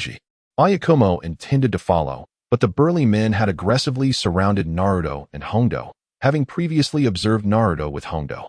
One particularly arrogant one-eyed man stepped forward and shouted, "Who are you to meddle in the affairs of the Yamazaki family?" The surrounding vendors and pedestrians hastily vacated the area, leaving no one daring enough to linger and watch the spectacle. The once lively street had turned eerily quiet. Hondo, still in search of her companion, did not wish to escalate the situation. Recognizing that they were being used as shields by the woman ahead, she hurriedly explained, "I'm sorry, we are just suddenly." Naruto leaped up and delivered a punch to the one-eyed man's chin, causing him to lose his balance and fall to the ground. "You bullies of the weak, today I, Uzumaki Naruto, will teach you a lesson. Get them, beat them to a pulp," shouted the fallen one-eyed man. At his command, the surrounding burly men surged toward Hondo and her group like a tidal wave. Realizing that there was no turning back, an evil smile crept onto Hondo's lips. She had been quite displeased these past few days. With a swift motion, she leaped into the fray and kicked the still-yelling one-eyed man away. 8 burly men advanced, fists raised, closing in from all sides, and Hondo, with a hint of a smile, cast a glance at their approaching fists. Suddenly, he lowered his body and began to spin, his arms striking out like phantoms. Bang, bang, bang. The burly men were sent flying, crashing heavily to the floor and losing consciousness. At that moment, others also employed their skills to subdue several of the men in black, and in an instant, the once fearsome figures lay sprawled on the ground. Naruto, rubbing his wrist, chuckled, "These fellows are remarkably weak." Hearing this, the one-eyed dragon on the ground struggled to lift his head, glaring at Naruto with malice. "Damn it, you lot are in for some serious trouble." Akane approached, seizing the one-eyed dragon by the collar and lifting him up, her face adorned with a benevolent smile. Oh? What kind of trouble? Under the pressure of her smile, the one-eyed dragon gulped nervously. Our Yamazaki family is protected by a Nin from a Wagakure, a ninja whose strength can split mountains and shatter the earth. The Wagakure's Nin. How terrifying. Akane replied, pointing to the forehead protector on her own brow. The one-eyed dragon stared at the protector, initially perplexed, before suddenly realizing, you are Konoha ninjas. In that case, what trouble do we have? He hastily waved his hands. No, we dare not. Only then did Akane release him, allowing the one-eyed dragon to regain his balance, albeit still somewhat dazed. What were you pursuing that woman for? Akane inquired. The one-eyed dragon promptly responded with respect. That woman owes our Yamazaki family a substantial sum of money. We came to collect the debt. Beside them, Haken could not refrain from asking, why would she borrow money from you? The one-eyed dragon, seemingly struck by a sudden realization, replied cheerfully, it's because of gambling. That woman is legendary. He paused, not immediately continuing, prompting Sakura and Haken to exclaim in unison, the legendary Sannin. The one-eyed dragon, unaware of the significance of the Sannin, continued, no. That woman is the legendary cash cow. Upon hearing this, Akane recalled what Jiraiya had mentioned before their departure regarding Tsunade's infamous title. Suddenly awakening to the realization that the woman they were pursuing was indeed Tsunade. Naruto, puzzled, asked, why is she the legendary cash cow? Because that woman has never won a bet, yet she is inexplicably drawn to gambling, the one-eyed dragon explained. Akane quickly rummaged through her backpack, producing a portrait and presenting it to the one-eyed dragon. He pondered for a moment. No, that's not her. It seems to be that woman's attendant.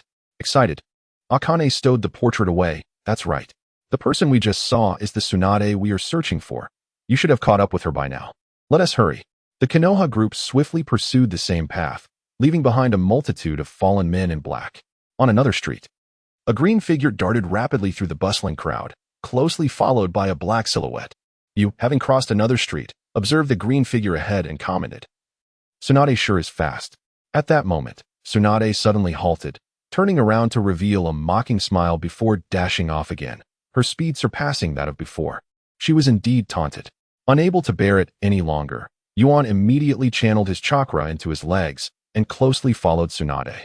Tsunade dashed out of the small town, only pausing when they reached a secluded clearing outside.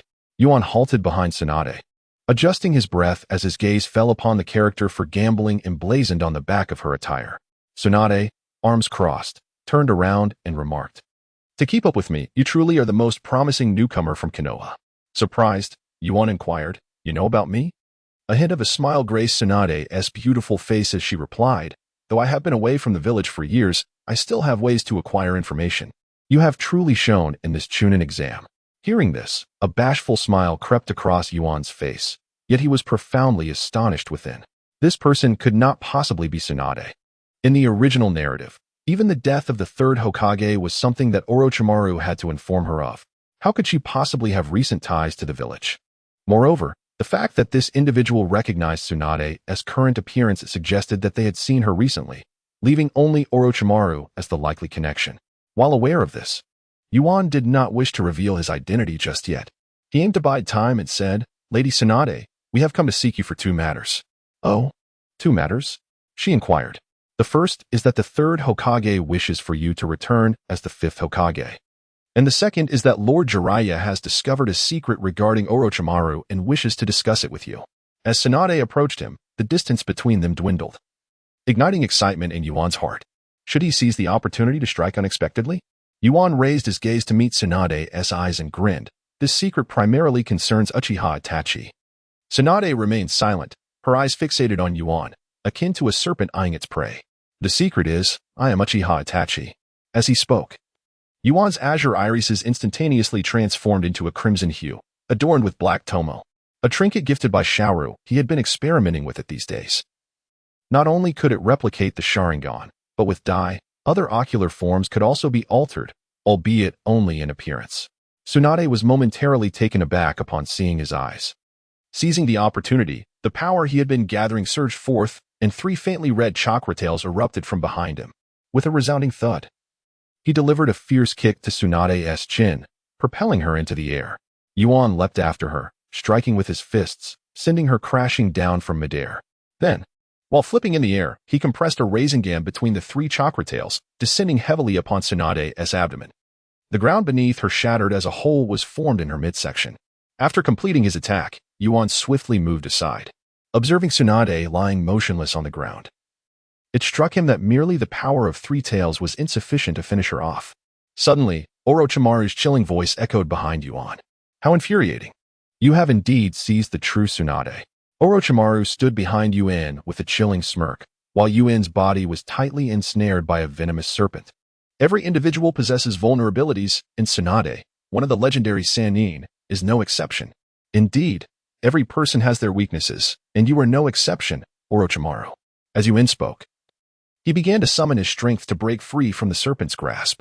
Under Yuan's might, the serpent emitted agonizing hisses, as though it were on the verge of rupturing. Not enough, far from sufficient. Come, let me witness that frenzied power of yours once more. With that, two massive white serpents once again emerged behind Orochimaru, extending to coil around Yuan's body. To think this level of restraint would compel me to use my four tails. I must inform you, it is still woefully inadequate. Yuan clenched his teeth, tensing his muscles, as the crimson chakra enveloping him deepened in hue. The three serpents could not withstand Yuan's formidable strength, their bodies beginning to elongate and tear apart. Orochimaru ceased his speech, forming a hand seal before retreating. Sensing the impending danger, Yuan frantically urged the chakra of the nine tails within him. At that moment, the serpents on the brink of rupture began to glow with a faint white light. Boom! The white serpents exploded instantaneously, sending clouds of dust swirling into the air. As the dust settled, Yuan stood, cloaked in deep crimson chakra, for tails billowing behind him, utterly transformed from his former self. Well executed, Orochimaru. Hee. This is far from over. With that, Orochimaru bent low, slamming both hands onto the ground. The earth beneath Yuan shattered, and a colossal serpentine mole rose from below, swallowing Yuan whole. Bang! The serpent's belly erupted, and a crimson figure slowly emerged. Once free, Yuan assumed a horse stance, letting out a fierce roar directed at Orochimaru. This sound surged like a tempest, compelling Orochimaru to lift his arm to shield against the flying debris. His long black hair whipped into disarray by the gust. In his serpent-like gaze, there was a hint of gravity as he regarded the crimson figure. As silence enveloped the air, Yuan surged forth like a crimson storm, closing the distance to Orochimaru. Reacting swiftly, Orochimaru opened his mouth wide, the Kusanagi sword emerging from within. The blade pierced Yuan's chest, yet even the sharpness of the Kusanagi could not penetrate the deep crimson exterior of the fox spirit. With the sword pressed against him, Yuan could not immediately retaliate against Orochimaru, so he extended his hands toward him. Earth release, earth flow river. Before Yuan's chakra-laden arms could grasp Orochimaru, the earth beneath him transformed into a torrent, dragging him away. Lightning release, lightning strike. Orochimaru placed his hands on the soil, unleashing a surge of electricity towards Yuan, who was caught in the muddy flow. Crackle. The speed of the current was unavoidable for Yuan, blue sparks flickering across his crimson body. Orochimaru, are you merely tickling me? Yuan struck the flowing earth beneath him with great force, launching himself upward and away from the muddy torrent, landing nimbly on solid ground. Orochimaru finally swallowed the grass cutter sword that had been lodged in his mouth and mockingly addressed Yuan, inquiring how long he could maintain his consciousness in such a form. Long enough to kill you, Yuan retorted, immediately opening his mouth as chakra emanated from his body, coalescing into a sphere in front of him. Observing this, Orochimaru remained unfazed and chuckled. The tailed beast bomb, but do you dare unleash it upon me?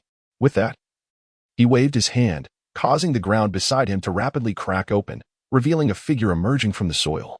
The figure was none other than Tsunade, her eyes tightly shut, and a wound on her abdomen oozing blood. Grinding his teeth in frustration, Yuan spat, "Damn it, your skills are truly formidable." The chakra sphere before him began to dissipate. Seizing the opportunity, Orochimaru swiftly performed a series of hand movements. Fire style, fire dragon flame bullet. A fierce line of fire erupted from his mouth, striking Yuan directly. The impact sent Yuan sprawling to the ground, his crimson body igniting in flames. With a painful roar that echoed into the sky, Yuan expelled chakra that extinguished the flames engulfing him. Simultaneously, this roar jolted the unconscious Tsunade awake. Upon regaining consciousness, she immediately felt an excruciating pain in her abdomen and instinctively looked down. Why is there so much blood? She gasped, her half-bloodied body causing her to tremble in fear. Orochimaru seized Tsunade by the neck, lifting her effortlessly and tauntingly remarked, Yuan, it seems I have discovered your weakness. Damn you, Yuan cursed under his breath, when suddenly, a surge of violent thoughts flooded his mind. Am I at my limit? My consciousness is about to be consumed. I must break free. In an instant, the deep crimson cloak of the fox spirit vanished, and Yuan, as if losing his balance, crouched low, bracing himself against the ground while secretly channeling chakra into the earth. It appears I have one, Orochimaru declared, casting Tsunade towards Yuan, his hands swiftly forming seals. Yuan quickly rose, catching Tsunade in his arms. It is over. Fire style, great fireball technique, Orochimaru intoned ominously, completing his seals as a massive fireball erupted from his mouth, soaring towards Yuan. The end is still far off, he added as the ground beneath Yuan crumbled, causing him and Tsunade to plummet, the fireball soaring harmlessly above them. Seeing Yuan narrowly escape yet again, Orochimaru grumbled. You truly possess the same ninja prowess as the Fourth Hokage. However, without the power of the Nine Tails, you stand no chance. A deep, rumbling voice emanated from beneath the surface. Humph, the real battle is only just beginning. With a hand seal, Orochimaru struck the ground, causing fissures to radiate outward from his palm, shattering the earth. Thud, thud, thud. Black figures sprang forth from the shattered soil, one of which was cradling Tsunade. I will take care of Tsunade. Everyone else, attack. Observe how we educate Orochimaru. Clutching Tsunade, the figure retreated, while others blocked Orochimaru's path, chattering incessantly. Humph, such noise. Orochimaru tilted forward, his legs transforming into serpentine tails, slithering towards Tsunade in the distance. The shadow clones raised their fists to confront him, yet immediately, dozens of thick white serpents emerged from behind Orochimaru, their gaping maws lunging at the approaching figures. Bam, bam, bam. Every shadow clone that ventured near was devoured, unable to impede Orochimaru's advance. Sensing danger, the figure holding Tsunade tightened his grip and fled. Do you think you can escape? Orochimaru's unearthly speed closed the gap between them. Suddenly, the figure skidded to a halt, executed a graceful turn, and tossed Tsunade toward Orochimaru, exclaiming, You're formidable. Tsunade is yours. Do you think I would fall for such a trick? Orochimaru sidestepped, evading the airborne Tsunade. She tumbled upon landing, rolling twice before crouching and trembling. Her gaze fixated on Orochimaru's back. Wind release. True. Bam. Just as the figure formed the hand seals to retaliate, Orochimaru was already upon him. The white serpents biting into his form, erupting him into a cloud of white smoke. Spiraling sphere. Tsunade, still trembling, charged from behind with the spiraling sphere, successfully striking Orochimaru in the back. However, the hit merely transformed Orochimaru into a puddle of mud. Realizing this, the figure gasped in shock. What a curious trick. But it won't work on me. Suddenly, Orochimaru appeared at Tsunade's side, delivering a swift chop to her back. Bam! Tsunade crashed to the ground, enveloped in white smoke as she reverted to the figure's likeness. Struggling to turn over, the figure lay sprawled on the ground. Orochimaru's serpentine tail morphed back into a human foot, pressing down forcefully on the figure's chest. Orochimaru leaned down, his cold serpent eyes scrutinizing the figure, stating, I told you, you would die. With feeble arms, the figure grasped a necklace around his neck, smiling as he said, The owner of this necklace is destined to become Hokage. Thus, how could I possibly perish here? This necklace had, of course, been taken from Tsunade, the very necklace of the first Hokage. With no other recourse, the figure resolved to forcefully undergo the tailed beast transformation in a bid to counter Orochimaru, hoping the first Hokage's necklace would hold miraculous power over the Nine Tails. Hokage, it seems you are unaware, this necklace symbolizes death. The figure grasped the foot pressing on his chest and slowly lifted it, red chakra surging from his abdomen once more. You cannot kill me. Observing this, Orochimaru narrowed his eyes, a purple light glowing at his fingertip. 5-element sealing. His palm slammed against the figure's abdomen, abruptly halting the flow of red chakra that had gushed forth like a spring. Yuan lay curled on the ground in excruciating pain, his hands gripping the muddy earth with desperation.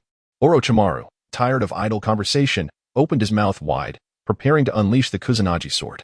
However, before it could be launched, a large clump of dirt flew into Orochimaru's mouth. Ugh, I will absolutely not die. Yuan gritted his teeth and rose to his feet, swinging his fist and striking Orochimaru squarely on the cheek. Taken by surprise, Orochimaru was sent reeling backward, crashing heavily to the ground. Yet, Yuan could no longer maintain his stance. Clutching his abdomen, he collapsed onto the earth. Orochimaru, shaking his neck, stood up and approached Yuan with a sinister grin, proclaiming, "It seems you cannot escape the curse of this necklace." With that, he opened his mouth once more, and this time, no dirt obstructed it. The Kusanagi sword swiftly shot forth. With a hiss, the blade pierced flesh, blood gushing out once more, but the one struck was not Yuan. It was Tsunade, who had rushed to protect him. "This little brat cannot die," Orochimaru sneered. "Tsunade, you cannot save him, just as you were powerless against Dan and your brother back then. And now, you cannot even overcome your own blood." Upon hearing this, Tsunade's gaze shot up to meet Orochimaru's, her eyes filled with murderous intent, her body steady and unwavering. "Impossible." With a fierce punch, Tsunade propelled herself toward Orochimaru, striking him squarely in the chest. Orochimaru flew away like a kite severed from its string. Tsunade, no longer trembling, had conquered her fear of blood. At that moment, a large group of people rushed to the scene. Among them were Akatsuki, along with Shizen, Yuan, Lady Tsunade. Akatsuki approached Orochimaru, while the others gathered around Yuan and Tsunade. "Lady Tsunade, let me tend to your wounds," Shizen exclaimed, but Tsunade waved her hand dismissively. "No, you treat this child first. I have matters to attend to." With that, she moved toward Orochimaru. Lady Tsunade, Shizen wished to protest, but was silenced by a single glance from Tsunade. Meanwhile, Naruto and Sasuke exchanged glances, both intending to assist in confronting Orochimaru, only to be halted by Shizune and Sakura. "Akatsuki, do you wish to kill me?" Orochimaru wobbled to his feet, looking at Akatsuki as she drew closer. With fierce determination, Akatsuki glared at Orochimaru and declared, "Yes, though I know I cannot. I will make you pay a price." "Ha ha ha, relying on the forbidden techniques I taught you?" Orochimaru replied nonchalantly. Gritting her teeth, Akatsuki prepared to charge. But a hand landed firmly on her shoulder. It belonged to Tsunade. Dragging her scarred body past Akatsuki, Tsunade asserted, "I will handle Orochimaru." With that, strange patterns appeared on her forehead. "Lady Tsunade," Orochimaru remarked with a persistent smirk, "you're in such poor condition. Can you still fight?" Tsunade formed the tiger seal. Her gaze icy as she shouted, "In these years, you are not the only one who has developed new ninjutsu, sealing techniques, release, and the creation of life." The patterns on her forehead seemed to meld into her skin, and her wounds began to heal at a visible pace. "Lady Tsunade, I entrust this to you." Realizing that her presence here would not aid Tsunade in any way, Hondo withdrew. Thus, only Tsunade and Orochimaru remained, standing face to face in a tense standoff. "Is this considered medical ninjutsu?" Tsunade did not respond to Orochimaru but instead raised her fist and charged swiftly towards him, intending to leverage her physical prowess to overpower him. Orochimaru, quick to react, retreated, unwilling to engage Tsunade in a physical contest, fully aware of her formidable strength. As he stepped back, he deftly formed hand seals. Fire style, fireball technique. Stopping in his tracks, Orochimaru expelled a massive fireball towards Tsunade, aiming to obstruct her advance. Undeterred by the approaching inferno, Tsunade accelerated her pace. And just as the two were about to collide, she propelled herself upward with tremendous force. Tsunade soared over the searing fireball, her fist descending directly towards Orochimaru. Caught off guard, he hastily opened his mouth, unleashing the Kusanagi sword to intercept her descent. With a piercing sound, Tsunade, suspended in midair, could not evade significantly and was grazed by the sword across her shoulder. Yet, her momentum remained unyielded. Awakened, Orochimaru. Her tightly clenched fist struck Orochimaru squarely in the face, sending him crashing to the ground. The impact created a deep indentation, and the shockwave reverberated throughout the area. Sakura, witnessing this, was awestruck, her eyes sparkling as she murmured, "Incredible. Indeed, this is Tsunade, one of the legendary Sannin." Ino, while treating the injured, felt a surge of excitement upon hearing the praises for Tsunade and responded enthusiastically. The others could only gaze in astonishment at Tsunade's prowess. Retracting her fist, Tsunade's shoulder wound, inflicted by the Kusanagi, had already healed, and her icy gaze was fixed on the sprawled Orochimaru. Orochimaru, retracting the Kusanagi into his mouth, remarked, "Your monstrous strength is still as terrifying as ever." "Orochimaru, your words hold no weight now. I will end this here." Tsunade's fist clenched tightly again, aimed at the fallen Orochimaru. With a quick movement, Orochimaru turned his head aside. opening his mouth as a white shadow darted out to escape. Tsunade's fist crushed the body beneath her strike, while the escaping figure was none other than Orochimaru himself, now covered in slime as he retreated to a safe distance. Do not presume that I fear you, Tsunade. Continuing our battle would only lead us both to mutual destruction. It would be wiser for us to cease this conflict. Even if we were to suffer mutual injuries, I will not allow you to leave unscathed. With that, Orochimaru clenched his fists, leaning slightly forward, his entire being coiled like a taut spring, ready to launch himself forward. Do you think I am the only one targeting that boy? Here's a suggestion. Take them and flee quickly. Akatsuki is already in pursuit. As he spoke, his body gradually sank into the ground until he vanished completely. Upon hearing this, Tsunade was left bewildered, having been away from the village for so long. She had lost contact and was utterly oblivious to the affairs concerning Akatsuki. However, the voice of Orochimaru had fallen silent, and Tsunade did not dare to let her guard down. She scanned her surroundings and, upon confirming that Orochimaru had indeed departed, she finally exhaled a sigh of relief. Once Tsunade relaxed, the side effects of her ninjutsu, creation rebirth, began to manifest. She sank directly to the ground, her previously smooth skin turning rough, and wrinkles appearing on her face. Lady Tsunade, Ino rushed over, her expression filled with concern, while Shikamaru clutched his stomach and joined the others. It's nothing. I just need to rest for a moment to recover, Tsunade said, sitting down and waving her hand dismissively at the crowd. Naruto observed Tsunade's aged appearance and whispered to Sakura, she may be over 50, yet she still pretends to be young. Humph. Tsunade shot a glare at Naruto from the crowd, filled with murderous intent. Bang. Sakura retaliated with a punch to Naruto's head. Ouch, ouch, ouch. Naruto squatted down. Clutching his head in pain, his expression contorted in agony, which softened Tsunade's gaze slightly. Red Bean, who are these kids and what business do they have with me? Red Bean, standing nearby, quickly stepped forward to introduce each of the children to Tsunade, and then began explaining the matters entrusted by the third Hokage. Just as Red Bean mentioned that Tsunade was to return to the village to assume the role of the fifth Hokage, Ino and the others were taken aback. Naruto reacted the quickest, excitedly asking Red Bean, what kind of joke is this? Isn't the third Hokage still well? Why should she take on the role of the fifth Hokage?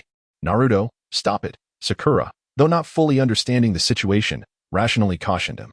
Red Bean, Ino, and Shikamaru, however, were focused entirely on Tsunade, eager to hear her response. Tsunade did not respond immediately. Instead, she closed her eyes in contemplation, as her hand instinctively reached for her neck. She noticed the absence of something, which caused the corners of her mouth to lift slightly. In that moment, her entire being reverted to her youthful appearance. For the sake of their dreams, I will accept the position of the fifth Hokage. Upon hearing this, relief washed over Red Bean and Ino, while Naruto crossed his arms, turning his head away in a display of displeasure. Lady Tsunade, could you help me? Shikamaru approached, lifting his shirt to reveal the sealing technique inscribed on his abdomen. The 5-element seal, which had been inflicted during his battle with Orochimaru, disrupted the original flow of the 8-trigram seal, causing a conflict between his chakra and that of the Nine Tails. Tsunade lowered her head to examine it closely, then her right hand glowed with blue light. 5 elements release. She pressed her palm firmly against Shikamaru's abdomen. The force of her hand sent Shikamaru sprawling on his back, and Tsunade grinned, saying, all right, give it a try. Naruto, Ino, and the others couldn't help but chuckle at the sight of her infectious smile. Shikamaru, rubbing his abdomen, stood up and attempted to channel his chakra. Finding it to be normal, he finally felt at ease.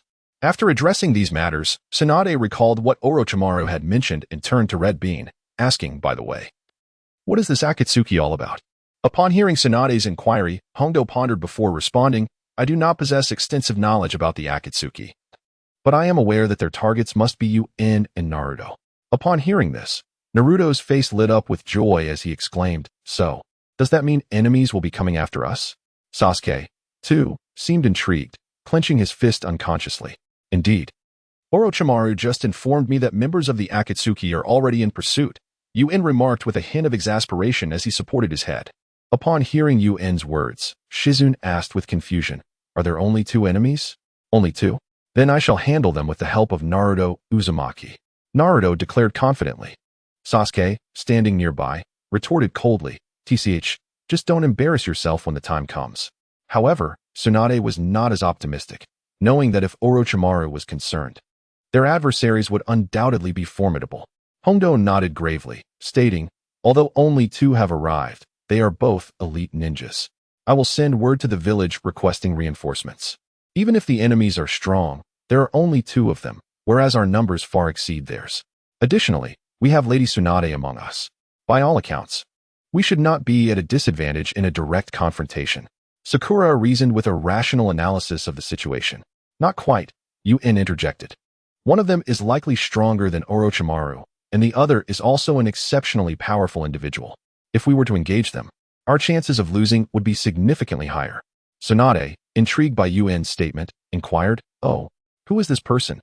The others present all fixed their gazes intently on Yuan. Feeling the weight of their scrutiny, Yuan shyly rubbed his forehead and replied, you need not look at me like that. The individual in question is Sasuke's elder brother, Itachi Uchiha. Ah, Sasuke's brother. Both Naruto and Sakura turned to Sasuke. Their expressions filled with astonishment, while Sasuke's face radiated immense excitement. So it is this man. Perfect. Just perfect. Hey, Sasuke, remain calm and composed, do not act recklessly. Yuan expressed his concern for Sasuke's potential impulsiveness. Yuan, I am fully aware of what I am doing. I finally have the opportunity to take down that guy. Sasuke declared fervently. Sakura, filled with worry, cautioned Sasuke. Meanwhile, Hondo, with a serious expression, warned Sasuke, Sasuke, Itachi is not someone you can handle, and it would be best for us to avoid them this time. Sasuke remained silent, his fist clenched tightly as he turned his head away. Oh. It turns out he is just this little brat's brother, a mere thief. I expected a more formidable opponent, Hondo remarked anxiously, glancing at Tsunade.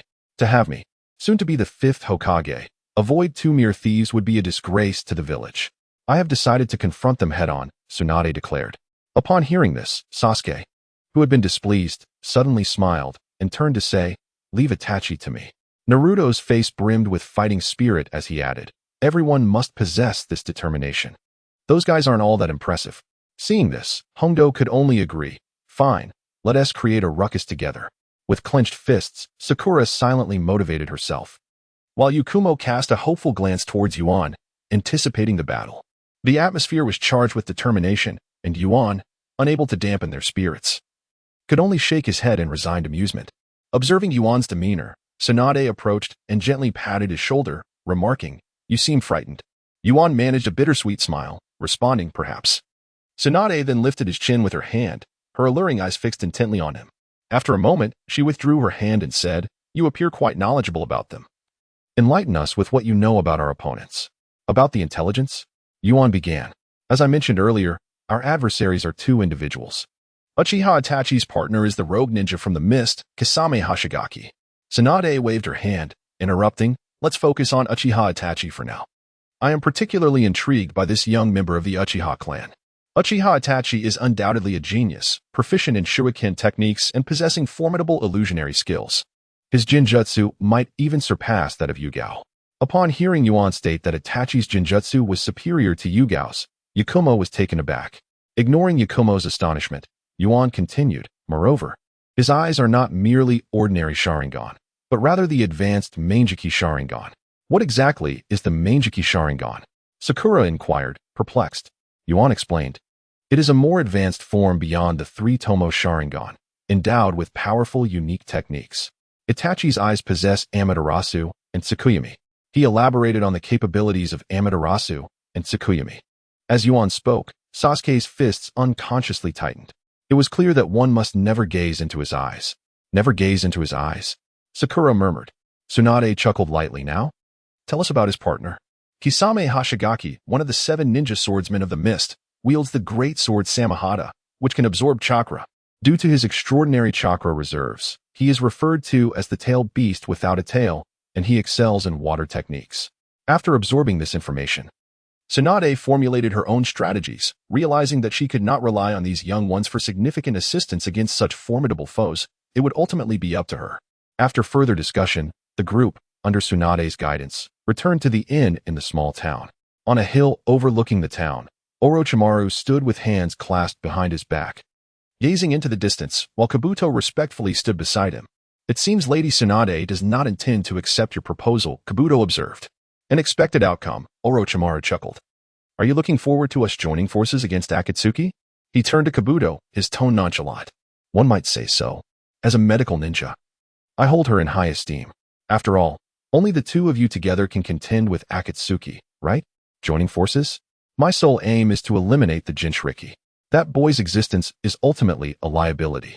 With that, Orochimaru turned his gaze back to the horizon. Kabuto understood that the topic could not be pursued further. Adjusting his glasses as he shifted the conversation to another matter. Lord Orochimaru, the girl has been located. However, it is unfortunate that she is not of the Uchiha clan. Orochimaru immediately recalled the moment when Yu's eyes transformed into the Manjiki Sharingan, a faint smile gracing his lips as he remarked, I am already aware of this. What of Akatsuki's situation? They are expected to arrive here by tomorrow. The once azure sky had become enshrouded in thick, ominous clouds. And apart from the conversation between the two, there was a profound silence. Lord Orochimaru, it appears it is about to rain. Let us proceed. Suddenly, a torrential downpour began, washing over the tranquil night in the small town, silencing its usual clamor. Inside a brightly lit-in room, you lay on the bed after a bath, idly watching Naruto as he molded chakra orbs. Meanwhile, Sasuke absent-mindedly polished his shuriken, lost in thought. Success! Naruto exclaimed, lifting a chakra sphere high against the wall.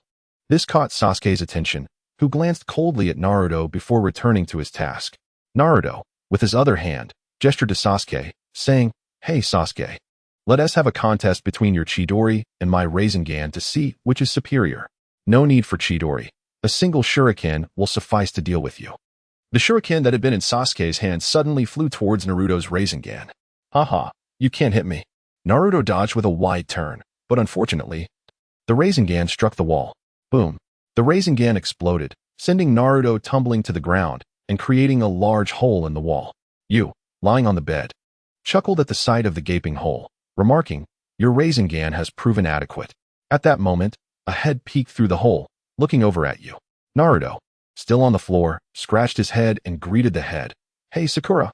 Sakura glared fiercely at Naruto, gritting her teeth as she exclaimed, So it was you, Naruto. Naruto, awkwardly chuckling, attempted to say more, but Sakura had already retreated from the hole. Naruto, I have an immature suggestion, you said with a serious expression. Huh? US suggestion is that Sakura is definitely coming to punch you. You should run, Sasuke said, rolling his eyes while silently polishing his shuriken, feigning ignorance. Haha, you're correct. Naruto finally understood and immediately sprang to his feet, opening the door.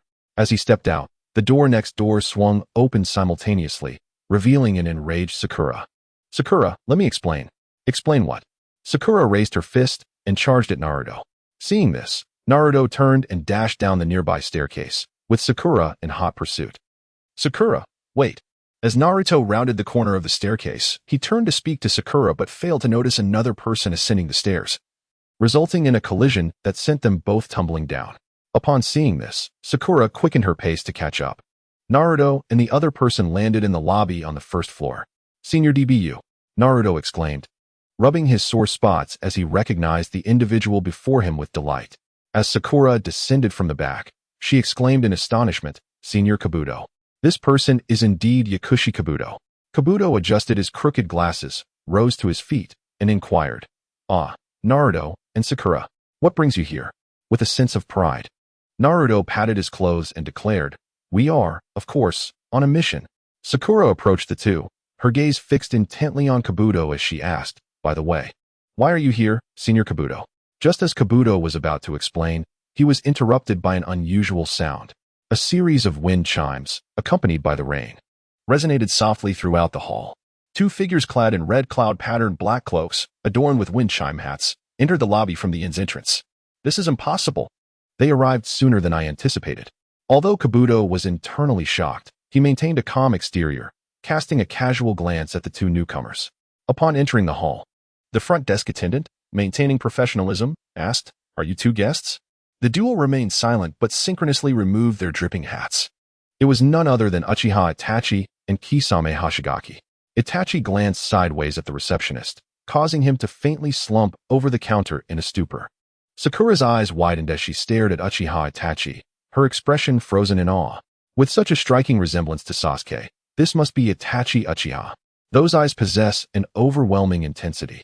Oh, so these two are Uchiha Itachi. Naruto exclaimed in surprise. Kisame, casually addressing Itachi, remarked, "It seems your reputation precedes you. Everywhere you go, people recognize you. That blonde kid is just like the one we targeted last time." Upon hearing this, Kisame scrutinized Naruto while chuckling. Haha. What a stroke of luck. I just wanted a place to shelter from the rain and unexpectedly encountered our target. Naruto clenched his fists, adopting a combative stance toward Itachi, and boldly instructed Sakura behind him. "Sakura, take Senior Kabuto to get help. I'll handle them." "Heh, this is quite foolish," Kisame scoffed, discarding his hat and crossing his arms with a grin.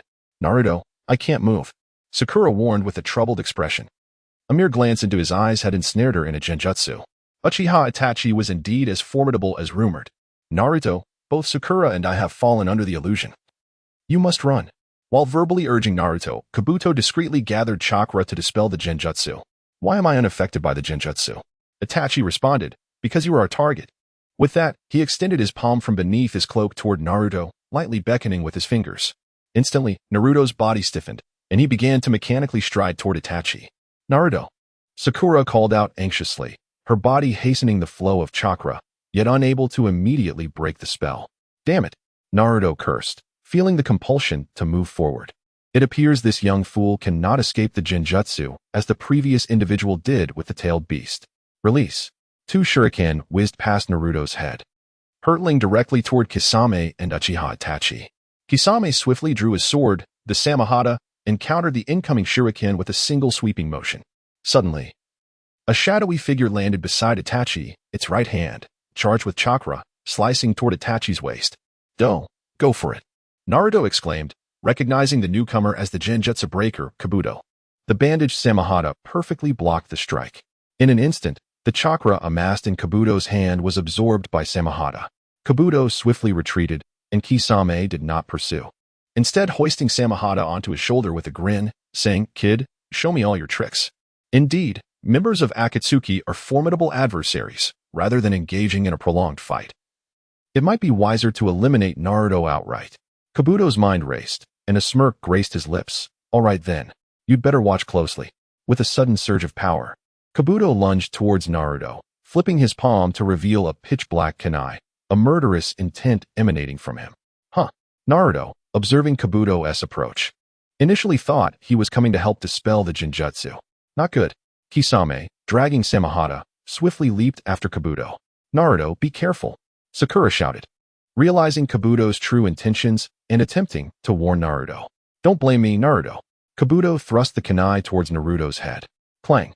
At the critical moment, Itachi dispelled the genjutsu on Naruto, allowing him to regain his mobility, yet Kabuto's attack had already descended. Naruto's arm could not be raised in time for defense, so he could only tilt his forehead upward. Fortunately, his Konoha headband deflected Kabuto's strike. "Kabuto, why are you doing this?" Naruto's gaze bore into Kabuto. "You truly lack talent." Naruto. As Kabuto's attack missed, he contemplated retreating, but Kisame had already caught up, swinging Samahata in a horizontal slash toward Kabuto. Fueled by rage, Kisame's strike was swift. Kabuto, facing away, could not evade in time. Boom. Kabuto crashed against the wall like a kite severed from its string, a gaping wound torn into his side. "You're one of Orochimaru's lackeys, aren't you? I underestimated you," Kisame said, resting Samahata on his shoulder as he turned to the injured Kabuto. Struggling to rise, Kabuto, pale-faced, retorted, "Orochimaru has prepared a grand surprise for you. Come at us. We'll ensure he doesn't return." Kabuto ceased speaking, forming hand seals that erupted into a blinding white smoke, using it as cover to escape. Seizing the opportunity while they were conversing, Naruto, having regained his mobility, swiftly intertwined his hands, gathering a Rasengan in his palm. "You'll taste my Rasengan." Naruto stepped forward, thrusting the Rasengan toward Kisame's abdomen. Boom. Samahata perfectly blocked the attack, absorbing the Rasengan, though the bandages wrapped around it were entirely shredded. Where did the Rasengan go? What is happening? Haha, little kid, that is quite disobedient. With that, Kisame reached out to grab Naruto. Sakura abruptly dashed in front of Naruto, thrusting her kunai toward Kisame's outstretched hand. With a swift motion, Kisame evaded the strike and seized Sakura's hand, kunai and all. "If you just behave, you wouldn't have to suffer." Sakura tugged fiercely at her arm. But Kasame's grip remained as unyielding as steel.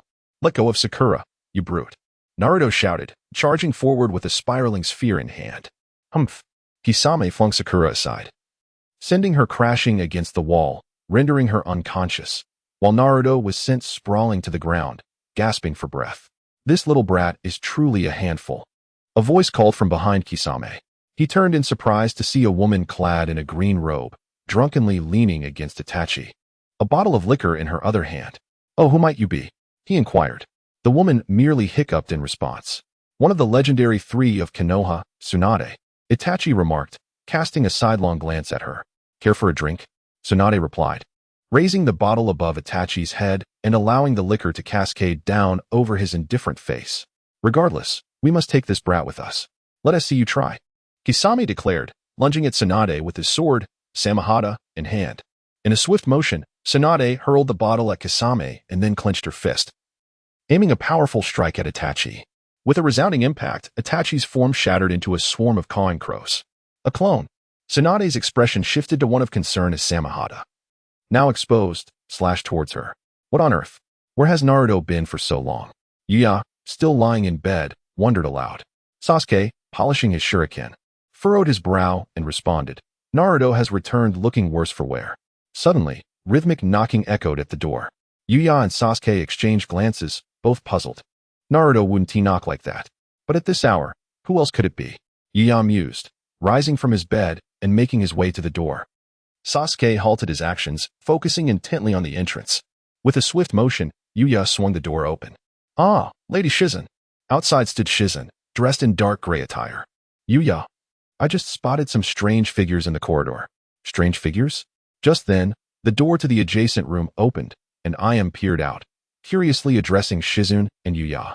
"I heard some noise outside and thought it might be Sakura returning."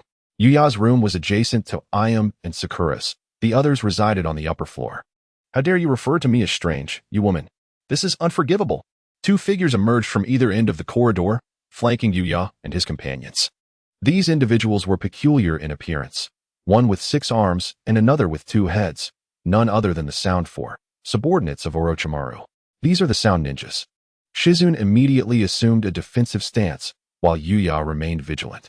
The 6-armed ninja stepped forward, chuckling. "Heh, we are the Sound Four, the one from the East Gate, Kadamaru. I am the one from the West Gate, Sakan." The creature with 2 heads chuckled ominously. "I am Beimin Doyo," he declared. The only woman among the 4 spoke next. "I am Nanin Jirubo, the most imposing figure among them." "What brings you, Sound Ninjas?" sneered the 6-armed Kido Maru. "Which of you is Yuan?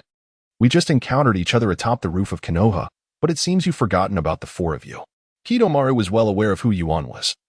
Yet they felt a strong desire to test the prowess of this individual whom Lord Orochimaru had praised during their last encounter within the barrier. The arrival of the first Hokage would release had entirely obscured their view of Yuan's transformation into a tailed beast during battle. "I shall strike your ribs to produce a melodious tune," roared the hot-tempered Zoken, charging forward upon hearing this. "Fools," Yuan retorted as he lunged towards him. In the cramped passageway, Zoken leaped, aiming a kick at Yuan's head, but Yuan effortlessly caught Zoken's leg. In that instant, Zoken's body twisted like a lobster, delivering a punch towards Yuan's face. However, Yuan anticipated Zoken's movement, deftly dodging the attack and delivering a powerful blow to Zoken's abdomen. Wow! Zoken was sent flying, only to be caught mid-air by Jirubo, who stepped forward. "I will kill this guy." Yuan smirked, beckoning Zoken with a finger. "Come on, you 2-headed fool." This provoked Zoken to the point where he was poised to enter his curse seal form. Jirubo, observing Zoken's fury, cautioned, "Enough. Do not forget our purpose here. You know the consequences of jeopardizing Lord Orochimaru's plans." The mention of Orochimaru's methods chilled Zoken, calming his rage as he glared at Yuan. "I shall spare you this time. But next, I will strike your ribs to produce a beautiful melody." Yuan had no desire to continue conversing with Zoken. He turned to the only woman among the 4, Doya, and inquired, "What did Orochimaru send you here for?" Unlike Zoken, Doya maintained her composure, addressing Yuan earnestly. "We have come to invite you to our place as a guest. I apologize, but I must decline." At this moment, Kido Maru interjected with a mischievous tone. "Do not be so hasty in your refusal. We previously captured a girl during our time as wandering ninjas, and she knows you." Realization struck Yuan as he recalled the scene of little Ru presenting him with the eye-changing membrane. Clenching his fists tightly, he seethed, "You wretches." Observing Yuan's reaction, Zoken gleefully added, "Indeed, that girl regards you as a hero." "A hero, huh?" Yuan's anger surged, causing his body to tremble slightly, and his gaze towards them grew increasingly frigid. "Yuan, remain calm," urged Sasuke, who had just emerged from the room. "I am perfectly calm," Yuan retorted. But even as he spoke, he propelled himself towards Zoken. With astonishing speed, Yuan closed the distance, delivering a sweeping kick aimed at the still taunting Zoken, who hurriedly raised his arm to defend. Bang! Yuan's kick landed with tremendous force, sending Zoken crashing against the wall. "Do not be so arrogant." Jirby stepped forward and embraced Yuan's waist, attempting to lift him. "You too, you scoundrel." Yuan swiftly seized Jirby's belt, hoisting him instead and forcefully slamming him into the ground. At the opposite end of the corridor, Kintmaru and Day sought to rush over in support, but Sasuke and Shizen blocked their path. "I will slay both of you," Yuan declared, producing a kunai in his hand. "Do not get too cocky." Just as Eskin prepared to unleash the power of his cursed seal, a thunderous roar erupted, shaking the entire inn as if an earthquake had struck. Downstairs, Tsunade was engaged in battle with another adversary. Recognizing the familiar sound, Shizen immediately reacted, "The mission is complete. Let us depart." Jirby, having risen from the ground, called out to Eskin. Eskin shot Yuan a resentful glance before forming a hand seal with Jirby, and they vanished from the scene. Kintmaru and Day exchanged a glance before following suit. Yuan wished to detain them, but he knew that anyone capable of battling Tsunade downstairs was undoubtedly an Akatsuki member who had pursued them. "We must hurry downstairs," Shizen exclaimed, leading the charge down the stairs, with Yuan and the others closely trailing behind. Upon reaching the staircase, the tremors of the building abruptly ceased. "Has the battle concluded?" Shizen remarked, her expression grim. "Let us descend." Yuan was equally perplexed by the situation below and could only proceed to investigate. The inn's lobby was in disarray, strewn with kunai and shurikens, while Hanabi supported the injured Sakura against a wall riddled with cracks. As Tsunade dashed down the stairs, Shizen shouted anxiously, "Shizen, come here. Sakura is injured." Upon recognizing Shizen's presence, Hanabi quickly called out. Sakura's abdomen had been pierced by an unknown object, blood flowing incessantly. Shizen rushed to Hanabi's side, taking Sakura into her care and commencing treatment. Yuan, who had just arrived, urgently inquired, "What transpired? Where is Tsunade?" "While I was occupied with Tsunade against the Akatsuki, an Otonin seized Naruto. Now both the Akatsuki and Tsunade have pursued them," Hanabi replied, her face pale. At this, the injured Sakura quickly blamed herself. "I'm so sorry. It's all my fault for failing to protect Naruto." "Was it Orochimaru who took Naruto?" "No, it was a white-haired boy wielding bones as weapons." Yuan immediately thought of someone. "Hisame." Sasuke approached the doorway, gazing out at the torrential rain, and asked, "Hanabi-sensei, can we track them?" "With the downpour, it may prove challenging, but it is not impossible." Yuan surveyed the surroundings before stating, "Shizun, remain here to tend to Sakura. The rest of us will pursue them." "Oh, and Yakumo, you should stay as well. This isn't the sort of chase suited for you." Yakumo nodded gently, aware of her condition, realizing that forcing herself to follow would only add to their troubles. "Let us go." Hanabi led the way, and the three plunged into the curtain of rain, while Yakumo stood there, watching their disappearing figures in a daze. "They've all left. Stop staring and help me fetch some bandages." "Oh right." On a pitch-black rainy night, three spectral figures darted swiftly across the rooftop as raindrops incessantly pelted their cheeks, rendering their eyes almost unopenable. They were utterly beyond pursuit, and most of their traces had been washed away by the rain. "At this rate, we would undoubtedly lose them." Hongdo strained to discern the direction as he spoke.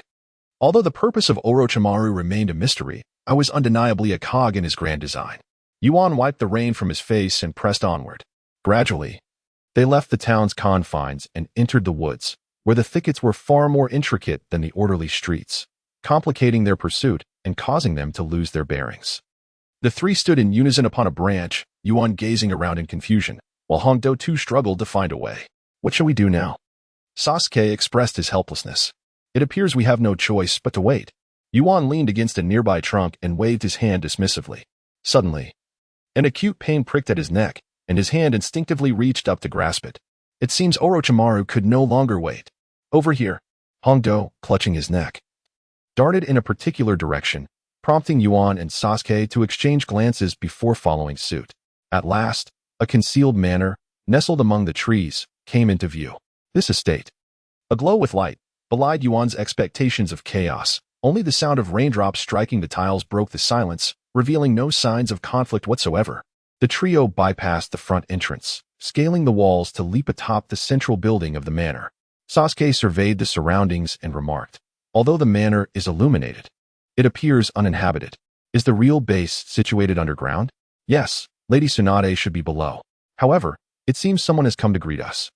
No sooner had the words left his lips than 4 members of the Sound Ninja leapt forth, taking positions at the corners of the rooftop, encircling Yuan and his companions. Zuojin sneered coldly at Yuan. "We meet again, and this time, I shall not show you mercy. We're a Sharu. If you can defeat me, I might tell you."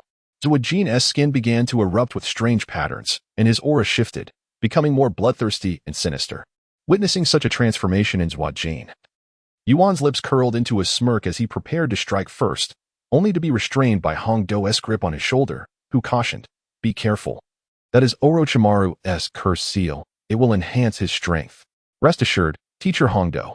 Yuan was well aware of the cursed seal's effects and dismissed Hongdo's warning, while Sasuke took note of the situation. Emboldened by the power of the cursed seal, Zuojin charged directly at Yuan. Hongdo quickly released his hold on Yuan, allowing him to respond with alacrity. Both raised their fists, and their blows collided with a resounding impact, suggesting a balance of power. "Heh, I am not alone." With that, a fist emerged from Zuojin's abdomen, hurtling towards Yuan's midsection. "I anticipated this." Yuan leapt to evade the attack, landing behind Zuojin, and clenched his fist, aiming a strike at the back of Zuojin's head. However, Zuojin swiftly extended 2 arms behind him in a defensive cross, absorbing Yuan's punch upon his forearms, while his previously lowered head rose to coldly regard Yuan. How could it be? Despite the cursed mark, I can still sense that overwhelming pressure emanating from you. The gap between us is far too vast, you insignificant one. Suddenly, a fist struck the left arm with increased force, pushing me away while simultaneously propelling itself into the air. Chakra concentrated in the foot, delivering a fierce kick. Bang! Although I attempted to defend myself, the immense power sent me crashing down from the rooftop. Observing the battle from a distance, Jirby exclaimed, "How is this possible? Even in the cursed mark state, we cannot prevail. Let us unleash our full power and attack together." The remaining 3 sound ninjas glowed with an eerie red light, transforming into grotesque monsters, a testament to Orochimaru's research. Akatsuki, with a grim expression, assumed a combat stance and moved closer to assist Yuan in alleviating the pressure. "Come on, you insignificant beings." Yuan surveyed the 3 sound ninjas, undeterred in his imposing demeanor. As the trio leaned forward to charge, Kimimaro appeared before Yuan. The sudden emergence of this figure instilled a profound sense of pressure in Sasuke, who silently marveled at Kimimaro's strength. Realizing he was on an entirely different level than the others, Kimimaro held a girl in his grasp, none other than Shaoru. Though her neck was ensnared by a serpent as thick as an arm, she appeared dazed, but a flicker of light ignited in her eyes upon seeing Yuan. "Kimimaro, step back. How dare you treat our esteemed guest with such disrespect?" The sound ninjas froze at his command, while Kimimaro fixed his gaze intently on Yuan. Yet, an angry shout erupted from below the building. "I will slay you." This voice belonged to Zuojin, who had been knocked off the rooftop by Yuan. Zuojin leaped back onto the roof, accompanied by another figure, Eugene. Each of the sound ninjas possessed unique abilities, and Zuojin's was that his brother, Eugene, lay dormant within him, emerging to fight during battle. Both brothers entered the cursed mark state, fangs protruding from their mouths and a horn sprouting from their foreheads. Zuojin and Eugene charged toward Yuan from behind, but Yuan merely turned his face coldly toward them, showing no signs of movement. In the distance, Kimimaro furrowed his brow at the sight but soon relaxed, exuding a palpable killing intent as he advanced toward Yuan. Upon witnessing Kimimaro's rapid approach, Sasuke produced a kunai in his hand while Yuan regarded Kimimaro with a faint smile. However, Kimimaro's target was neither Sasuke nor Yuan. He directly surged between them. Bone spikes jutted from his palms as he lunged towards Zuojin and Eugene. Zuojin, caught off guard by Kimimaro's bypass of Yuan, was left unaware, while Eugene managed to evade with caution. Thud. The bone spike pierced Zuojin's heart, his grotesque head slumping helplessly against Kimimaro's shoulder. "Why? Your mission has already been accomplished." The other sound ninjas, witnessing this scene, dared not utter a word and could only watch in silence. Right near, realizing something, exclaimed in panic, "Konoharu, we were mistaken. Let Zoken return to my body first. These two could transfer between each other's bodies to heal. You should be more concerned about yourself." This voice came from behind right near, who swiftly turned around, only to be greeted by a rapidly spinning sphere of chakra. Yuan thrust the Rasengan towards right near's face, and the moment it made contact, his visage distorted and shattered, his body sent flying. Konohara slowly retracted the bone spikes from his palm, casting a dangerous glare at Yuan, who showed no fear as he met Konoharu's gaze. Observing Yuan's predatory stare, Konohara spoke expressionlessly, "Allow me to introduce myself. I am Konoharu." Yuan interrupted with a wave, "No need for introductions. I know you. And you should be familiar with me as well. Let's discuss terms directly." As Konoharu approached SHRU, he casually remarked, "Oh, all you need to do is unlock the Nine-Tail Seal, and I shall release this girl." Upon hearing this, Yuan gazed thoughtfully at SHRU, muttering to himself, "Unlock the seal? No, absolutely not." Akane reacted vehemently, glaring at Konoharu with a fierce expression, adding, "What does Orochimaru intend to do? The power of the Nine Tails is not so easily controlled. The Fourth Hokage is a testament to that." Konohara disregarded Akane's inquiry, his gaze fixed on Yuan. As he spoke with the seductive tone of a demon enticing an unsuspecting human, "Lord Orochimaru wishes me to convey a message. Do you crave power when facing Uchiha Itachi and his ilk?" Yuan's facial expressions shifted constantly, revealing his inner turmoil, while Sasuke trembled, his eyes flickering with contemplation. "Yuan," Akane exclaimed urgently, as his teacher. She was unwilling to see her student descend into the depths of desperation for power, treading the same path as Orochimaru. "Why not give it a try? This could be the best solution to our dilemma. Do you not believe that your genius self can harness this power?" Konoharu's enticing voice resonated once more. Swiftly, Akane, fearing that Yuan might succumb to Konoharu's temptation, hurled 3 shurikens at him. Konoharu effortlessly dodged the projectiles, continuing, "Consider Uchiha Itachi's contemptuous gaze. Even I find it unsettling. Would you truly accept such a fate?" Sasuke clenched his fists, his expression grim as he covertly observed Yuan, eager to discern his choice. "Shut your mouth," Akane shouted angrily, charging at Konoharu, yet the trio of Kyomaru blocked her path with smiles. Yuan had never contemplated unlocking the seal. His intention was merely to buy time and deceive his opponent to rescue someone. At that moment, a hint of relief appeared on Yuan's face. "I apologize. But there is someone who has asked me to relay a message to you, or rather, to be precise, a fox." "What? My power far exceeds your feeble imagination." As the words resonated, the ground beneath Shiru's feet instantaneously collapsed. Junmaru, unable to turn in time to grasp her, watched helplessly as she plummeted into the structure below, where Yuan awaited below to catch her securely, effortlessly dislodging the white serpent from his neck with a flick of his fingers. A red chakra tail erupted from behind Yuan, creating a tremendous force as it charged towards Junmaru. The 3 sound shinobi, witnessing this, hastily dispersed, colliding with Junmaru, who had instantly entered his cursed seal state. With a resounding impact, a fist struck Junmaru squarely on the face, despite having encased his skin in a layer of bone. The immense force still sent him crashing to the rooftop, sliding across the surface. "Today, you shall perish." Junmaru swiftly regained his footing, casting a calm gaze at Yuan. "Is that so? Even if I am to die, I wish to witness Lord Orochimaru fulfill his ambitions." He abruptly raised his arm towards Yuan, 10 bony fingers launching forth like bullets. Yuan, springing into the air, adeptly evaded the projectiles, perfectly maneuvering between the gaps. "Red Bean Sensei, Sasuke, you go down first. I shall entertain him."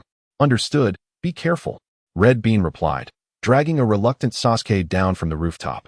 Junmaru's body, adorned with sharp, white bones, resembled a white hedgehog, while the other sound shinobi encircled him, seeking an opportunity to strike. "Come," Yuan beckoned with a finger. "As you wish."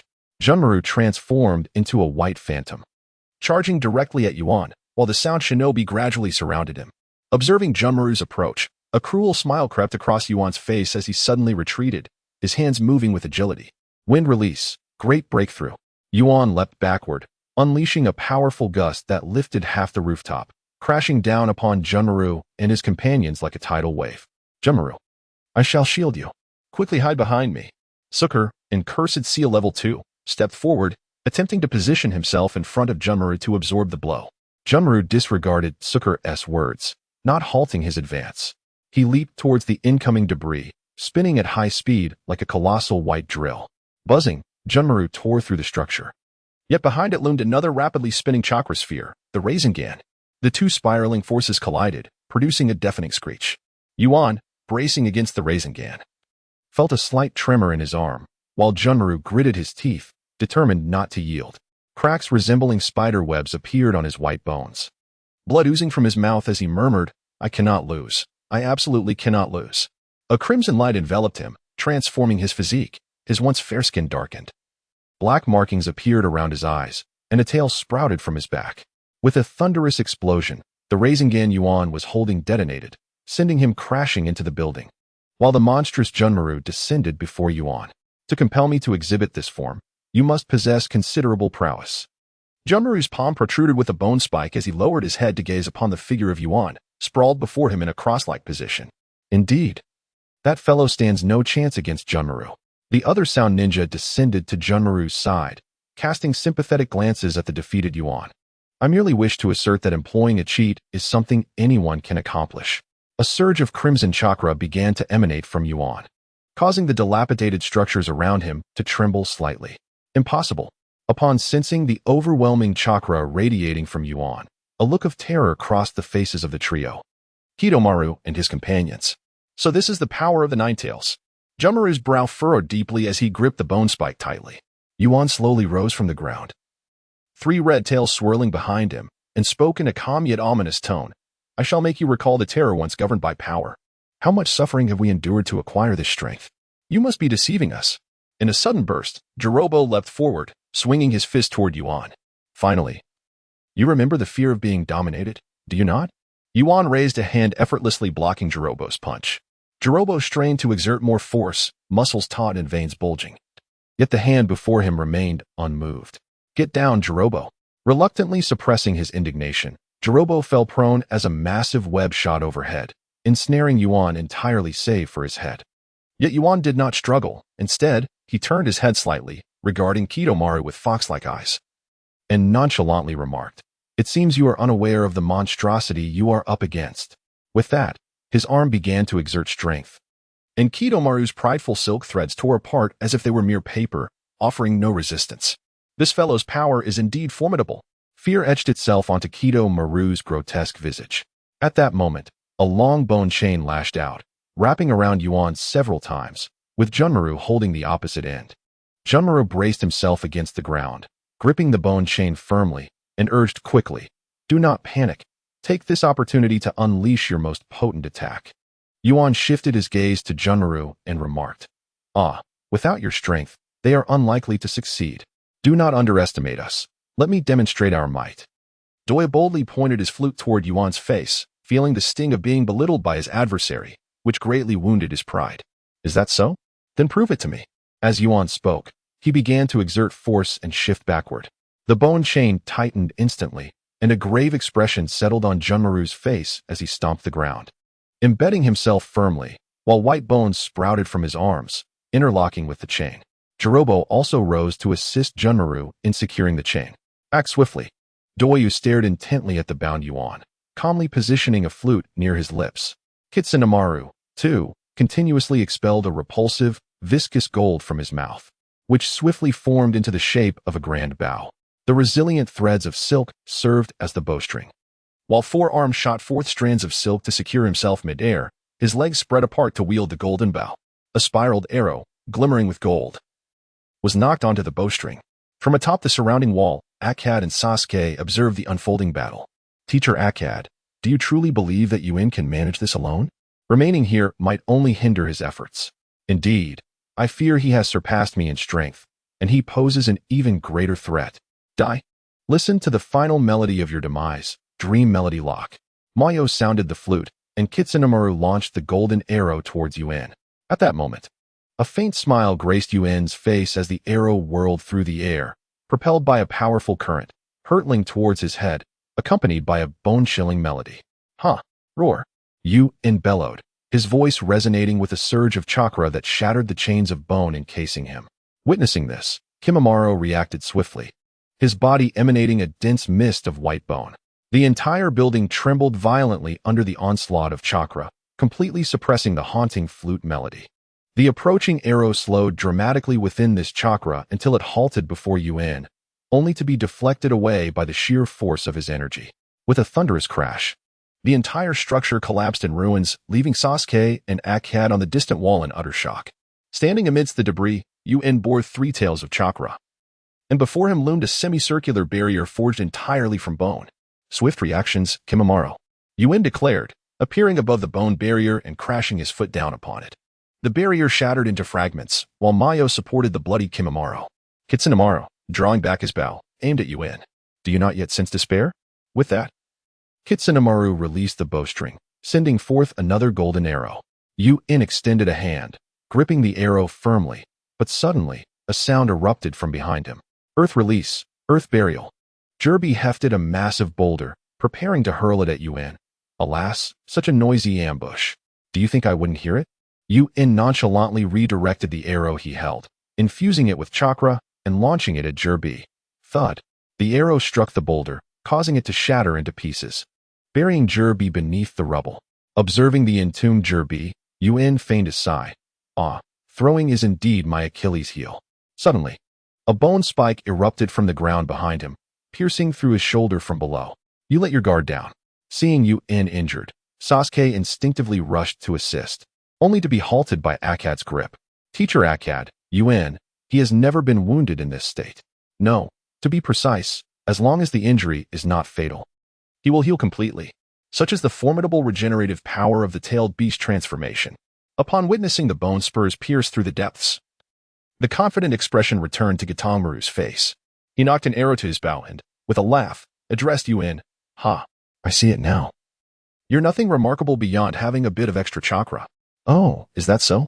Yuan replied, reaching down to extract the bone spur, which he held in his hand.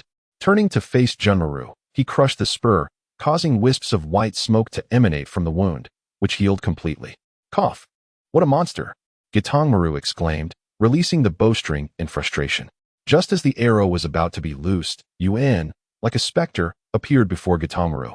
Pressing the arrow against the bow, he then delivered a knee strike directly to Gitanmaru's abdomen. Wow! The knee strike landed solidly, causing Gitanmaru to spew white foam. And the power of his cursed seal retreated entirely, returning him to his original form. Gitanmaru! Doi shouted, his face pale. Yuan withdrew his knee, and without support, Gitanmaru, along with his golden bow and arrow, slowly toppled over. Yuan then lifted his foot, placing it atop Gitanmaru's head. Hee, a scene of utter bloodshed. Children should not witness this. As Yuan's foot descended towards Gitanmaru's head, 2 chubby hands emerged from the ground, propping up Yuan's foot. Oh, you dare to show yourself? I thought you were playing dead beneath the rubble. The hands belonged to Jirubu, who had been buried earlier. Even if we are no match for you, Lord Orochimaru will not spare you. Thank you for the reminder. I nearly forgot my business amidst the fun. Let me repay you with a swift demise. Just as Yuan prepared to apply more pressure to crush them, he suddenly felt a chill breeze behind him and swiftly turned around. He saw Junmaru's right hand transform into a large bone spike, spinning as it lunged toward Yuan. Yuan's chest thrust forward a fist composed of chakra, colliding directly with the bone spike. Bang! The powerful spike easily pierced through the chakra fist, aiming for Yuan's neck. What a pity, you were so close to hitting me. With a smile, Yuan watched the bone spike approach his neck, as a red tail behind him slammed against the ground, providing a powerful thrust backward, creating distance between him and Junmaru. Finger bullet. Without hesitation, the other hand, which had not transformed into a bone spike, aimed at Yuan, launching bone projectiles like bullets from his fingertips. As Yuan retreated, he did not evade. Instead, he swept his arm toward the debris at his feet, sending the stones flying up like a curtain, obscuring his vision. The bone projectiles, possessing formidable penetrating power, easily pierced through the flying debris, but Yuan's figure had already vanished from sight. Realizing the danger, Junmaru quickly leaped off the ground. In the next moment, a pair of chakra hands burst forth from the ground, extending outward to seize Junmaru by the ankles. Hee, I've caught you. Junmaru swung the bone spike in his right hand, aiming to sever the chakra hand that extended towards him. However, the speed of Yuan was slightly faster, forcibly dragging Junmaru down from midair and slamming him onto the ground. It was only then that Junmaru managed to sever the chakra, grasping his ankle.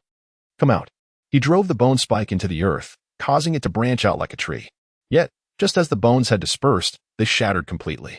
Junma Lu, taken aback, felt the ground beneath and tremble slightly. Quite capable, but this time it truly comes to an end. Boom.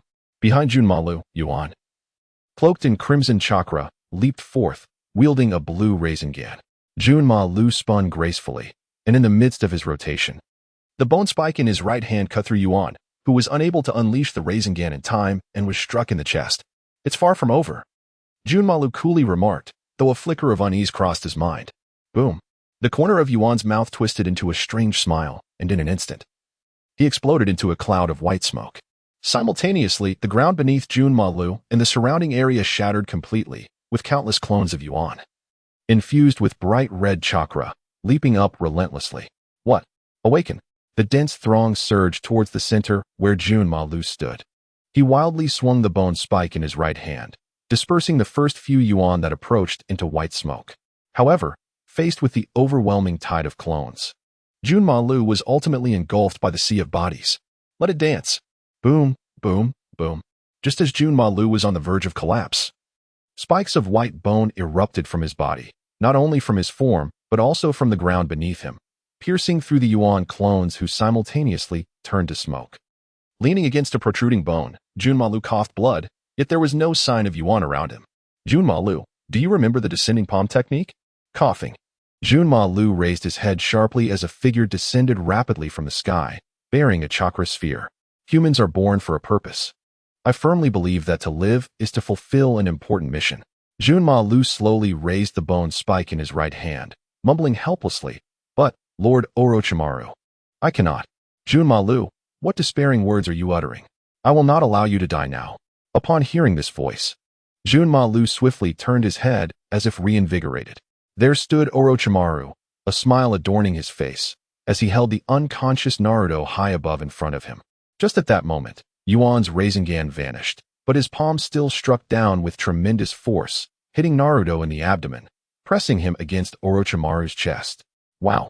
Naruto spat out a mouthful of white foam and abruptly awoke. Hee, the key Jiraiya gave you is probably right in this hand. Orochimaru swiftly pressed down on Yuan's hand that was resting on Naruto's abdomen. An eerie chakra surged up Yuan's right hand, and a sealing technique emerged from his palm. What is happening? A bewildered Naruto inquired as he regained consciousness. Understanding Orochimaru's intentions, Yuan attempted to withdraw his hand, but was firmly restrained by Orochimaru, unable to move. With a resounding thud, Naruto, despite being unaware of the situation, landed a powerful punch squarely on Orochimaru's unguarded face. Damn you, brat. Orochimaru spat out his tongue, ensnaring Naruto's neck, while simultaneously twisting Yuan's hand violently against Naruto's abdomen, the surging chakra searing through his clothing and shattering the 8-trigram seal. With a cry of agony, Naruto lost consciousness, yet the chakra within him surged uncontrollably. Alarmed by the seal's rupture, Yuan's heart sank. Orochimaru chuckled softly, releasing his grip and swiftly retreating with Kimimaro, leaving Yuan anxiously gazing at Naruto. Yuan reached out, attempting to re-establish the seal, but when his hand, imbued with technique, made contact with Naruto's abdomen, no reaction followed. Damn it, it won't seal. At that moment, a tail sprouted from Naruto's back, and chakra continued to radiate outward. Naruto suddenly opened his eyes wide, clawing at the ground, baring his teeth menacingly at Yuan. Yuan waved his hand, calling out, Naruto, Naruto? With a menacing glare, Naruto directed his fierce gaze at Yuan, his muscles tensed, poised to strike at any moment. Kurama, can you communicate with him? Yuan implored the nine tails within him, observing Naruto's unstable state. Haha. I never expected to witness myself in such a frenzy. How delightful. The nine tails within the 8-trigrams prison laughed heartily, clutching its belly in a fit of unrestrained mirth. Hey, are you even listening to me? Oh, don't even think about communicating. My advice to you is to run. When I unleash my wrath, even I am terrified. Haha. The nine tails gestured dramatically, its expression one of sheer arrogance. Meanwhile, Akamichi and Sasuke aimed to reach Yuan, only to be blocked by the retreating Orochimaru. Orochimaru, where is Lady Tsunade? Akamichi inquired, squatting down as Orochimaru chuckled ominously. Fear not. A splendid performance is about to unfold, but I advise you both to remain here. What scheme do you have, Orochimaru? Akamichi pressed, but Orochimaru ignored him, turning to Yuan and murmuring, It begins. Suddenly, a tremendous explosion erupted near Yuan and Naruto. As a towering water column shot forth from the ground, with Kisame and Itachi perched atop it. Itachi, are all the women from Konoha this insane? Kisame adjusted his tattered black cloak. Just as Itachi opened his mouth to respond, a furious shout erupted, "Shark face! Who are you calling insane?" The water column shattered under immense force, sending Kisame and Itachi sliding down to the ground, while Tsunade leaped back to Yuan's side. "Yuan, what is happening?" Tsunade approached, her gaze fixing on Naruto, who was clearly unwell. The seal on Naruto, a rumbling sound resonated as the surface of the estate began to sink rapidly, leaving everyone unable to escape as they descended with the ground. Tsunade remained calm, surveying the rapidly descending surroundings. Is this yet another one of Orochimaru's little traps? After a night spent playing hide and seek, it is time for you to surrender those two little imps to us. Kisame dragged Samehada and Itachi towards us. Shark face, do you still wish to be beaten? Tsunade threatened, standing protectively in front of Sasuke and Naruto, her fist raised. Suddenly, with a loud crash, the ground descended into a deep chasm, transforming the area into a hollow valley surrounded by sheer cliffs. "So, are you all satisfied with my little trick?" Orochimaru's eerie voice echoed through the valley. Yet, the assembled crowd ignored him, their attention fixated on Naruto, who had sprouted four tails and whose chakra was surging uncontrollably. The tail swayed erratically behind him, his entire form now a dark crimson, rendering Naruto almost unrecognizable as he pressed down into the earth beneath him. "Sasuke, what is happening to Naruto?" Tsunade's expression turned grim. "The seal left by the fourth has been broken," Sasuke replied, pulling Tsunade towards the cliff's edge. Meanwhile, Itachi glanced at the valley's summit before addressing Naruto. "We cannot allow him to grow stronger. Let's capture him here, Kisame." Water style, exploding water shockwave. Kisame swiftly formed hand seals, then filled his chest with water, unleashing a torrent that surged towards Naruto, leaping atop the cresting waves alongside Itachi. "Lady Tsunade, up we go." Without waiting for her response, Sasuke seized Tsunade's arm and dashed up the cliff. With a roar, Naruto released a powerful chakra wave, momentarily stalling the rushing water. He then lunged toward Kisame, who raised Samehada to intercept the attack. The force of their clash sent shockwaves in all directions, allowing Itachi to leap onto a nearby cliff.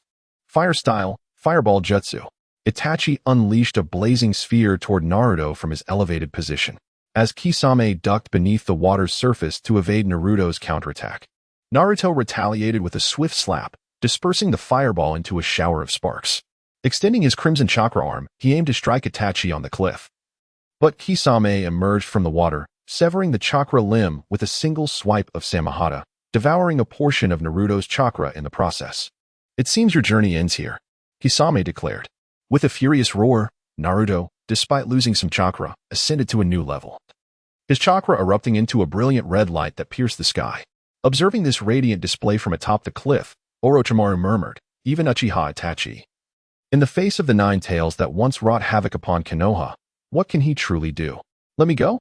I will kill Uchiha Itachi," Sasuke shouted, bound tightly by the white snake, while Karen lay unconscious nearby. Sasuke, you appear juvenile compared to Itachi. So, obediently wait here for the outcome." As the storm clouds dissipated and the rain ceased, a pair of crimson eyes emerged from the red light, fixated intently on Kisame as the waters below receded. "Kisame, I shall provide cover for you to ascend first. The terrain here is exceedingly disadvantageous for us." With determination, Kisame secured Samehada upon his back and began to scale the adjacent rock wall. At that moment, the towering crimson light vanished. Six tails sprouted from Naruto's back, and a skeletal form resembling the nine tails emerged throughout his body. Observing Kisame attempting to flee, Naruto rose upright, extending his arms toward him. Whoosh! Two shuriken, each embedded with explosive tags, shot forth from Itachi's palm, striking Naruto's arm with precision. Boom! The force caused the small nine tails arm to retract, granting Kisame the opportunity to surge past Itachi. Roaring in fury, Naruto unleashed a barrage of chakra shockwaves at Itachi, who opted not to withstand the onslaught. He sprinted along the cliffside in a spiraling ascent, narrowly evading the relentless attacks. Boom, boom, boom. The powerful chakra shockwave shattered the rock face, causing the entire valley wall to tremble precariously. "It's my turn now, water style, waterfall technique," Kisame declared, forming a seal at the edge of the cliff and unleashing a torrent of water upon Naruto below, resembling a cascading waterfall. Unfazed, Naruto countered with his own chakra shockwaves, dispersing the descending deluge and sending his attack surging upward, striking Kisame in the chest and propelling him backward. Impressive, Naruto, Yuya exclaimed from a distance, witnessing Kisame being flung away. Naturally, you should consider the source of such power, boasted the Nine Tails, exuberant within the confines of the 8 trigrams prison. Meanwhile, Tsunade rubbed her forehead, inquiring, Yuya, this cannot continue. How can we reseal the Nine Tails? Hey, Yuya, inform this foolish woman that sealing me is no simple feat. The Nine Tails retorted. Yuya waved his hand in resignation, replying, Lady Tsunade, the Nine Tails insists that it is impossible. Just as Itachi emerged from the valley, the ground could no longer withstand the impact, collapsing and burying Naruto beneath it. Sensing Naruto trapped, Itachi exhaled in relief and approached Kisame, who was recovering from his injuries. Suddenly, a deep crimson chakra arm burst forth from the earth, followed by the dislodging of debris as Naruto began to emerge, resembling a demon rising from the depths of hell. Roar. A fierce roar sent shards of rock flying toward Itachi and Kisame. Not yet finished, the recovering Kisame brandished Samehada, positioning it before Itachi to deflect the incoming debris. Soon after, a barrage of chakra projectiles rained down upon them, and Kisame desperately wielded Samehada, consuming the onslaught. Huh. You've run out of tricks. Kisame grinned, revealing his shark-like teeth. Naruto halted his futile assault, tilting his head to gaze at Kisame, then propelled himself forward with incredible speed, a powerful gust of wind stirring the debris in his wake. Kisame, you cannot escape. Realizing evasion was futile, Kisame steeled himself, wielding Samehada to strike at Naruto's head. Boom. The skull of the Nine Tails collided violently with Samehada, and under the immense force, Samehada slipped from its wielder's grasp. Soaring away like a shooting star, Kisame himself was propelled backward, only halted when Itachi intervened, steadying him from behind. You go retrieve Samehada. I shall handle him, Itachi commanded. Be careful, Itachi. Suddenly, a chakra arm descended from the air towards Kisame and Itachi, prompting both to swiftly leap aside to evade the blow. Once separated, Kisame dashed toward Samehada without a backward glance. Naruto, casting a glance at the two, found Kisame more entertaining and turned to pursue him. Itachi's gaze remained intensely fixed on Naruto's retreating figure, and his right eye's tomo contracted sharply. With a growl, the chakra tail behind Naruto ignited into black flames, the inferno spreading rapidly along his back. Realizing he could not extinguish the black fire, Naruto hastily severed the burning section. Although he lost some chakra, he was left with only 4 tails, yet chakra continued to surge within him. His attention then shifted to Itachi behind him. Itachi closed his right eye, revealing only his left as he scrutinized Naruto. Suddenly, he opened his right eye, but this time Naruto seemed to sense an impending danger and swiftly dodged, only for a plume of black flame to erupt where he had just stood. This could prove troublesome. However, I am not the only one who should be burdened. Closing his right eye once more, Itachi coldly surveyed the distant woods with his left eye, moving toward it. You've noticed me. Your gaze remains as keen as ever. In the woods, Orochimaru waved his hand, and the white snake binding Karen and Sasuke immediately released them, slithering back to him. Run now, or you will find it impossible to escape later. Sasuke had no intention of fleeing. He stood firm, fist clenched, declaring, run, regardless of the circumstances. I will slay Uchiha Itachi. With a thud, Karen delivered a swift blow to the back of Sasuke's neck, and he collapsed, leaving her to deftly support him. Why are you letting us go? If I do not capture Uchiha Itachi this time, I will return for Sasuke. He must survive until then. Meanwhile, Samehada, covered in thorns, lay beneath a large stone, its jagged mouth filled with rubble. Suigetsu sat cross-legged atop the stone, propping his head with his hand as he glanced at Kisame. Kisame, his face contorted with rage, barked, You brat, return Samehada to me. Are you foolish? Just calling out to it won't make it respond. He observed Samehada, filled with debris, and his lips twitched in frustration, wishing he could charge at the brat. Yet standing before him was Tsunade, one of the legendary Sannin. Without Samehada, Kisame felt a wave of uncertainty wash over him.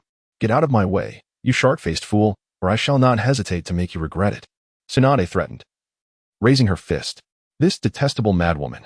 Kisame's fury boiled over, veins bulging on his neck as he raised his hands to form seals and prepare for battle. Instead of wasting time here, I should return to assist Itachi. Orochimaru has already joined the fray. Yuan sat upon a stone, gazing across at the battle unfolding on the other side, offering a word of caution to Kisame. After a moment's contemplation, Kisame ultimately lowered his hand. Without the power of the shark skin, he stood no chance against Tsunade. With a bitter retort, he declared, "You little brat, wait for me. Farewell. Fate shall bring us together from afar." As Itachi stepped into the forest, Naruto unleashed a barrage of chakra projectiles that trailed closely behind him. Yet, Itachi's countenance bore no trace of panic, for Orochimaru was right before him. Summoning technique, triple Rashomon. Iron walls adorned with monstrous visages erupted from the thicket. A swarm of chakra missiles collided with the Rashomon, producing a cacophony of thundering echoes. Outside, Naruto ceased his assault, his wide eyes fixated upon the distant Rashomon. While his chakra surged once more, the tail that had been scorched began to regenerate slowly. "You truly are capable," Orochimaru remarked, lifting the severed arm he had cast aside toward Itachi. Itachi's crimson eyes locked onto Orochimaru as he retorted, "I expected you to remain hidden. It seems you are not quite as cowardly as I presumed." Suddenly, Orochimaru's arm transformed into a white serpent, swiftly coiling around Itachi. "Surrender your body to me." The constricting serpent tightened, causing Itachi to fragment into a swarm of crows that scattered. "Remember what I once said? Your techniques are futile before my eyes." Itachi's chilling voice echoed from behind Orochimaru. "That is precisely why I have prepared the Nine Tails to counter you." Boom. A formidable force shattered the Rashomon, and Naruto, adorned with 6 tails, appeared before them with an air of arrogance. Itachi murmured gravely, "He continues to grow stronger. At this rate, the true Nine Tails may well manifest." The resurrection of the Nine Tails is now unstoppable. How do you intend to capture it? With a roar, Naruto directed his gaze at the two, simultaneously extending his arms into the ground toward them. Itachi first cast a glance at Orochimaru, then adeptly ascended the nearby trees with swift, deliberate movements. Observing Itachi's actions, a strange smile crept across Orochimaru's face as he suddenly opened his mouth to expel a segment of the grasscutter sword. Swinging it dramatically to sever the tree Itachi had scaled in half. "Come down." The tree crashed to the ground, bringing Itachi down with it. He cast a quick, fierce glance at Orochimaru before focusing intently on the earth, preparing his hand seals. The ground trembled, and 2 colossal chakra hands erupted from beneath their feet. Before Orochimaru could react, he was firmly ensnared. Itachi, quick-witted and agile, leaped into the air, and the chakra hands pursued him, still managing to grasp him. Boom. The captured Itachi transformed into a piece of wood, while his true self appeared nearby. Witnessing this, Orochimaru grinned widely. "Your substitution technique is truly pushed to its limits. Now, it is my turn to perform." Upon concluding his statement, Orochimaru found himself ensnared within a palm, his mouth agape as he prepared to unleash his repugnant substitution technique. Suddenly, his entire being stiffened. He was paralyzed. This was Itachi's genjutsu. The image of those crimson eyes flashed in Orochimaru's mind. The wooden fragment gripped by the chakra-infused hand was effortlessly crushed into splinters, and Orochimaru fared little better, his body below the neck being grotesquely contorted. "This time, victory belongs to me," he thought triumphantly. But do not revel just yet. In a swift motion, Orochimaru's head detached from his body, lunging towards Uchiha Itachi. "This body is mine," he declared, his cavernous mouth agape, fangs glistening with a sinister hue. "Before those eyes, all your efforts are but futile gasps for air." Itachi's right eye narrowed as he observed the approaching Orochimaru's head engulfed in black flames, plummeting to the ground, completely incinerated to ashes. The body, devoid of its cranium, was subsequently obliterated by the frenzied Naruto, reduced to a mere pulp. Yet, the chakra-laden hand withdrew, not signaling an end to Naruto's onslaught. One troublesome foe dispatched. An even greater one loomed. Itachi lifted his gaze from the ashes, and there stood Naruto, gathering chakra, the tailed beast ball gradually materializing before him. Should it be directed toward himself, evasion would prove exceedingly difficult. The optimal strategy was to continue utilizing Amaterasu to incinerate it. Standing resolute before Naruto, Itachi closed his right eye, while the tomo in his left eye reflected Naruto's figure. Naruto slowly leaned forward, poised to consume the chakra sphere. Now, just as Itachi prepared to open his right eye, his left eye caught sight of a colossal chakra shark surging from behind Naruto. As Naruto bit down on the chakra sphere, the shark, with its gaping maw, devoured him whole. Boom. The chakra shark erupted, igniting the tailed beast ball near Naruto's mouth, resulting in a cataclysmic explosion that radiated outward with tremendous force. Not far from the battlefield, Suigetsu clutched the hilt of his sword, sprinting alongside Tsunade. The area was gouged with a massive crater, and trees in the distance were bent under the pressure, burying Suigetsu and his sword beneath the displaced earth. "Get up, kid. Stop pretending to be dead," Tsunade urged. Hearing this, Suigetsu cleared the debris from atop him and rose, adjusting his attire. With such immense power, Naruto should be fine, right? Just as Tsunade voiced her concern, a ferocious roar erupted from the distance. "Looks like he's all right." Suigetsu observed a vast expanse before him, devoid of obstructions, allowing him to see Naruto wreaking havoc at the epicenter, though Itachi and Kisame were nowhere in sight. At this moment, Naruto had sprouted 8 tails, his form resembling a hairless 9-tailed beast. "What should we do now?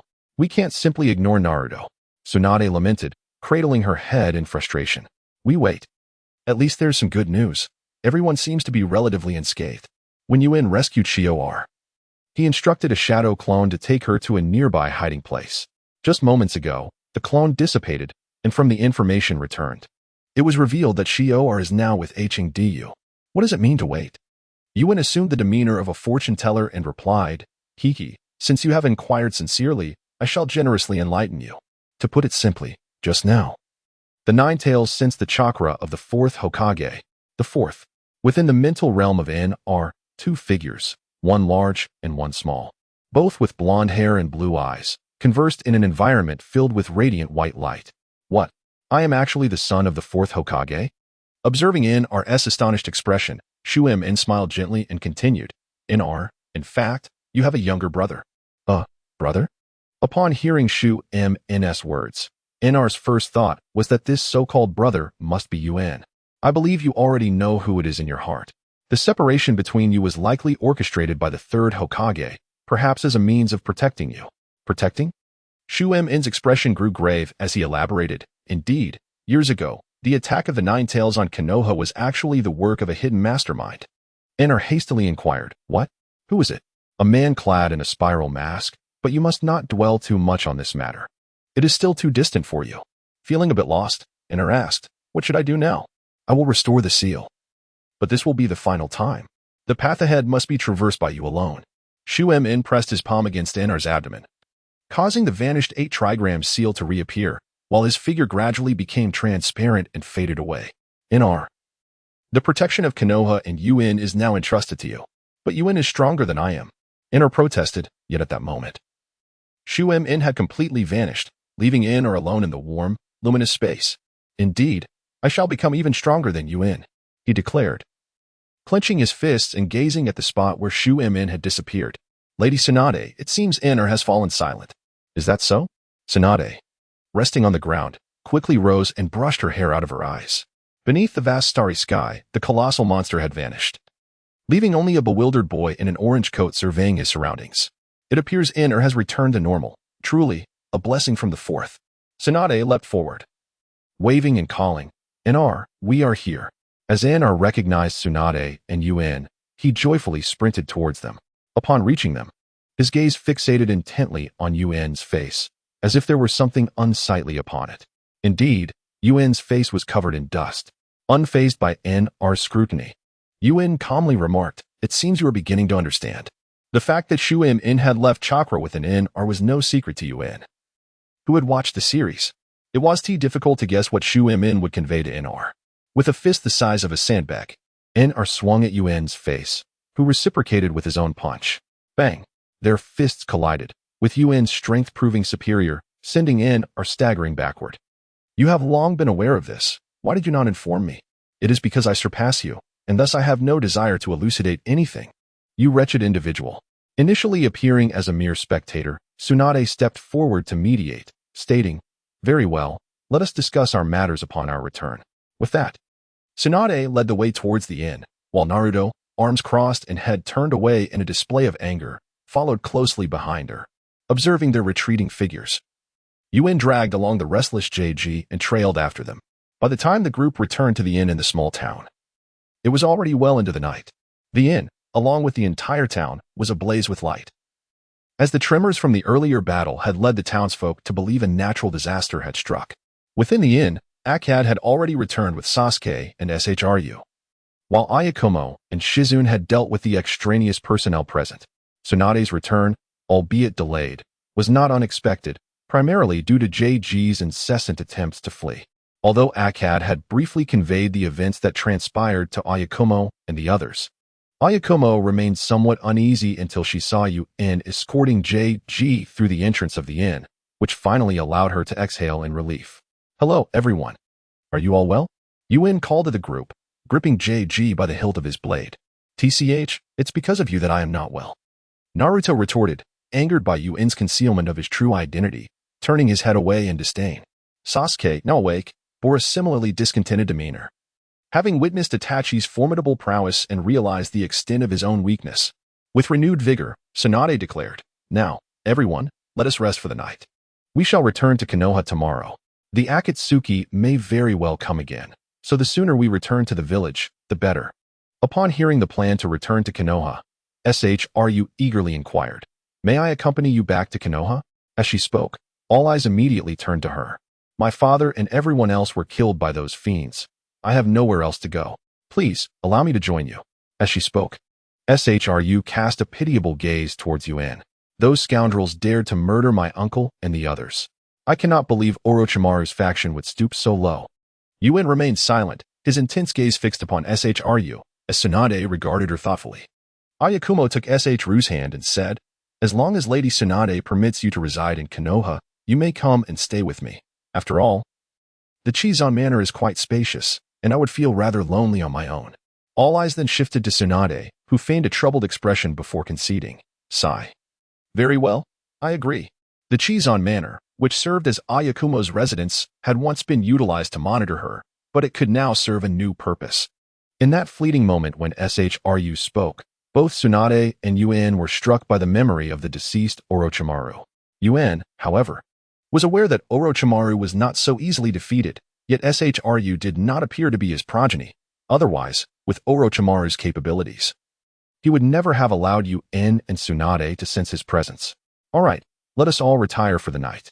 In a secluded cavern, the voice echoed, "It appears you have once again met with failure." This incident primarily stems from the machinations of Orochimaru. However, Itachi seized this opportunity to eliminate him. Orochimaru has repeatedly opposed us, and his demise can be deemed a piece of good news. Is there any further information? Well, my Samahata was snatched away by that brat with the nine tails, but next time, I shall ensure that little rascal pays dearly. All right, Kasame. This is merely a result of your own negligence. Nevertheless, as long as you continue your pursuit of the nine tails, you shall have another chance to reclaim your Samahata. Itachi calmly interjected. "It appears that your chances have dwindled. The capture of the nine tails must be momentarily set aside, as there are other pressing matters at hand." "You are simply giving up? Why is that?"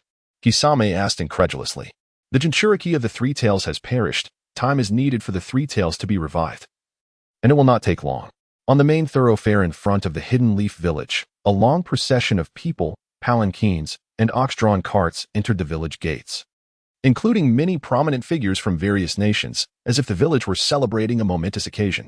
The guards at the village gates were noticeably more numerous than usual, swiftly inspecting the identification of those passing through. This massive influx of people forced Tsunade and her companions to obediently wait in line. Standing off to the side, Kisame leaned against a large plaster cast he carried with him, which contained the Samahata. During the return journey, the Samahata had proven quite unruly, with its spikes occasionally launching attacks. With no other course of action, Kisame had to encase the Samahata in plaster to keep it subdued. Tsunade gazed at the throng filling the thoroughfare and remarked, "Has Konoha developed to this extent during my absence?" Xiaoru, observing the continuous stream of villagers entering, mused. "This is Konoha, indeed. There are so many people. It's not typically this crowded. Perhaps it is some festival today?" Naruto pondered, somewhat confused. "Oh, Shizen. Go find someone to inquire about what is happening," Tsunade instructed with a furrowed brow. "Understood, Lady Tsunade," Shizun responded, and under the watchful eyes of Kisame and the others, she approached a young boy with light blue hair, who was shouldering two swords. Sensing the touch on his shoulder, the boy turned around with a bewildered expression. At the sight of him, Kisame instantly recognized the boy as a notable figure within the ranks of the Hokage. Shizun took a moment to assess the young boy before inquiring, "Excuse me, young man, may I ask what is transpiring in Konoha that brings everyone here?" You don't know? "We're here for the inauguration ceremony of the Fifth Hokage," the boy replied, scratching his head bashfully. The fifth Hokage. Is the third Hokage's successor, CHJR? A sharp voice interrupted the boy, startling him into turning back. Approaching was a mature woman clad in a blue strapless gown, her chestnut hair cascading in long, intertwined curls. Following her was a squad of ninjas dressed in gray and white. Compared to the boy, Kasame instantly recognized this woman. It was Mei Terumi, the fifth Mizukage of the Land of Water. As the distance between the two individuals diminished, Shizune became increasingly aware of the formidable aura emanating from her counterpart, causing an involuntary chill to creep down her spine. Who exactly is this person? Confronting them felt akin to facing someone of Tsunade's caliber. My apologies, my companion is not particularly eloquent. We merely heard that the third Hokage was gravely injured in a surprise attack by Orochimaru, one of the legendary Sannin, which led to the selection of the fifth Hokage.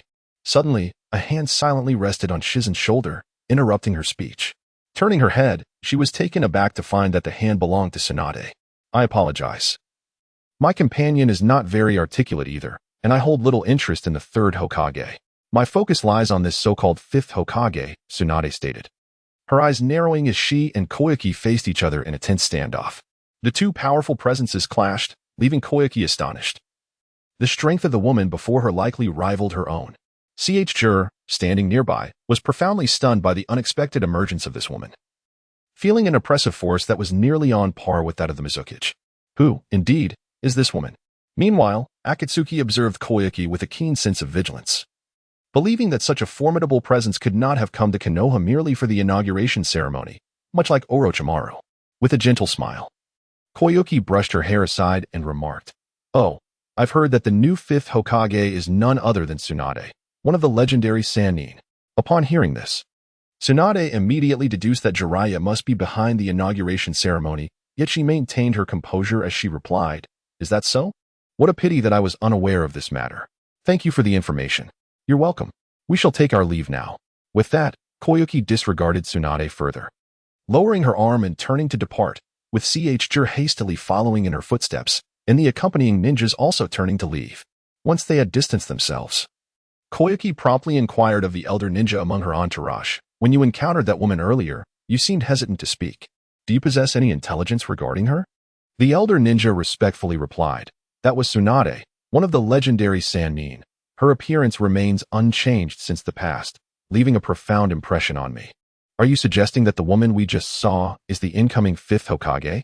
"That makes sense," CHJR responded, visibly flustered. "Oh, this has become intriguing," he added. Meanwhile, Naruto, seeing that Koyuki and her group had moved away, eagerly turned to Tsunade and asked, "Grandma Tsunade, who was that person just now?" From their expressions, it appeared that they were mist ninjas, and the woman leading them is exceptionally strong, Sasuke remarked coolly. Sakura expressed her concern, saying, "Do you think they are here to wreak havoc on the village like Orochimaru did?" Yuan Meng stood abruptly, brandishing a large stone, and casually replied, "We will meet force with force, and let nature take its course." Yet, he inwardly pondered the purpose behind the Mizukage's visit to Konoha at this time. After spending a considerable portion of the day, Yuan and his group finally dispersed upon entering the village. Tsunade and Shizune hurried to the Hokage office, while Akatsuki proceeded to deliver their mission report. Ayam escorted SHMA back to the hilltop villa to rest, and the others returned home as well. Yuan contemplated bringing the Jiaoji back to his estate, intending to refine its abilities. However, upon his return, he discovered Danzō seated alone at the table, brewing tea. "You're back," Yuan exclaimed, dragging the Jiaoji before Danzō. "It seems that as soon as we entered Konoha, someone reported back to you." Danzō narrowed his eyes, glancing at the Jiaoji in Yuan's grasp, and stated, "I trust you are aware that the Mizukage from the Mist Village has come to Konoha. It is quite evident that she is the Mizukage, but her intentions—" "Oh, she is here at my invitation for the inauguration ceremony. What do you intend to do, old man?" Yuan inquired, a look of confusion crossing his face. Danzō observed Yuan's expression closely and remarked, "It appears you are not privy to the events that are about to unfold." "Not necessarily. Flowing water lacks a form, drifting wind evades trace. Yet every future bears a discernible path." With a mysterious smile, Yuan dragged the Jiaoji and vanished from Danzō's sight. Upon entering his chamber, Yuan leaned the Jiaoji against the wall and sank into a chair, exclaiming, "Well, Jiaoji, I must admit I am beginning to appreciate you." I initially thought that seizing you would be effortless given my regal aura, yet it seems to be quite a challenge. At that moment, the jiaoji, encased in plaster, emitted peculiar chirping sounds in response to Yuan's musings. What nonsense are you saying? I can hardly comprehend, Yuan lamented, cradling his head in frustration. The plaster then began to shift more violently. Previously leaning against the wall, now it crashed to the floor. Understood, you must be thinking of a way out. Yuan noted. Well, anyone in your predicament would likely do the same. Rising from his seat, he approached the jiaoji, threatening, I can release you. But should you attempt to attack me upon your freedom, I shall force that plaster back into your mouth. With a kunai in hand, he began striking the sturdy plaster, the sound echoing as he worked diligently until he finally freed the jiaoji, revealing its spiny form. The liberated jiaoji writhed on the ground, opening its mouth to chirp, yet refrained from lunging at Yuan as it had before. Are you hungry?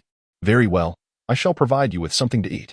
Channeling his chakra, a layer of blue energy enveloped him, prompting the jiaoji to eagerly consume it. With a satisfying sound, it devoured nearly half of Yuan's chakra, causing its form to swell even more. Having consumed nearly half of my chakra, you ought to be obedient now, Yuan declared.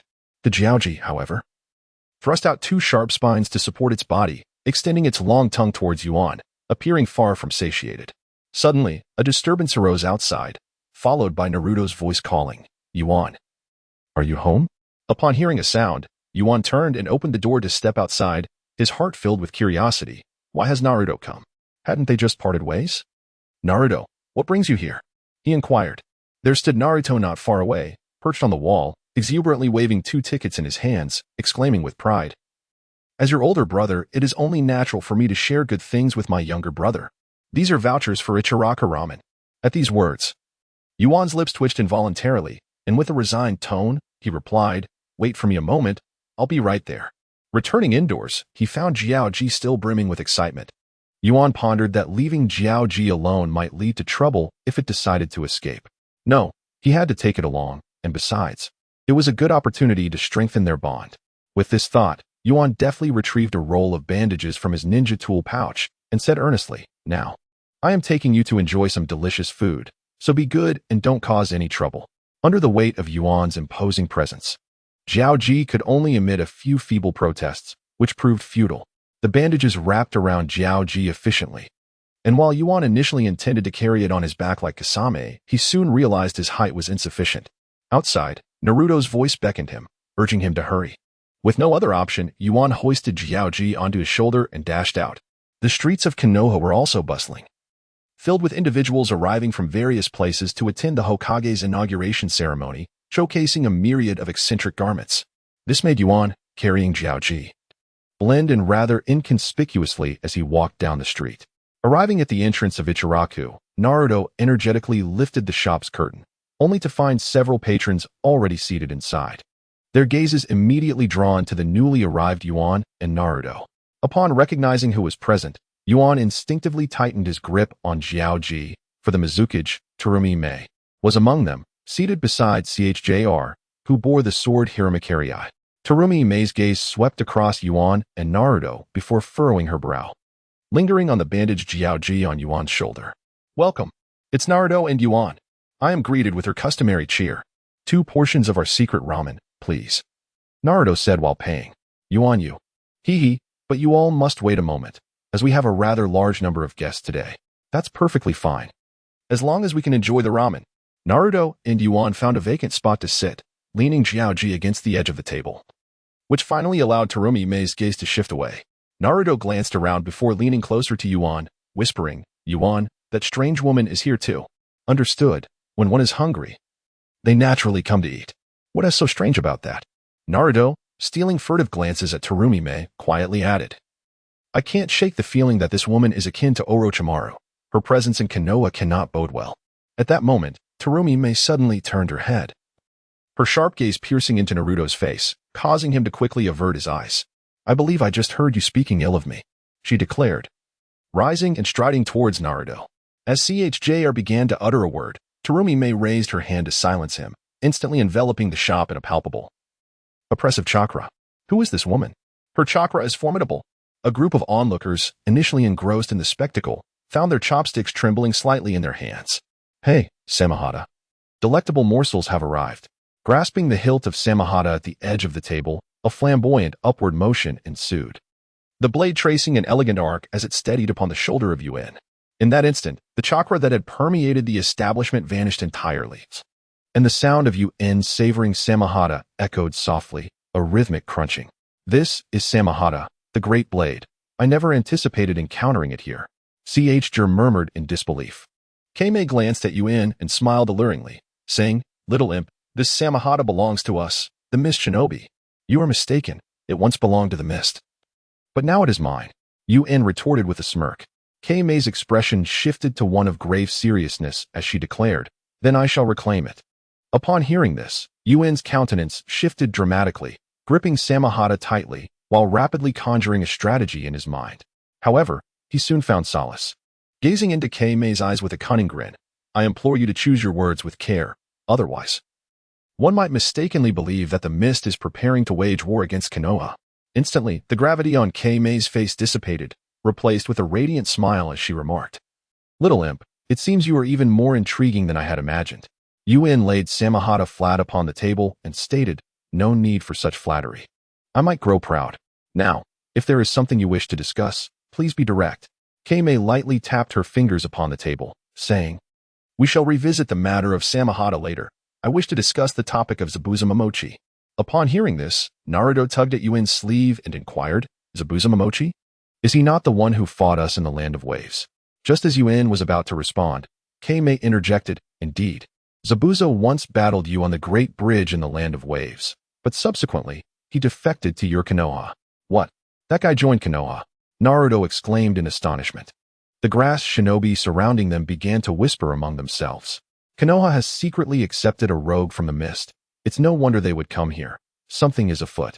Indeed, given the Mist's past disposition, they must be planning to engage Konoha fiercely. Listening to the nonsensical chatter of the grass shinobi, Yuan rubbed his temples in exasperation, saying, "Do you not think it inappropriate to discuss such matters in public?" Keimei, smoothing her hair, replied, "There is nothing inappropriate about it. Danzō, that old fox, mentioned in his correspondence with me that the decision regarding Zabuza's fate rests with you." "Very well, then Zabuza falls under my jurisdiction." "That old man certainly knows how to stir the pot," Yuan responded. Naruto, still incredulous, said, "Yuan, so that guy really is in our village." Yuan, now devoid of any intention to conceal the truth, candidly affirmed, "Indeed, Zabuza is indeed within the village. Thus, it is for this reason I sought you out today. I aim to demonstrate to the entire shinobi world the transformation of the Mist. The former Blood Mist village has now embraced a policy of peace and openness, which reflects both my stance and that of the Mist." This declaration left both Yuan and Naruto momentarily speechless, while the surrounding grass shinobi resumed their speculation. Who exactly is this woman, able to speak on behalf of the Mist directly? Have you heard? The newly appointed 5th Mizukage is a woman. Unbelievable. After pondering for a moment, Yuan continued, "Such policies and national matters are not something you should discuss with me. Following the inauguration of the 5th Hokage, I will personally negotiate with her. For now, our conversation shall revolve solely around the issue of Zabuza's fate." "Very well. I shall take you to meet Zabuza shortly.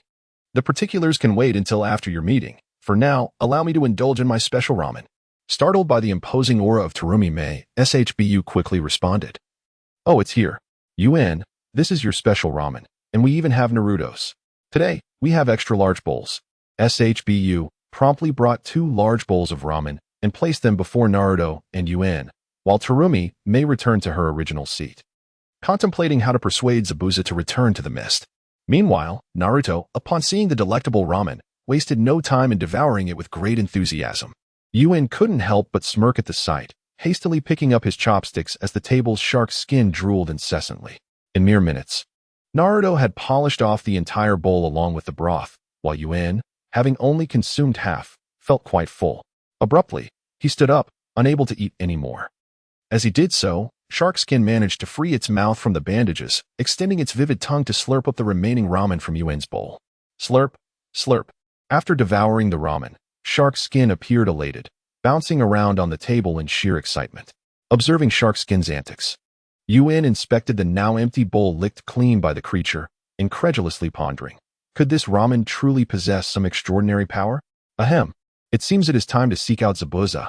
Hearing Terumi Mei's words, Yuan suddenly addressed Naruto. Sasuke, what brings you here? Upon hearing Sasuke's name, Naruto instinctively turned around, at which point Yuan swiftly struck the back of Naruto's neck, rendering him unconscious as he slumped onto the table. With deft movements, Yuan retrieved a few coins from his pocket and placed them on the table. SHBU, please keep an eye on Naruto for me. Terumi Mei observed Yuan's actions with a gentle smile, commenting, why not take this little rascal with you? Yuan tilted his head towards Terumi Mei and replied, he is unlike me.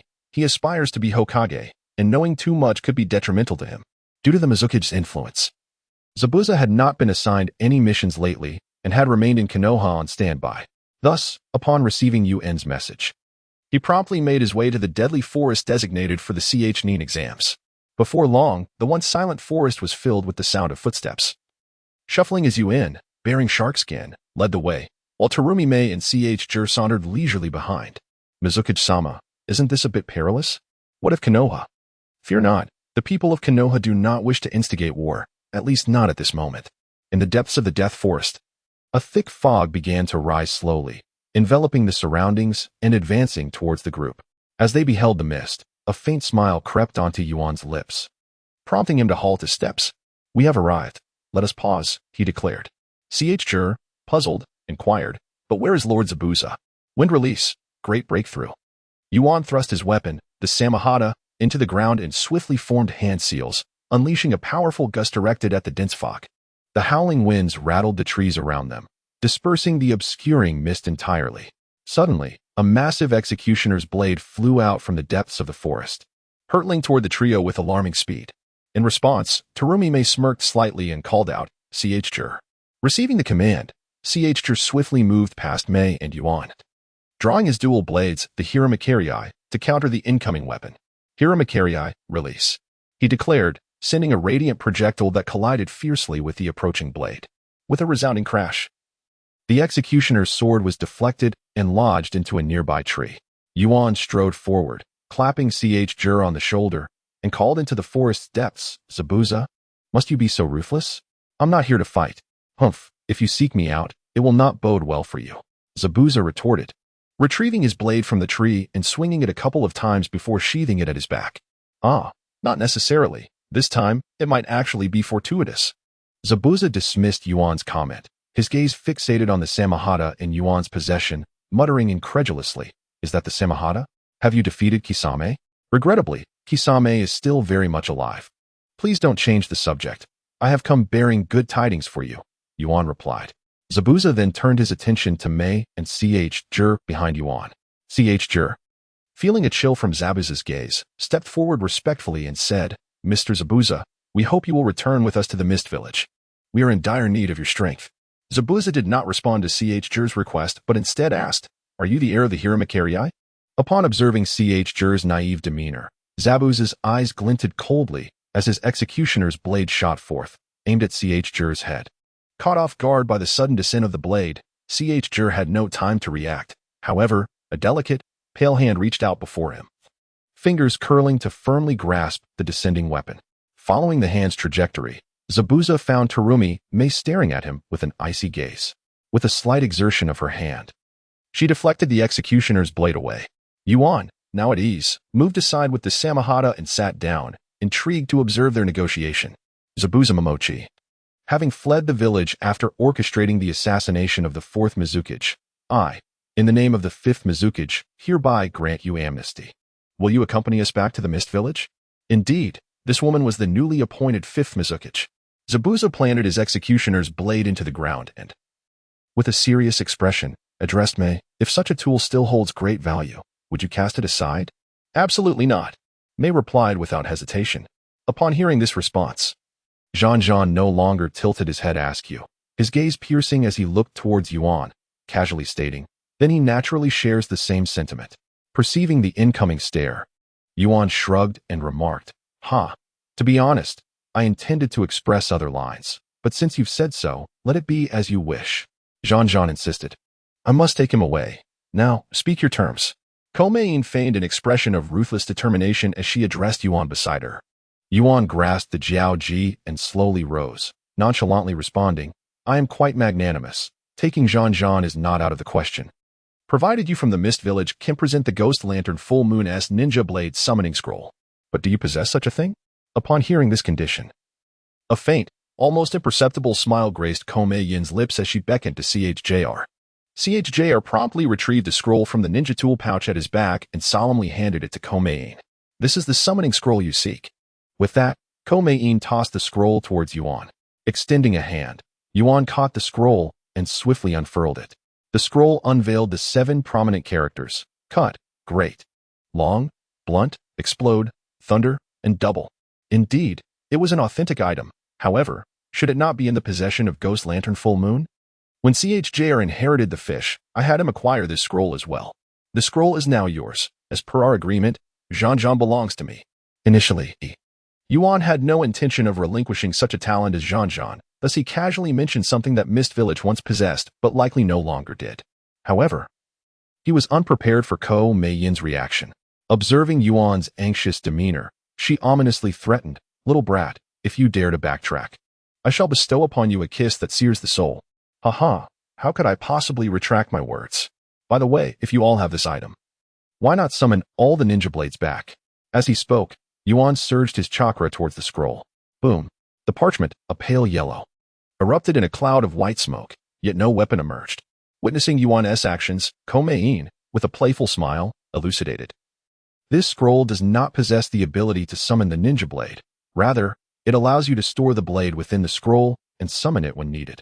However, keeping the blade within the scroll poses certain inconveniences, as enemies can strike at any moment, preventing immediate access to the blade for combat. CHJR scratched his head. Continuing the conversation. Listening to Koumei Yin and CHJR, Yuan increasingly felt that he had suffered a significant loss. No, an enormous loss. Glancing at the Jiaoji beside him, he placed the scroll onto it and activated his chakra. The character for cut glimmered with a faint white light, and the surrounding black symbols swiftly extended, enveloping the Jiaoji, which gradually shrank and entered the character cut. Since this is the case, our transaction is concluded. Until we meet again. Koumei Yin waved her hand and departed without looking back, prompting CHJR to hastily follow. Zhan, what do you plan to do now? As a tool, he has lost his inherent value to me. I can only hope you utilize him well.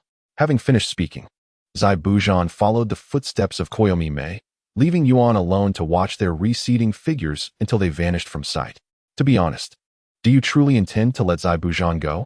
The figure of Uchiha Izumi appeared mysteriously, her expression grave as she spoke. I hadn't anticipated the Mizukage would arrive in Konoha. Given the circumstances, it seems we cannot afford to let him go. This time, I have genuinely miscalculated. The leader will not allow Zai Buzhan to escape, even with the Mizukage protection. Yuan jestingly remarked to Izumi. Regardless, there will be no confrontation in Konoha, and dealing with someone of the Mizukage's caliber certainly requires your involvement. As for the Mizukage, I wonder who is stronger, her or Itachi. I hope she does not disappoint me. Must you be so combative? At this rate, who would dare to marry you? Humph. What use is that worthless scroll you obtained with Zai Buzhan? Hearing Izumi's question, Yuan feigned mystery and leaned closer to her ear, saying, according to historical records, if one can gather all 7 ninja blades, the legendary dragon can be summoned. Ever since acquiring Samahata, Yuan has been consumed by a fervent desire to collect all the ninja blades. Perhaps gathering all 7 truly could summon the dragon. Listening to these words, Uchiha Izumi shook her head and turned away, saying, nonsense. I must report to the leader. Will you come along? Of course. I too wish to see how the old man handles Zai Buzhan. Yuan promptly tucked the scroll into the ninja tool pouch at his waist and hurried to catch up with Izumi. Yuan and Uchiha Izumi returned to the manor where Yuan resided. Upon reaching the entrance to the hall, Izumi paused outside to stand guard, allowing Yuan to enter the hall alone. Inside, Danzō sat leisurely in a chair, perusing a document in his hands. Yamashiro Kazahana and Aburame Torigame bowed their heads respectfully, serving Danzō. Upon Yuan's entrance, Danzō set aside the document and looked up at him, asking, you have returned. How did the conversation with the Mizukage go? Instead of answering immediately, Yuan strode directly between Yamashiro Kazahana and Aburame Torigame, pulling out a chair beside Danzō to sit down, and then spoke with some indignation. What else could happen? Zai Buzhan is, of course, going with the Mizukage. Upon hearing Yuan's words, Aburame Toragain quickly lifted her head to remind Danzō, "Sir, although Zai Bujan has not been with Root for long, he still knows some of our secrets. We cannot let him return to Kirigakure." Danzō raised his arm to interrupt Toragain, then turned to Yuan and inquired, "Yuan, what do you propose we do?" On their way back to Kirigakure, "We should find an opportunity to eliminate him." Yuan replied nonchalantly, "So who should be assigned this task?" Toragain promptly offered, "Sir, let this matter be entrusted to Wind and me."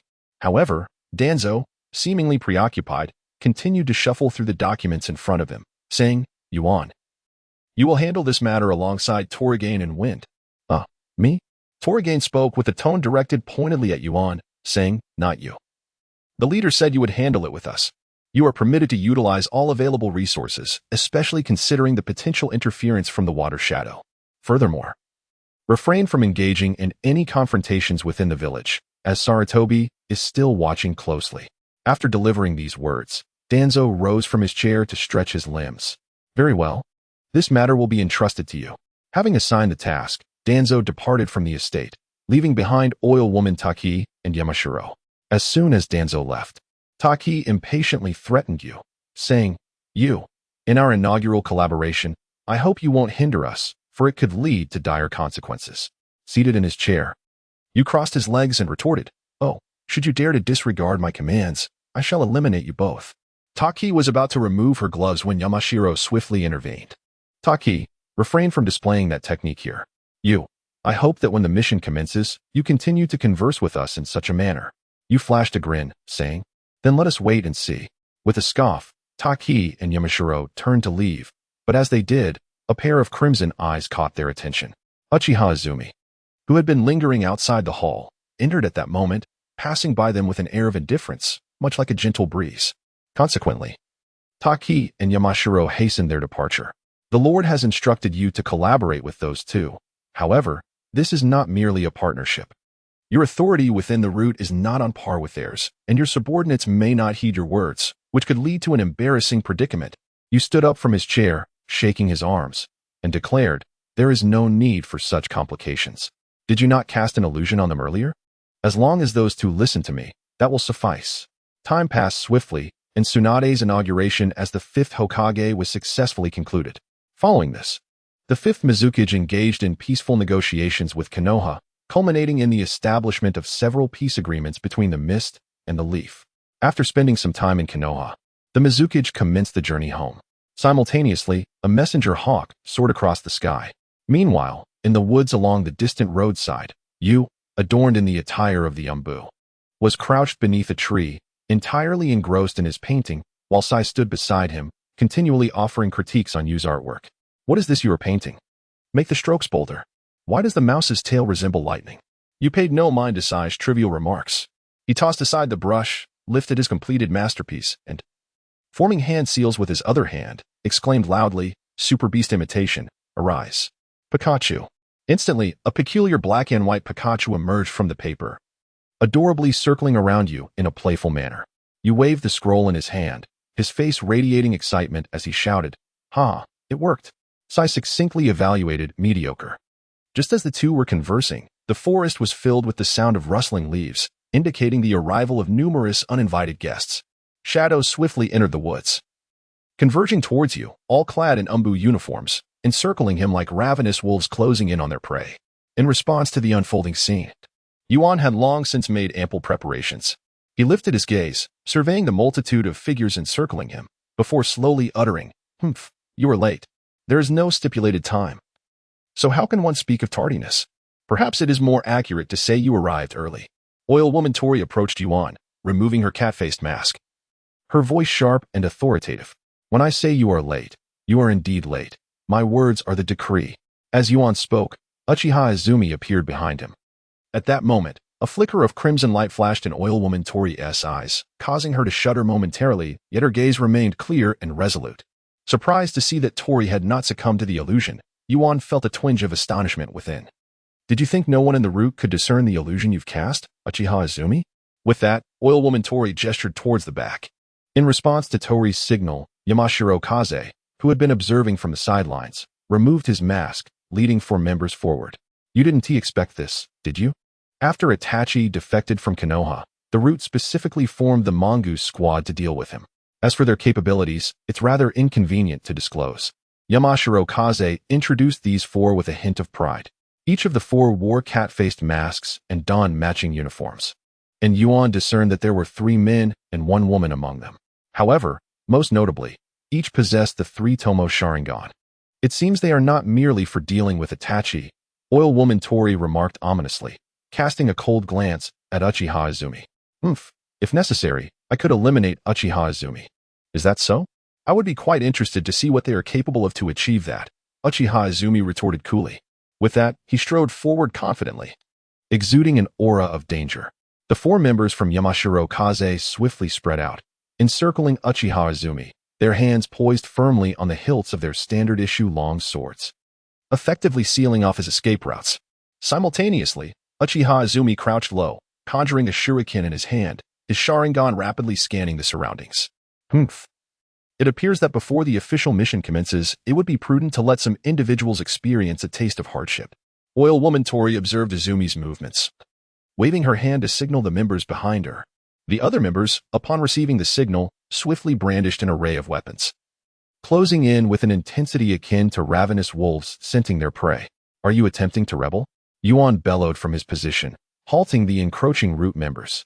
His voice resonated with a profound chakra, causing numerous withered leaves to cascade from the trees around them. The Root members, taken aback by the force of his voice, halted in their tracks, standing still and awaiting Oil Woman Tori's command. I have been appointed as the captain of this mission by the esteemed Lord himself. They will obey my orders without question, Oil Woman Tori remarked with a playful shrug and a smile directed at Yuan. How fortuitous. I too have been personally appointed as captain by the old-timer. As for the battle strategies, the captains among us can engage in a thorough discussion, while the others should obediently remain in place and await orders. Otherwise, I would not hesitate to lay you flat. As these words escaped his lips, Yuan's gaze swept over the surrounding crowd. Yuan, it seems you remain oblivious to the situation. Thus, I shall not hesitate to teach you a lesson. With that, Yuan Toraijin began to remove her gloves. Observing her actions, a thought flashed through Yuan's mind. Strike first, suffer later.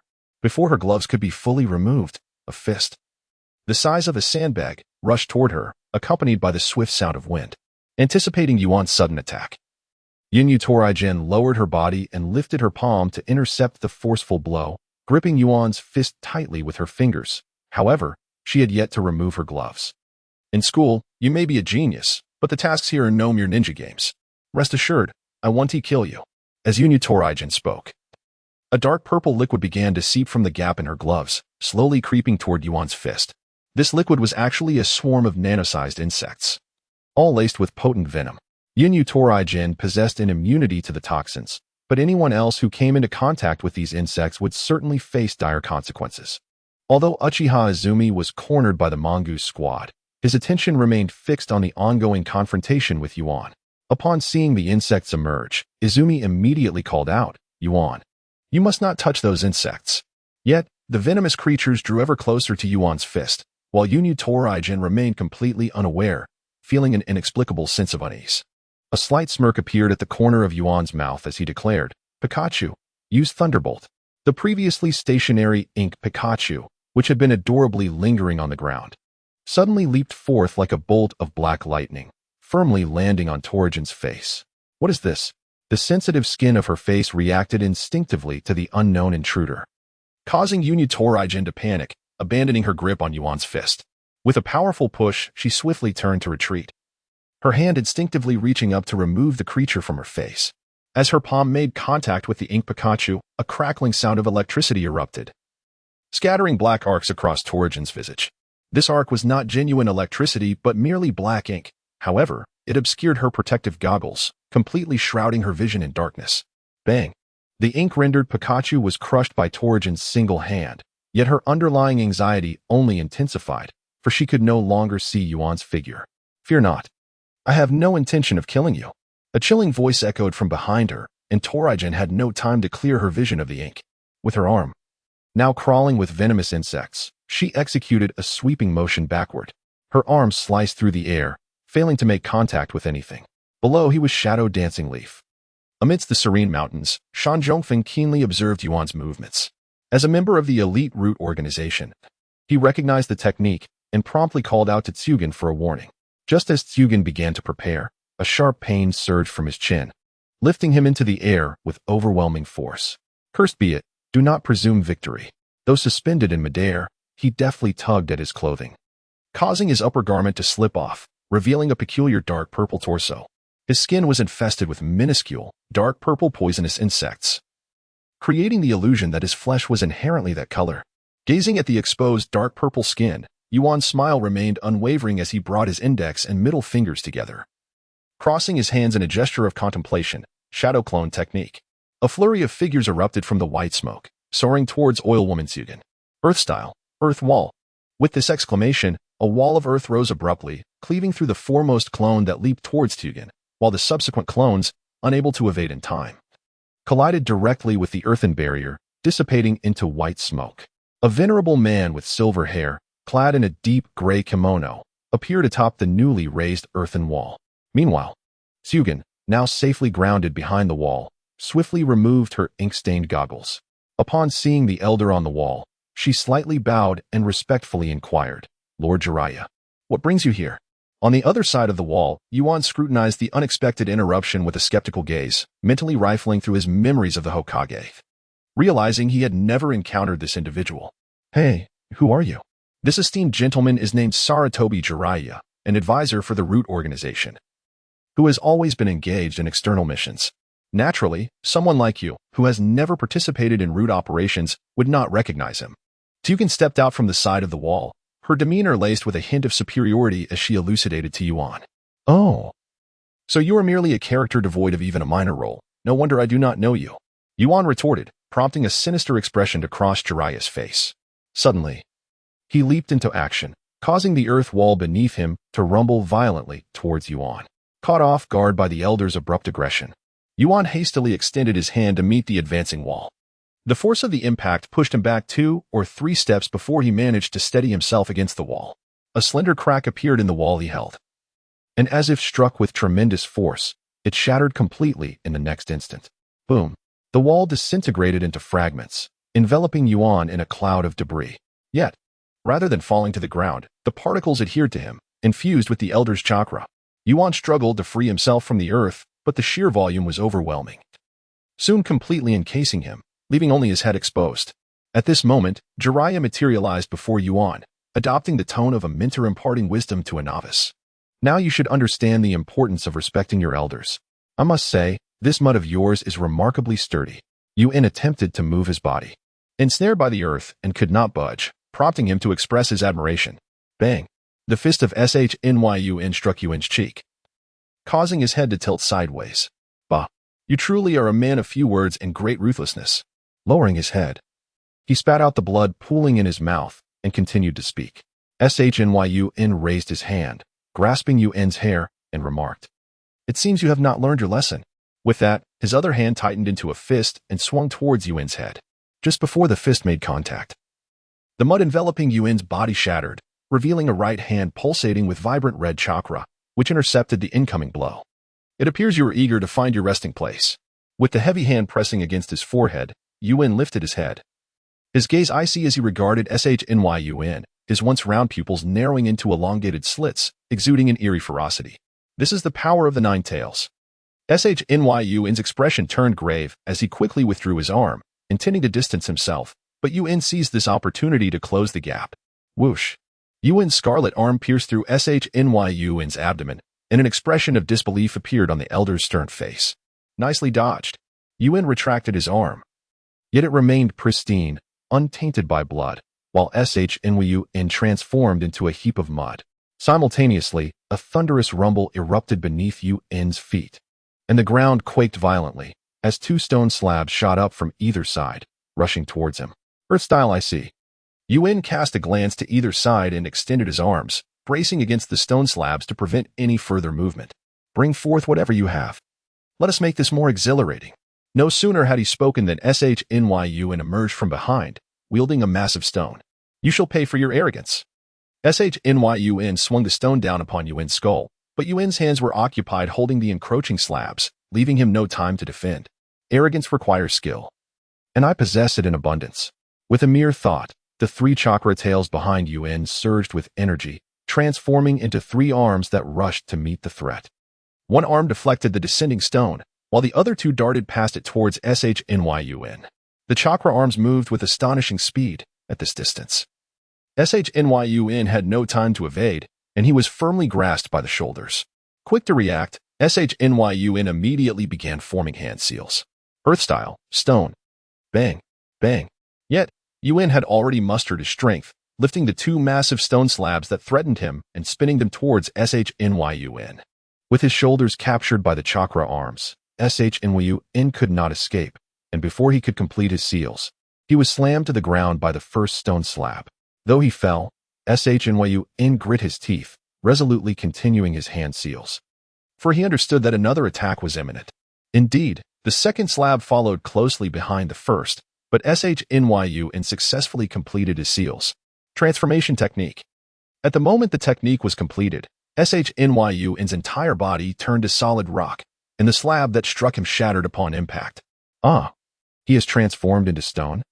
Yuan casually discarded the fragments of the stone slab in his hand and lifted the previous slab to strike fiercely at the forehead of the towering mountain. This time, the mountain did not flinch.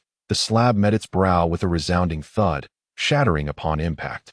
Such an assault was utterly inconsequential.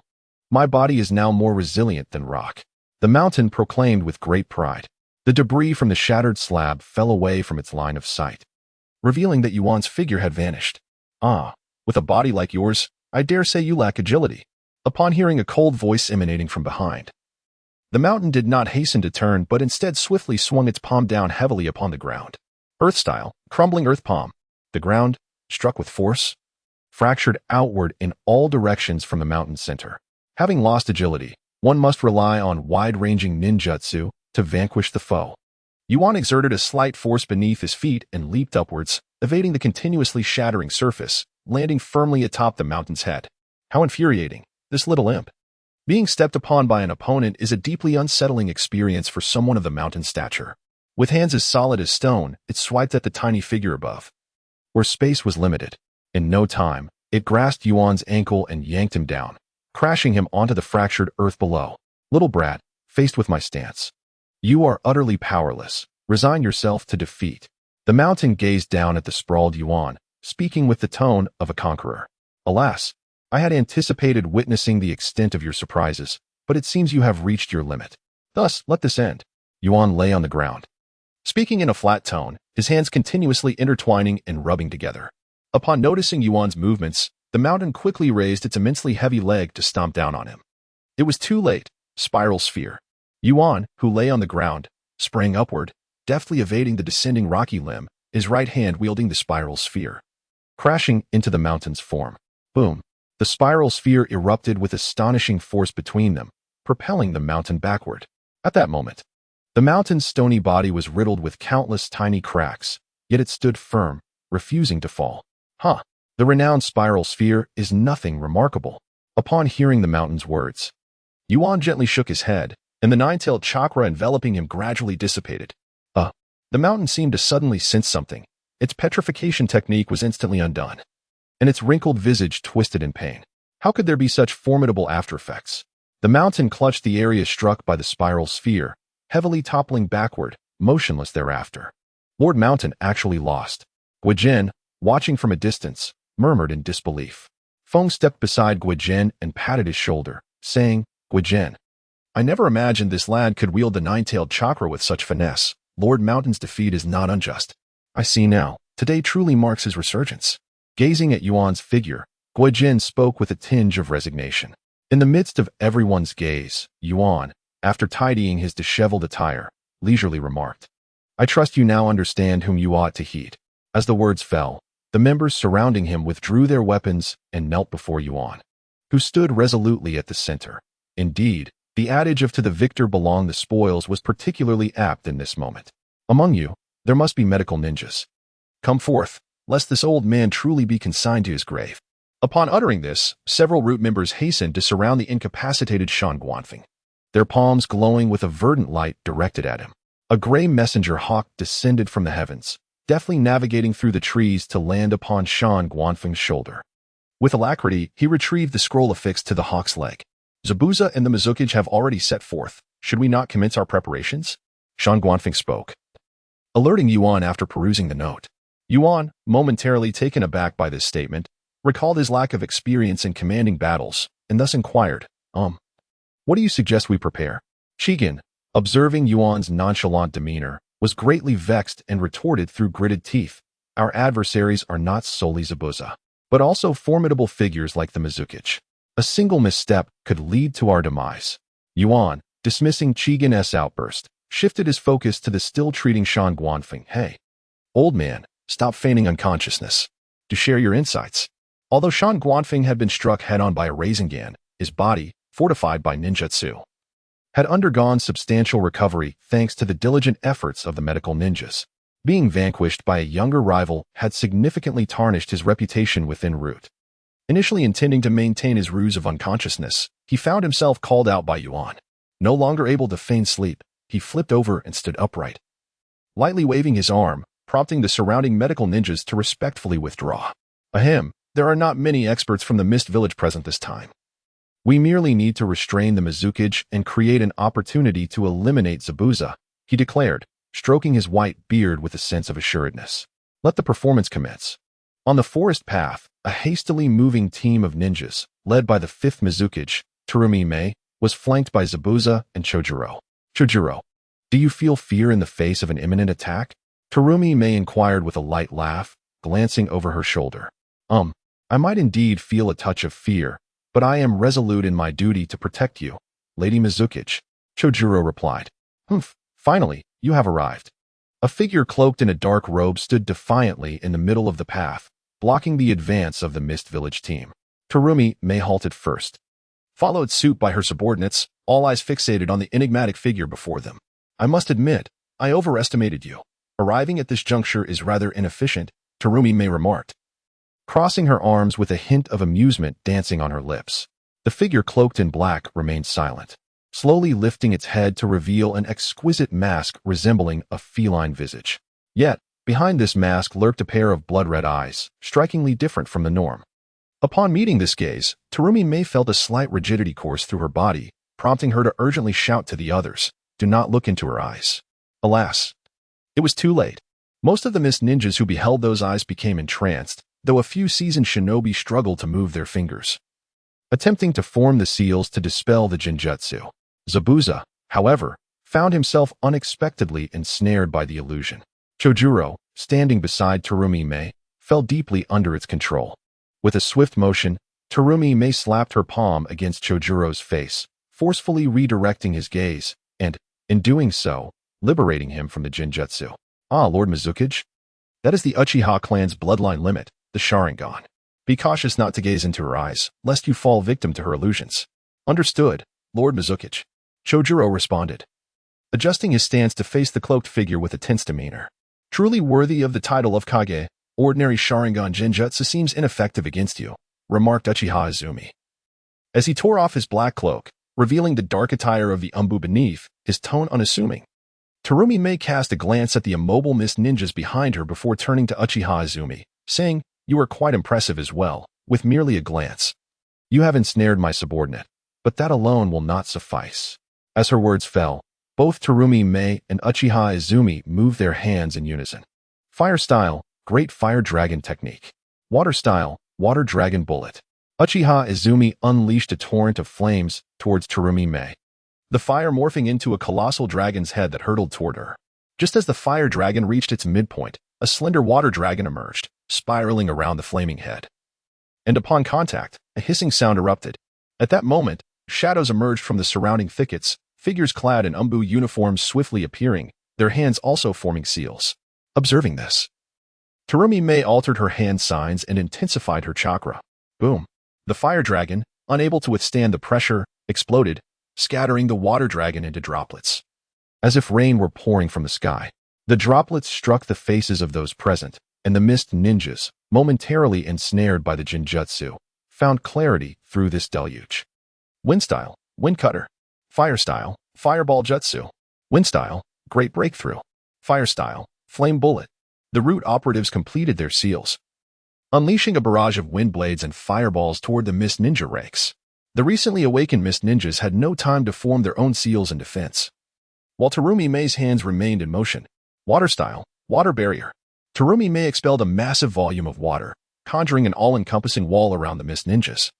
The wind blades and fireballs struck the water wall, producing a cacophony of explosive sounds, and only then did Terumi Mei allow herself a moment of respite. Lord Mizukage. The Mist Ninjas behind her cried out in alarm.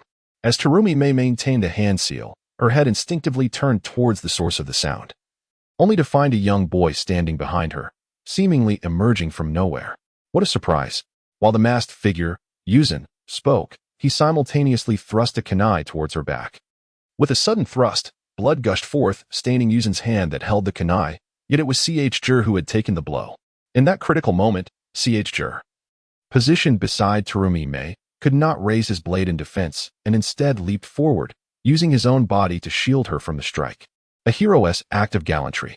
Releasing the kunai, Yuan retaliated with a punch that sent Chur sprawling to the ground.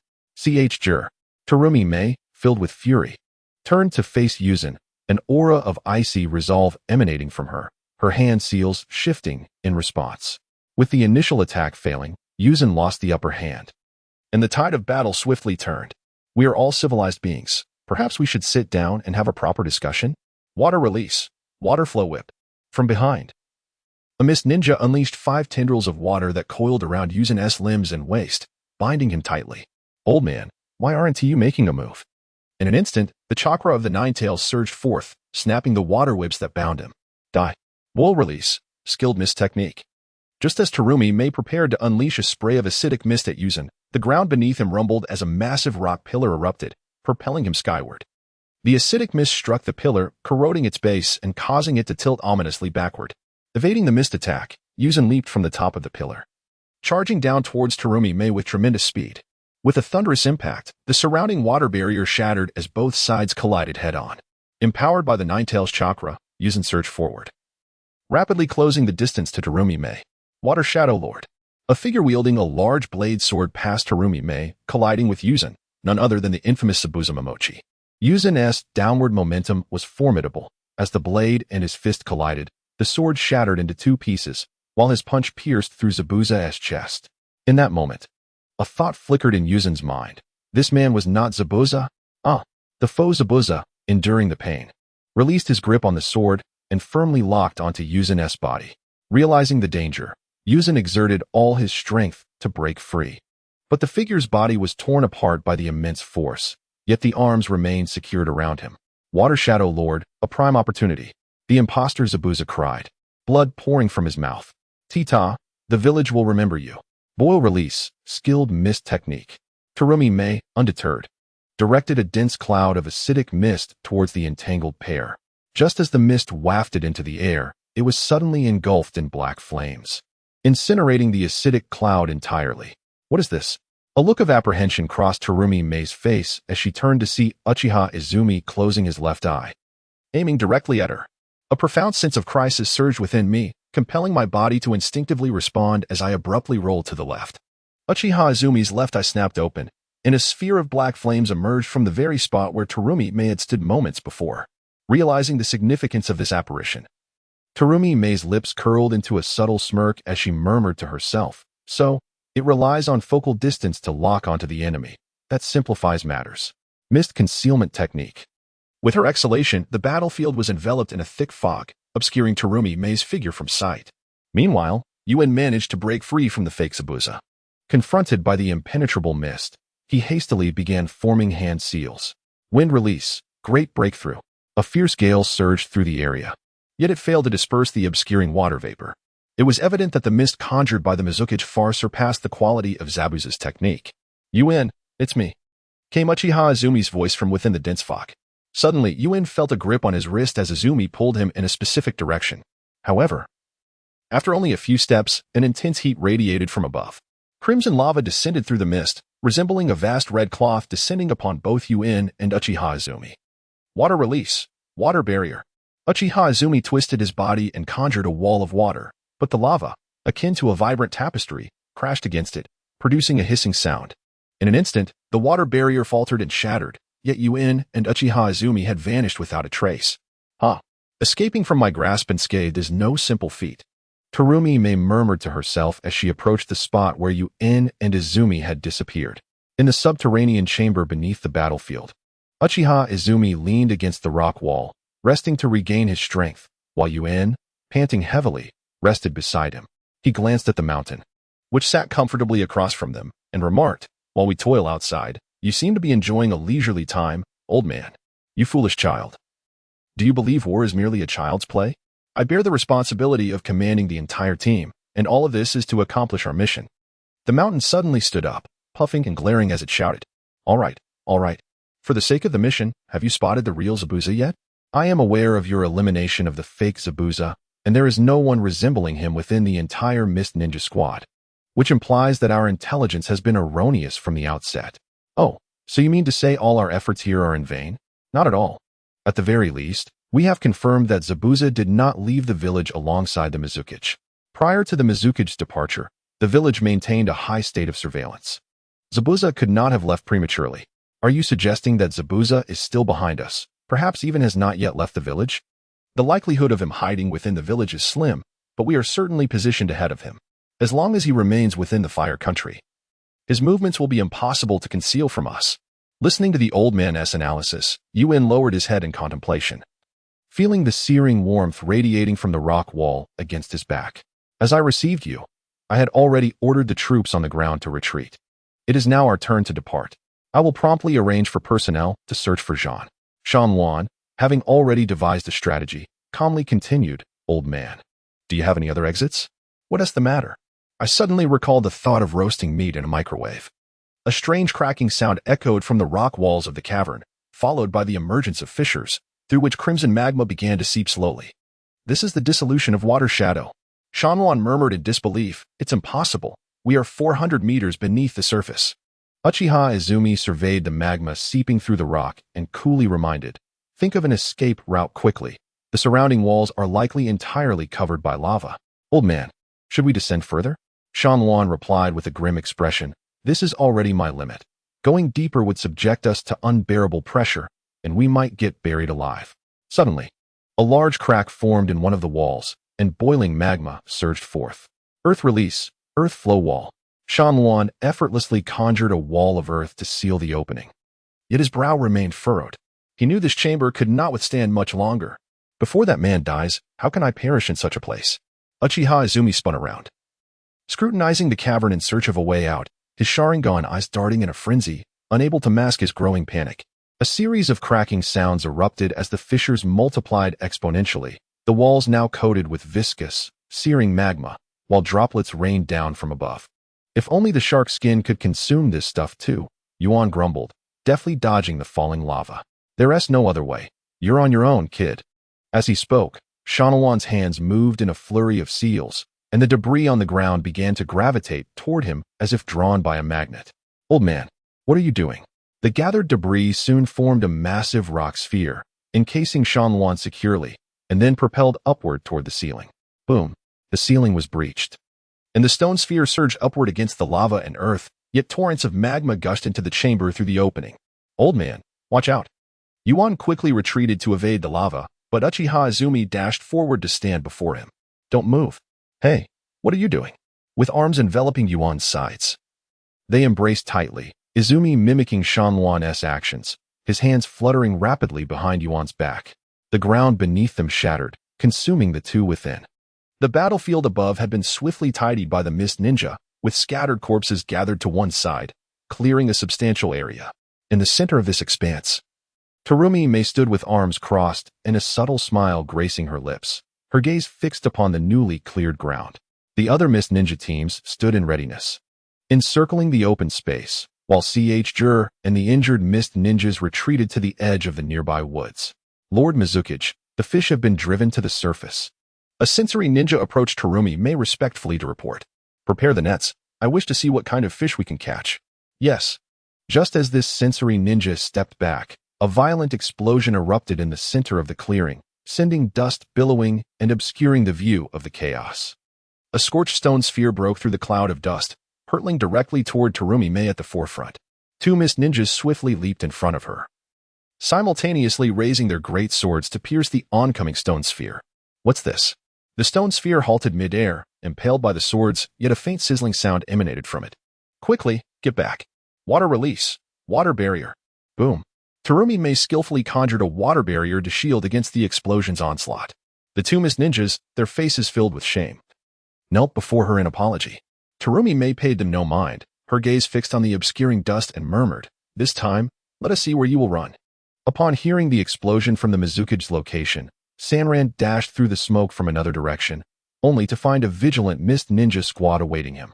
He abruptly halted, squatting down and striking the ground with his hands. Earth release, crumbling earth palm. With this strike, the ground shattered beneath the mist ninjas, forcing them to scatter in retreat, revealing a gap in their formation. What an opportunity! Sanran concentrated chakra in his feet, his speed surging as he charged toward the opening. Water release, water dragon bullet. Several retreating mist ninjas reacted swiftly, summoning multiple ferocious water dragons. The path ahead blocked by the water dragons, Sanran maintained his relentless charge, aware that if he hesitated now, he would lose the chance once the Mizukage arrived. Seeing Sanran's determination, the mist ninjas showed no mercy, directing the water dragons to bear down upon him. Boom. The impact of the water dragon bullet smashed Sanran into the ground, leaving him a mere smear of mud. Where is he? One of the mist ninjas controlling the water dragons called out, looking around in confusion. Do not worry. He cannot escape. He's underground. A sensory ninja pointed to a spot on the ground, calmly reassuring them. Huh. Do you think hiding underground will keep you safe? Lightning release. Thunderstep. Simultaneously, several mist ninjas unleashed their jutsu, the visible blue lightning slithering like a serpent. Sanran, concealed underground, suddenly felt a sharp pain in his back, followed by a paralysis that gripped his entire body. Water-formed whips surged through the earth, ensnaring his limbs and forcibly dragging him from the soil. Now covered in dirt and grime, Sanran lay on the ground, his gaze blankly fixed on the sky, no longer struggling. The mountains knew that their chances had vanished. The multitude of mist ninja elites surrounding them was already overwhelming, not to mention the graceful figure of Mizukage Terumi Mei, who had slowly approached. Without removing the mask from the mountain's face, she looked down upon him, a knowing smile gracing her lips as she remarked on his despair.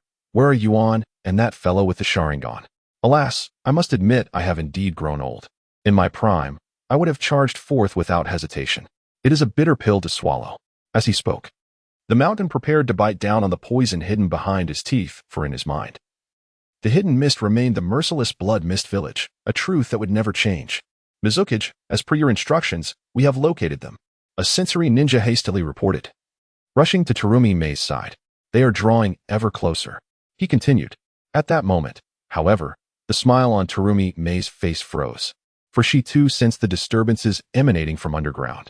The very earth trembled slightly, leaving the mist ninjas frozen in place, their expressions rapidly shifting as they too felt the tremors of an immense power. What colossal chakra this is, thought one of the mist ninjas, though he maintained an outward calm, his hands betraying a subtle tremor. Another surge of potent chakra spread among the mist ninjas, emanating from Terumi Mei herself, prompting them to recall the terror she inspired. Why the panic? He is merely a Jinchuriki, Terumi Mei stated haughtily. Her words served as a rallying cry, quickly restoring the composure of the elite mist ninjas. Two of them swiftly bound the mountain's hands and feet with threads, dragging him down, while the others formed a perimeter around them. The once crowded area had now dwindled to only Terumi Mei, two mist ninja guards wielding massive blades, and a sensory ninja. Now, the sensory ninja alerted Terumi Mei. The earth, which had been trembling moments before, fell silent. From the ground that the mountain had previously shattered, another charred stone sphere emerged. However, it could hardly be called a sphere anymore. Its blackened surface was pockmarked, devoid of any smooth spherical shape. As it settled on the ground, the mist ninjas watched intently, small stones cascading from its uneven surface, revealing the disheveled form of Uchiha Izumi. Hot, hot, hot. A red figure emerged from the opening beside Izumi, revealing the four-tailed state of Yuan. Izumi, your earth style is lacking. Poor performance. Yuan, clad in the vivid red cloak of the tailed beast, jested at Izumi. Humph, was Izumi's only retort, casting a sidelong glance at Yuan's appearance. Yet Terumi Mei would not allow their banter to continue unchallenged. Hee, I never expected to meet you under such circumstances, she said, raising a hand to cover her mouth, her eyes sparkling with mirth as she gazed at Yuan. Indeed, did you miss me? I've been longing to see you. As the words fell, the chakra tail behind Yuan swiftly swept the debris on the ground toward Kahakume. Kahakume coldly observed the incoming stones without flinching, while the two mist ninjas behind her drew their swords once more. With their movements, the blades transformed into a tangible iron curtain. The stones struck against the blades with a series of thuds. Although they were deflected, the two mist ninjas suffered as well, the tremendous force from the flying stones tearing at their palms. Suddenly, the swinging blades came to an abrupt halt, a pair of crimson hands gripping the edges of the swords tightly, anchoring them firmly. The two mist ninjas gazed at the creature before them, holding their swords, their eyes wide with terror. It's done. Re-left, re-right. Retreat quickly. They can't escape. The two mist ninjas hastily relinquished their grips on the sword hilts, kunai appearing in their palms as they attempted to retreat, simultaneously aiming to throw their kunai at Yuan. Clink, clink. The crisp sounds echoed as the blades were crushed into two segments. Before the kunai in their hands could be released, Yuan's grasp on the broken blades caught up, fully piercing through the bodies of re-left and re-right. Ugh. Witnessing the bodies of re-left and re-right being pierced by the broken blades, Kahakume no longer held back, unleashing her ninjutsu. Water release, water surge. Seizing the moment as the water shadow released her technique, a specter-like figure appeared behind her, silently dropping the kunai. Clink. The Sharingan, is it? I am Lynchine from the Hidden Mist Lynchine family, eager to experience the power of your Sharingan. The mist ninja standing beside Kahakume drew a long blade, blocking the kunai aimed at her, speaking coldly. The Lynchine family, though not as renowned as the Uchiha throughout the ninja world, held a prestigious reputation in the Hidden Mist. The first wielder of the Thunder Blade, Reiku, belonged to the Lynchine family. Upon realizing her attack had failed, the figure retreated, seeking another opportunity. However, Lynchine Saken had no intention of letting her escape so easily, leaping forward to engage in combat. Waterfall technique. As the technique was completed, Kahakume's enchanting smile vanished, replaced by a fierce expression filled with rage. A tremendous surge of water erupted from beneath her feet, forming a torrential flow that surged with immense force, crashing directly toward Yuan. Roar! Yuan let out a bellow, bending his body and gripping the ground with his limbs, resisting the onslaught of water as he slowly advanced against the current toward Kahakume. Gah! It seems the water shadow is not as formidable as expected. Look behind you. Sometimes battle is not a solitary affair. Hearing this, Yuan disregarded the torrent before him, slowly turning his head to investigate. He beheld the water flow receding to reveal a serene lake, where the elite mist ninjas emerged. Standing in a line upon the water's surface, their hand seals synchronized. Water release, water dragon bullet. The mist ninjas chanted in unison. The calm lake resembled a boiling cauldron, the waters roiling into a multitude of ferocious water dragons surging forth with overwhelming force. Gazing at the swarm of water dragons charging toward him, Yuan remained unfazed. Immersed in the water, for tails plunged into the water, providing stability, enabling the figure to stand upright amidst the turbulent currents. With arms outstretched and body angled, he bellowed for all to hear. You must forever remember this day, for you shall witness the legendary power of the Rinnegan. As these words escaped his lips, the white, abyss-like eyes of the tailed beast transformed, revealing concentric circles, each adorned with 9 tomo. This is impossible. Despite the facade of calm on her face, Koyomi's heart raced unknowingly, and her hands frantically channeled chakra. The mist ninja, too, caught sight of those eyes, their panic compelling them to quicken the pace of their water dragons. In an instant, the force of the water surged, and as Yuan concluded his boast, he slipped beneath the surface, swept away by the current, caught in the violent torrent. Yuan found himself utterly immobilized, thrust to the surface, where he collided with numerous water dragons. The thunderous roar of his 9-tailed chakra erupted forth, obliterating the foremost water dragon, scattering it like mist. Yet, the second water dragon relentlessly pursued him. Twisting in midair, Yuan attempted to defend himself, but the water dragon ensnared him before he could react. With a transparent yet menacing visage, the water dragon opened its maw wide, viciously lunging at his crimson form.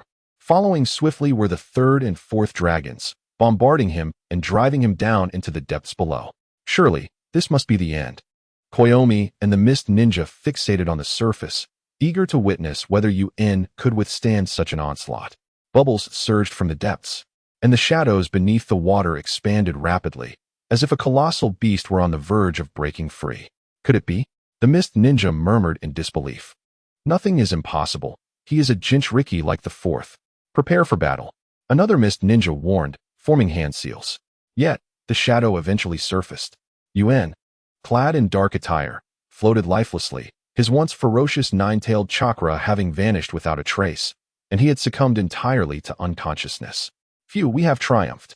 Indeed, even a Jinchuriki cannot withstand such relentless ninjutsu. Huh, who would have thought we would eliminate one today, akin to the fourth? As they gazed at Yuan, now devoid of his nine-tailed chakra, the Mist Ninja felt a collective wave of relief. Koyomi exhaled deeply, yet lingering doubts gnawed at her. But what was the meaning of those eyes? Was it an illusion? No, those eyes were certainly not an illusion. Perhaps it was an illusion. That gaze unnerved me, allowing him to ensnare me in a Jinjutsu. Suddenly, Koyomi thought this, blinking vigorously before refocusing on the water's surface, but there was no semblance of a figure. Only a decayed piece of driftwood. A profound sense of crisis enveloped Koyomi as she swiftly propelled herself into the air with a powerful thrust of her feet. Below, the surface of the water erupted violently, and a deep crimson figure surged upwards, arms flailing as it sought to grasp her. The technique of boiling escape and elusive mist. As Yuan plunged headfirst into the caustic fog, his entire form was corroded away without a sound of anguish escaping his lips. This was merely a clone, and that was its target. Once Koyomi landed back on the water's surface, she immediately shouted to the Mist Ninjas, "Run!" One Mist Ninja attempted to respond, but a blood-red hand emerged from beneath the water, gripping his head with an iron grasp. I had forgotten a fundamental rule. Before confronting the main threat, I must first eliminate the lesser nuisances. Yuan's silhouette gradually surfaced from the depths, his lips curling into a faint smile as he spoke. The unfortunate Mist Ninja, ensnared in Yuan's grasp, fixed his terrified gaze upon the demon-like visage of his captor, trembling as he stammered for help from his comrades. Yet the surrounding Mist Ninjas, paralyzed by fear, could not muster the courage to assist. Yuan's four crimson chakra tails lashed out like whips, brutally striking the other ninjas and sending many of them flying. Witnessing Yuan's merciless rampage among the Mist Ninjas, Koyomi could no longer contain herself. Enough. Cease your assault, and I shall allow you to escape. Some Mist Ninjas, hesitant to defy the Water Shadow's authority, contemplated urging Koyomi to continue the fight, but ultimately remained silent, not wishing to further confront such a monstrous adversary. Upon hearing Koyomi's words, the four thrashing chakra tails behind Yuan finally stilled, allowing the remaining ninjas a fleeting opportunity to flee the area in haste, though the unfortunate soul caught in Yuan's grip remained ensnared. Just as Yuan was about to respond to Koyomi, the overwhelming negative emotions of the Nine-Tail surged forth, forcefully invading his mind and violently assaulting his consciousness, distorting his once composed visage into one of agony. Crack! The sharp sound of shattering bone resonated as Yuan, in a moment of distraction, inadvertently crushed the head of the Mist Ninja he held captive. Blood trickled down the ninja's face, dripping rhythmically onto the water's surface below, echoing in Koyomi's heart. Is this your answer? Very well. Koyomi's expression darkened, her teeth clenched as she glared at Yuan. Damn it, just when I thought it couldn't get worse. The negative emotions from the Nine-Tails intensified. I must retreat at once. As Yuan grappled with these tumultuous thoughts, the water surface before Koyomi suddenly bulged, forming a massive semicircular wave that surged toward Yuan. Boom. Yuan extended his chakra-infused arm and struck down upon the semicircular wave, causing its structure to collapse into a torrent of water. Koyomi leapt onto this flowing current, charging toward Yuan in tandem with the rush of water. Boiling escape and elusive mist. A concentrated stream of acidic fog erupted towards Yuan, threatening to dissolve even Susanoo. Naturally, Yuan had no intention of withstanding this attack. He deftly maneuvered across the water's surface, executing intricate evasive drifts. Amidst the chaos, four tails surged from beneath the water's surface, launching an attack towards Terumi, forcing her into a state of utter disarray. Meanwhile, the mountains were brought to a gathering place of injured Mist Ninjas by two of their comrades. Bound tightly by resilient threads, the mountain's entire body was ensnared, with the ends of these threads affixed with miniature explosive tags, akin to a timed bomb. Any movement would trigger an explosion. The Mist Ninjas present were predominantly wounded or medical ninjas, with only 4 uninjured. 2 of them secured the mountain to a tree for oversight, while the other 2 dispersed to maintain vigilance. However, The collective attention of these mist ninjas was fixated on the distant battlefield. Even the injured, after briefly tending to their wounds, disregarded rest and rose to gaze upon the ongoing conflict, where Jur was among those engaged. The mountain quickly surveyed his surroundings, formulating an escape plan in his mind. The rumbling vibrations of the distant battle could be faintly felt even from this location, causing the mist ninjas to feel a sense of concern for the fighting. The mountain, however, discerned an opportunity for escape. The leaves in the forest fell gently, shaken loose by the residual waves of the battle. One leaf floated down and brushed against the mountain's cheek, prompting him to seize the moment and discreetly ingest it. The feline mask that had adorned his face had been roughly torn away by the two guarding mist ninjas, who were now momentarily captivated by the distant skirmish, oblivious to the mountain's stealthy action. Lowering his head slightly, his eyes darted around while he concentrated, channeling chakra into the leaf now nestled in his mouth. The two mist ninjas assigned to watch him occasionally glanced back, only to redirect their attention towards the distant conflict. The others remained unaware of the mountain's subtle movements, and he dared not attempt to break free prematurely. Although the majority of the mist ninjas present were injured, they had not entirely lost their combat effectiveness. And given their numerical superiority, engaging them would yield little advantage for him. He waited, biding his time for the perfect opportunity. With the leaf tucked away, his ominous gaze swept repeatedly over the faces of the mist ninjas. "Old fool, what are you looking at?" One of the guards turned, inadvertently locking eyes with the mountain. He quickly averted his gaze, redirecting his focus elsewhere, yet the guard stood upright, striding purposefully towards him. "I see you're plotting your escape, old man. I advise you to behave, as there is no chance of your escape." As he spoke, the guard seized the mountain's head and forcefully struck it against the tree. Bang! Bang! "Be careful not to kill him," remarked another guard, leaning against the tree with a chuckle. "I would relish the chance to put this bastard down. How many of our comrades have perished because of him?" Suddenly, a series of tremors and booming sounds erupted from the battlefield. The guard halted his actions instinctively, glancing towards the conflict, murmuring, "Lord Mizuki must prevail." "Is that not obvious?" "Lord Mizuki will undoubtedly triumph," replied another mist ninja, intently observing the distant scene. The hand that grasped the head of the mountain suddenly felt a firm grip around the wrist, sending a jolt of alarm through Hongji's heart, which ceased to beat thereafter. I remarked, as another mist ninja turned around, only to find the silk thread that had been bound to the mountain now encircling Hongji's throat. As the mist ninja prepared to warn everyone, the mountain acted with swiftness, tightening the thread around the mist ninja's neck. "Oh, the trick of tying silk threads and explosive tags is something I abandoned years ago. Compared to me, you are still too inexperienced," the mountain boasted quietly, leaning the lifeless form of the mist ninja against a tree, holding an explosive tag in hand. These actions produced only a faint sound, perfectly drowned out by the cacophony of battle. Earth release, earth spike.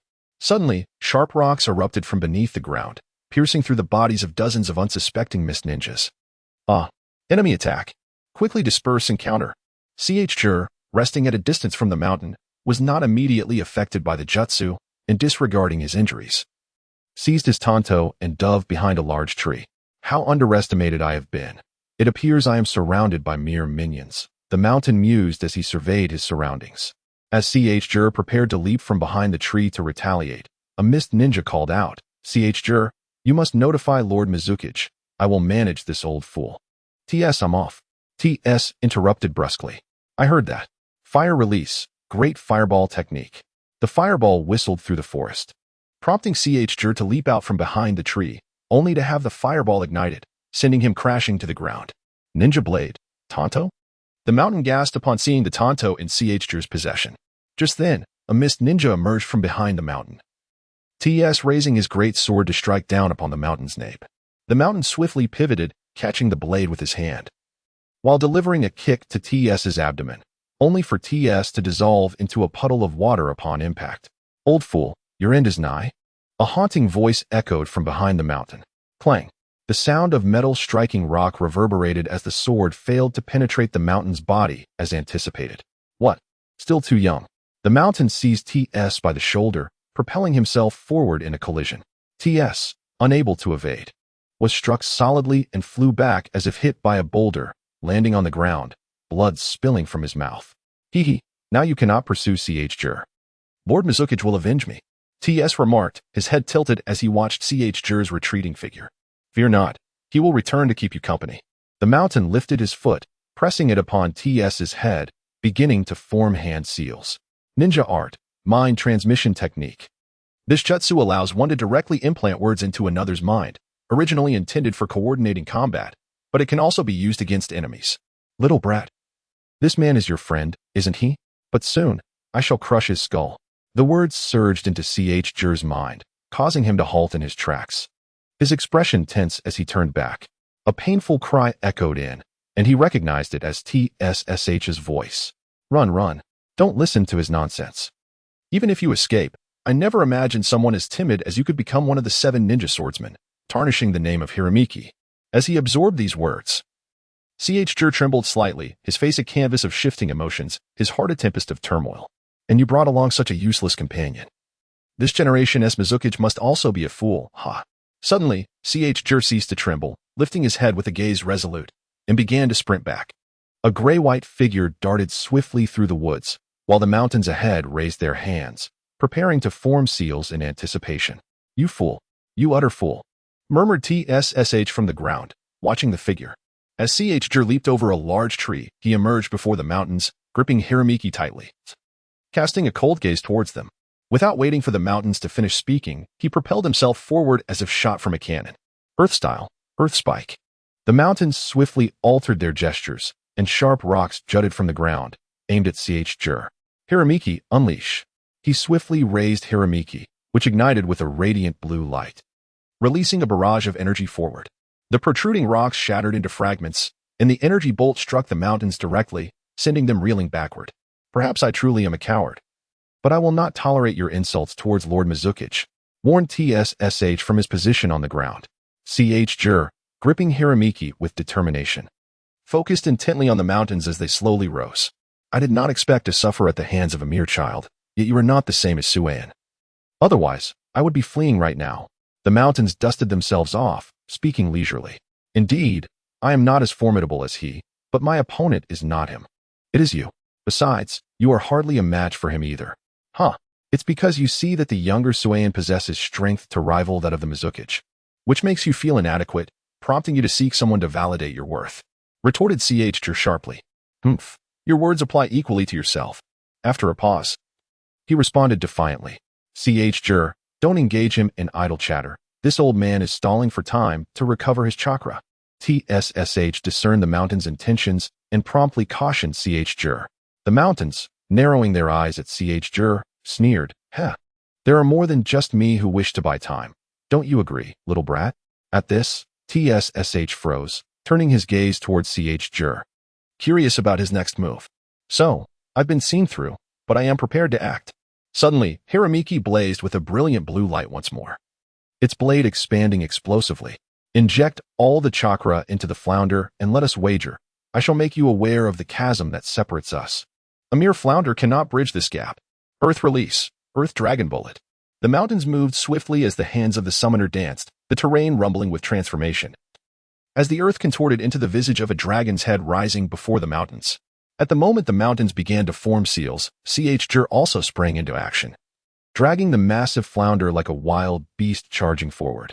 The mountains withdrew their smile, the gestures shifting abruptly, as the dragon head on the ground emitted a furious roar, the mud bullets erupting like cannon fire. Huh!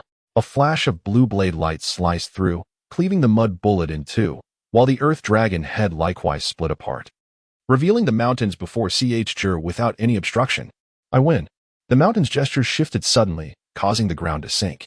Chur stepped into emptiness, instantly losing his balance and crashing down before the mountains. In that fleeting moment of descent, Chur hurled the flounder, glowing with blue light, toward the mountains. The mountains, startled, twisted their body in an attempt to evade the incoming flounder, yet the enlarged flounder was too vast. The blue blade light grazed the shoulder of the mountains, leaving a wound deep enough to expose bone. Curse be it, I underestimated this fellow. Who would have thought he could unleash such power from the flounder? The mountains clutched their bleeding shoulder, the intense pain nearly sending them into unconsciousness. Seizing the opportunity, Chur quickly rose, leaping towards the mountains, tackling them down and raining down punches upon their aged visage like a torrential downpour. Bang, bang, bang, boom. After enduring several blows, the mountains finally reacted. striking back with a punch that sent Jur sprawling away. The mountain stood first, kicking out at the still-rising Jur, sending him flying. Die! The mountains flipped their palm, revealing a dark kunai, with an explosive tag tied to its back, the very tag previously used to bind the mountains. Whoosh! The kunai traced a graceful arc, hurtling towards Jur. At that moment, Jur remained on the ground, unable to escape in time. Upon witnessing the mountains produce the explosive tagged kunai, despair enveloped him, his spirit and body resigned to defeat. Yet, a black figure swiftly rushed past Jur, diving directly toward the explosive kunai. Thud-ugh! The kunai pierced the chest of the shadow, which let out a painful groan before slowly turning its head towards Jur. It was none other than the previously fallen Sakuya. How embarrassing! I had intended to conserve energy for a surprise attack. Yet it seems I have no opportunity left. Jur, your confidence is truly formidable. Believe that one day you shall surpass Lord Mizukage. Feigned a relaxed demeanor as he spoke to Jur. Jur cried out in anguish. Farewell, for you are the hope of our hidden mist. Sakuya murmured these words, leaning forward and pressing the kunai beneath his own body. Sizzle, sizzle, boom. As the fuse burned out, the explosive talisman detonated, shrouding the space between Shanwan and Chang Shirlang in a cloud of dust. Observing the swirling haze before him, Shanwan's gaze shifted restlessly. Blood seeping from his wound had stained half his body crimson. This lad possesses remarkable resilience. Despite everything, he has survived. Very well. I shall first seek a safe haven to tend to my injuries, and for now, I must let him be. Without lingering, Shanwan retreated swiftly into the woods, taking with him the embedded sword, the flatfish. A violent tremor rocked the distant battlefield, unlike the minor skirmishes of the past. A powerful aftershock transformed into a tempest that swept in all directions. Even at a considerable distance, Shanwan was caught in the gust, swiftly seeking refuge among the trees. Squinting as he gazed into the distance, murmuring, "It appears that the victor has been determined." Above the water, the fox demon's attire slowly slipped away from its form. The dark uniform severely tattered, yet remarkably, not a single wound marred its body, thanks to its extraordinary regenerative abilities. In stark contrast, the water shadow, Mei Ming, lay battered and gasping on the water's surface, while the surrounding treetops were filled with the furious expressions of scattered mist ninjas, none daring to strike. "Where is Zabuza?" Yuan inquired, arms crossed, his tone unperturbed. "If I do not speak, would you dare to kill me?" In truth, Yuan had never intended to extract any information from Mei Ming, as he lacked the means to coerce her. After all, Akatsuki was the true enemy. Although Yuan was currently in good condition, continuing to use the Nine-Tails chakra would lead him to lose his sanity, reducing him to merely an elite J-Nin level without it. If the Mist Ninjas were to unleash their fury, he would undoubtedly perish. The priority now was to find an opportunity to escape. Mei Ming let out a soft chuckle, unsteadily rising to her feet as she said, "Well, you'll find out soon enough, but why not let me tell you now? Zabuza is still in Konoha." "Still in Konoha?" Yuan murmured, calmly forming hand seals as a swirling water vortex enveloped him. As the water spiral dissipated, Yuan's figure vanished from sight. Mei Ming observed quietly, not daring to intervene, while the other Mist Ninjas began to clear the battlefield. Shortly after Yuan's departure, Ringo Yuya returned to Mei Ming's side. "My subordinates were inept. They allowed that fellow to escape. Do not blame yourself. I too failed to capture the Jinchuriki of Konoha. What about Zabuza now? Let us return to the mist. We shall leave the rest to Konoha." After extricating himself from the mist, Yuan returned to the root stronghold, only to find Shanwan, the old man, had already returned. Receiving treatment from the medical team, his visible injuries healing at an astonishing rate. "Wow, old man, you are quite formidable. I never expected you to escape." Humph. Yuan had intended to exchange a few more words with Shanwan, but suddenly noticed the ninja's sword, the flatfish, leaning against the wall, leaving him momentarily stunned. Flatfish? How did this come to be? Regaining his composure, Yuan strode over to pick up the sword. "Naturally, it is a trophy of mine." With his shoulder wound fully healed, Shanwan rose from the crowd, and the medical team discreetly withdrew. "I am rather fond of this item. Might the old man consider relinquishing it to me?" As Yuan brandished the flounder, he conversed with Yuan. In light of such matters, the mission undoubtedly holds greater significance. Yuan exhibited no interest in the ninja blade flounder, having retrieved it merely to weaken the power of the Mist Village. Observing Yuan's lack of refusal, Yuan deftly produced the full moon scroll and contained the flounder within. By the way, I have received intelligence indicating that Zabuza may still be in the Leaf Village. Reflecting on Chirumi Mei's words, Yuan decided to share this information with Yuan. The likelihood is slim, for we are currently under martial law. He cannot evade our surveillance to escape the Land of Fire. Should his whereabouts be uncovered, our pursuit would be relentless, the risk far exceeding that of accompanying the Mizukage. At that moment, Yamaguchi Kaze and Aburame Shino hurriedly entered the room. We have located Zabuza's whereabouts, though it is rather unexpected, Yamaguchi Kaze stated, handing a piece of intel to Yuan. Upon receiving it, Yuan scrutinized the document, his expression shifting continuously. What troubles you? Yuan inquired, observing Yuan's demeanor with curiosity. You may read for yourself. Yuan replied, passing the intel to Yuan. Upon examination, Yuan discovered it to be a mission assignment from the Leaf Village. Escort the Mist Merchant Zero to the Land of Waves, rated as a B-rank mission, to be jointly executed by Kakashi's Team 7, Asuma Saratobi's Team 10. Karina Yui's Team 8, Might Guy's Team 3, and Anko Mitarashi's Team 11. This mission was issued by the 5th Mizukage in the name of promoting peace between the two nations, and as you can see, the newly appointed 5th Hokage has accepted this assignment, Yamaguchi Kaze added. This is indeed an unexpectedly intriguing development. After perusing the information, a smile crept upon Yuan's lips. Zero is undoubtedly connected to Zabuza, yet the true complication lies with our own Leaf Ninjas. Their backgrounds are anything but ordinary. If one or two were to be inadvertently killed, it would lead to significant trouble. The princess of the Hijie clan, the prodigy of the branch family. The most talented descendants of the Inazuka, Yamanaka, and Nara clans, along with the son of the Inazuka clan head and the Aburame clan. Oh, if this poses a burden for you, leave these young ones to me. You can contend with the Jonin, Yuan confidently declared, tossing aside the intel. As for the others, feel free, but Shino is mine.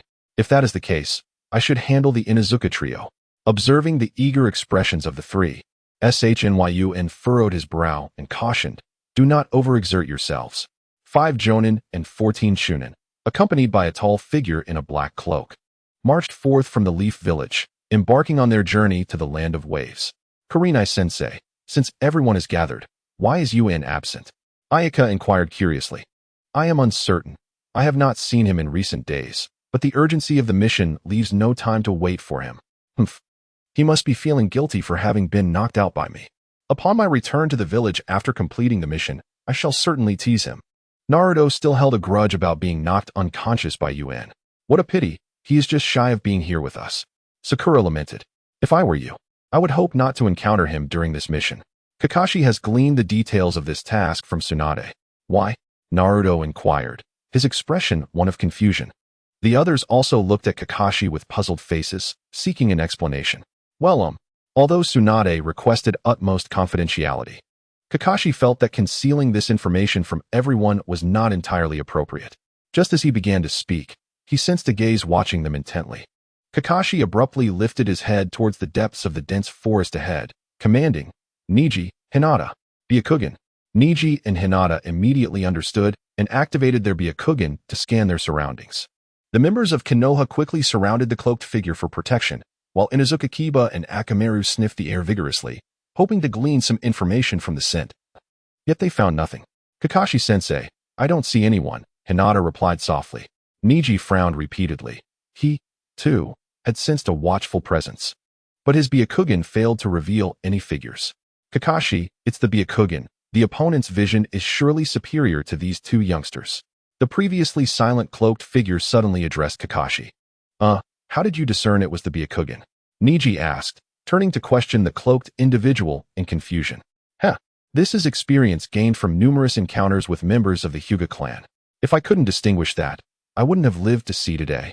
As the enemy spoke, Asuma and the other Jonin began to grasp the identity of their foe. What is it? Facing the perplexed gazes of the others, Asuma patiently explained the organization known as Root. Kakashi did not intervene. After all, since it was not he who divulged the information, it did not breach any confidentiality protocols. On the hillside at the other end of the forest, so it is Zabuza. Yuya perched on a branch, gazing into the distance, asking in a languid tone. Indeed. It is Zabuza, but they have detected my presence. A member of the Hyuga clan from Root responded from below. That doesn't even matter. Once we confirm their identities, we can launch our attack. Yes. In the clearing on the hillside, a massive catapult was brought forth, as several Root members leisurely loaded stones into it. With a resounding bang, stones the size of human heads were hurled into the sky. So, it's this guy, Yuya. After hearing Asuma's explanation, Naruto clenched his teeth in anger. Everyone, be careful. They're coming from above. Neji warned as he noticed the rain of stones. However, such a warning was hardly necessary, for the whistling sound of the numerous stones slicing through the air had already captured the attention of Kakashi and the other Jonin. Earth style, earth flow wall. Kakashi slammed his hands onto the ground, causing a stone wall adorned with dog heads to rise swiftly before the group. Take cover behind the wall. As everyone hastily moved behind the wall, the stones began to fall at an angle, crashing thunderously against Kakashi's barrier. With each successive impact, the stone wall, intricately carved with dog heads, trembled slightly. From behind the wall, Naruto tilted his head, glancing towards the direction from which the stones were flying, murmuring softly. Suddenly, Naruto surged forward, dashing through the gaps in the falling rain of stones, heading towards the direction from which the debris was cascading. Kakashi, too, rushed out from behind the wall in an attempt to bring Naruto back, but the stones fell right before him, blocking his path, while Naruto had already sprinted far ahead. On the other side of the stone wall, Might Guy gazed at Naruto's retreating figure, his eyes gleaming with excitement as he exclaimed, "Well done. We cannot lag behind on the path of youth. Let us surpass Naruto with all our might." "Yes, sensei," Lee instinctively shouted back. The two then plunged into the storm of stones, leaving Kakashi alone amidst the chaos of falling debris. Kakashi, helpless, watched the two green figures and sighed. At that moment, the rain of stones from the sky suddenly ceased, and the sky no longer bore the marks of falling rocks, which brought a moment of relief to the young ninjas behind the stone wall. However, the experienced Jonin were far less optimistic. The enemy was surely replenishing their supply of stones. Meanwhile, Neji, still observing the distance with his Byakugan, furrowed his brow and warned Kakashi. "The enemy is beginning to encircle us. Their numbers are vast, and they are positioned all around." Kakashi promptly made a decisive call, "Follow Guy and the others. Let us break through before the enemy fully gathers." No sooner had he spoken than he began to chase after them. The rest quickly followed suit, leaping over the stone wall in pursuit. Ayam hesitated, and upon noticing this, Anko, who had taken a few steps forward, immediately understood Ayam's predicament and turned back to carry her on her back as they rushed to join the others. "Lord, Naruto Uzumaki is charging this way." Followed closely by Might Guy and Rock Lee, the others are trailing behind. Should we instruct the front lines to intercept them? The Hyuga clan's base observed Naruto's every move and reported back to the figure seated upon a tree branch. "No need. Let us first take out their vision. I want to give them a grand surprise." With that, the figure stood up to stretch. Hinata and Neji, while dashing forward, did not forget to utilize their Byakugan. In the blinding whiteness of their vision, shadows adorned with various masks swiftly traversed through the forest. Yet, one individual paused on a branch. Catching the attention of Hinata and Neji, they witnessed this person slowly close their eyes, only to reopen them moments later, revealing dark orbs tainted with a crimson hue, transforming into the black three-pronged shuriken. In an instant, the previously white haze was engulfed by a sea of blood red. A flicker of red light passed through Hinata and Neji's Byakugan, causing Hinata to stumble and lose her balance, collapsing awkwardly.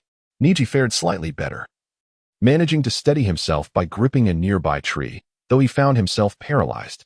Fortunately, Ino, by Hinata's side, acted swiftly, catching her as she fell. The others immediately halted their advance. "Hinata! Hinata!" Ino cried out anxiously. "What happened?"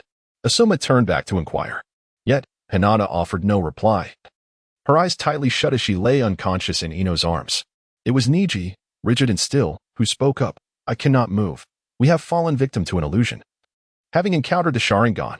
The Sharingan, Sasuke thought to himself, astonished. Kakashi, lost in thought, cast a glance into the distance before addressing Hinata. "Hinata, can you dispel it?" "It should be manageable." Hinata hurriedly approached, just as she was about to unravel the illusion, when suddenly, she opened her eyes and awoke, with Neji also regaining his mobility. "The genjutsu of the Sharingan is not particularly difficult to break," Waigao remarked, blinking from her position on the back of Akatsuki. Staring blankly at Waigao, Hinata was internally astonished. While she possessed the ability to dispel illusions, she could not do so with the same ease as Waigao. whose prowess in Jinjutsu had evidently surpassed that of her own teacher. My apologies, Hinata said weakly upon noticing everyone surrounding her. Hinata, it was my oversight not to anticipate the enemy's additional tactics. From here on, you need not use your Byakugan to observe. Let us all pursue Naruto with our utmost efforts. Kakashi, in his role as leader, promptly instructed. Understood. With that, the group resumed their pursuit, though without the Byakugans in sight. They were left utterly in the dark regarding the enemy's movements. Amidst the dense forest path, the sound of cracking branches echoed, a result of fallen twigs being crushed underfoot. Yet, ordinarily, a ninja would not make such blunders. This was the blundering work of Naruto Uzumaki. At this moment, Naruto was unconcerned with such details, driven by an instinct that as long as he pressed forward, he would eventually confront that scoundrel Yu. A sharp snap of a branch resonated, accompanied by the faint sound of a projectile slicing through the air. From the nearby trees, several shuriken flew forth, catching Naruto off guard as they struck him in critical areas, causing him to tumble to the ground. The rustling of leaves signaled the swift approach of a shadow to Naruto's fallen form. However, where Naruto should have been, lay only a wooden substitute, pierced by shuriken. Oh, still struggling. The root ninja overheard a shout from above. Fool, I'm right here. Naruto, shaking his fist, launched an attack towards the root ninja, who remained unfazed. Lifting his gaze, unlike the crimson of the Sharingan, the root ninja's eyes resembled the stark emptiness of a white void.